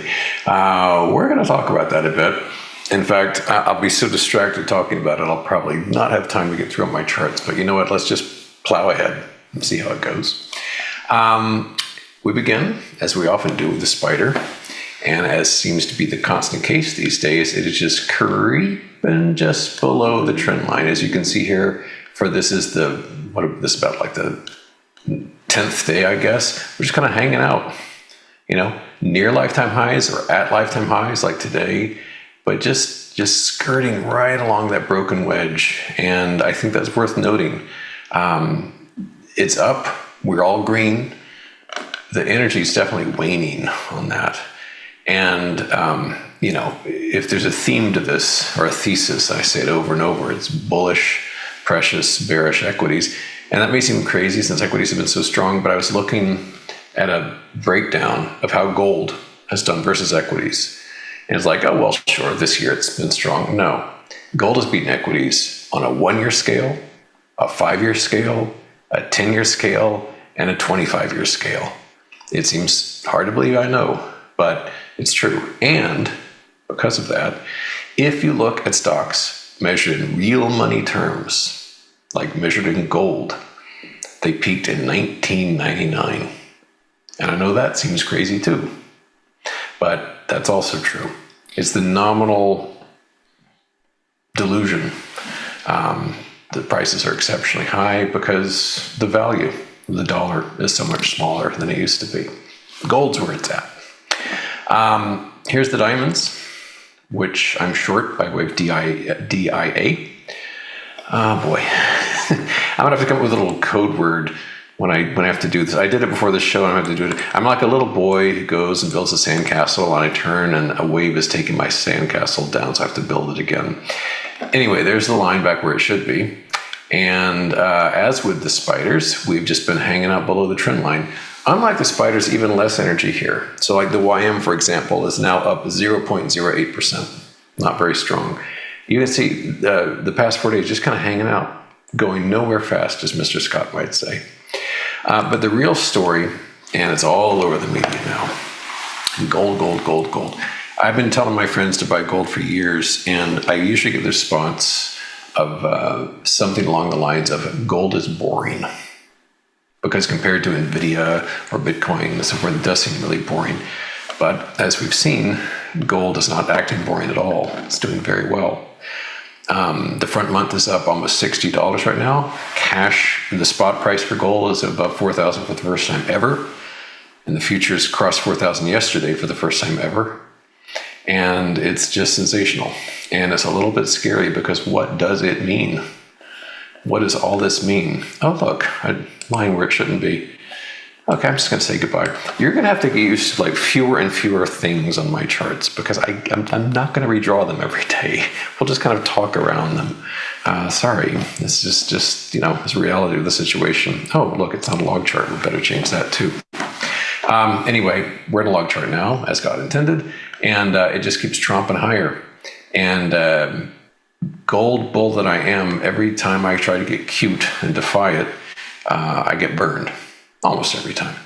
So yeah, it is just a monster. By the way, a couple of weeks ago, I think I said OUNZ, which is kind of a lesser known ETF. I described it as sort of an amalgam between silver and gold. That's not the case. One of you wrote me to set me straight on that. I got under the impression that it was a combination of gold and silver because somebody else who owns a lot of it told me so. Oddly, they're wrong, even though they own so much. So yeah, just to set the record straight, OUNZ is just gold. And here's another line we should get rid of. But for obvious reasons, it's up just as nicely as GLD. So it's this was the base that formed, and that completed back at the end of August, and then whoosh, off to the races. Silver kind of backtracked yesterday, but it has shaken that off completely. It undid yesterday's losses. It's up nicely now, almost 3%.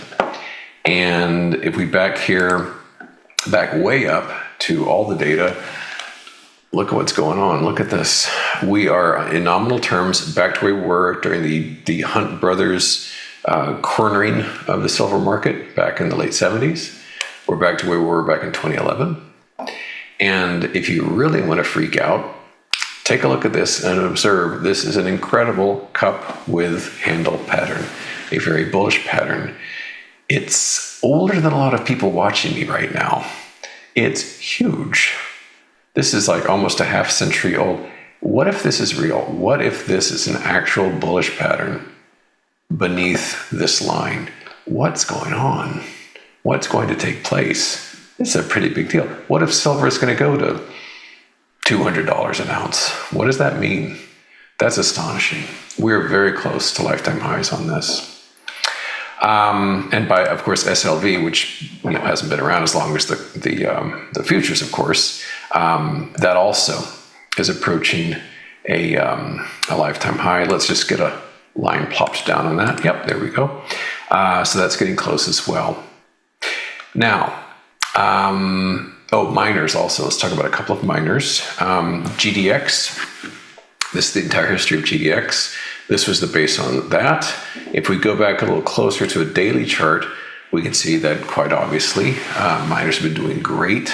They had a beautiful base as well. Let's just fine tune this a little bit. Something like that. Yeah, you can see, it's not as helpful in retrospect to see these things, but it's very plain. The base that was forming where the breakout was, so it broke out, pulled back, confirmed support beautifully, and then racing higher. Just amazing. And our favorite here, of course, the one I've mentioned time and again, is old DRD, which is up just like all the miners are, and is at a lifetime high. Now, let's talk about a bit of a sore subject. First, not so sore, platinum. PPLT, by way of PPLT, this ETF, it's doing well, 3.26% gain, and it had this long consolidation period going for years, and then finally off to the races like so. Now here's the stinker. This is what has been the cloud above my head all day. Palladium. Why am I upset about palladium? I've been bullish on palladium. I've talked for months and months about what a great chart this is. Well, it's because I sold it yesterday. Wasn't that stupid? I've said it. I've said this on the show many times. I'll say it again. And the first part is obnoxious braggadocio, and the second part balances it out. I'm a great chartist, really good at this stuff. Why? Because I love this stuff. I've done it for decades. I think about charts all the time. I see charts everywhere I look. I've looked at millions of these things. So I have a reverence and an adoration for these things that you're not going to find anywhere else. I love charts. I'm really, really good at them. But I can really stink at trading. So my observation about palladium for the low these many months has been spot on. And I think it will go much, much higher. The shame on me bit is that I talked myself out of this position yesterday. Oh, gold's too high, silver's too high, palladium might go down, etc., and got out. And so today palladium's having an amazing day. It's up $120 on the front month. PALL is up almost 8%. Shame on me. It's terrible. And, the only hope at this point, because I'm not going to rush back in now because the risk is much higher, even though it's still a great chart. The only hope is that it retraces and comes back to a decent price. But I got to tell you, it doesn't always happen. If we look, for example, having nothing to do with metals, if we look at Tesla, way back in the day, good God Almighty, what is this? Let's see if it writes itself. If I load it again, let's go to Palladium. Let's go to Tesla. Good heavens, that's dreadful, isn't it? Just throw that away too. Back in 2013, I went gaga over Tesla back here.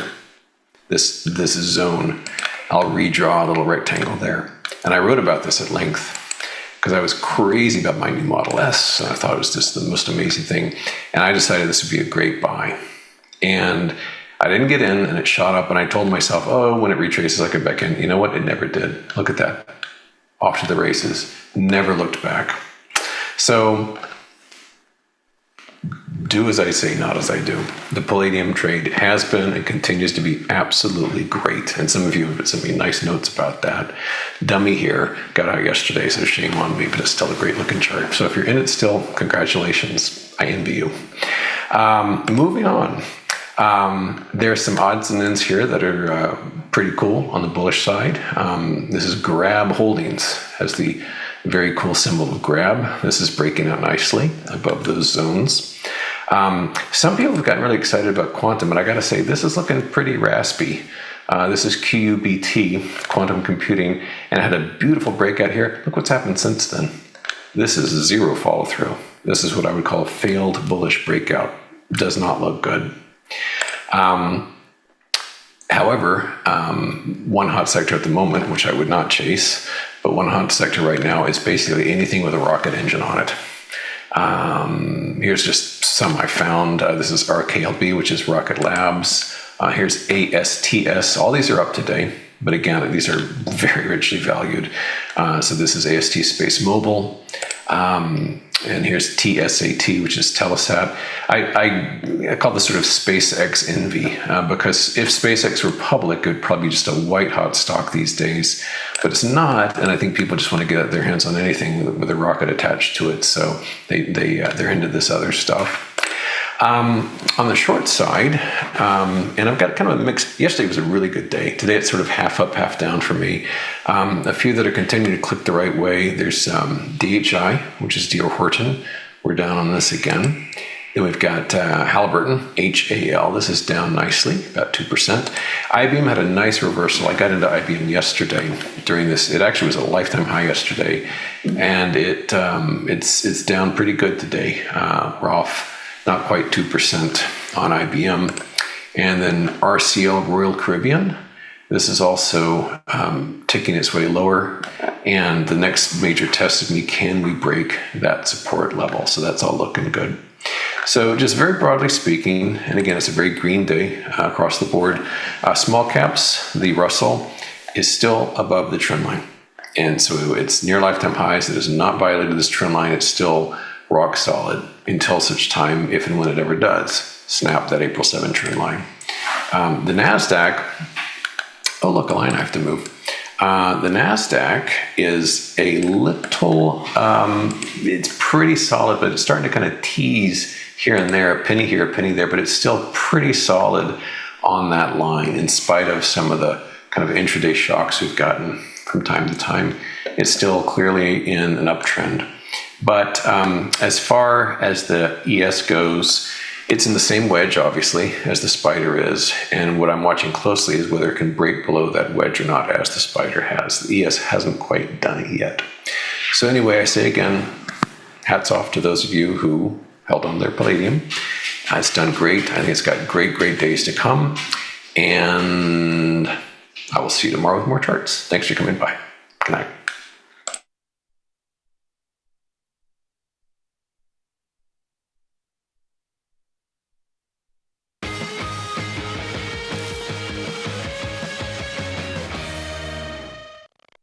The market doesn't stop. So why should you? Diversify your portfolio with stocks, options, futures, crypto, and more from Tasty Trade. Focus on the markets that matter to you. See the odds before you trade using curve analysis, IV rank, and more tools. Get industry insights that help you find your next trade right where you need it. Tasty Trade. Download today. Got friends? Get $250. We'll give you a bonus for each qualified person you refer to Tasty Trade. So spread the word and earn rewards. Terms and conditions apply. New from Tasty Trade. Unlock 30 days commission-free trading, plus a 1% cash match on all qualifying deposits when you open and fund a new Tasty Trade account. The Money Match event starts now, exclusive to new Tasty Trade customers. Feel like your wardrobe is missing something? Like style, purpose, and maybe a dancing dog? Can I pet that dog? The new Tasty Trade and tastylive web store is now live. New merch, bold designs. Did we mention all net proceeds go to one tail at a time? Invest in the real bull market, dogs. Go to tastytrade.threadless.com. Grab some gear and help some pups. You get merch, they get a home. What's up, everybody? Check out my new series, Life Cycle of a Trade, where I show you my real-time trades with insights into strategy selection, adjustment mechanics, all the way to the closing order for all of the tastylive core strategies. Tasty Trade's Money Match event. Unlock 30 days commission-free trading, plus a 1% cash match on all qualifying deposits to jumpstart your trading when you open and fund a new Tasty Trade account. Level up your trading experience with Active Trader Mode, smart order tracking, risk analysis tools, dynamic watch lists, and more. The Money Match event starts now, exclusive to new Tasty Trade customers. The market doesn't stop. So why should you? Diversify your portfolio with stocks, options, futures, crypto, and more from Tasty Trade. Focus on the markets that matter to you. See the odds before you trade using curve analysis, IV rank, and more tools. Get industry insights that help you find your next trade right where you need it. Tasty Trade. Download today. Traders, start your platform. Tom Sosnoff and Tony Batista are hitting the road for their first ever live trading event, At Work by 11. It's unprecedented, unpredictable, and unlike any other financial event. Watch these masters make real trades in real time. Doors open at 8, the action starts at 9, and we'll have you back at work by 11. Sign up today at tastylive.com/events. Got trader's block? We've got the cure. Get data-driven trade ideas with Cherry Picks, our weekly newsletter that gives you insights into the market. Sign up at tastylive.com/newsletters. Global markets never sleep. Explore them with Forex, now available on Tasty Trade. Get in on over 80 Forex pairs, 24 hours a day, 5 days a week, with the Forex platform that adapts to your style and speed. FX marks the spot. Trade it on Tasty Trade.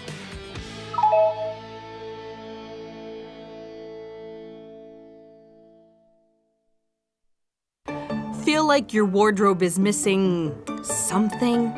Like style, purpose, and maybe a dancing dog? Can I pet that dog? The new Tasty Trade and tastylive web store is now live. New merch, bold designs. Did we mention all net proceeds go to one tail at a time? Invest in the real bull market, dogs. Go to tastytrade.threadless.com. Grab some gear and help some pups. You get merch, they get a home.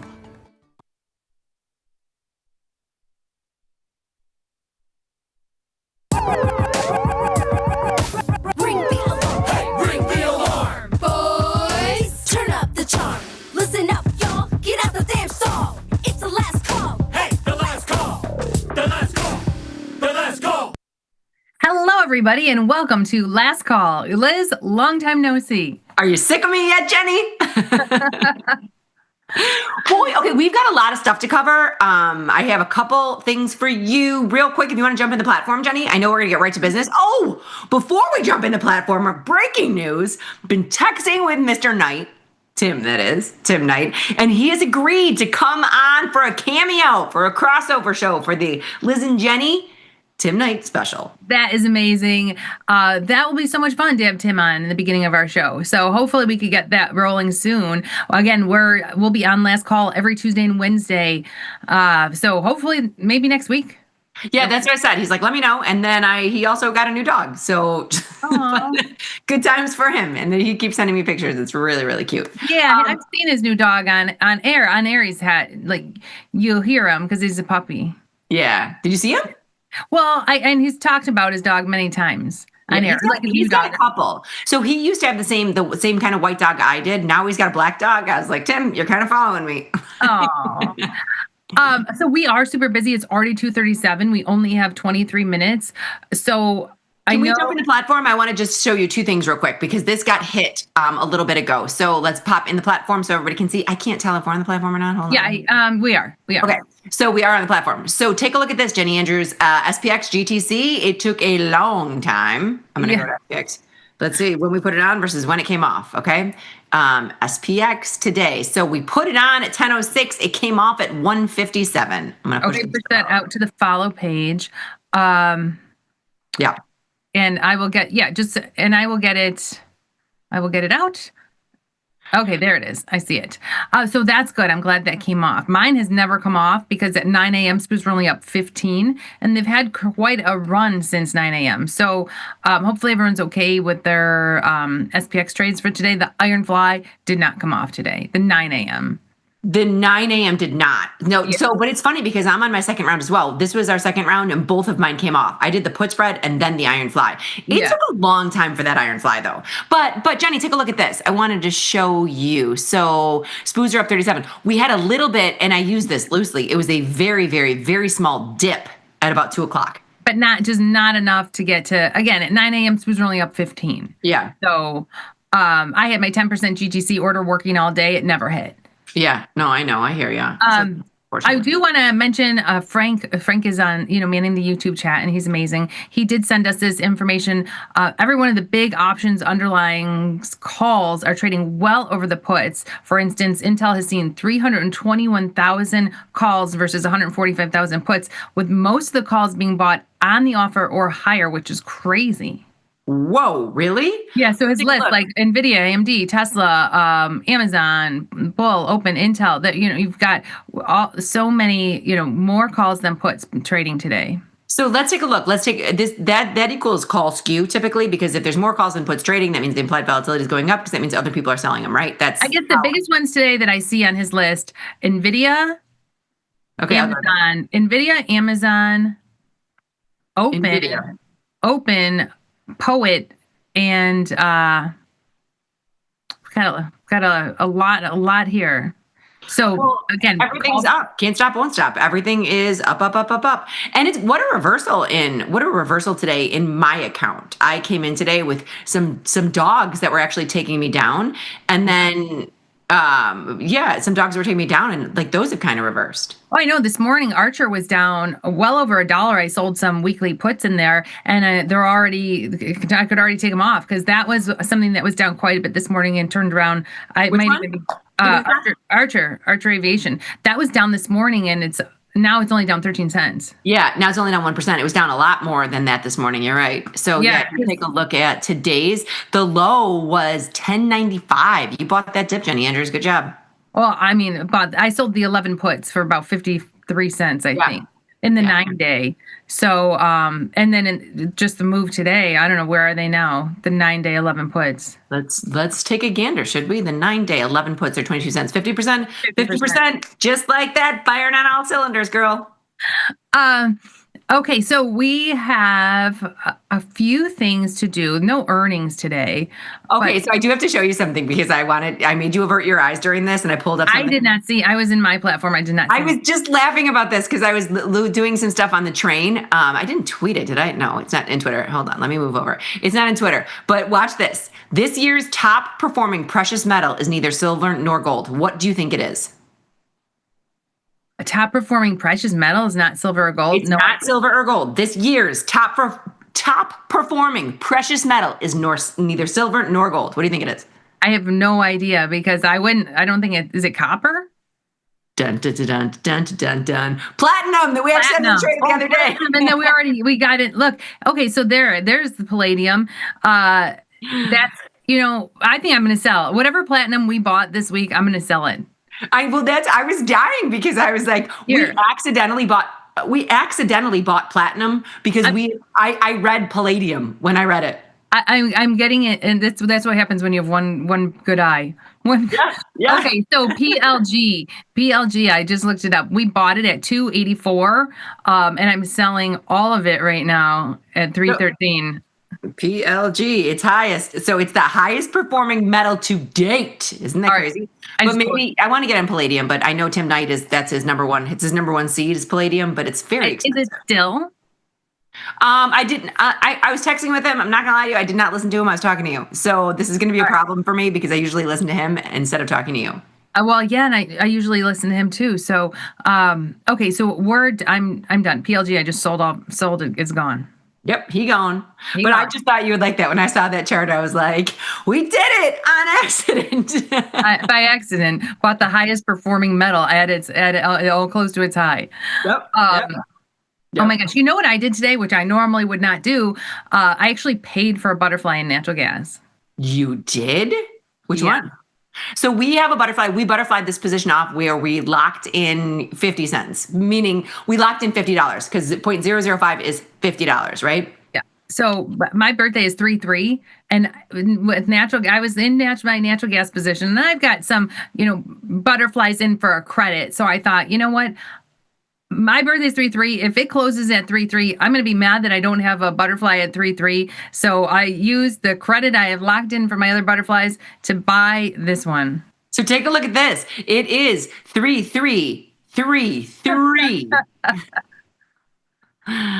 We have a 5-cent credit. We'd be kind of paying over for this. I don't mind if you want to put it in. No, I'm not saying to do it. I'm just when I saw natural gas at 3/3, I'm like, I got to put on that butterfly.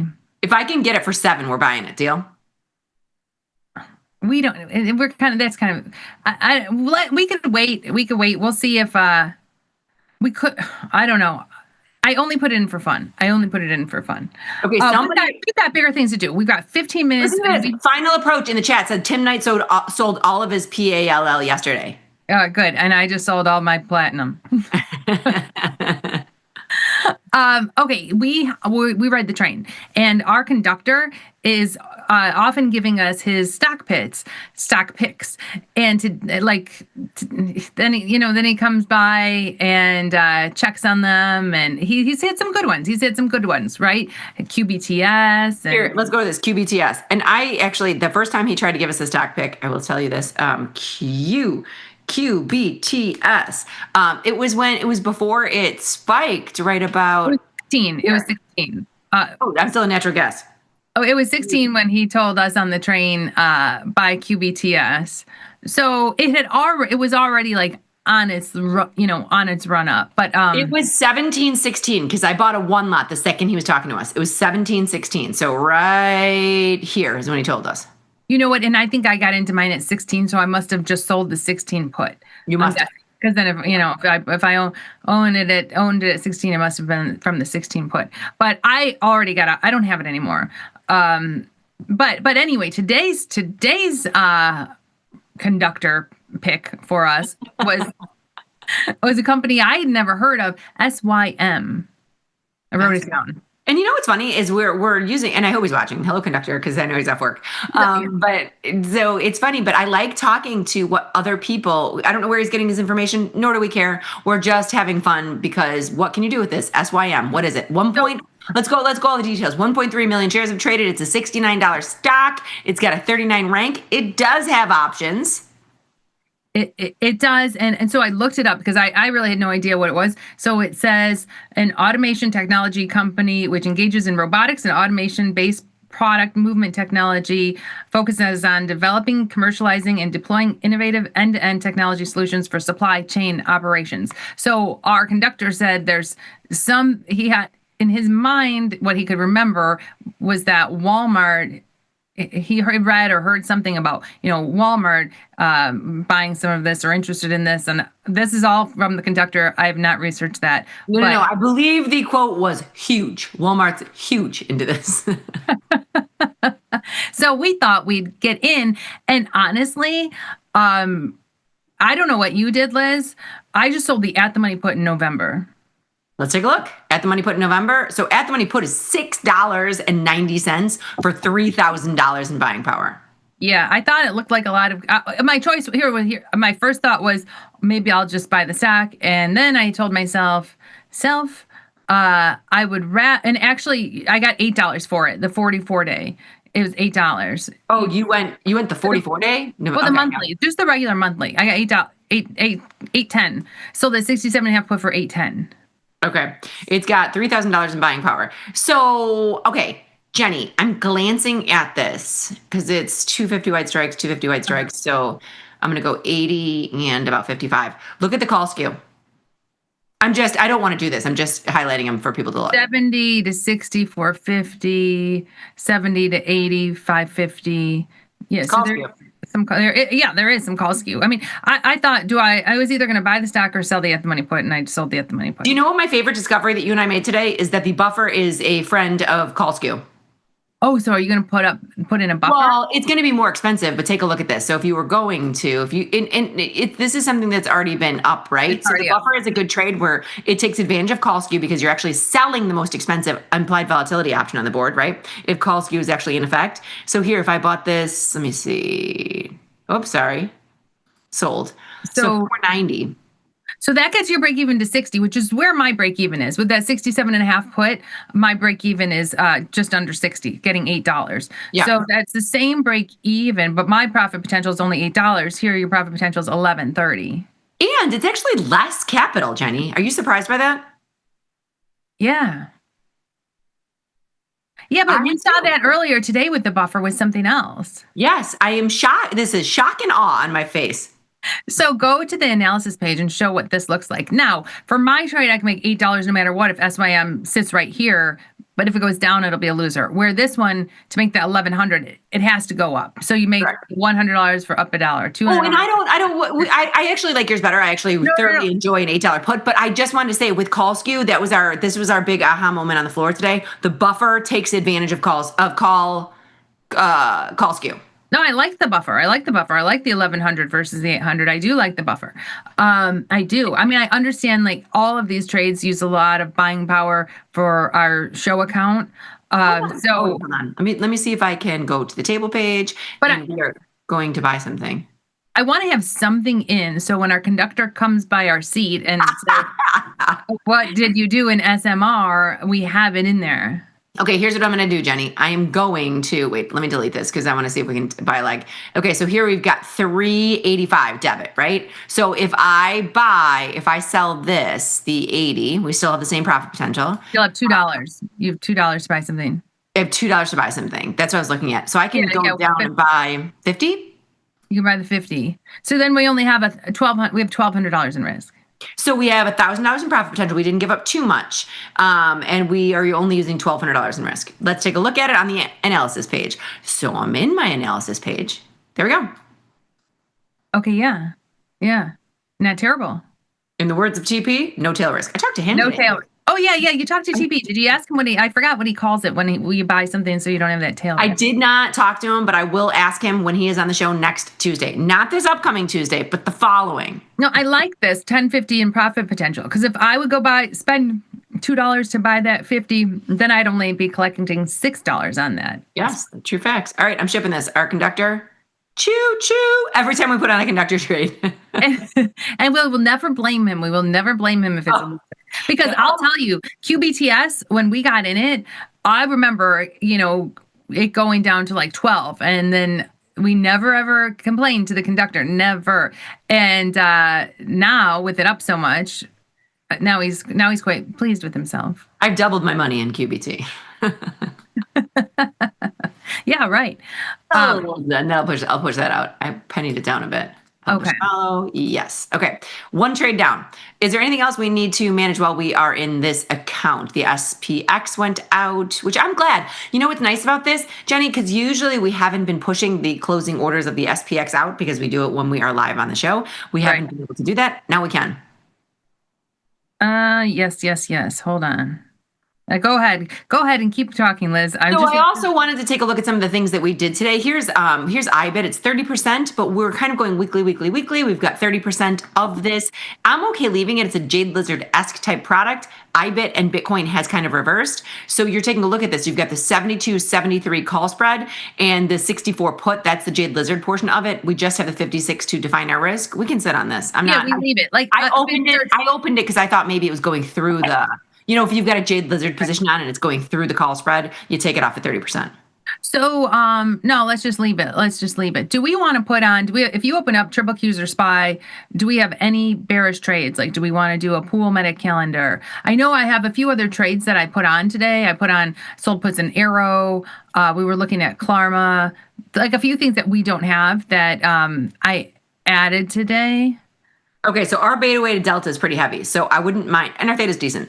I would not mind putting on a slightly bearish trade. What I did here is I sorted by beta weighted delta. The only thing that we have that is technically a bearish delta is this SPX upside broken wing butterfly, because everything else is at FCX is gone. And Jenny, you will notice there's very few other bearish positions. I mean, the MasterCard, we sold one. Oh, wait a minute.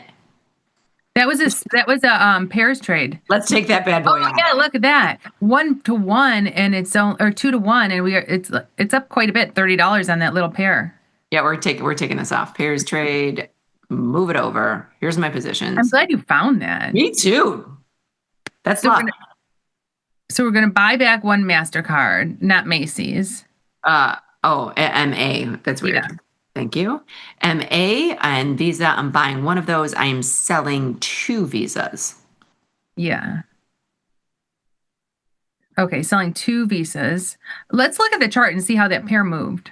That was what's your assumption? We've had that on for a while. Hold on, here's the chart. Yeah, look at that. And we wrote it the whole way down. Yeah, right? We did. All right, and he gone. Let's see if we can, hold on. Perfect. But that'll be pushed out. Okay. Wait, where's MasterCard? Oh, it's just Visa. Okay, on symbols.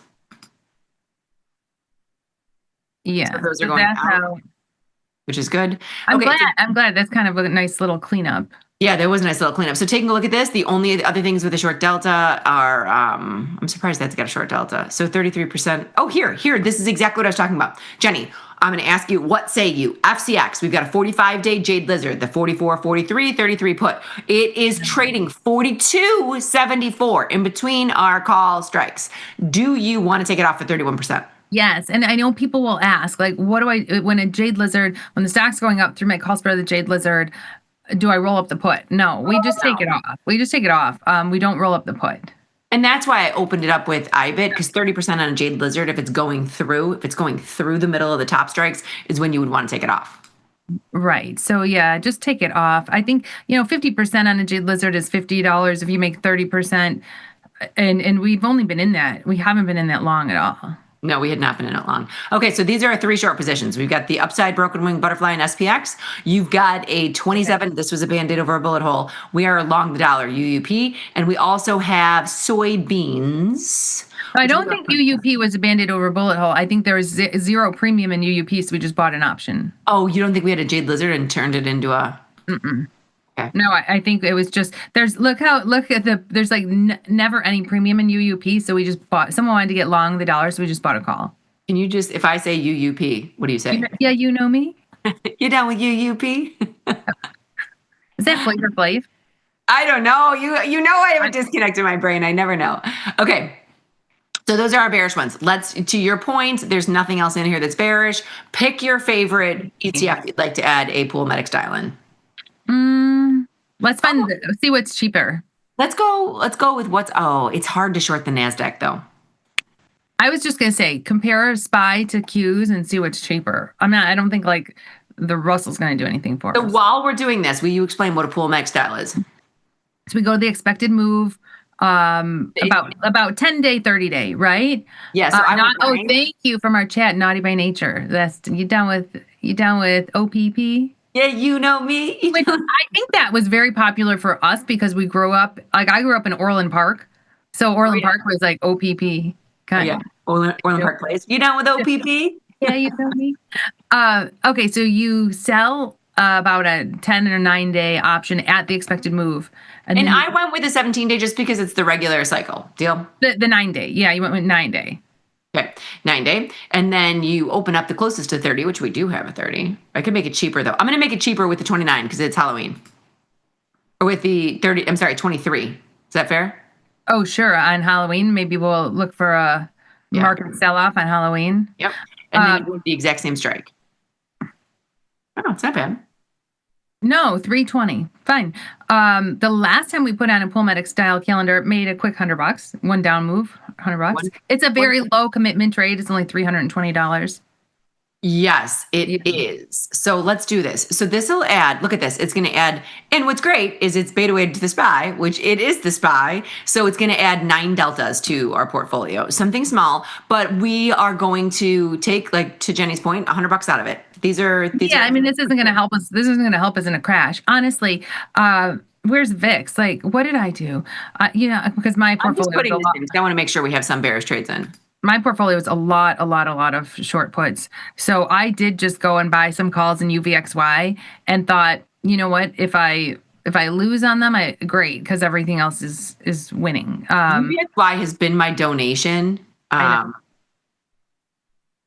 I know. Yeah, UVXY has been my donation, but I'm happy. But it's a donation that you're happy to make. That's what I'm saying. I'm very happy to give you my money, UVXY. Like if my account's going to be, long stock and short puts and more bullish with a lot of deltas, I need something that if the wheels fall off. Now I'm looking at this and we only have about a minute left. Jenny and I are used to dragging things on and never having a market close at this thing. So when you're buying calls, you can just go in, you're giving up 19 to 20 cents. You're spending $2.73 on that versus the zebra where you'd be washing extrinsic value. You're still spending more.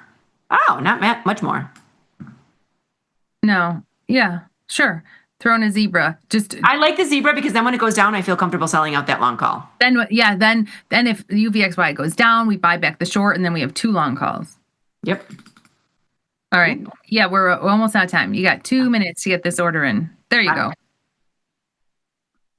And I think that's it. I have a list here. Like, here's my little Post-it note. You can't even see it. Here's my blue Post-it note full of symbols that I added positions on today, but we never got to it. I know. And this account, okay. So we've done a pretty good job with cleaning up. Tomorrow on our agenda, Jenny, we're in the office because we're going into the Chicago studio. Let's take a look at your 333 calendar and natural gas, and we'll take a look at some of those other puts. I don't necessarily think there's anything pressing that you're missing, right? Like it's not like, I need to get an arrow now. Daddy, I want to. And I just want to quick say, it's not a calendar and natural gas. I don't know how I've never done a calendar and natural gas. Sorry, butterfly. Yeah. I just want to make sure because I don't know how calendars work in natural gas. Never have done one. Me neither. I have no idea. I know we are probably out of time, but DocuSign 25% short put 44 days. We've got our GTC in. That's fine. I mean, I don't care. We've been at 5 days, so 25% in 5 days. You making money and you want to take some risk off. We just saw we have all long delta positions, very few short delta positions.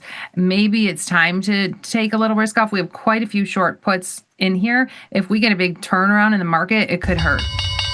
Look at that. I got in there. Okay, that was the bell. I like playing beat the clock. It's kind of fun. So overtime is next with Dylan and Ilya, then macro money with Ilya. So hold on. I wanted to show what we did during this segment. So in this, we closed out, our SPX Iron Condor closed right before that. We traded a buffer in SYM. We closed out of our MasterCard and Visa. We closed out of our FCX. We put on a SPY pool meta calendar. We traded a UVXY Jade Lizard, and we closed our DocuSign. No, UVXY. I think we just a zebra. A zebra. Yeah, zebra. Yeah, it's hard. It's hard to get everything in and kind of. I don't want to say like rush the show, but 30 minutes is not long. We need more. I'm just kidding. We do not want more. Everybody have a wonderful day. Remember to trade small, trade often. Laugh with us, learn with us, and watch the Listen Jenny show. We will not be on last call tomorrow. No, but we will be on the Liz and Jenny show in Chicago, 10 a.m. We will see you. And we'll be on the morning show Friday if you can't get enough of us. If you can't get enough of us there. Goodbye. Bye.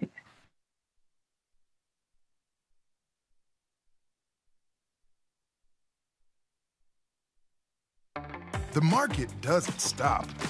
So why should you? Diversify your portfolio with stocks, options, futures, crypto, and more from tastytrade. Focus on the markets that matter to you.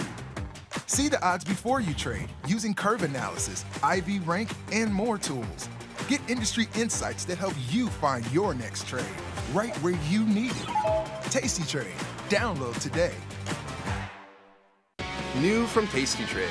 Unlock 30 days commission-free trading, plus a 1% cash match on all qualifying deposits when you open and fund a new tastytrade account. The money match event starts now, exclusive to new tastytrade customers.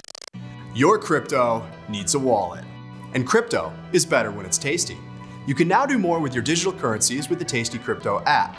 We're proud to offer a self-custody wallet for Bitcoin, Ethereum, and Polygon. Transfer your digital tokens directly in-app and access thousands of tokens available only on-chain. Your wallet is your key to decentralized finance. Download the Tasty Crypto app and get started today.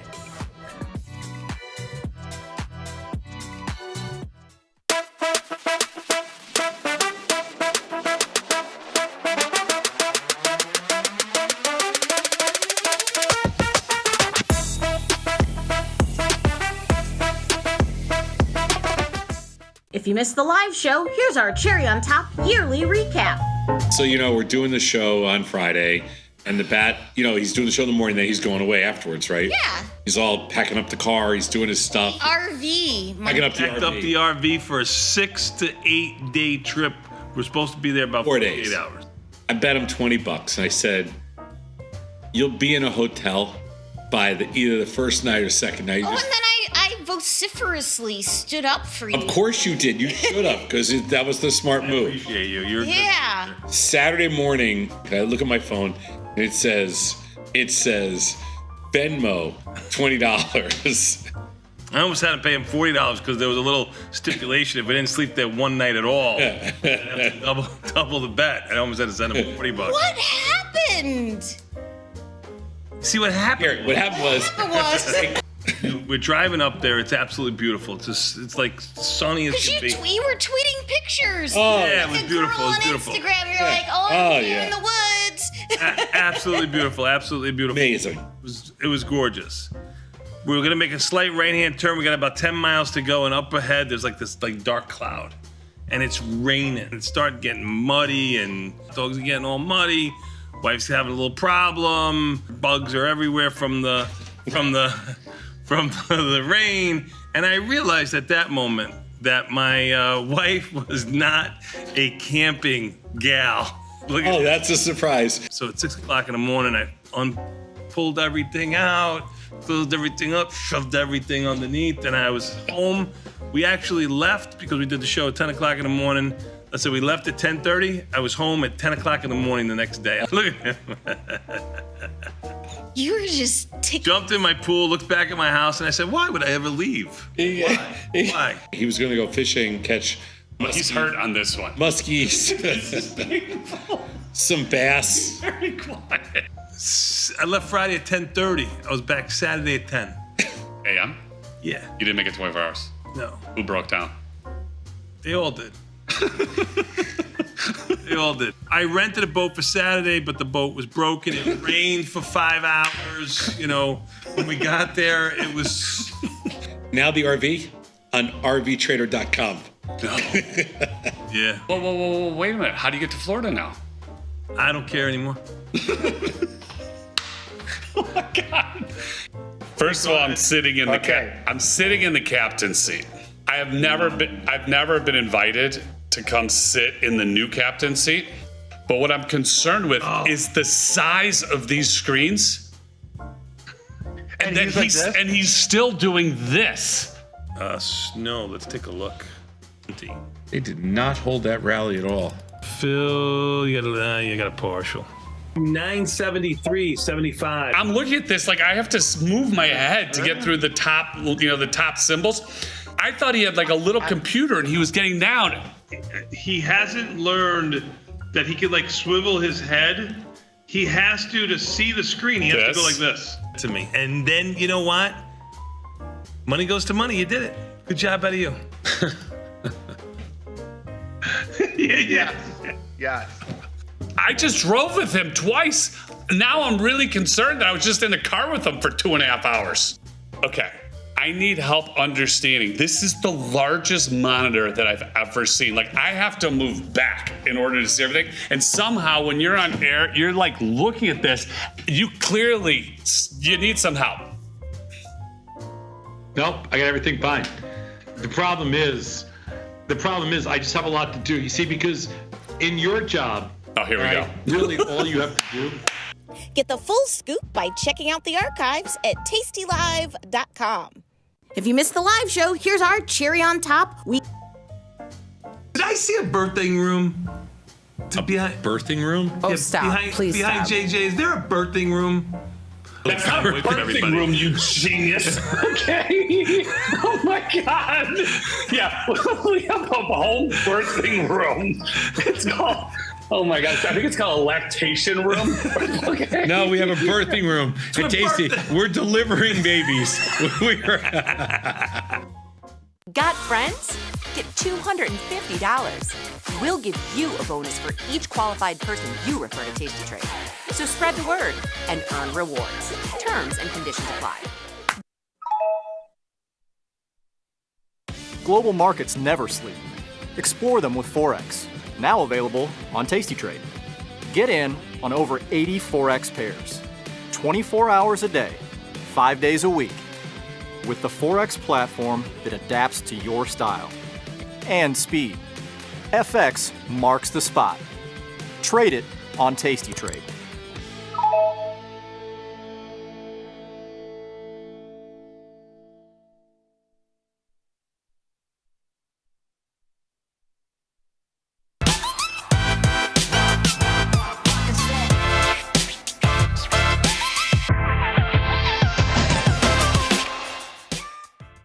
And we are back with yet another cast of characters here on Overtime. I'm Ilya Spivak in San Francisco. That's Dylan Radigan in Milan. Mr. Mike Butler in Chicago. Gentlemen, thinking continues to be the wrong thing to do in these markets. Don't do it. It continues to be the opposite of what one is meant to be doing. Is that the only thing we're supposed to take away from all of this?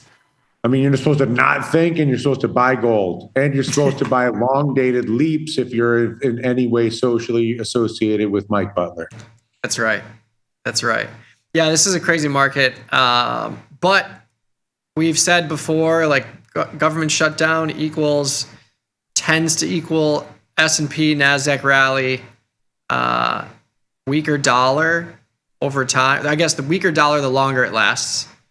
But yeah, I mean, if no bad number can come out, why not just goose this thing up to 6,800 like we did today? Goose away, my friend, and take gold to 5,000 and take the Mag 7 10% higher across the board. And take the dollar higher while you're at it, Ilya. Why not have a strong dollar on the side? I mean, a strong dollar on the side is really what's paying for my sins elsewhere here. Now, I suppose I can't be too mad at gold and silver. I was long them, and I did make money doing so, and that's all great. But I got out way too early out of gold, and I got spooked out of silver this week on that downtick at yesterday's risk-offy session, and that was definitely not the move, as it turns out. We're continuing to power higher here.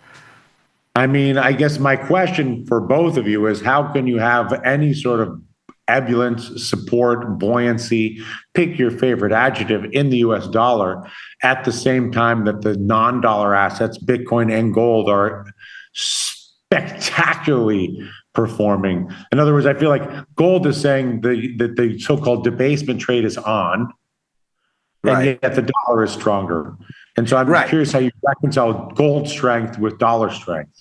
In my mind, the debasement trade is not on, and that's just the wrong explanation for what the precious metals are doing. Because when you look at what the dollar is doing, and then when you look at the bonds as well, the bonds are higher. So it's not like there's sovereign risk that's building in U.S. debt, or else we'd be looking at bonds that we're selling off. We'd be looking at yields that are going up for bad reasons, not for growthy reasons, but for I don't want to lend to this borrower, give me more money to compensate me because they're crazy over there reasons. And so because you're not seeing the bonds sell off, because you're not seeing the dollar sell off, this whole debasement thing is, it's cute if you only look at the metals and stocks, I suppose, but it doesn't make any sense. Instead, I think what's going on here seems to be a kind of generalized defensiveness where nobody's... You're saying risk off? Sort of. I don't think anybody is prepared to sell stocks, but you're very clearly seeing that people are essentially allocating to things that they hope won't get sucked into some sort of mishigas. And the threat of mishigas seems to be rising.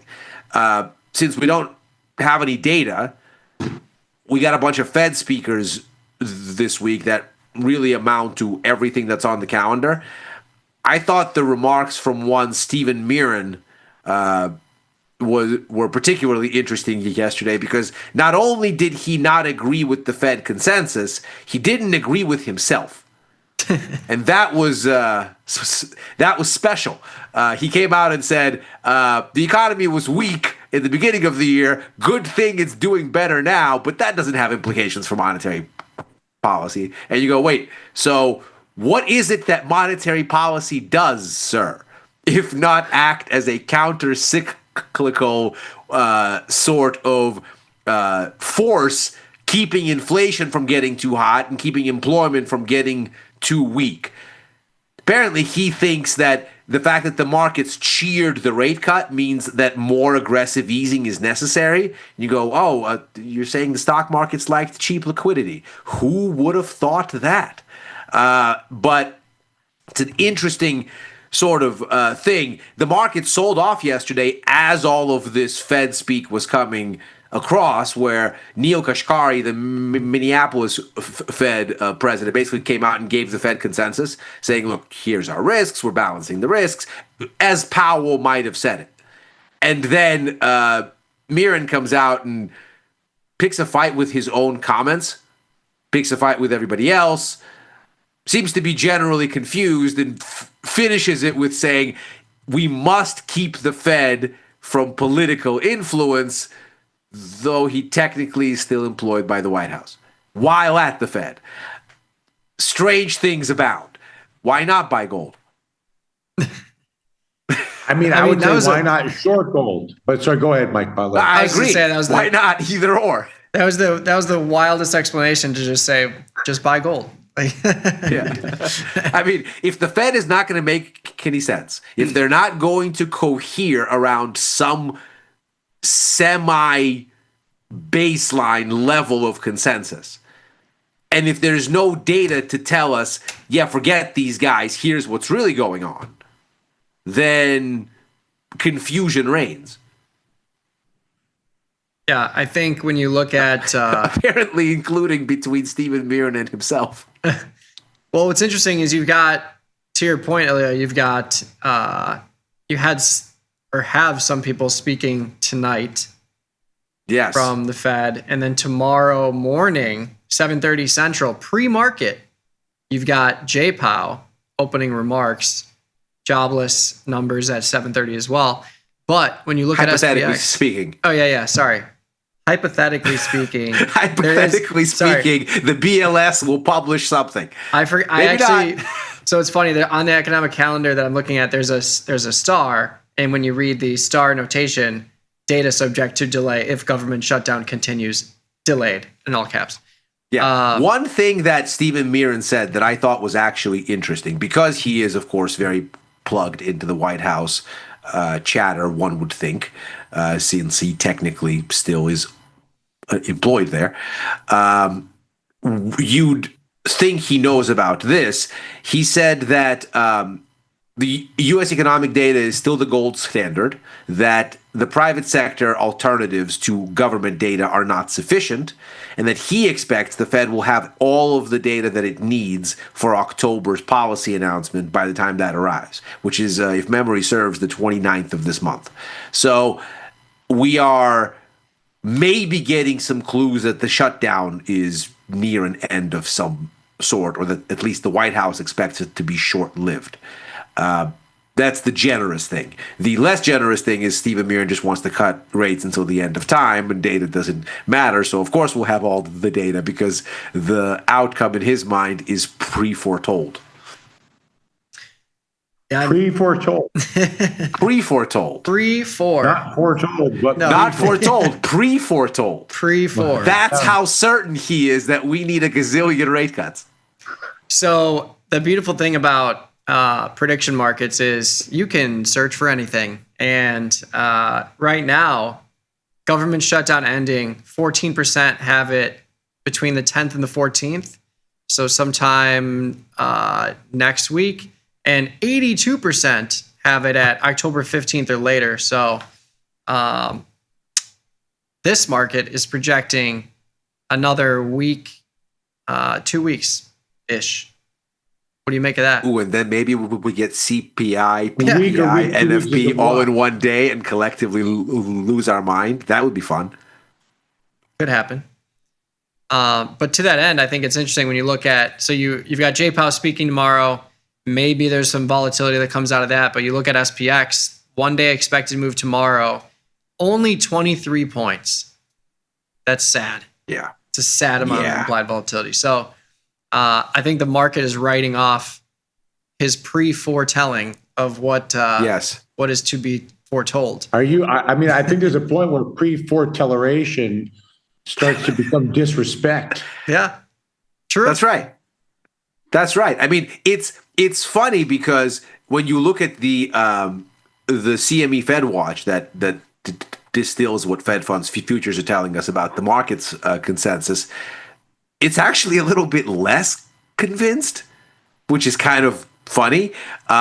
If you look in all of this at, in particular, the December policy meeting, the likelihood of a cut there now 77.6%. That's down from 89 a week ago and 82 yesterday. So, interestingly, the market thinks that third cut is less sure. In October, you're still looking at a 92% chance of a cut, but that's down from 95 yesterday and 99 a week ago. So there's an interesting thing that's happening here where the market is quietly going, yeah, maybe are they not going to give us this third cut? What? Now, 77 is still high, in fairness. Yeah. In fact, anything well north of 60 is pretty much a lock. But nevertheless, it's going the wrong way. Mike, if you click on that compare button on the left, you can see how it's evolved over a day back, a week back, a month back. I never used this tool. I just looked at the bottom. But yeah, this is nice. Yeah, and then if you look at December, you can see it's ticked down meaningfully. Yeah. Over a week versus a week ago.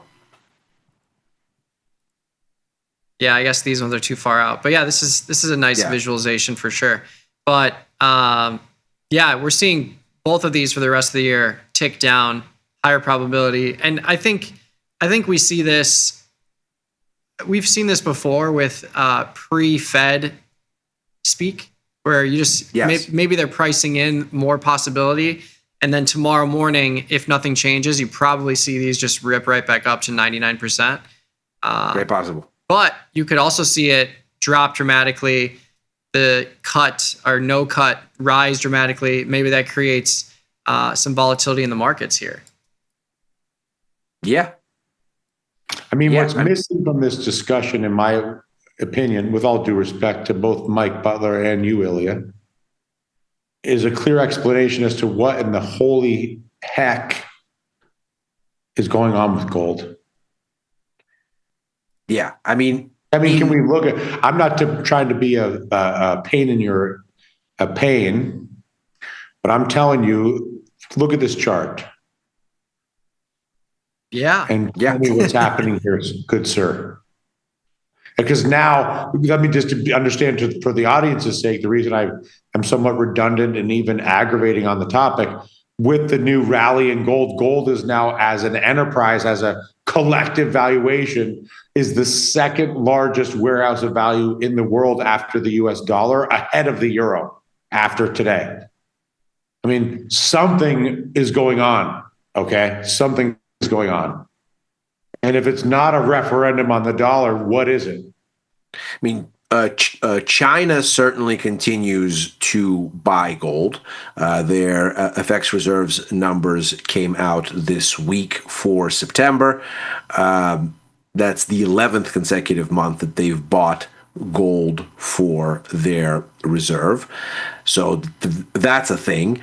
But I think more interestingly, I think really what this gold rally is about is kind of strange happenings risk. And for me, sort of the avatar for strange happenings is or the ruling supposedly this month from the Supreme Court on whether the president gets to keep the majority of his tariffs that he's made contingent on IEEPA, which is the law that lets him do stuff in the event of a national emergency. And basically, that logic was struck down by a lower court, and now the Supreme Court has to weigh in on it. So I think what's interesting here is the market's spent the better part of 6 months now, from early April until now, benchmarking these tariffs and basically going, okay, that was the worst of the weirdness. Then the foam board and the whole nonsense. Then the president said, here's a 90-day pause. Nobody get yippee. I'm going to back up. And we've kind of slowed the roll there. We keep kicking the can downwind with China. So the market seems to be like, tariffs, whatever. Even the Fed is saying their inflationary impact has been less than anticipated. But if the whole thing gets tossed by the Supreme Court, you're back to square one. You have total uncertainty again. Because it's not like the administration is going to give up tariffs. But now, if they get tossed, then you have a clash on your hands. They're going to attempt to go at it again, somehow. And then the markets have to sit there and think, okay, well, maybe they'll use a different law, as they've done for some other tariffs, like aluminum and steel, for example. Maybe they'll do it that way. Maybe they'll do something else. But basically, everything that the markets have attempted to benchmark for 6 months goes out the window. And obviously, that's a lot of uncertainty. So maybe the market is just loading up on insurance.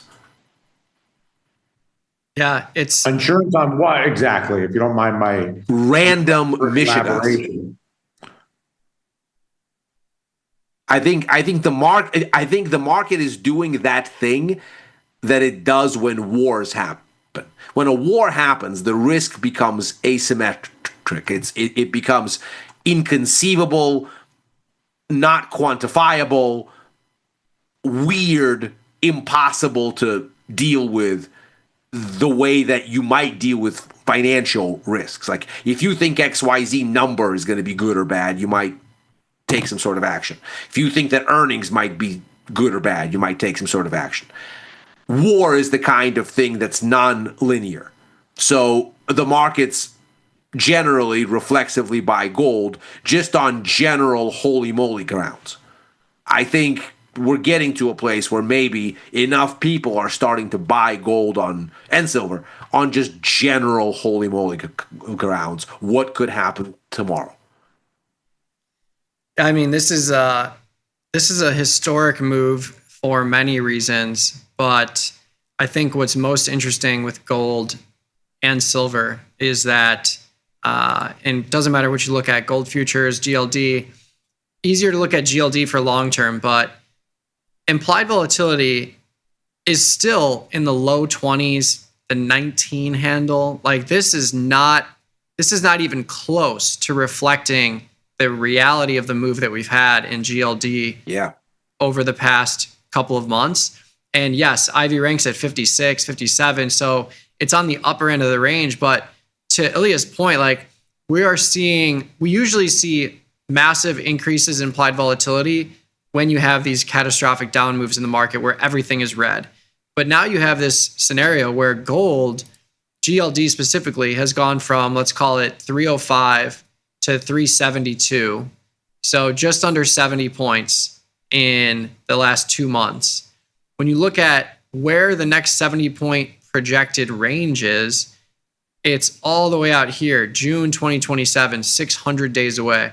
So in a 1/10 of the time, we have reached the upper bound of this implied volatility, and these markets are not changing at all. Like it's weird to me, to Dylan's point, it's weird to me that this thing is just going straight to the moon, but not even implied volatility is reacting in a way that would be seen as normal if it were any other product. Like if this was a stock doing this, you would see implied volatility in 100% through the roof.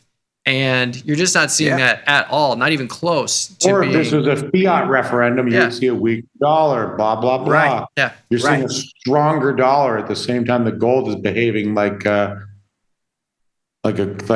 maniac. Yeah. Well, so the last time that gold behaved like a maniac like this was early, if memory serves, was early 2023.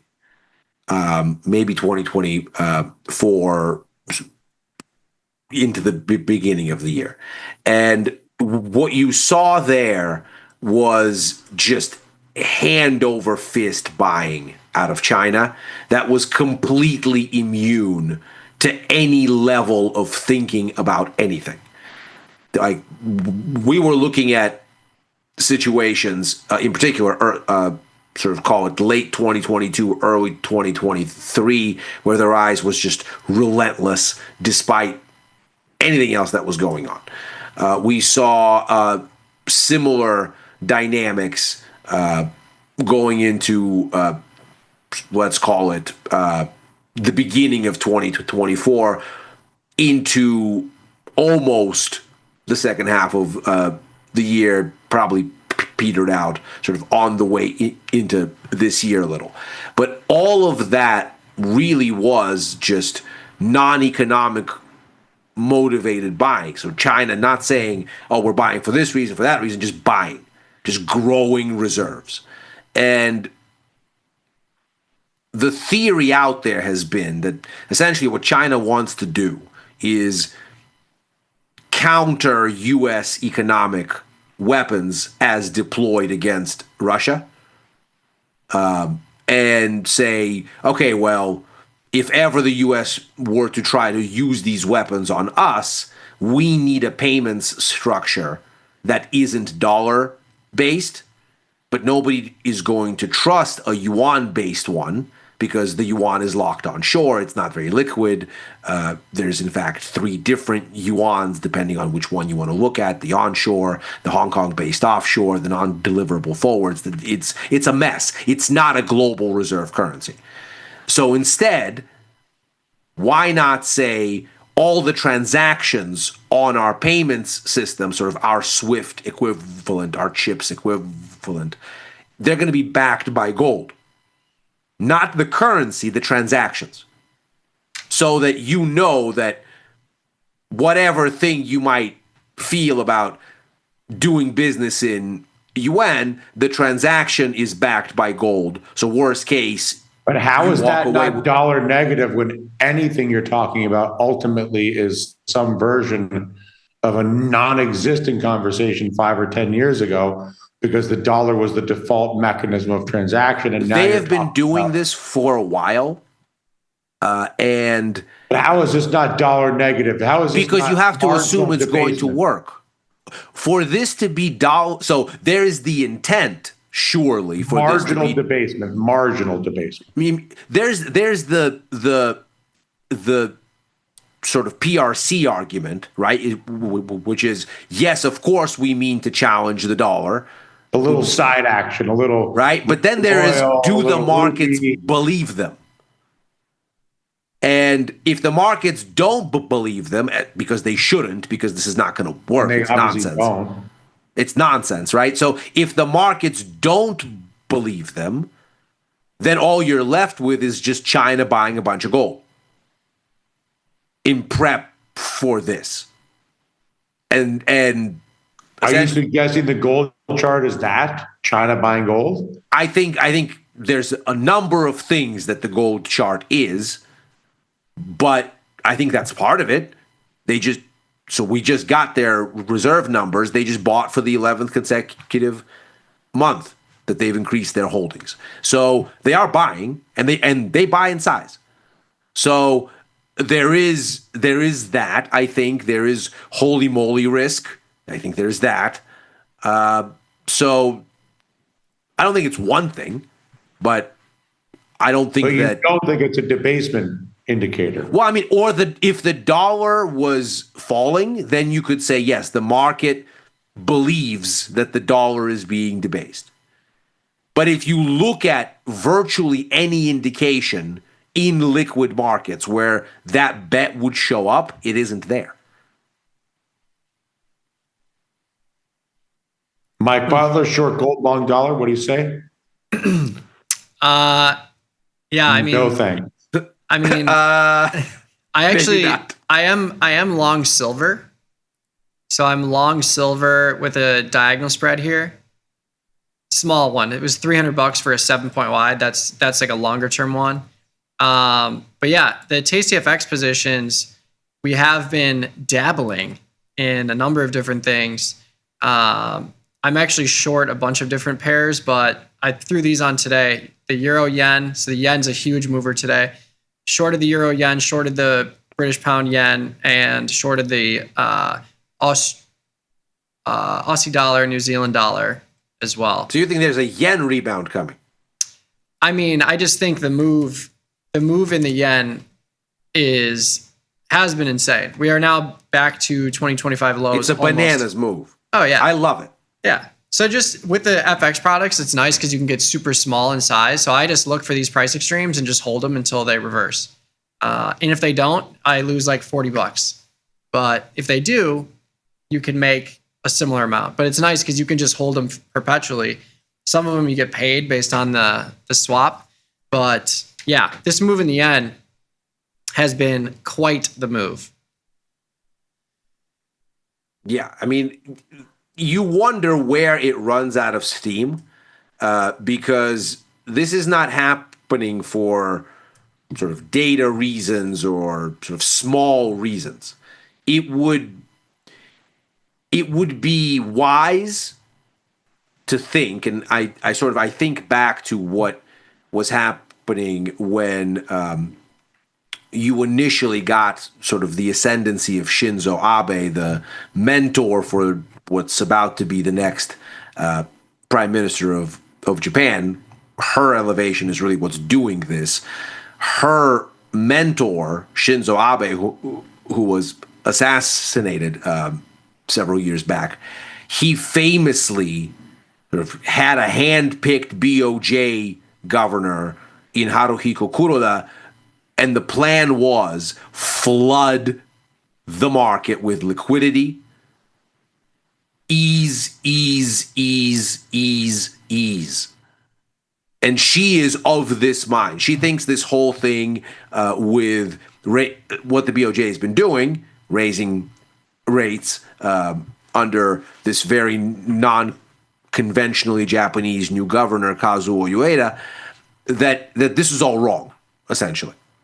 And when Shinzo Abe first was about to become prime minister, and it became clear that he was, and it became clear that he was going to put Kuroda to work, easing until the end of time, the yen ran and it never looked back. It got crushed, just absolutely demolished for months, back to back to back to back. Once this thing goes like this, sometimes it just keeps going because it's a political shift. It's not the reaction to a piece of data. This will be now policy in Japan for who knows how long. And so this thing might have legs, and it might have legs for a while yet. Not in a straight line, of course, but we could be looking at yen weakness for a very long time. Someone in the YouTube chat asking, wonder if the weaker yen is propping up the dollar today, or at least over the last couple of days. Certainly helps.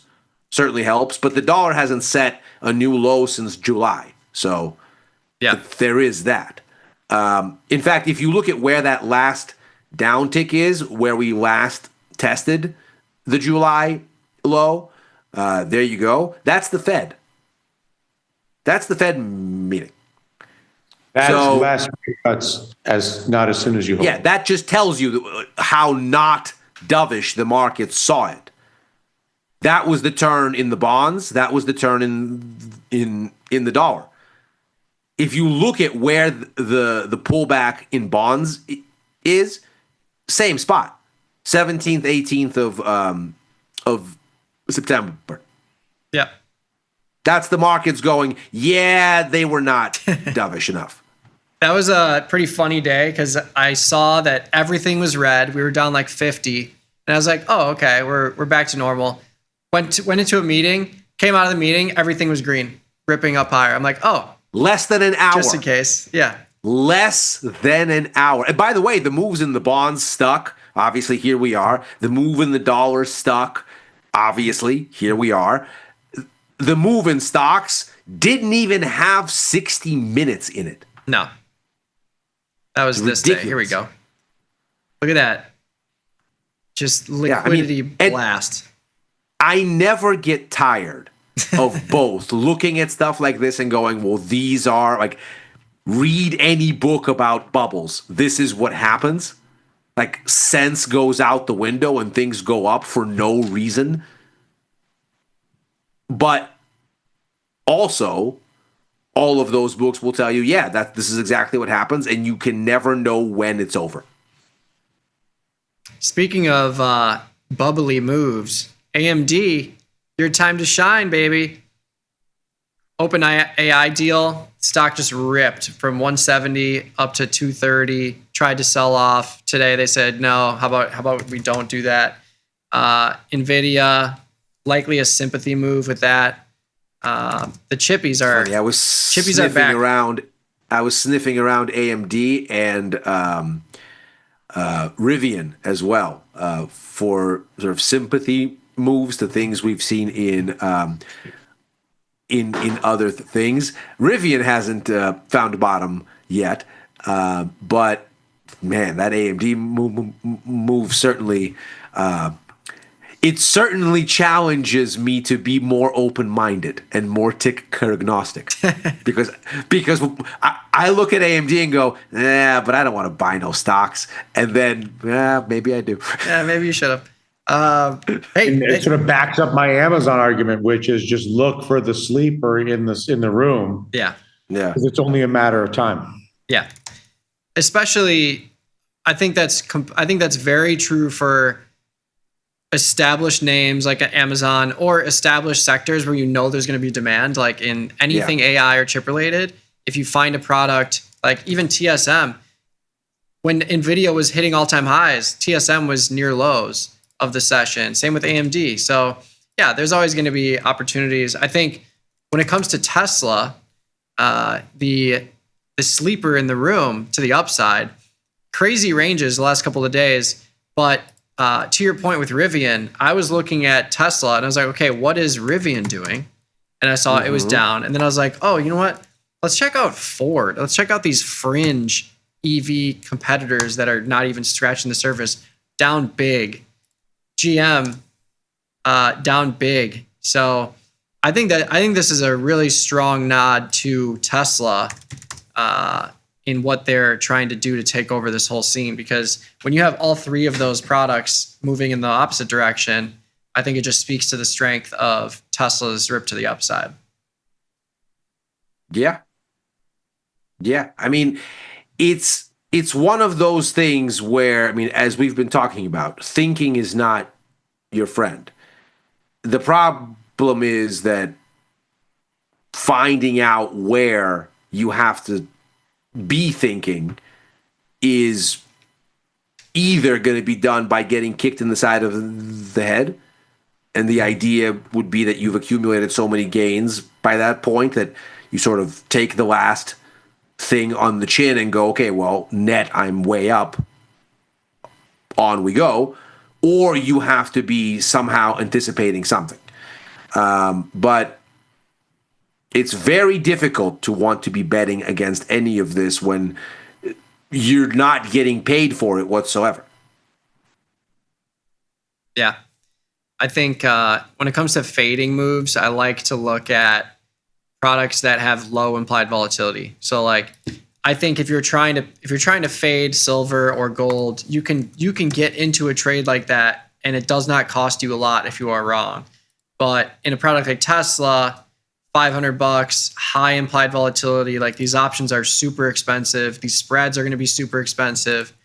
I think really the only way to do it is with a credit spread far out of the money, but those are not as those don't come in as quickly as a low IV product moving in the opposite direction might, like gold or silver. But who's fading those things? Impossible. The only thing I'm fading here is crude oil. I kind of liked what it did today. It sort of stalled against its former support, become resistance. So it broke down, corrected, and then stopped right on that inflection point mid-range where it had a bottom before that it cut through last week. So I've used this bounce to get a little bit short. We'll see if it goes, but at least the price action looks encouraging. Yeah, I've been trading crude with the micro contract. So I've just been, and it's a $6,000 product if you use the micro.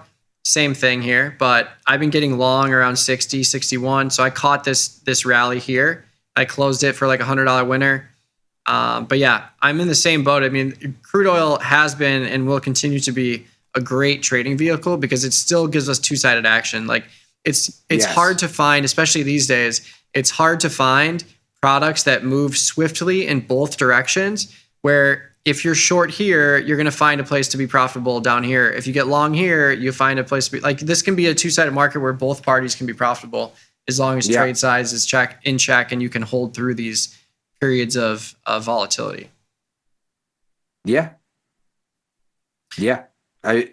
It's an interesting thing, crude, because you'd think there is some element here of a cyclical something. We'll see if that lasts. I think the point Dylan has made, which I agree with, is that either it's got to be geopolitics or it's got to be something about sort of real global demand. I think concerns about an oil glut are getting significant here, but you don't get an oil glut unless global demand is falling away. And so it's interesting if it goes. If it goes, then the global economy is weaker, and then we're going to get all of these rate cuts that the markets want, but for the wrong reasons. Although markets don't seem to care what the reasons are at this point. I mean, the question is, why does oil trade the way that it does? And obviously, there's whatever the supply-demand discussion is, which is never-ending. Obviously, there is sort of global macroeconomic activity, which I would argue the tariffs are oil negative, right? It's sort of marginally less shipping of things. Yes. But ultimately, I still believe that the number one driver of oil pricing is perceived disruption in critical portals of oil distribution by virtue of war or the threat thereof. And so I just feel like oil kind of drifts around in this sort of macro-ish world, but super unpredictable, in my opinion. I agree. But for super spikes triggered by extreme geopolitical situations. Well, here's a counter narrative. Here's a counter narrative sort of in that space for you, right? So obviously, you and I both were very avid sellers of crude oil when it would spike on the super spot, the geoprice spike. Right. So like Israel and Iran would start squeezing off missiles at each other, and you go, yeah, okay, neither one of these two want a real, neither one of these two want a real fight. Fade this. Would you be of the same mind if it went the other way, in the sense that you seem to be in some kind of a turning point in this Israel-Gaza theater, where deal on the in the wings? Maybe. So the Trump administration unveiled this deal. Everybody seems to like it. The Israelis have signed up. All the Arab states have signed up. A ton of the majority Muslim states like Indonesia and Malaysia and Turkey that are not Arab states, but that are Muslim majority states by a mile, they've all signed up. Everybody thinks this is good. Hamas seems to be in the final stages of kind of accepting a version of it. They're in Egypt now, ostensibly figuring out the details. What happens if crude oil spikes down because some kind of an accord is reached? Do we buy that deviation because global demand is still what it is? I like the question.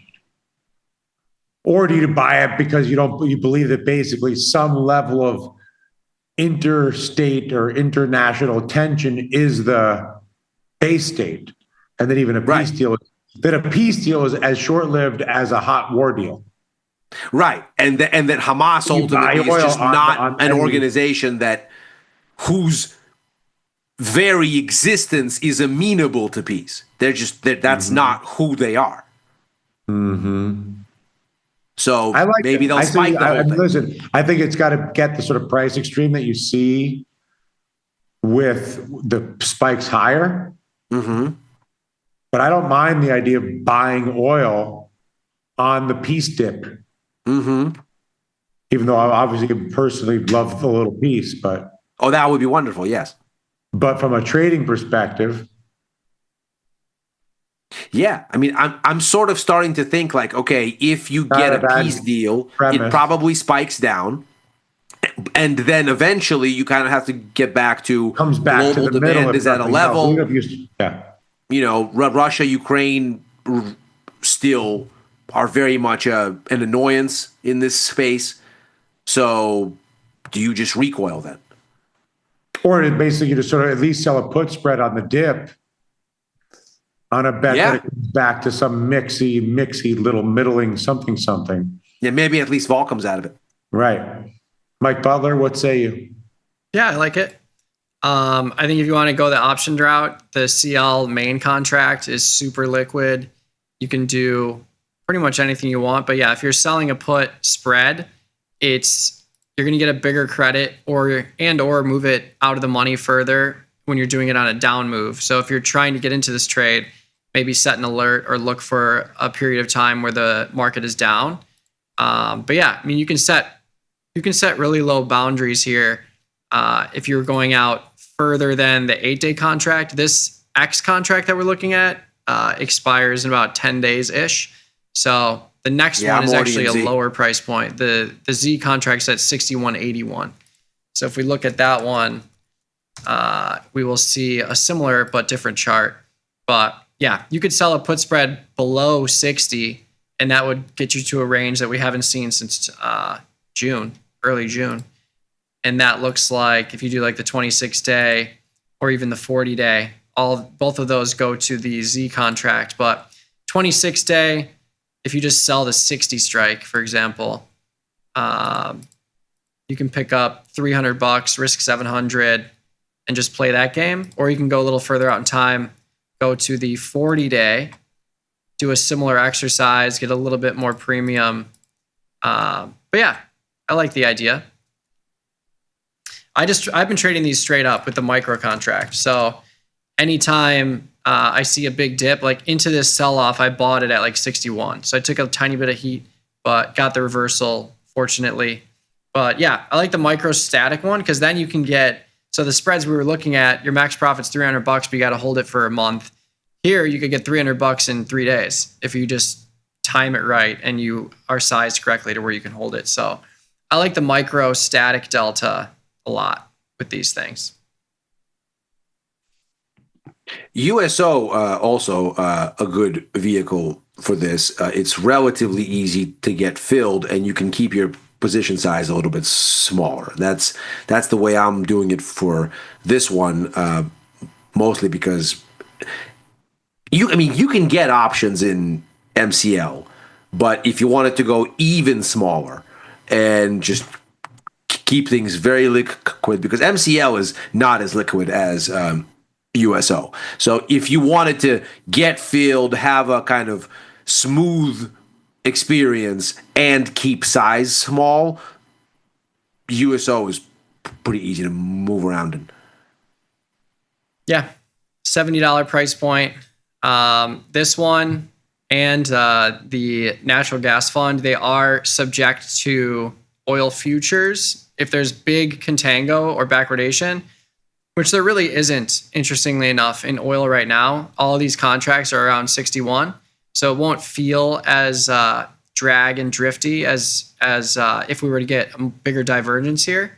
So yeah, I think USO is totally viable. What is the ticker on that natural gas fund? Is that CEPR? UNG. UNG. Yeah. Same concept, but if you look at these longer term, what you tend to see is something like this, where because of the steep contango, they have to continuously rebalance this. These are probably periods of backwardation where you get this huge rip up, similar to USO. But as you can see, this was the massive sell-off in 2020. Since then, we've kind of lifted from there. But this is due to the fact that, when you have a lack of steep contango, you can have this price float because you don't have to pay to continuously rebalance, and you lose buying power every time you rebalance in a contango state. So yeah, love it. A couple minutes left here. Any other sectors, products standing out to you two? I think if you're going to do anything in the currency space, because I still think the biggest kind of idea that's on the board here is a stronger dollar. That's sort of a thing that's both working and still cheap. And so if you're going to look at anything in that space, very interesting setup now in the euro, in the pound. Both of them are sort of at their near-term range barriers. And if you take this out here, so let's say if you take out 115.80 on euro, if you take out 133.25.30 on pound, those moves have legs then thereafter. I'm also looking a little bit at Bitcoin and noticing that it had a really nasty sell-off yesterday. It had a bounce today, but the bounce today was not what you saw in stocks. Obviously, Bitcoin is up on a risk-on day. No big shock there. But it looks kind of soggy relative to what the NASDAQ looks like, what the S&P looks like, which obviously I nibbled on the short side yesterday, and then when it ripped today said, oh goody, let me keep my losses small. Goodbye. But this is interesting now. If you're looking at the continuous Bitcoin contract also, you'll see that this is something of an auspicious level. We've been near these highs before. This is a breakout through the high from August that's failed, where we've come back in after that breakout. We couldn't hold it. So, and the price action on this risk on day is soggier. It seems to have been more responsive to bad news than good. Kind of starting to think that maybe tomorrow if this continues and this continues to be a kind of weak need, then there's an IBIT put vertical in my future. Yeah, IBIT's an incredible. I like IBIT. I like IBIT. You can get such amazing risk reward. I love it. Yeah, I mean, $70 price point, penny wide markets. Like this thing trades more than SPY on a day-to-day basis, which is crazy incredible to say. Not today, but no. If you check this in the morning, IBIT actually did trade more than the Qs today, which is crazy to me. But if you check this in the morning, like IBIT almost always has way more share volume than SPY and Qs combined until the day kind of drags on. But yeah, it's here to stay. And like we're saying, you can get into this from an options perspective, penny wide markets, super liquid. If you're bearish, bullish, doesn't matter. You can get into diagonal spreads, calendar spreads, short premium trades. And yeah, the world is you can actually trade Bitcoin as a normal asset and not as some many $1,000 hodl nightmare. Well, hodling hasn't been a nightmare in Bitcoin. You buy it, forget about it. Not if you're a hodler, no. But if you're a trader and you want to be in and out, and you're thinking in 45 DTE terms, it's a nightmare. It's incredibly expensive. It's not a two-way market because everything is so huge. The margins on everything are so massive. If you're looking at BTC futures, rightly so. IBIT solves all those issues. It's cheap, liquid, there's options. Godspeed. Enjoy. It is quite lovely. And you can do what I like to do, which is bet against it. Your final thought, just bet against everything, unless it's gold. Can't do that. Can't bet against gold, can't bet against silver, can't bet against the dollar, can't bet against the bond. Can't do it.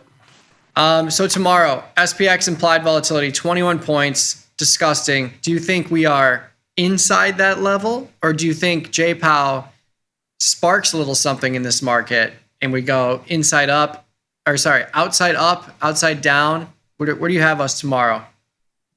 I don't think Powell says anything. He's giving intro remarks at a community banking conference. I don't think it's the hot heat that he's got for us.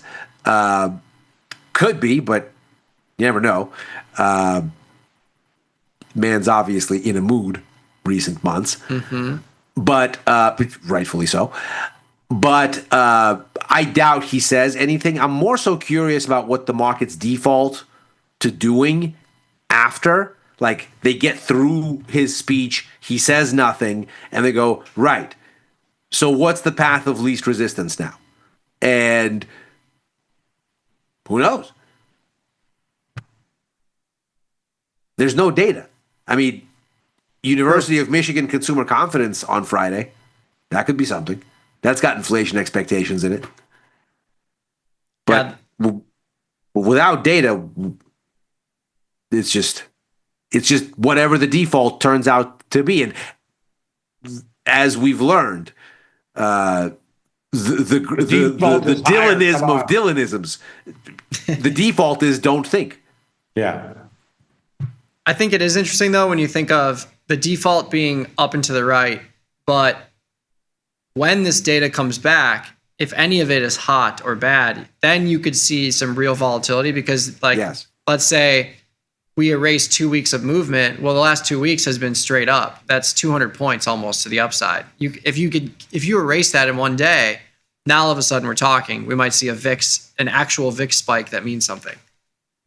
I believe alcoholics refer to this as a moment of clarity.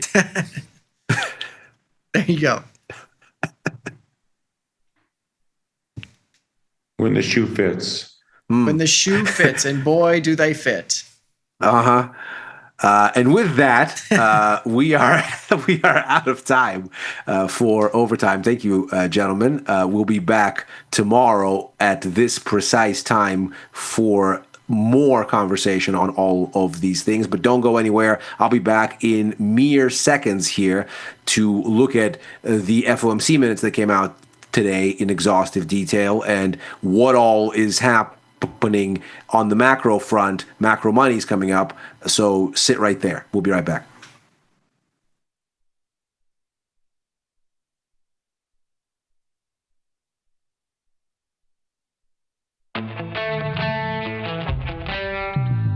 In the world of investing, a beast lurks between the numbers.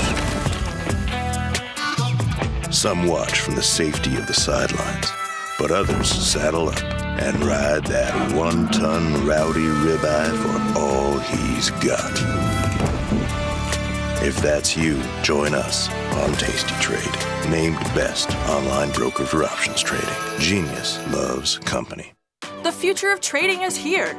Join Mike and his whiteboard, plus the Tasty 2 live crew for 90 minutes of probabilities, punchy portfolio mechanics, and trade tactics. It's totally free and unreasonably fun. Come early to enjoy a drink with the crew and stay for a Q&A after the show.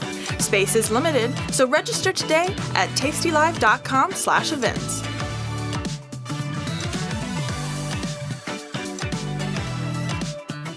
Tasty Trade has crypto, and you can trade with zero commissions, Bitcoin, Ethereum, Litecoin, and more. Diversify in one place. Crypto, we got it, we get it. The market doesn't stop. So why should you?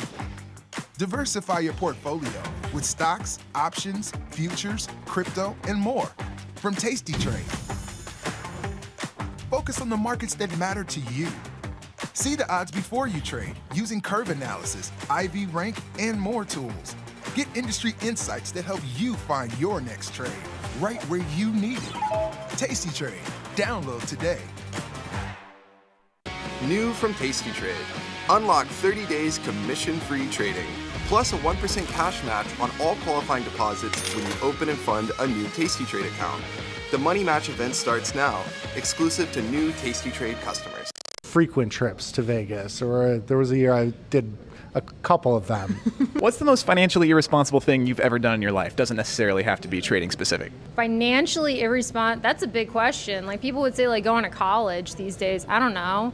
Renting, I like renting. I like the flexibility. I don't know. Maybe renting, I guess, by the book is financially irresponsible. Actually, you know what my biggest purchase right when I started my job was $4,000 on a PC setup, which was not a good idea at my salary point. I mean, anytime you take a trip to Vegas, it's pretty financially irresponsible. I would say that frequent trips to Vegas, or there was a year I did a couple of them, which was pretty irresponsible. When the market moves, traders need to move faster. Tasty Trade Active Trader Tool offers full depth of market visibility, one-click order entry, and instant position management so traders can react in real time. While others charge for professional tools, Tasty Trade provides them for free. Opportunity can move fast. Seize it with Active Trader. Try it now on Tasty Trade.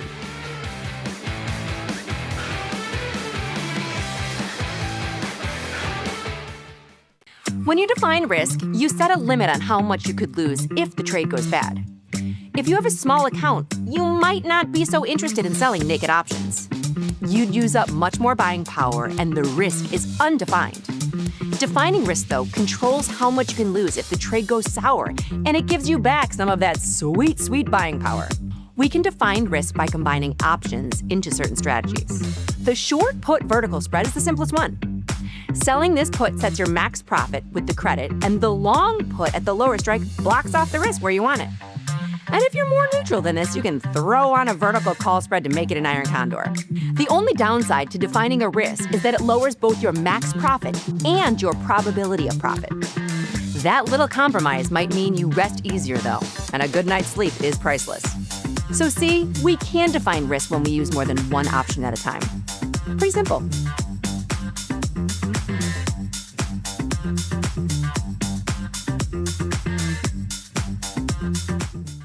Got friends?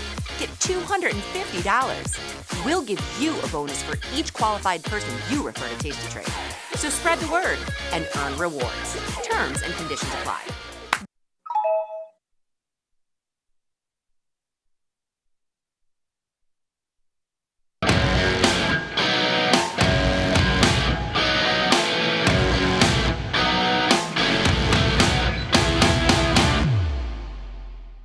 And we are back to looking at a stock market that is powering higher.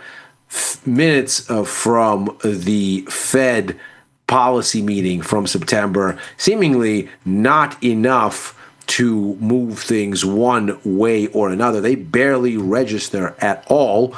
We're going to break down what's going on and what we might expect from here. I'm Ilya Spivak, head of Global Macro here at Tasty Live.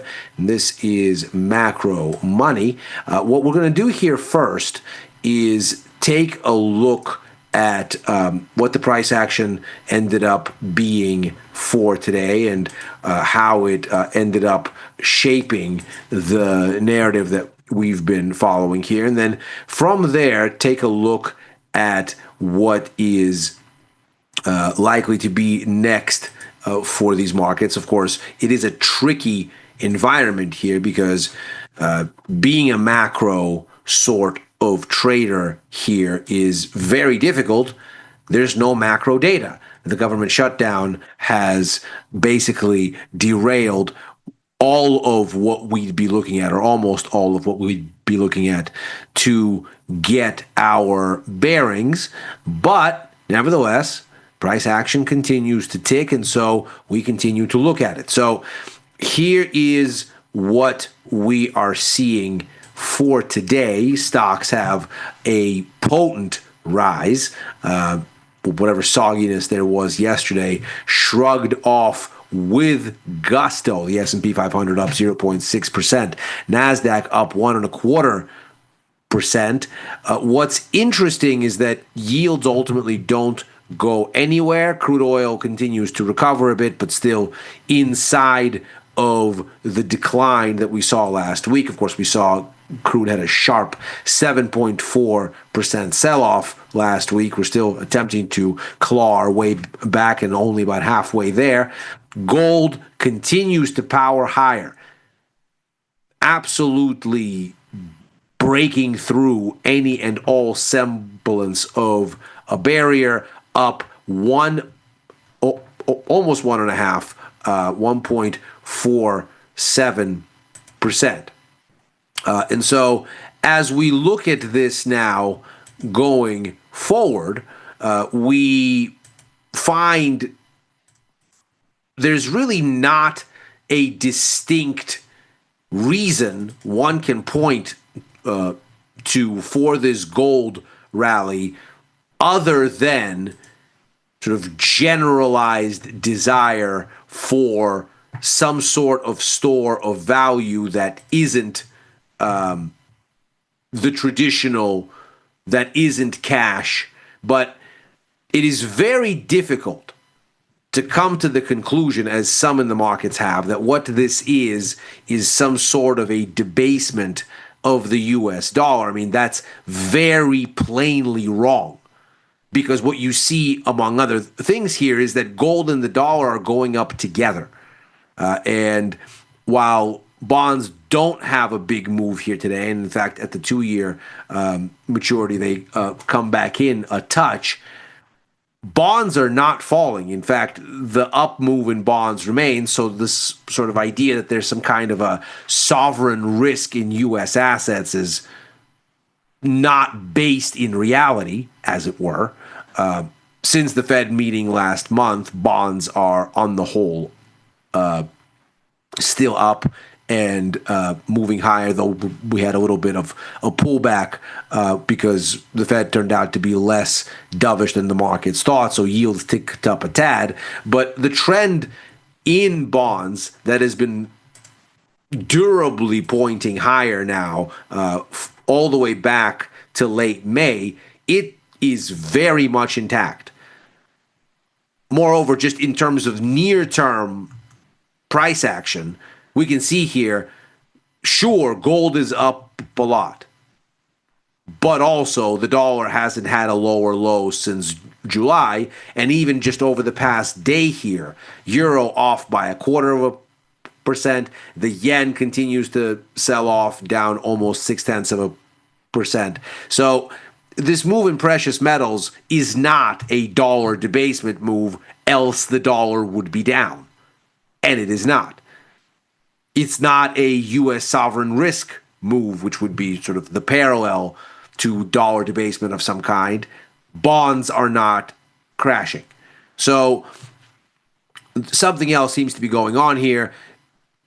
There's all kinds of theory making one could have. Certainly an 11th consecutive month of China buying gold in size for their reserve account. That's a part of this, surely. Not the whole thing, but at least to some extent. The possibility that the Supreme Court might overturn the Trump administration's flagship tariff batch. Not all of the tariffs that the administration has pursued are contingent on national emergency grounds via IEPA, but most of them are.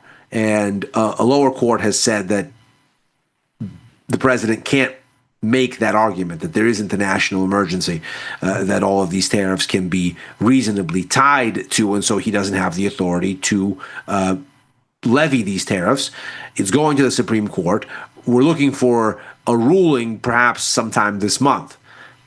Maybe gold is up just on general defensive grounds because we have now 6 months that the markets have benchmarked a key pillar of economic reality as we find it today. And if this Supreme Court decision goes the other way, then we're back to square one. We're essentially back to early April as far as trying to figure out what tariffs we have or don't have and what all of it means. Because I don't think it's reasonable to conclude that if the administration is ruled against, then what they'll do is go, oh, well, I guess we didn't get it. Maybe next time. Pack up and go home. No. Almost certainly, if the IEPA logic is overturned, the administration will try to deliver these tariffs by some other way, contingent on some other powers, or figure out some sort of other way to get this done. So that opens up a whole basket of uncertainty around what fiscal policy is going to look like. So maybe that's what this is about to some extent as well. It's sort of adjacent type of things. We still are waiting for the hearing on Lisa Cook. She gets to stay as Fed governor, but we'll hear in January once oral arguments are done if that is going to continue to be the case. So maybe what we're seeing in the precious metals is just generalized hedging against non-linear event risk. But for what it's worth, dollar debasement doesn't seem to be what this is. So, with that in mind, we move on to what we heard from policymakers today. As ever, in the absence of data, we are in Fed watch mode. We had another big batch of speeches today. Nothing of substance from Musalem or Barr today. And of course, we heard from Kashkari yesterday. He's in a kind of Fed consensus state where he's saying, look, we don't know what the impact of the tariffs is going to be on inflation yet. We need to be cautious. We need to take it one step at a time. If we do too much easing, we're going to let inflation out of the bag again. We don't want to do that. So that's the majority of the Fed, and we know this consensus already. The interesting bit on the calendar today were these FOMC minutes from September. And here are some highlights from those. Almost all participants supported the cut. Shock of shocks, one wanted a bigger cut. There's no way to know, of course, that this was Stephen Miran, the Trump administration's appointee on the board most recently, who paradoxically still nominally holds a job at the White House as the chair of the Council of Economic Advisors, though apparently he's on leave from that role while he serves out until the end of the year the term that was vacated by Governor Adriana Kugler. But clearly, when we look at the dot plot here, everybody is here. One person is here. And we heard from Governor Miron yesterday. He clearly doesn't seem to see any sort of conflict or tension between, on the one hand, asserting that the economy is warming back up, having been weaker in the first half of the year, which is incidentally encouraged by at least some economic data, not all of it, but at least some. And at the same time saying, well, this doesn't have any implications for monetary policy, this strengthening. We still need aggressive easing. Just look at how much the markets love aggressive easing. Surely that means this is the correct policy, which is high comedy because, of course, when have the markets ever not loved cheap money? So it's interesting to sort of tie things up that way and say, well, this is indicative of anything at all other than financial markets like cheap liquidity. So, of course, but in any case, we clearly have the sense here that there is the Fed consensus and there is now this sort of lone voice in the wilderness, which falls closer to what the administration might have said. Most participants judged that downside risks to employment have increased and upside risks to inflation have either diminished or not increased. That's how we ended up with that cut. We knew, of course, as much looking at the policy statement itself, which asserted essentially this. Most participants judged that it's likely to be appropriate to ease policy further. We know that also. We can see here we've actually somewhat retrenched on rate cut expectations. The probability of a cut has come down for the October meeting to 92%, whereas we were at 99% a week ago, but it is nevertheless commanding. So we are very much on course for a cut when the Fed meets this month. For December, we're back down to 70-odd percent, about 77, down from well north of 80 and closer to 90. But again, still very much a convincing rate cut story here. In fact, as long as you're, I would argue, durably above 60, it's kind of a given that you're going to get this cut. So most Fed officials think another cut is coming. The markets generally agree.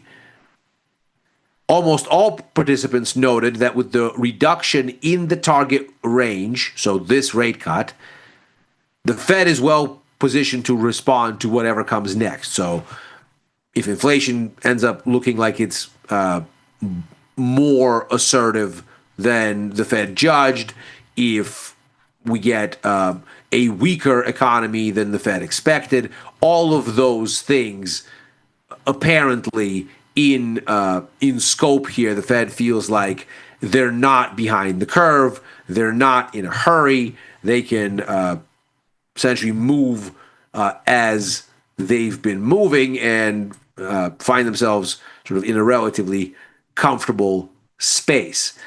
The interesting thing comes here where a majority of participants emphasized upside risks to inflation. We know which one, of course, thought that this was not a big deal. In fact, we heard from Governor Miron yesterday who said that he's just not as concerned about inflation as other policymakers are and doesn't think the tariffs are going to be a big deal there. But a majority is pointing to inflation readings moving further away from 2% and saying, well, what if this is sticky? What if the effects of the tariffs are greater than we thought? And what if inflation expectations end up getting anchored even if the tariff near-term impact fades? So most are concerned that inflation might run away. Most expected that inflation's effects vis-a-vis the tariffs will be known by the end of next year. So the market's still expecting, and the Fed officials endorsing this idea that it's going to be a one-off for inflation costs, not something stuck in expectations.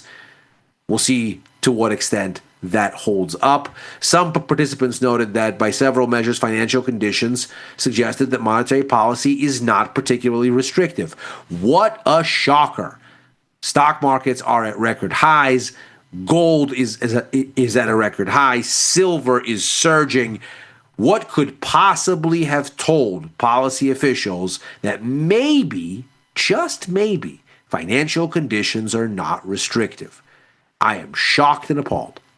Several participants noted that financial conditions were supportive of economic activity. Well, so it seems, if they are not restrictive or not that restrictive, as it were.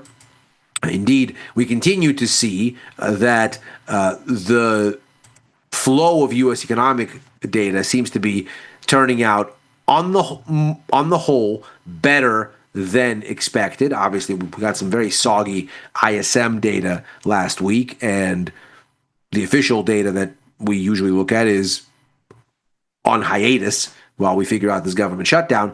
But since July, data has tended to outperform relative to expectations. It's been this City Surprise Index has been sitting above zero and moving cautiously from the lower left to the upper right. We likewise see, looking at this GDP Now model from the Atlanta Fed, never mind what it actually says about third quarter GDP, it's not a meaningful estimate yet, still much more data to go in here, but the direction of the green line here tells us that the tone of the data going into this model every day, every other day, less so since the shutdown, that all of this has generally shaken out to be GDP positive, hence the model rising. So never mind the outcome, but the tone of the data seems to have been relatively positive. Now, what's interesting in this context, of course, is that we still have only one rate cut from the Fed on the menu for next year, and only one rate cut thereafter. We barely squeaked out 3 for this year, and that's because this weird dot basically shifted the average and narrowly bumped it that way. But the markets are still of a much more dovish disposition. They see 62 basis points next year. They see at least 36 basis points this year, and of course we've seen the probabilities now for both October and December, and the markets are erring on the side of there being cuts there. So we're in a situation seemingly where the market still thinks the Fed is wrong and not dovish enough, in particular for next year. There's still a big disconnect there. But of course, until we get some kind of economic data, there is no forcing function really to get a reckoning to happen. There is perhaps a little bit still on the calendar for Fed speak. Most importantly, tomorrow, we're going to get a speech from Fed Chair Powell. If we look at what's actually on the menu for these speeches, though, we can see what Powell is doing tomorrow is just giving the welcoming remarks at the Community Bank Conference in D.C. It's not anything that is immediately sort of evocative of market-moving information. It's not an economic outlook. We are going to get an economic outlook from Governor Michael Barr. We'll see what that entails.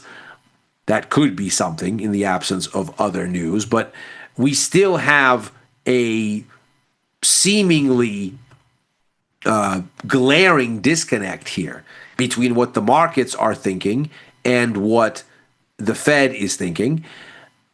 On one hand, this kind of chart tells us that the Fed is right to be reluctant. And indeed, if we look at this relationship between the ISM service sector index for prices, which tends to have about a 2-month lead on official CPI and PCE numbers. We're supposed to get CPI, we didn't get it. But we can see here that the dynamics seem to suggest that we're due for some sort of inflationary run-up. It's unclear whether the Fed is going to care, because they seem to be saying that the impacts from the tariffs, such as they are, is something that's going to work itself out.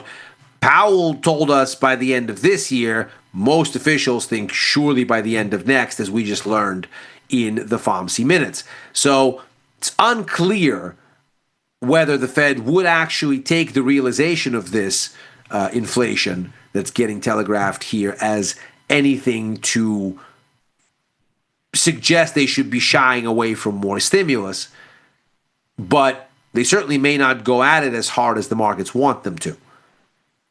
At least for now, though, this disconnect continues to linger without the markets feeling like it needs to be reconciled.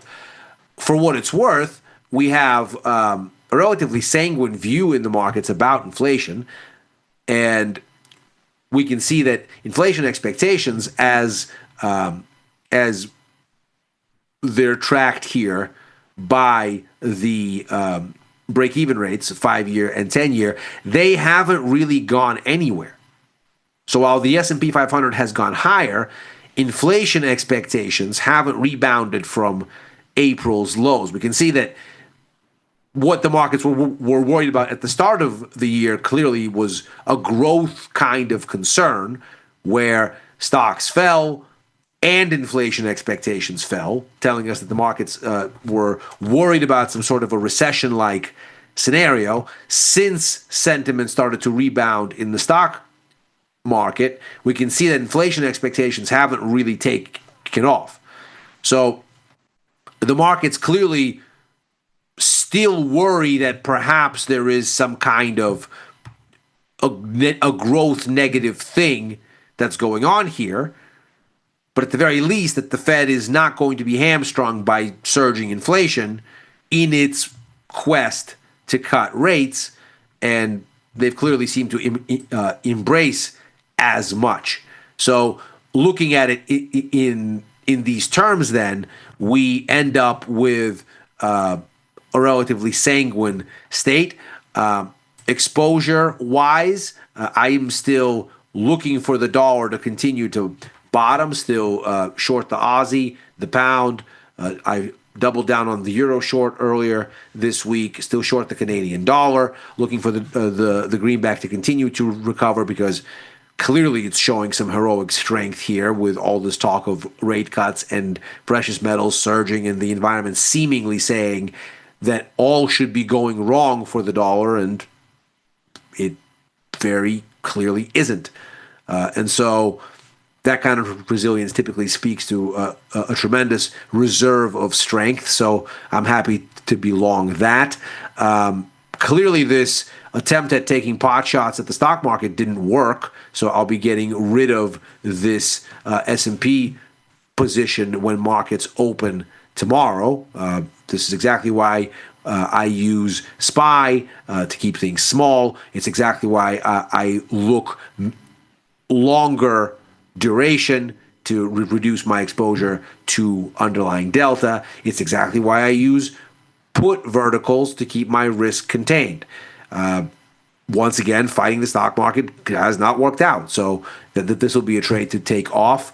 The bonds still working, so staying in the call vertical there, and still looking for this rebound in crude oil to falter, and for the larger downside break from last week to continue, and holding a little bit of a put vertical there. And that is macro money for today. As ever, we are here right after overtime, show that I typically co-host with Dylan Radigan and Chris Vecchio, looking at the Wall Street close and where things go therefrom. Likewise, writing for the News and Insights portion of tastylive.com and commenting at Ilya Spivak on former Twitter and on Blue Sky. If you're watching this on YouTube, like and subscribe. Macro Money is back tomorrow. Happy trading.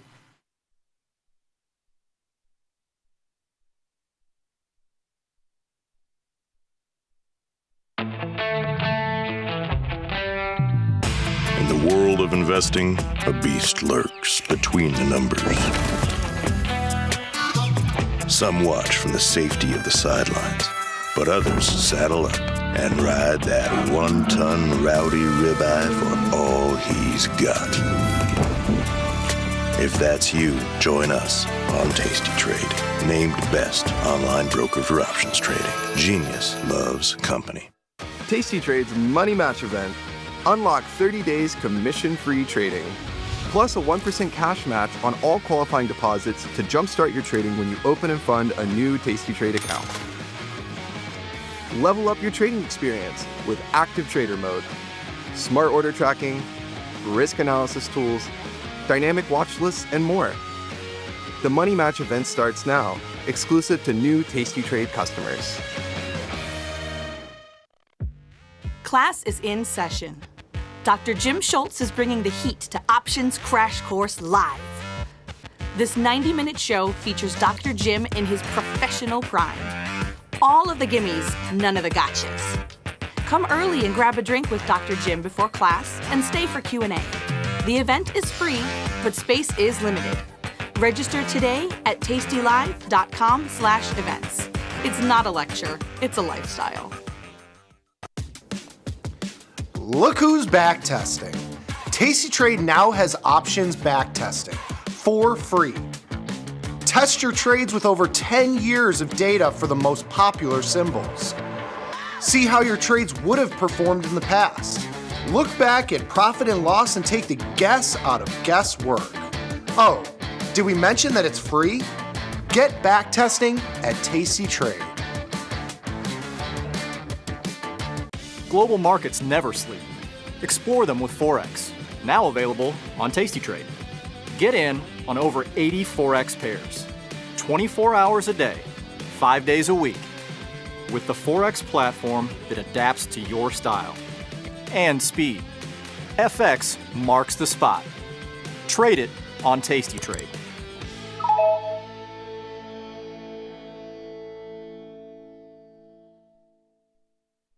Tasty Trade has crypto, and you can trade with zero commissions. Bitcoin, Ethereum, Litecoin, and more. Diversify in one place. Crypto, we got it, we get it. The future of trading is here. Join Mike and his whiteboard, plus the Tasty 2 live crew for 90 minutes of probabilities, punchy portfolio mechanics, and trade tactics. It's totally free and unreasonably fun. Come early to enjoy a drink with the crew and stay for a Q&A after the show. Space is limited, so register today at tastylive.com/events.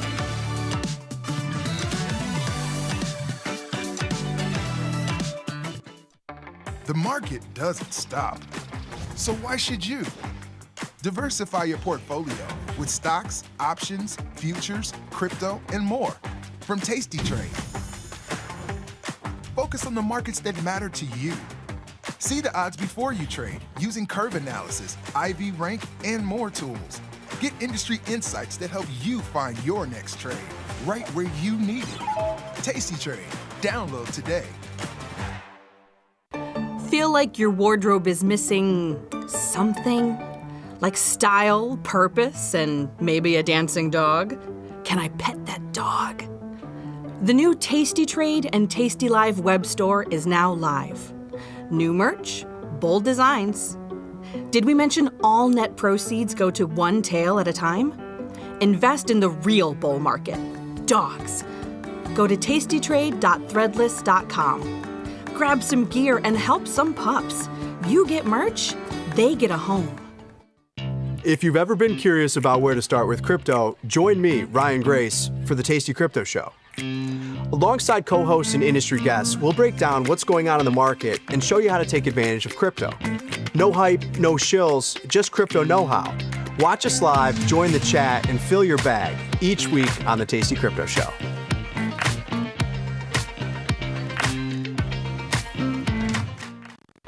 Feel like your wardrobe is missing something? Like style, purpose, and maybe a dancing dog? Can I pet that dog?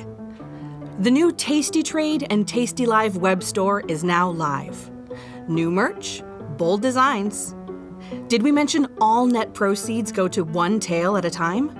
Invest in the real bull market, dogs. Go to tastytrade.threadless.com. Grab some gear and help some pups. You get merch, they get a home. Mike, what does it mean to be assigned? When you are assigned, you are ultimately short an option that's in the money, and the counterparty has the ability to exercise that option. So if you are assigned, it means your option, against your will, ultimately, has turned into 100. Just the ability to see that green number on your screen and get out in a profitable way.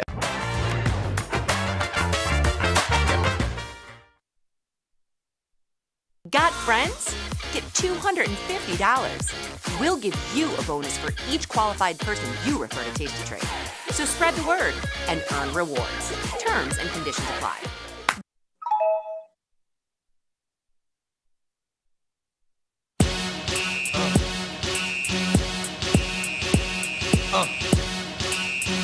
All right, we're back. It's the Tasty Crypto Show. I'm Ryan Grace. With me today, of course, special guest and fan favorite, Greg Magadini, Director of Derivatives over at Amber Data. Greg, how you doing? Doing well. Thanks, Ryan. Appreciate it. I was out in New York, out in Chicago on a live show not too long ago. So it was fun to be out there with you guys. Yeah, I missed you while you were in the studio. I wish we could have done the show together here in person, but this works, I suppose. Next time you're in the city, we'll have to do that. But I think it was a great show. And it seems like every thing that you've ever said as you've been on this network has played out amazingly, which I love to see. I appreciate that. I'm on a lucky streak here. Well, you're pretty good, my friend. All that said, what do you make of everything going on in the market, not just with crypto right now, but we've got to talk about gold just nonstop ripping higher, Bitcoin hitting an all-time high, not quite alt season, in my opinion, but equities at all-time highs, and I mean, some massive moves in some of these tech stocks like AMD and NVIDIA as well. What are you seeing out there? What do you think is behind some of this? And at the same time, I mean, are we in bubble territory? A lot of people want to try to call the top here. Are we there, or does it continue? Yeah, that's a great question. So my base case scenario is don't fight this trend. This is a very sharp trend higher. I'm not super interested in getting long tech stocks personally. That's not my main market. I like these hard assets, Bitcoin, gold, silver. And the other big trade that I love to talk about is dollar yen. So dollar yen continues to rally, and we had some interesting developments over the weekend there as well. But I think overall we have a pretty bullish, intact trend higher in Bitcoin that's essentially in tandem with gold and being reinforced by silver and platinum.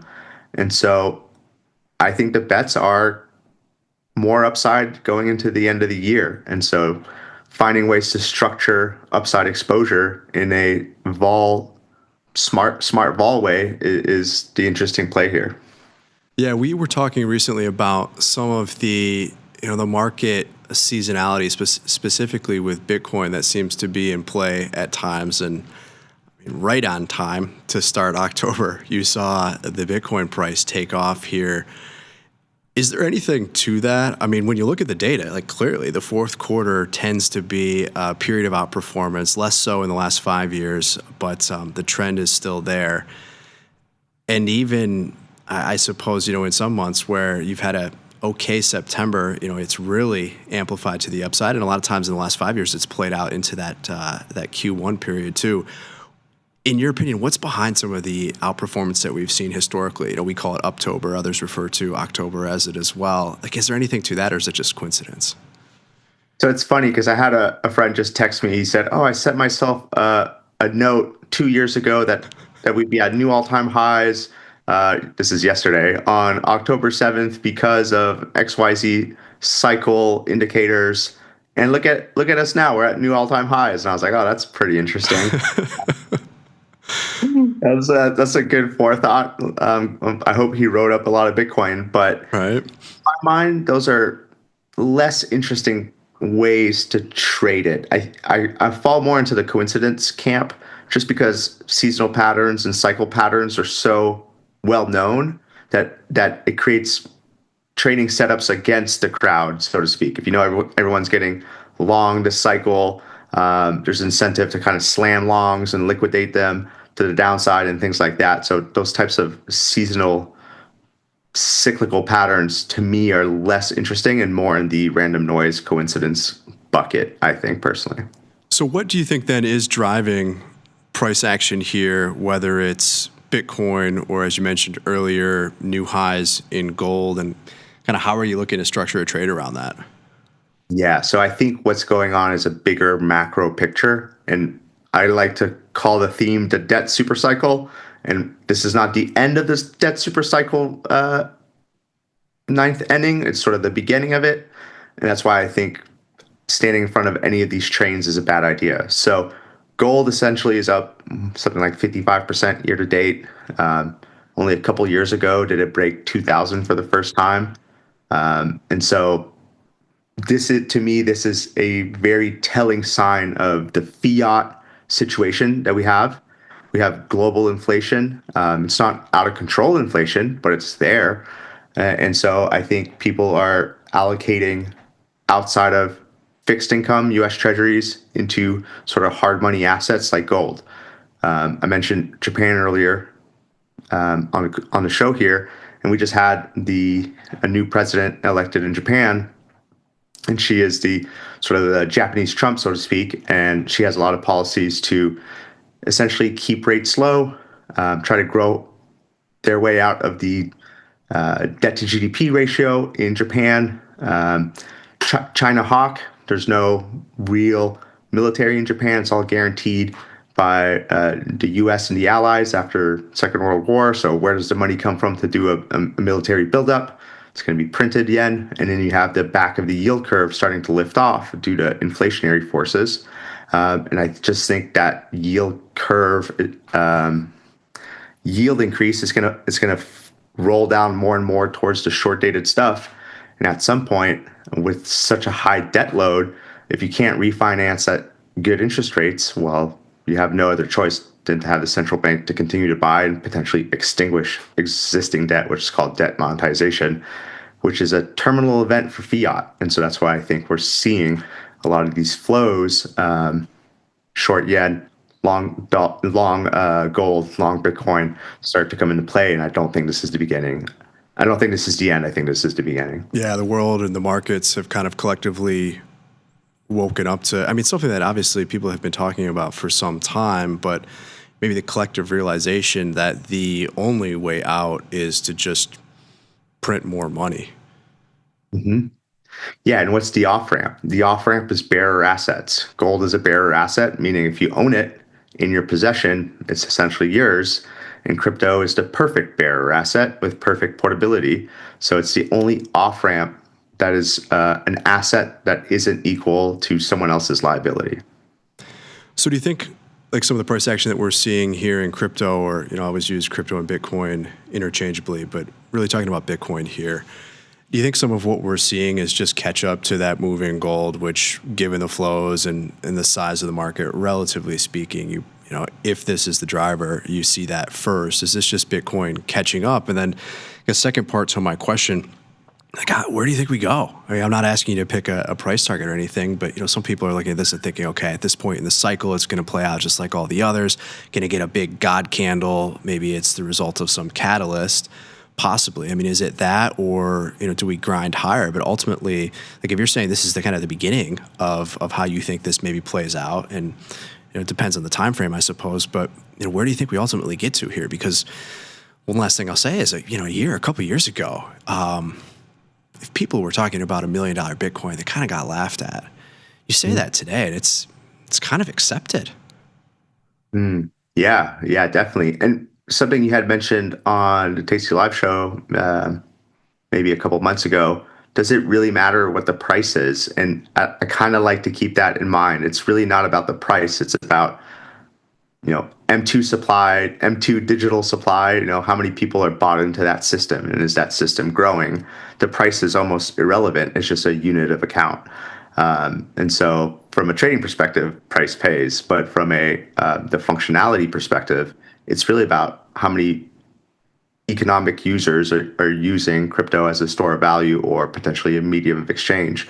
So I think the price can go a lot higher. Right now, the market cap of gold is slightly above 25 trillion, and Bitcoin is something like 2.5 trillion, so 1 to 10. And the gold trend looks intact, and it looks like it's going to keep going higher. So Bitcoin has some catching up to do in certain terms, but also could potentially outperform if the world starts to adopt Bitcoin as a true store of value or medium of exchange. Gold's been around for thousands of years. Bitcoin's been around for 16 years. So it's a little bit of a harder onboarding sell to the average consumer, but it's just something to keep in mind. Yeah, I think you get there, though. And at the same time, I mean, when you look at adoption, it's like, okay, who are the new users? And the new users today more so tend to be large financial institutions and arguably maybe under the surface nation states, as you see some sovereigns or some of these flows are reflective of clearly larger pools of capital. Okay, what's the trade then, in your opinion? So we've got all-time highs in gold, all-time highs in Bitcoin. We think it's going to continue. How do you express the view? Because you always bring the trades, my friend. Yeah, so a couple things here. So I want to talk about this. This is the term structure. This is realized volatility versus the implied volatility of the past. So how did the implied volatility predict the realized volatility? So it's the realized variance risk premium. So we really see the front end of the curve finally pay vol buyers. So all that short dated stuff all the way out to 14 days is a little bit of a reward for vol buyers. So that's interesting. And I don't think this move is over. 30 vol is not that high. Gold vol is about 18. So, gold versus Bitcoin. Bitcoin has done a lot crazier moves than gold has. So 30 vol is not that high, contextually speaking. If we look at, before I talk about the skew, if we look at the term structure, we can really see that those end of the year options are really sort of the tipping point in terms of vol pricing. So if you are going to buy some Bitcoin volatility, I think the short-term options are more interesting. The move is happening right now. So gamma is sort of the exposure that you want to the upside. And if you want to structure a trade that is maybe vol neutral or maybe short vol from like a 1x2 perspective, selling those December contracts are sort of the interesting point in terms of volatility pricing. The trade, I think we've talked about this trade before, I just still think it's really relevant, is the risk reversal. So this is essentially a year of risk reversal data for 90-day options, which coincides with end-of-year options. So we can see that the risk reversal is negative. So that means the 25 delta call is cheaper than the 25 delta put. And if we break that out into the separate wings to sort of kind of decompose what's going on, we can see that the call relationship, so this is going to be the 25 delta call divided by the at the money vol on the blue here on the top side, and then 25 delta put divided by at the money vol in orange here at the bottom. We can see that the put wing is expensive, and then the call wing is cheap versus the past year. So really, this gets interesting in a lot of ways. A, I want long delta exposure. B, if I can get that risk reversal in a cheap fashion, that's very interesting. And then something that you mentioned earlier, if we get some of this nation state buy-in into Bitcoin, this thing will go nuts. I mean, we'll get to the 200 handle pretty quick in terms of spot prices. And without the nation state buying, I think the trend takes us up to 150K, just judging by sort of what's going on right now and the relentless march higher in precious metals. I don't see why Bitcoin doesn't follow that. Yeah, that was kind of the price that if you just arbitrarily throw something out there, we love big round numbers, but that's kind of the spot where, okay, what's the next natural stop along the road? Seems to be you could probably get to 150. This is interesting to me. So you sell the 25 delta put, you buy the 25 delta call, risk reversal. The puts are rich versus the calls here. If you look at the chart you've got up on the screen, you go back to the April period where we had a lot of volatility and the market actually traded down about 75,000 or so. So maybe, for people, it makes sense then that there's a bid into the put options. What do you think is behind the bid in puts here? I mean, is this just everybody thinks, well, it's not going to go higher. We've got to start to hedge the downside. But at the same time, it's not like these puts are cheap either, relatively speaking. Yeah, so the April is a great comparison. That was peak sort of Liberation Day panic. And the vol profile or the vol surface right now for 90-day options mimics kind of where we were back in April. So I would fade that vol profile. We're not in the same environment as we were in April.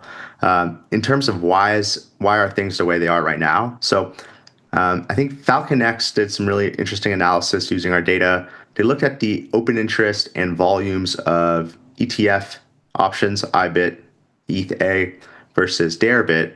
And this is the first time that Deribit has been eclipsed. They've been eclipsed by the spot ETF options, both in open interest and volume terms, notional volume terms. Wow. So to me, this is very interesting because it's showing us that a different class of investors are now the main users or the main participants of crypto volatility trading. And I think I've made this point on the show before, but this class of investors, aka institutional investors, typically trade Bitcoin as part of a risk-on portfolio, meaning that they sell covered calls for yield because there is no yield in Bitcoin, and they sometimes buy protective puts. So that's my thesis of why the volatility surface is priced the way that it is, and that's the source of the opportunity. When there's kind of one-way flow and there's demand for liquidity, taking that liquidity, taking the other side of the trade can be really profitable, especially if realized performs in a different fashion. I don't think realized vol for Bitcoin is necessarily going to trade like equity vol or S&P 500 options. I think it's a different beast and it trades more like gold. And so it can gap up in ways that are very volatile. The fact that you have all of these institutions that are stepping in via ETFs and looking to generate yield by overwriting calls on the position, do you think that dampens upside vol in any ways? And I guess the reason why I'm asking that is because quite often, maybe not every day or quite often, maybe that's not the right term, but at times we've seen that dynamic of almost like the tail wagging the dog in markets. You saw this to an extent during the COVID period when you had just rampant call buying by, largely retail participants, maybe not just retail, but, you saw a lot of reports of that. And so you got these big gamma squeezes on the upside as dealers hedge. Like, do you think the opposite is true here if dealers are all long these calls that these institutions are selling in size against these fairly large ETFs? Like, do you read into that at all? Or is it just something where you get the realized move regardless because we're still early stage and the flows into this thing are really what matter? So I think that's a great point. The dampening effects of long gamma from dealers, delta hedging, things like that. I think that's very true for the traditional equity space because outstanding options open interest is such a large percentage of the underlying market caps for, say, S&P 500, spider ETFs, things like that. But in crypto, the vol space is still relatively small compared to the underlying spot market in terms of market cap versus notional open interest. And so I think the tail wagging the dog effect is not yet big enough to actually move the spot market. So I think Realize is going to do what Realize is going to do. But there is interesting sort of opportunities being sort of a liquidity provider in a relatively small market of crypto volatility. In the future, I do think crypto vol expands its footprint, and we could potentially see some of those effects. But as of right now, I would say Realize is going to do what Realize is going to do. Okay. So then, in summary, maybe fair to say that relatively speaking, call options are cheap in Bitcoin right now. Is that fair? Yes. Okay. They are cheap, yes. And if we're going to play the trend for this kind of continuation of this sharp move, I would play the short end of the volatility term structure. If this is kind of a longer term play, hoping for sort of nation state buy-in, you could play the sort of the longer term, maybe the 90 days and roll those out, or maybe even go further out in the expiration cycles. Would you ever do anything where you have on a calendar or a diagonal where you're going to be short that volatility with a longer duration or tenor versus, where you're long? And I get that you can size these things differently depending on where you're at, but like, would you go that approach, or like, how do you think about trade structure for everybody that's watching?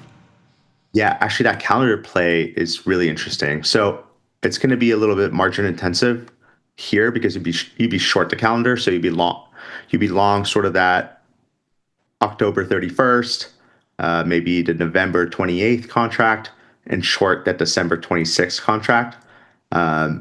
So you can get long to Gamma and short to Vega, and you're selling the expensive Vega, and then you're owning sort of a lot of Gamma on the front end and hoping for a continuation of this move. That's actually a pretty interesting trade structure. I would say it's a little bit more complicated than sort of your classical trade structures.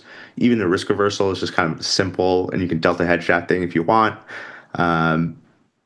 But the calendar is an interesting play. It's definitely something I would look at, and if I did put it on, I would sell the D's contract and buy the Oct and maybe the November one.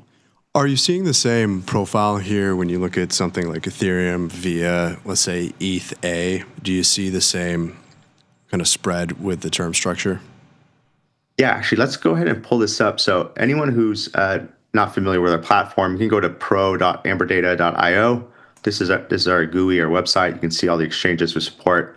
If I go to the TradFi section, I can go to the various tickers. So ETH-A, we can pull this up right here. And so we can see some of the vol pricing and surfaces. So if I go, let me go ahead and just kind of look at ETH-A in terms of vol and risk reversal skew. So ETH-A is actually kind of interesting. So if I kind of isolate maybe, again, that 90-day delta, you can see here we're actually positively skewed. So the 20 delta call is more expensive than 20 delta put. So that's kind of interesting. It makes a sense, for if the market's expecting us to finally break through all-time highs and kind of continue from 5K to 6,500, something like that. So there's positive spot vol correlation being priced into that market. That's kind of interesting. But the divergence in Bitcoin is surprising for sure. And that divergence in Bitcoin creates a nice opportunity. In terms of the term structure, so we can see here, if I take the forward vol, we can really see 63 and 84 days out, just sort of the most expensive. But ETH has a very flat term structure, for the exception of the very short end, as we kind of consolidate between 4,500 and 5,000.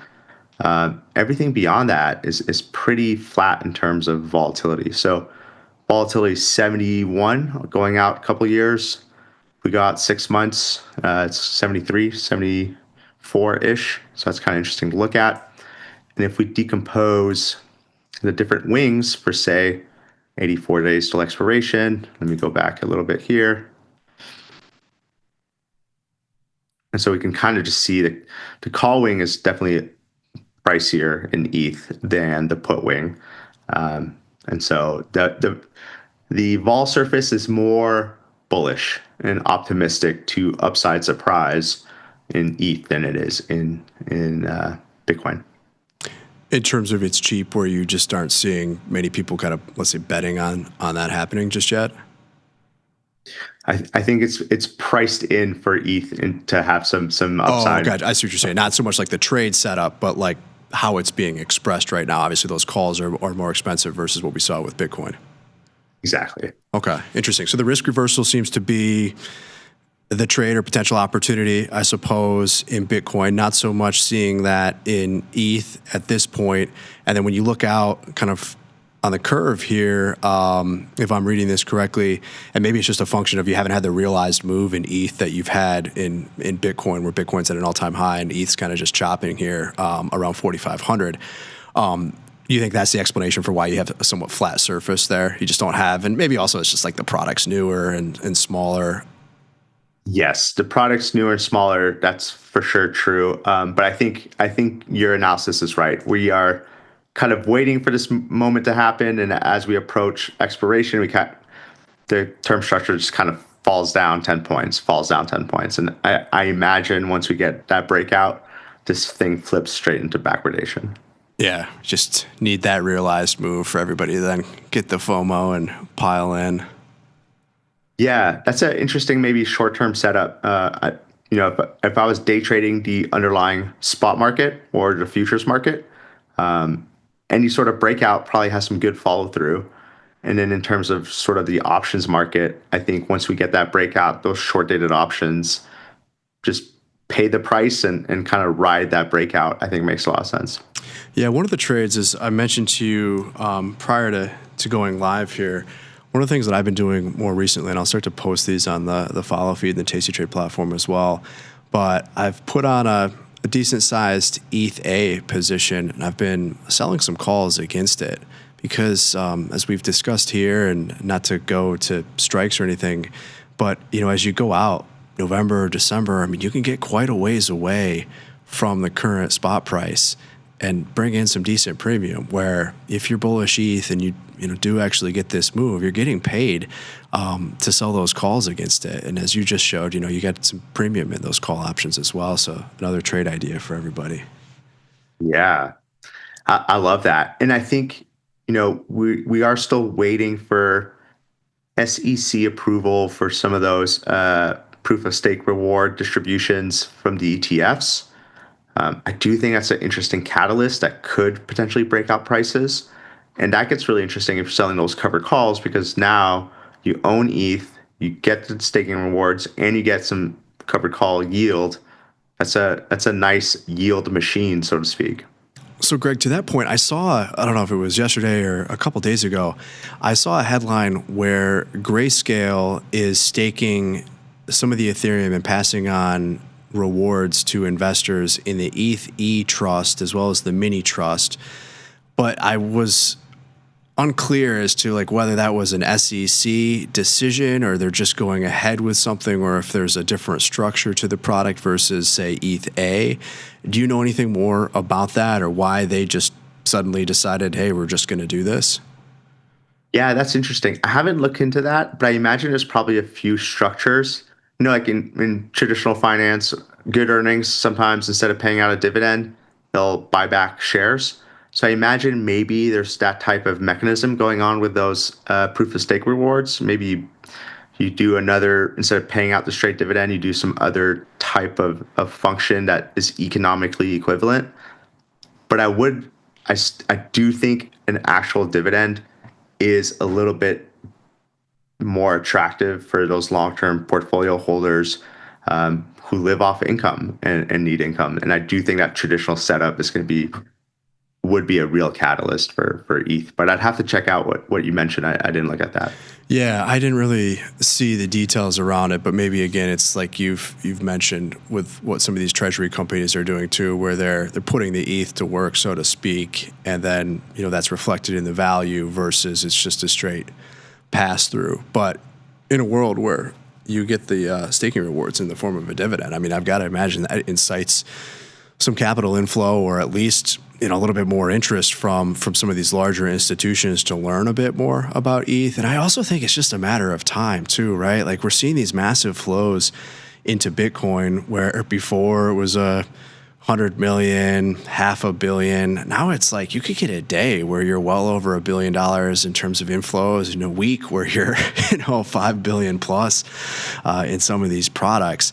I think it's just a matter of time until more institutions, more people just learn a little bit more about ETH. Whereas like the Bitcoin story, it's easier to understand, I suppose. It's digital gold, right? Okay. Break that down, you kind of get it as a traditional investor, like that makes sense. Well, what is ETH? ETH has lacked maybe a value prop for a lot of people that are outside of the space, or like a story. But I think as soon as people have a reason to look into it a little bit more, maybe it's just they become comfortable with the Bitcoin investment. It's gone up. We get that. All right, what else is there? Bitcoin's the gateway, so to speak. I think you're going to see the flows. And maybe you already are, right? Recently, we've seen some sizable money come in there. Yeah, it's very interesting. Absolutely. And I think ETH, because it falls into the altcoin category, then people start questioning, well, should I buy ETH or should I buy, Solana or something with a smaller market cap? Or what about XRP? And that story, like you said, is less clear. Bitcoin is like, it's a clear story. And so I think that is also part of the dynamics going on here. One last question for you, because everyone always wants to know in terms of timing, like, is there anything that you're looking at for when you might want to rotate, if you do want to rotate into any other trades outside of Bitcoin or maybe outside of ETH? Like, when is alt season? Does Bitcoin have to hit a new price? Does the Fed just have to take interest rates lower here? Do we maybe possibly even need to see, some sort of open market operations or some sort of QE? Like, what would you look at, or kind of is it just price action for determining when we might be in altcoin season? I think the story narrative has to shift. So we saw a lot of Bitcoin outperformance after the SVB banking crisis in 2023. And that story kind of has held steady. Then you had, the Ukrainian war and all, Russia-Ukrainian war and all that stuff that also kind of supported sort of the big picture story that helps Bitcoin. Now, we do have a massive AI boom and NASDAQ tech stock rally that should help theoretically for crypto Web3, which is crypto tech. But we're not seeing that translate yet. And I think the truth is that this is still debt-related macro flows as opposed to innovative efficiency technology flows. And so that's what I would have to see the narrative shift in my mind. Awesome. Well, Greg, we'll leave it there. As always, appreciate you coming on the show. It is my pleasure. So thank you for coming on here. Before we let you go, though, where can everybody find you, learn more about Amber Data, and use the tools that we're showing here on the show? Because you've got some really powerful stuff and you're doing some great work over there. Yeah, absolutely. So if you guys want to check out the website and sign up to use some of these tools and look at these charts, you can go to pro.amberdata.io. And if you want to read the weekly newsletter where we have our analysis on a Sunday release, you can go to amberdataderivative.substack.com. Awesome. Well, Greg, thanks again. We'll look forward to having you back on the show here in a couple of weeks or sooner. But I will be back on Friday with Shelly on Beans over on the Tasty Crypto channel, streaming live. We'll be back on Monday here on Tasty Live for the Tasty Crypto Show, same time, same place. Until then, I'm Ryan. Thanks for watching.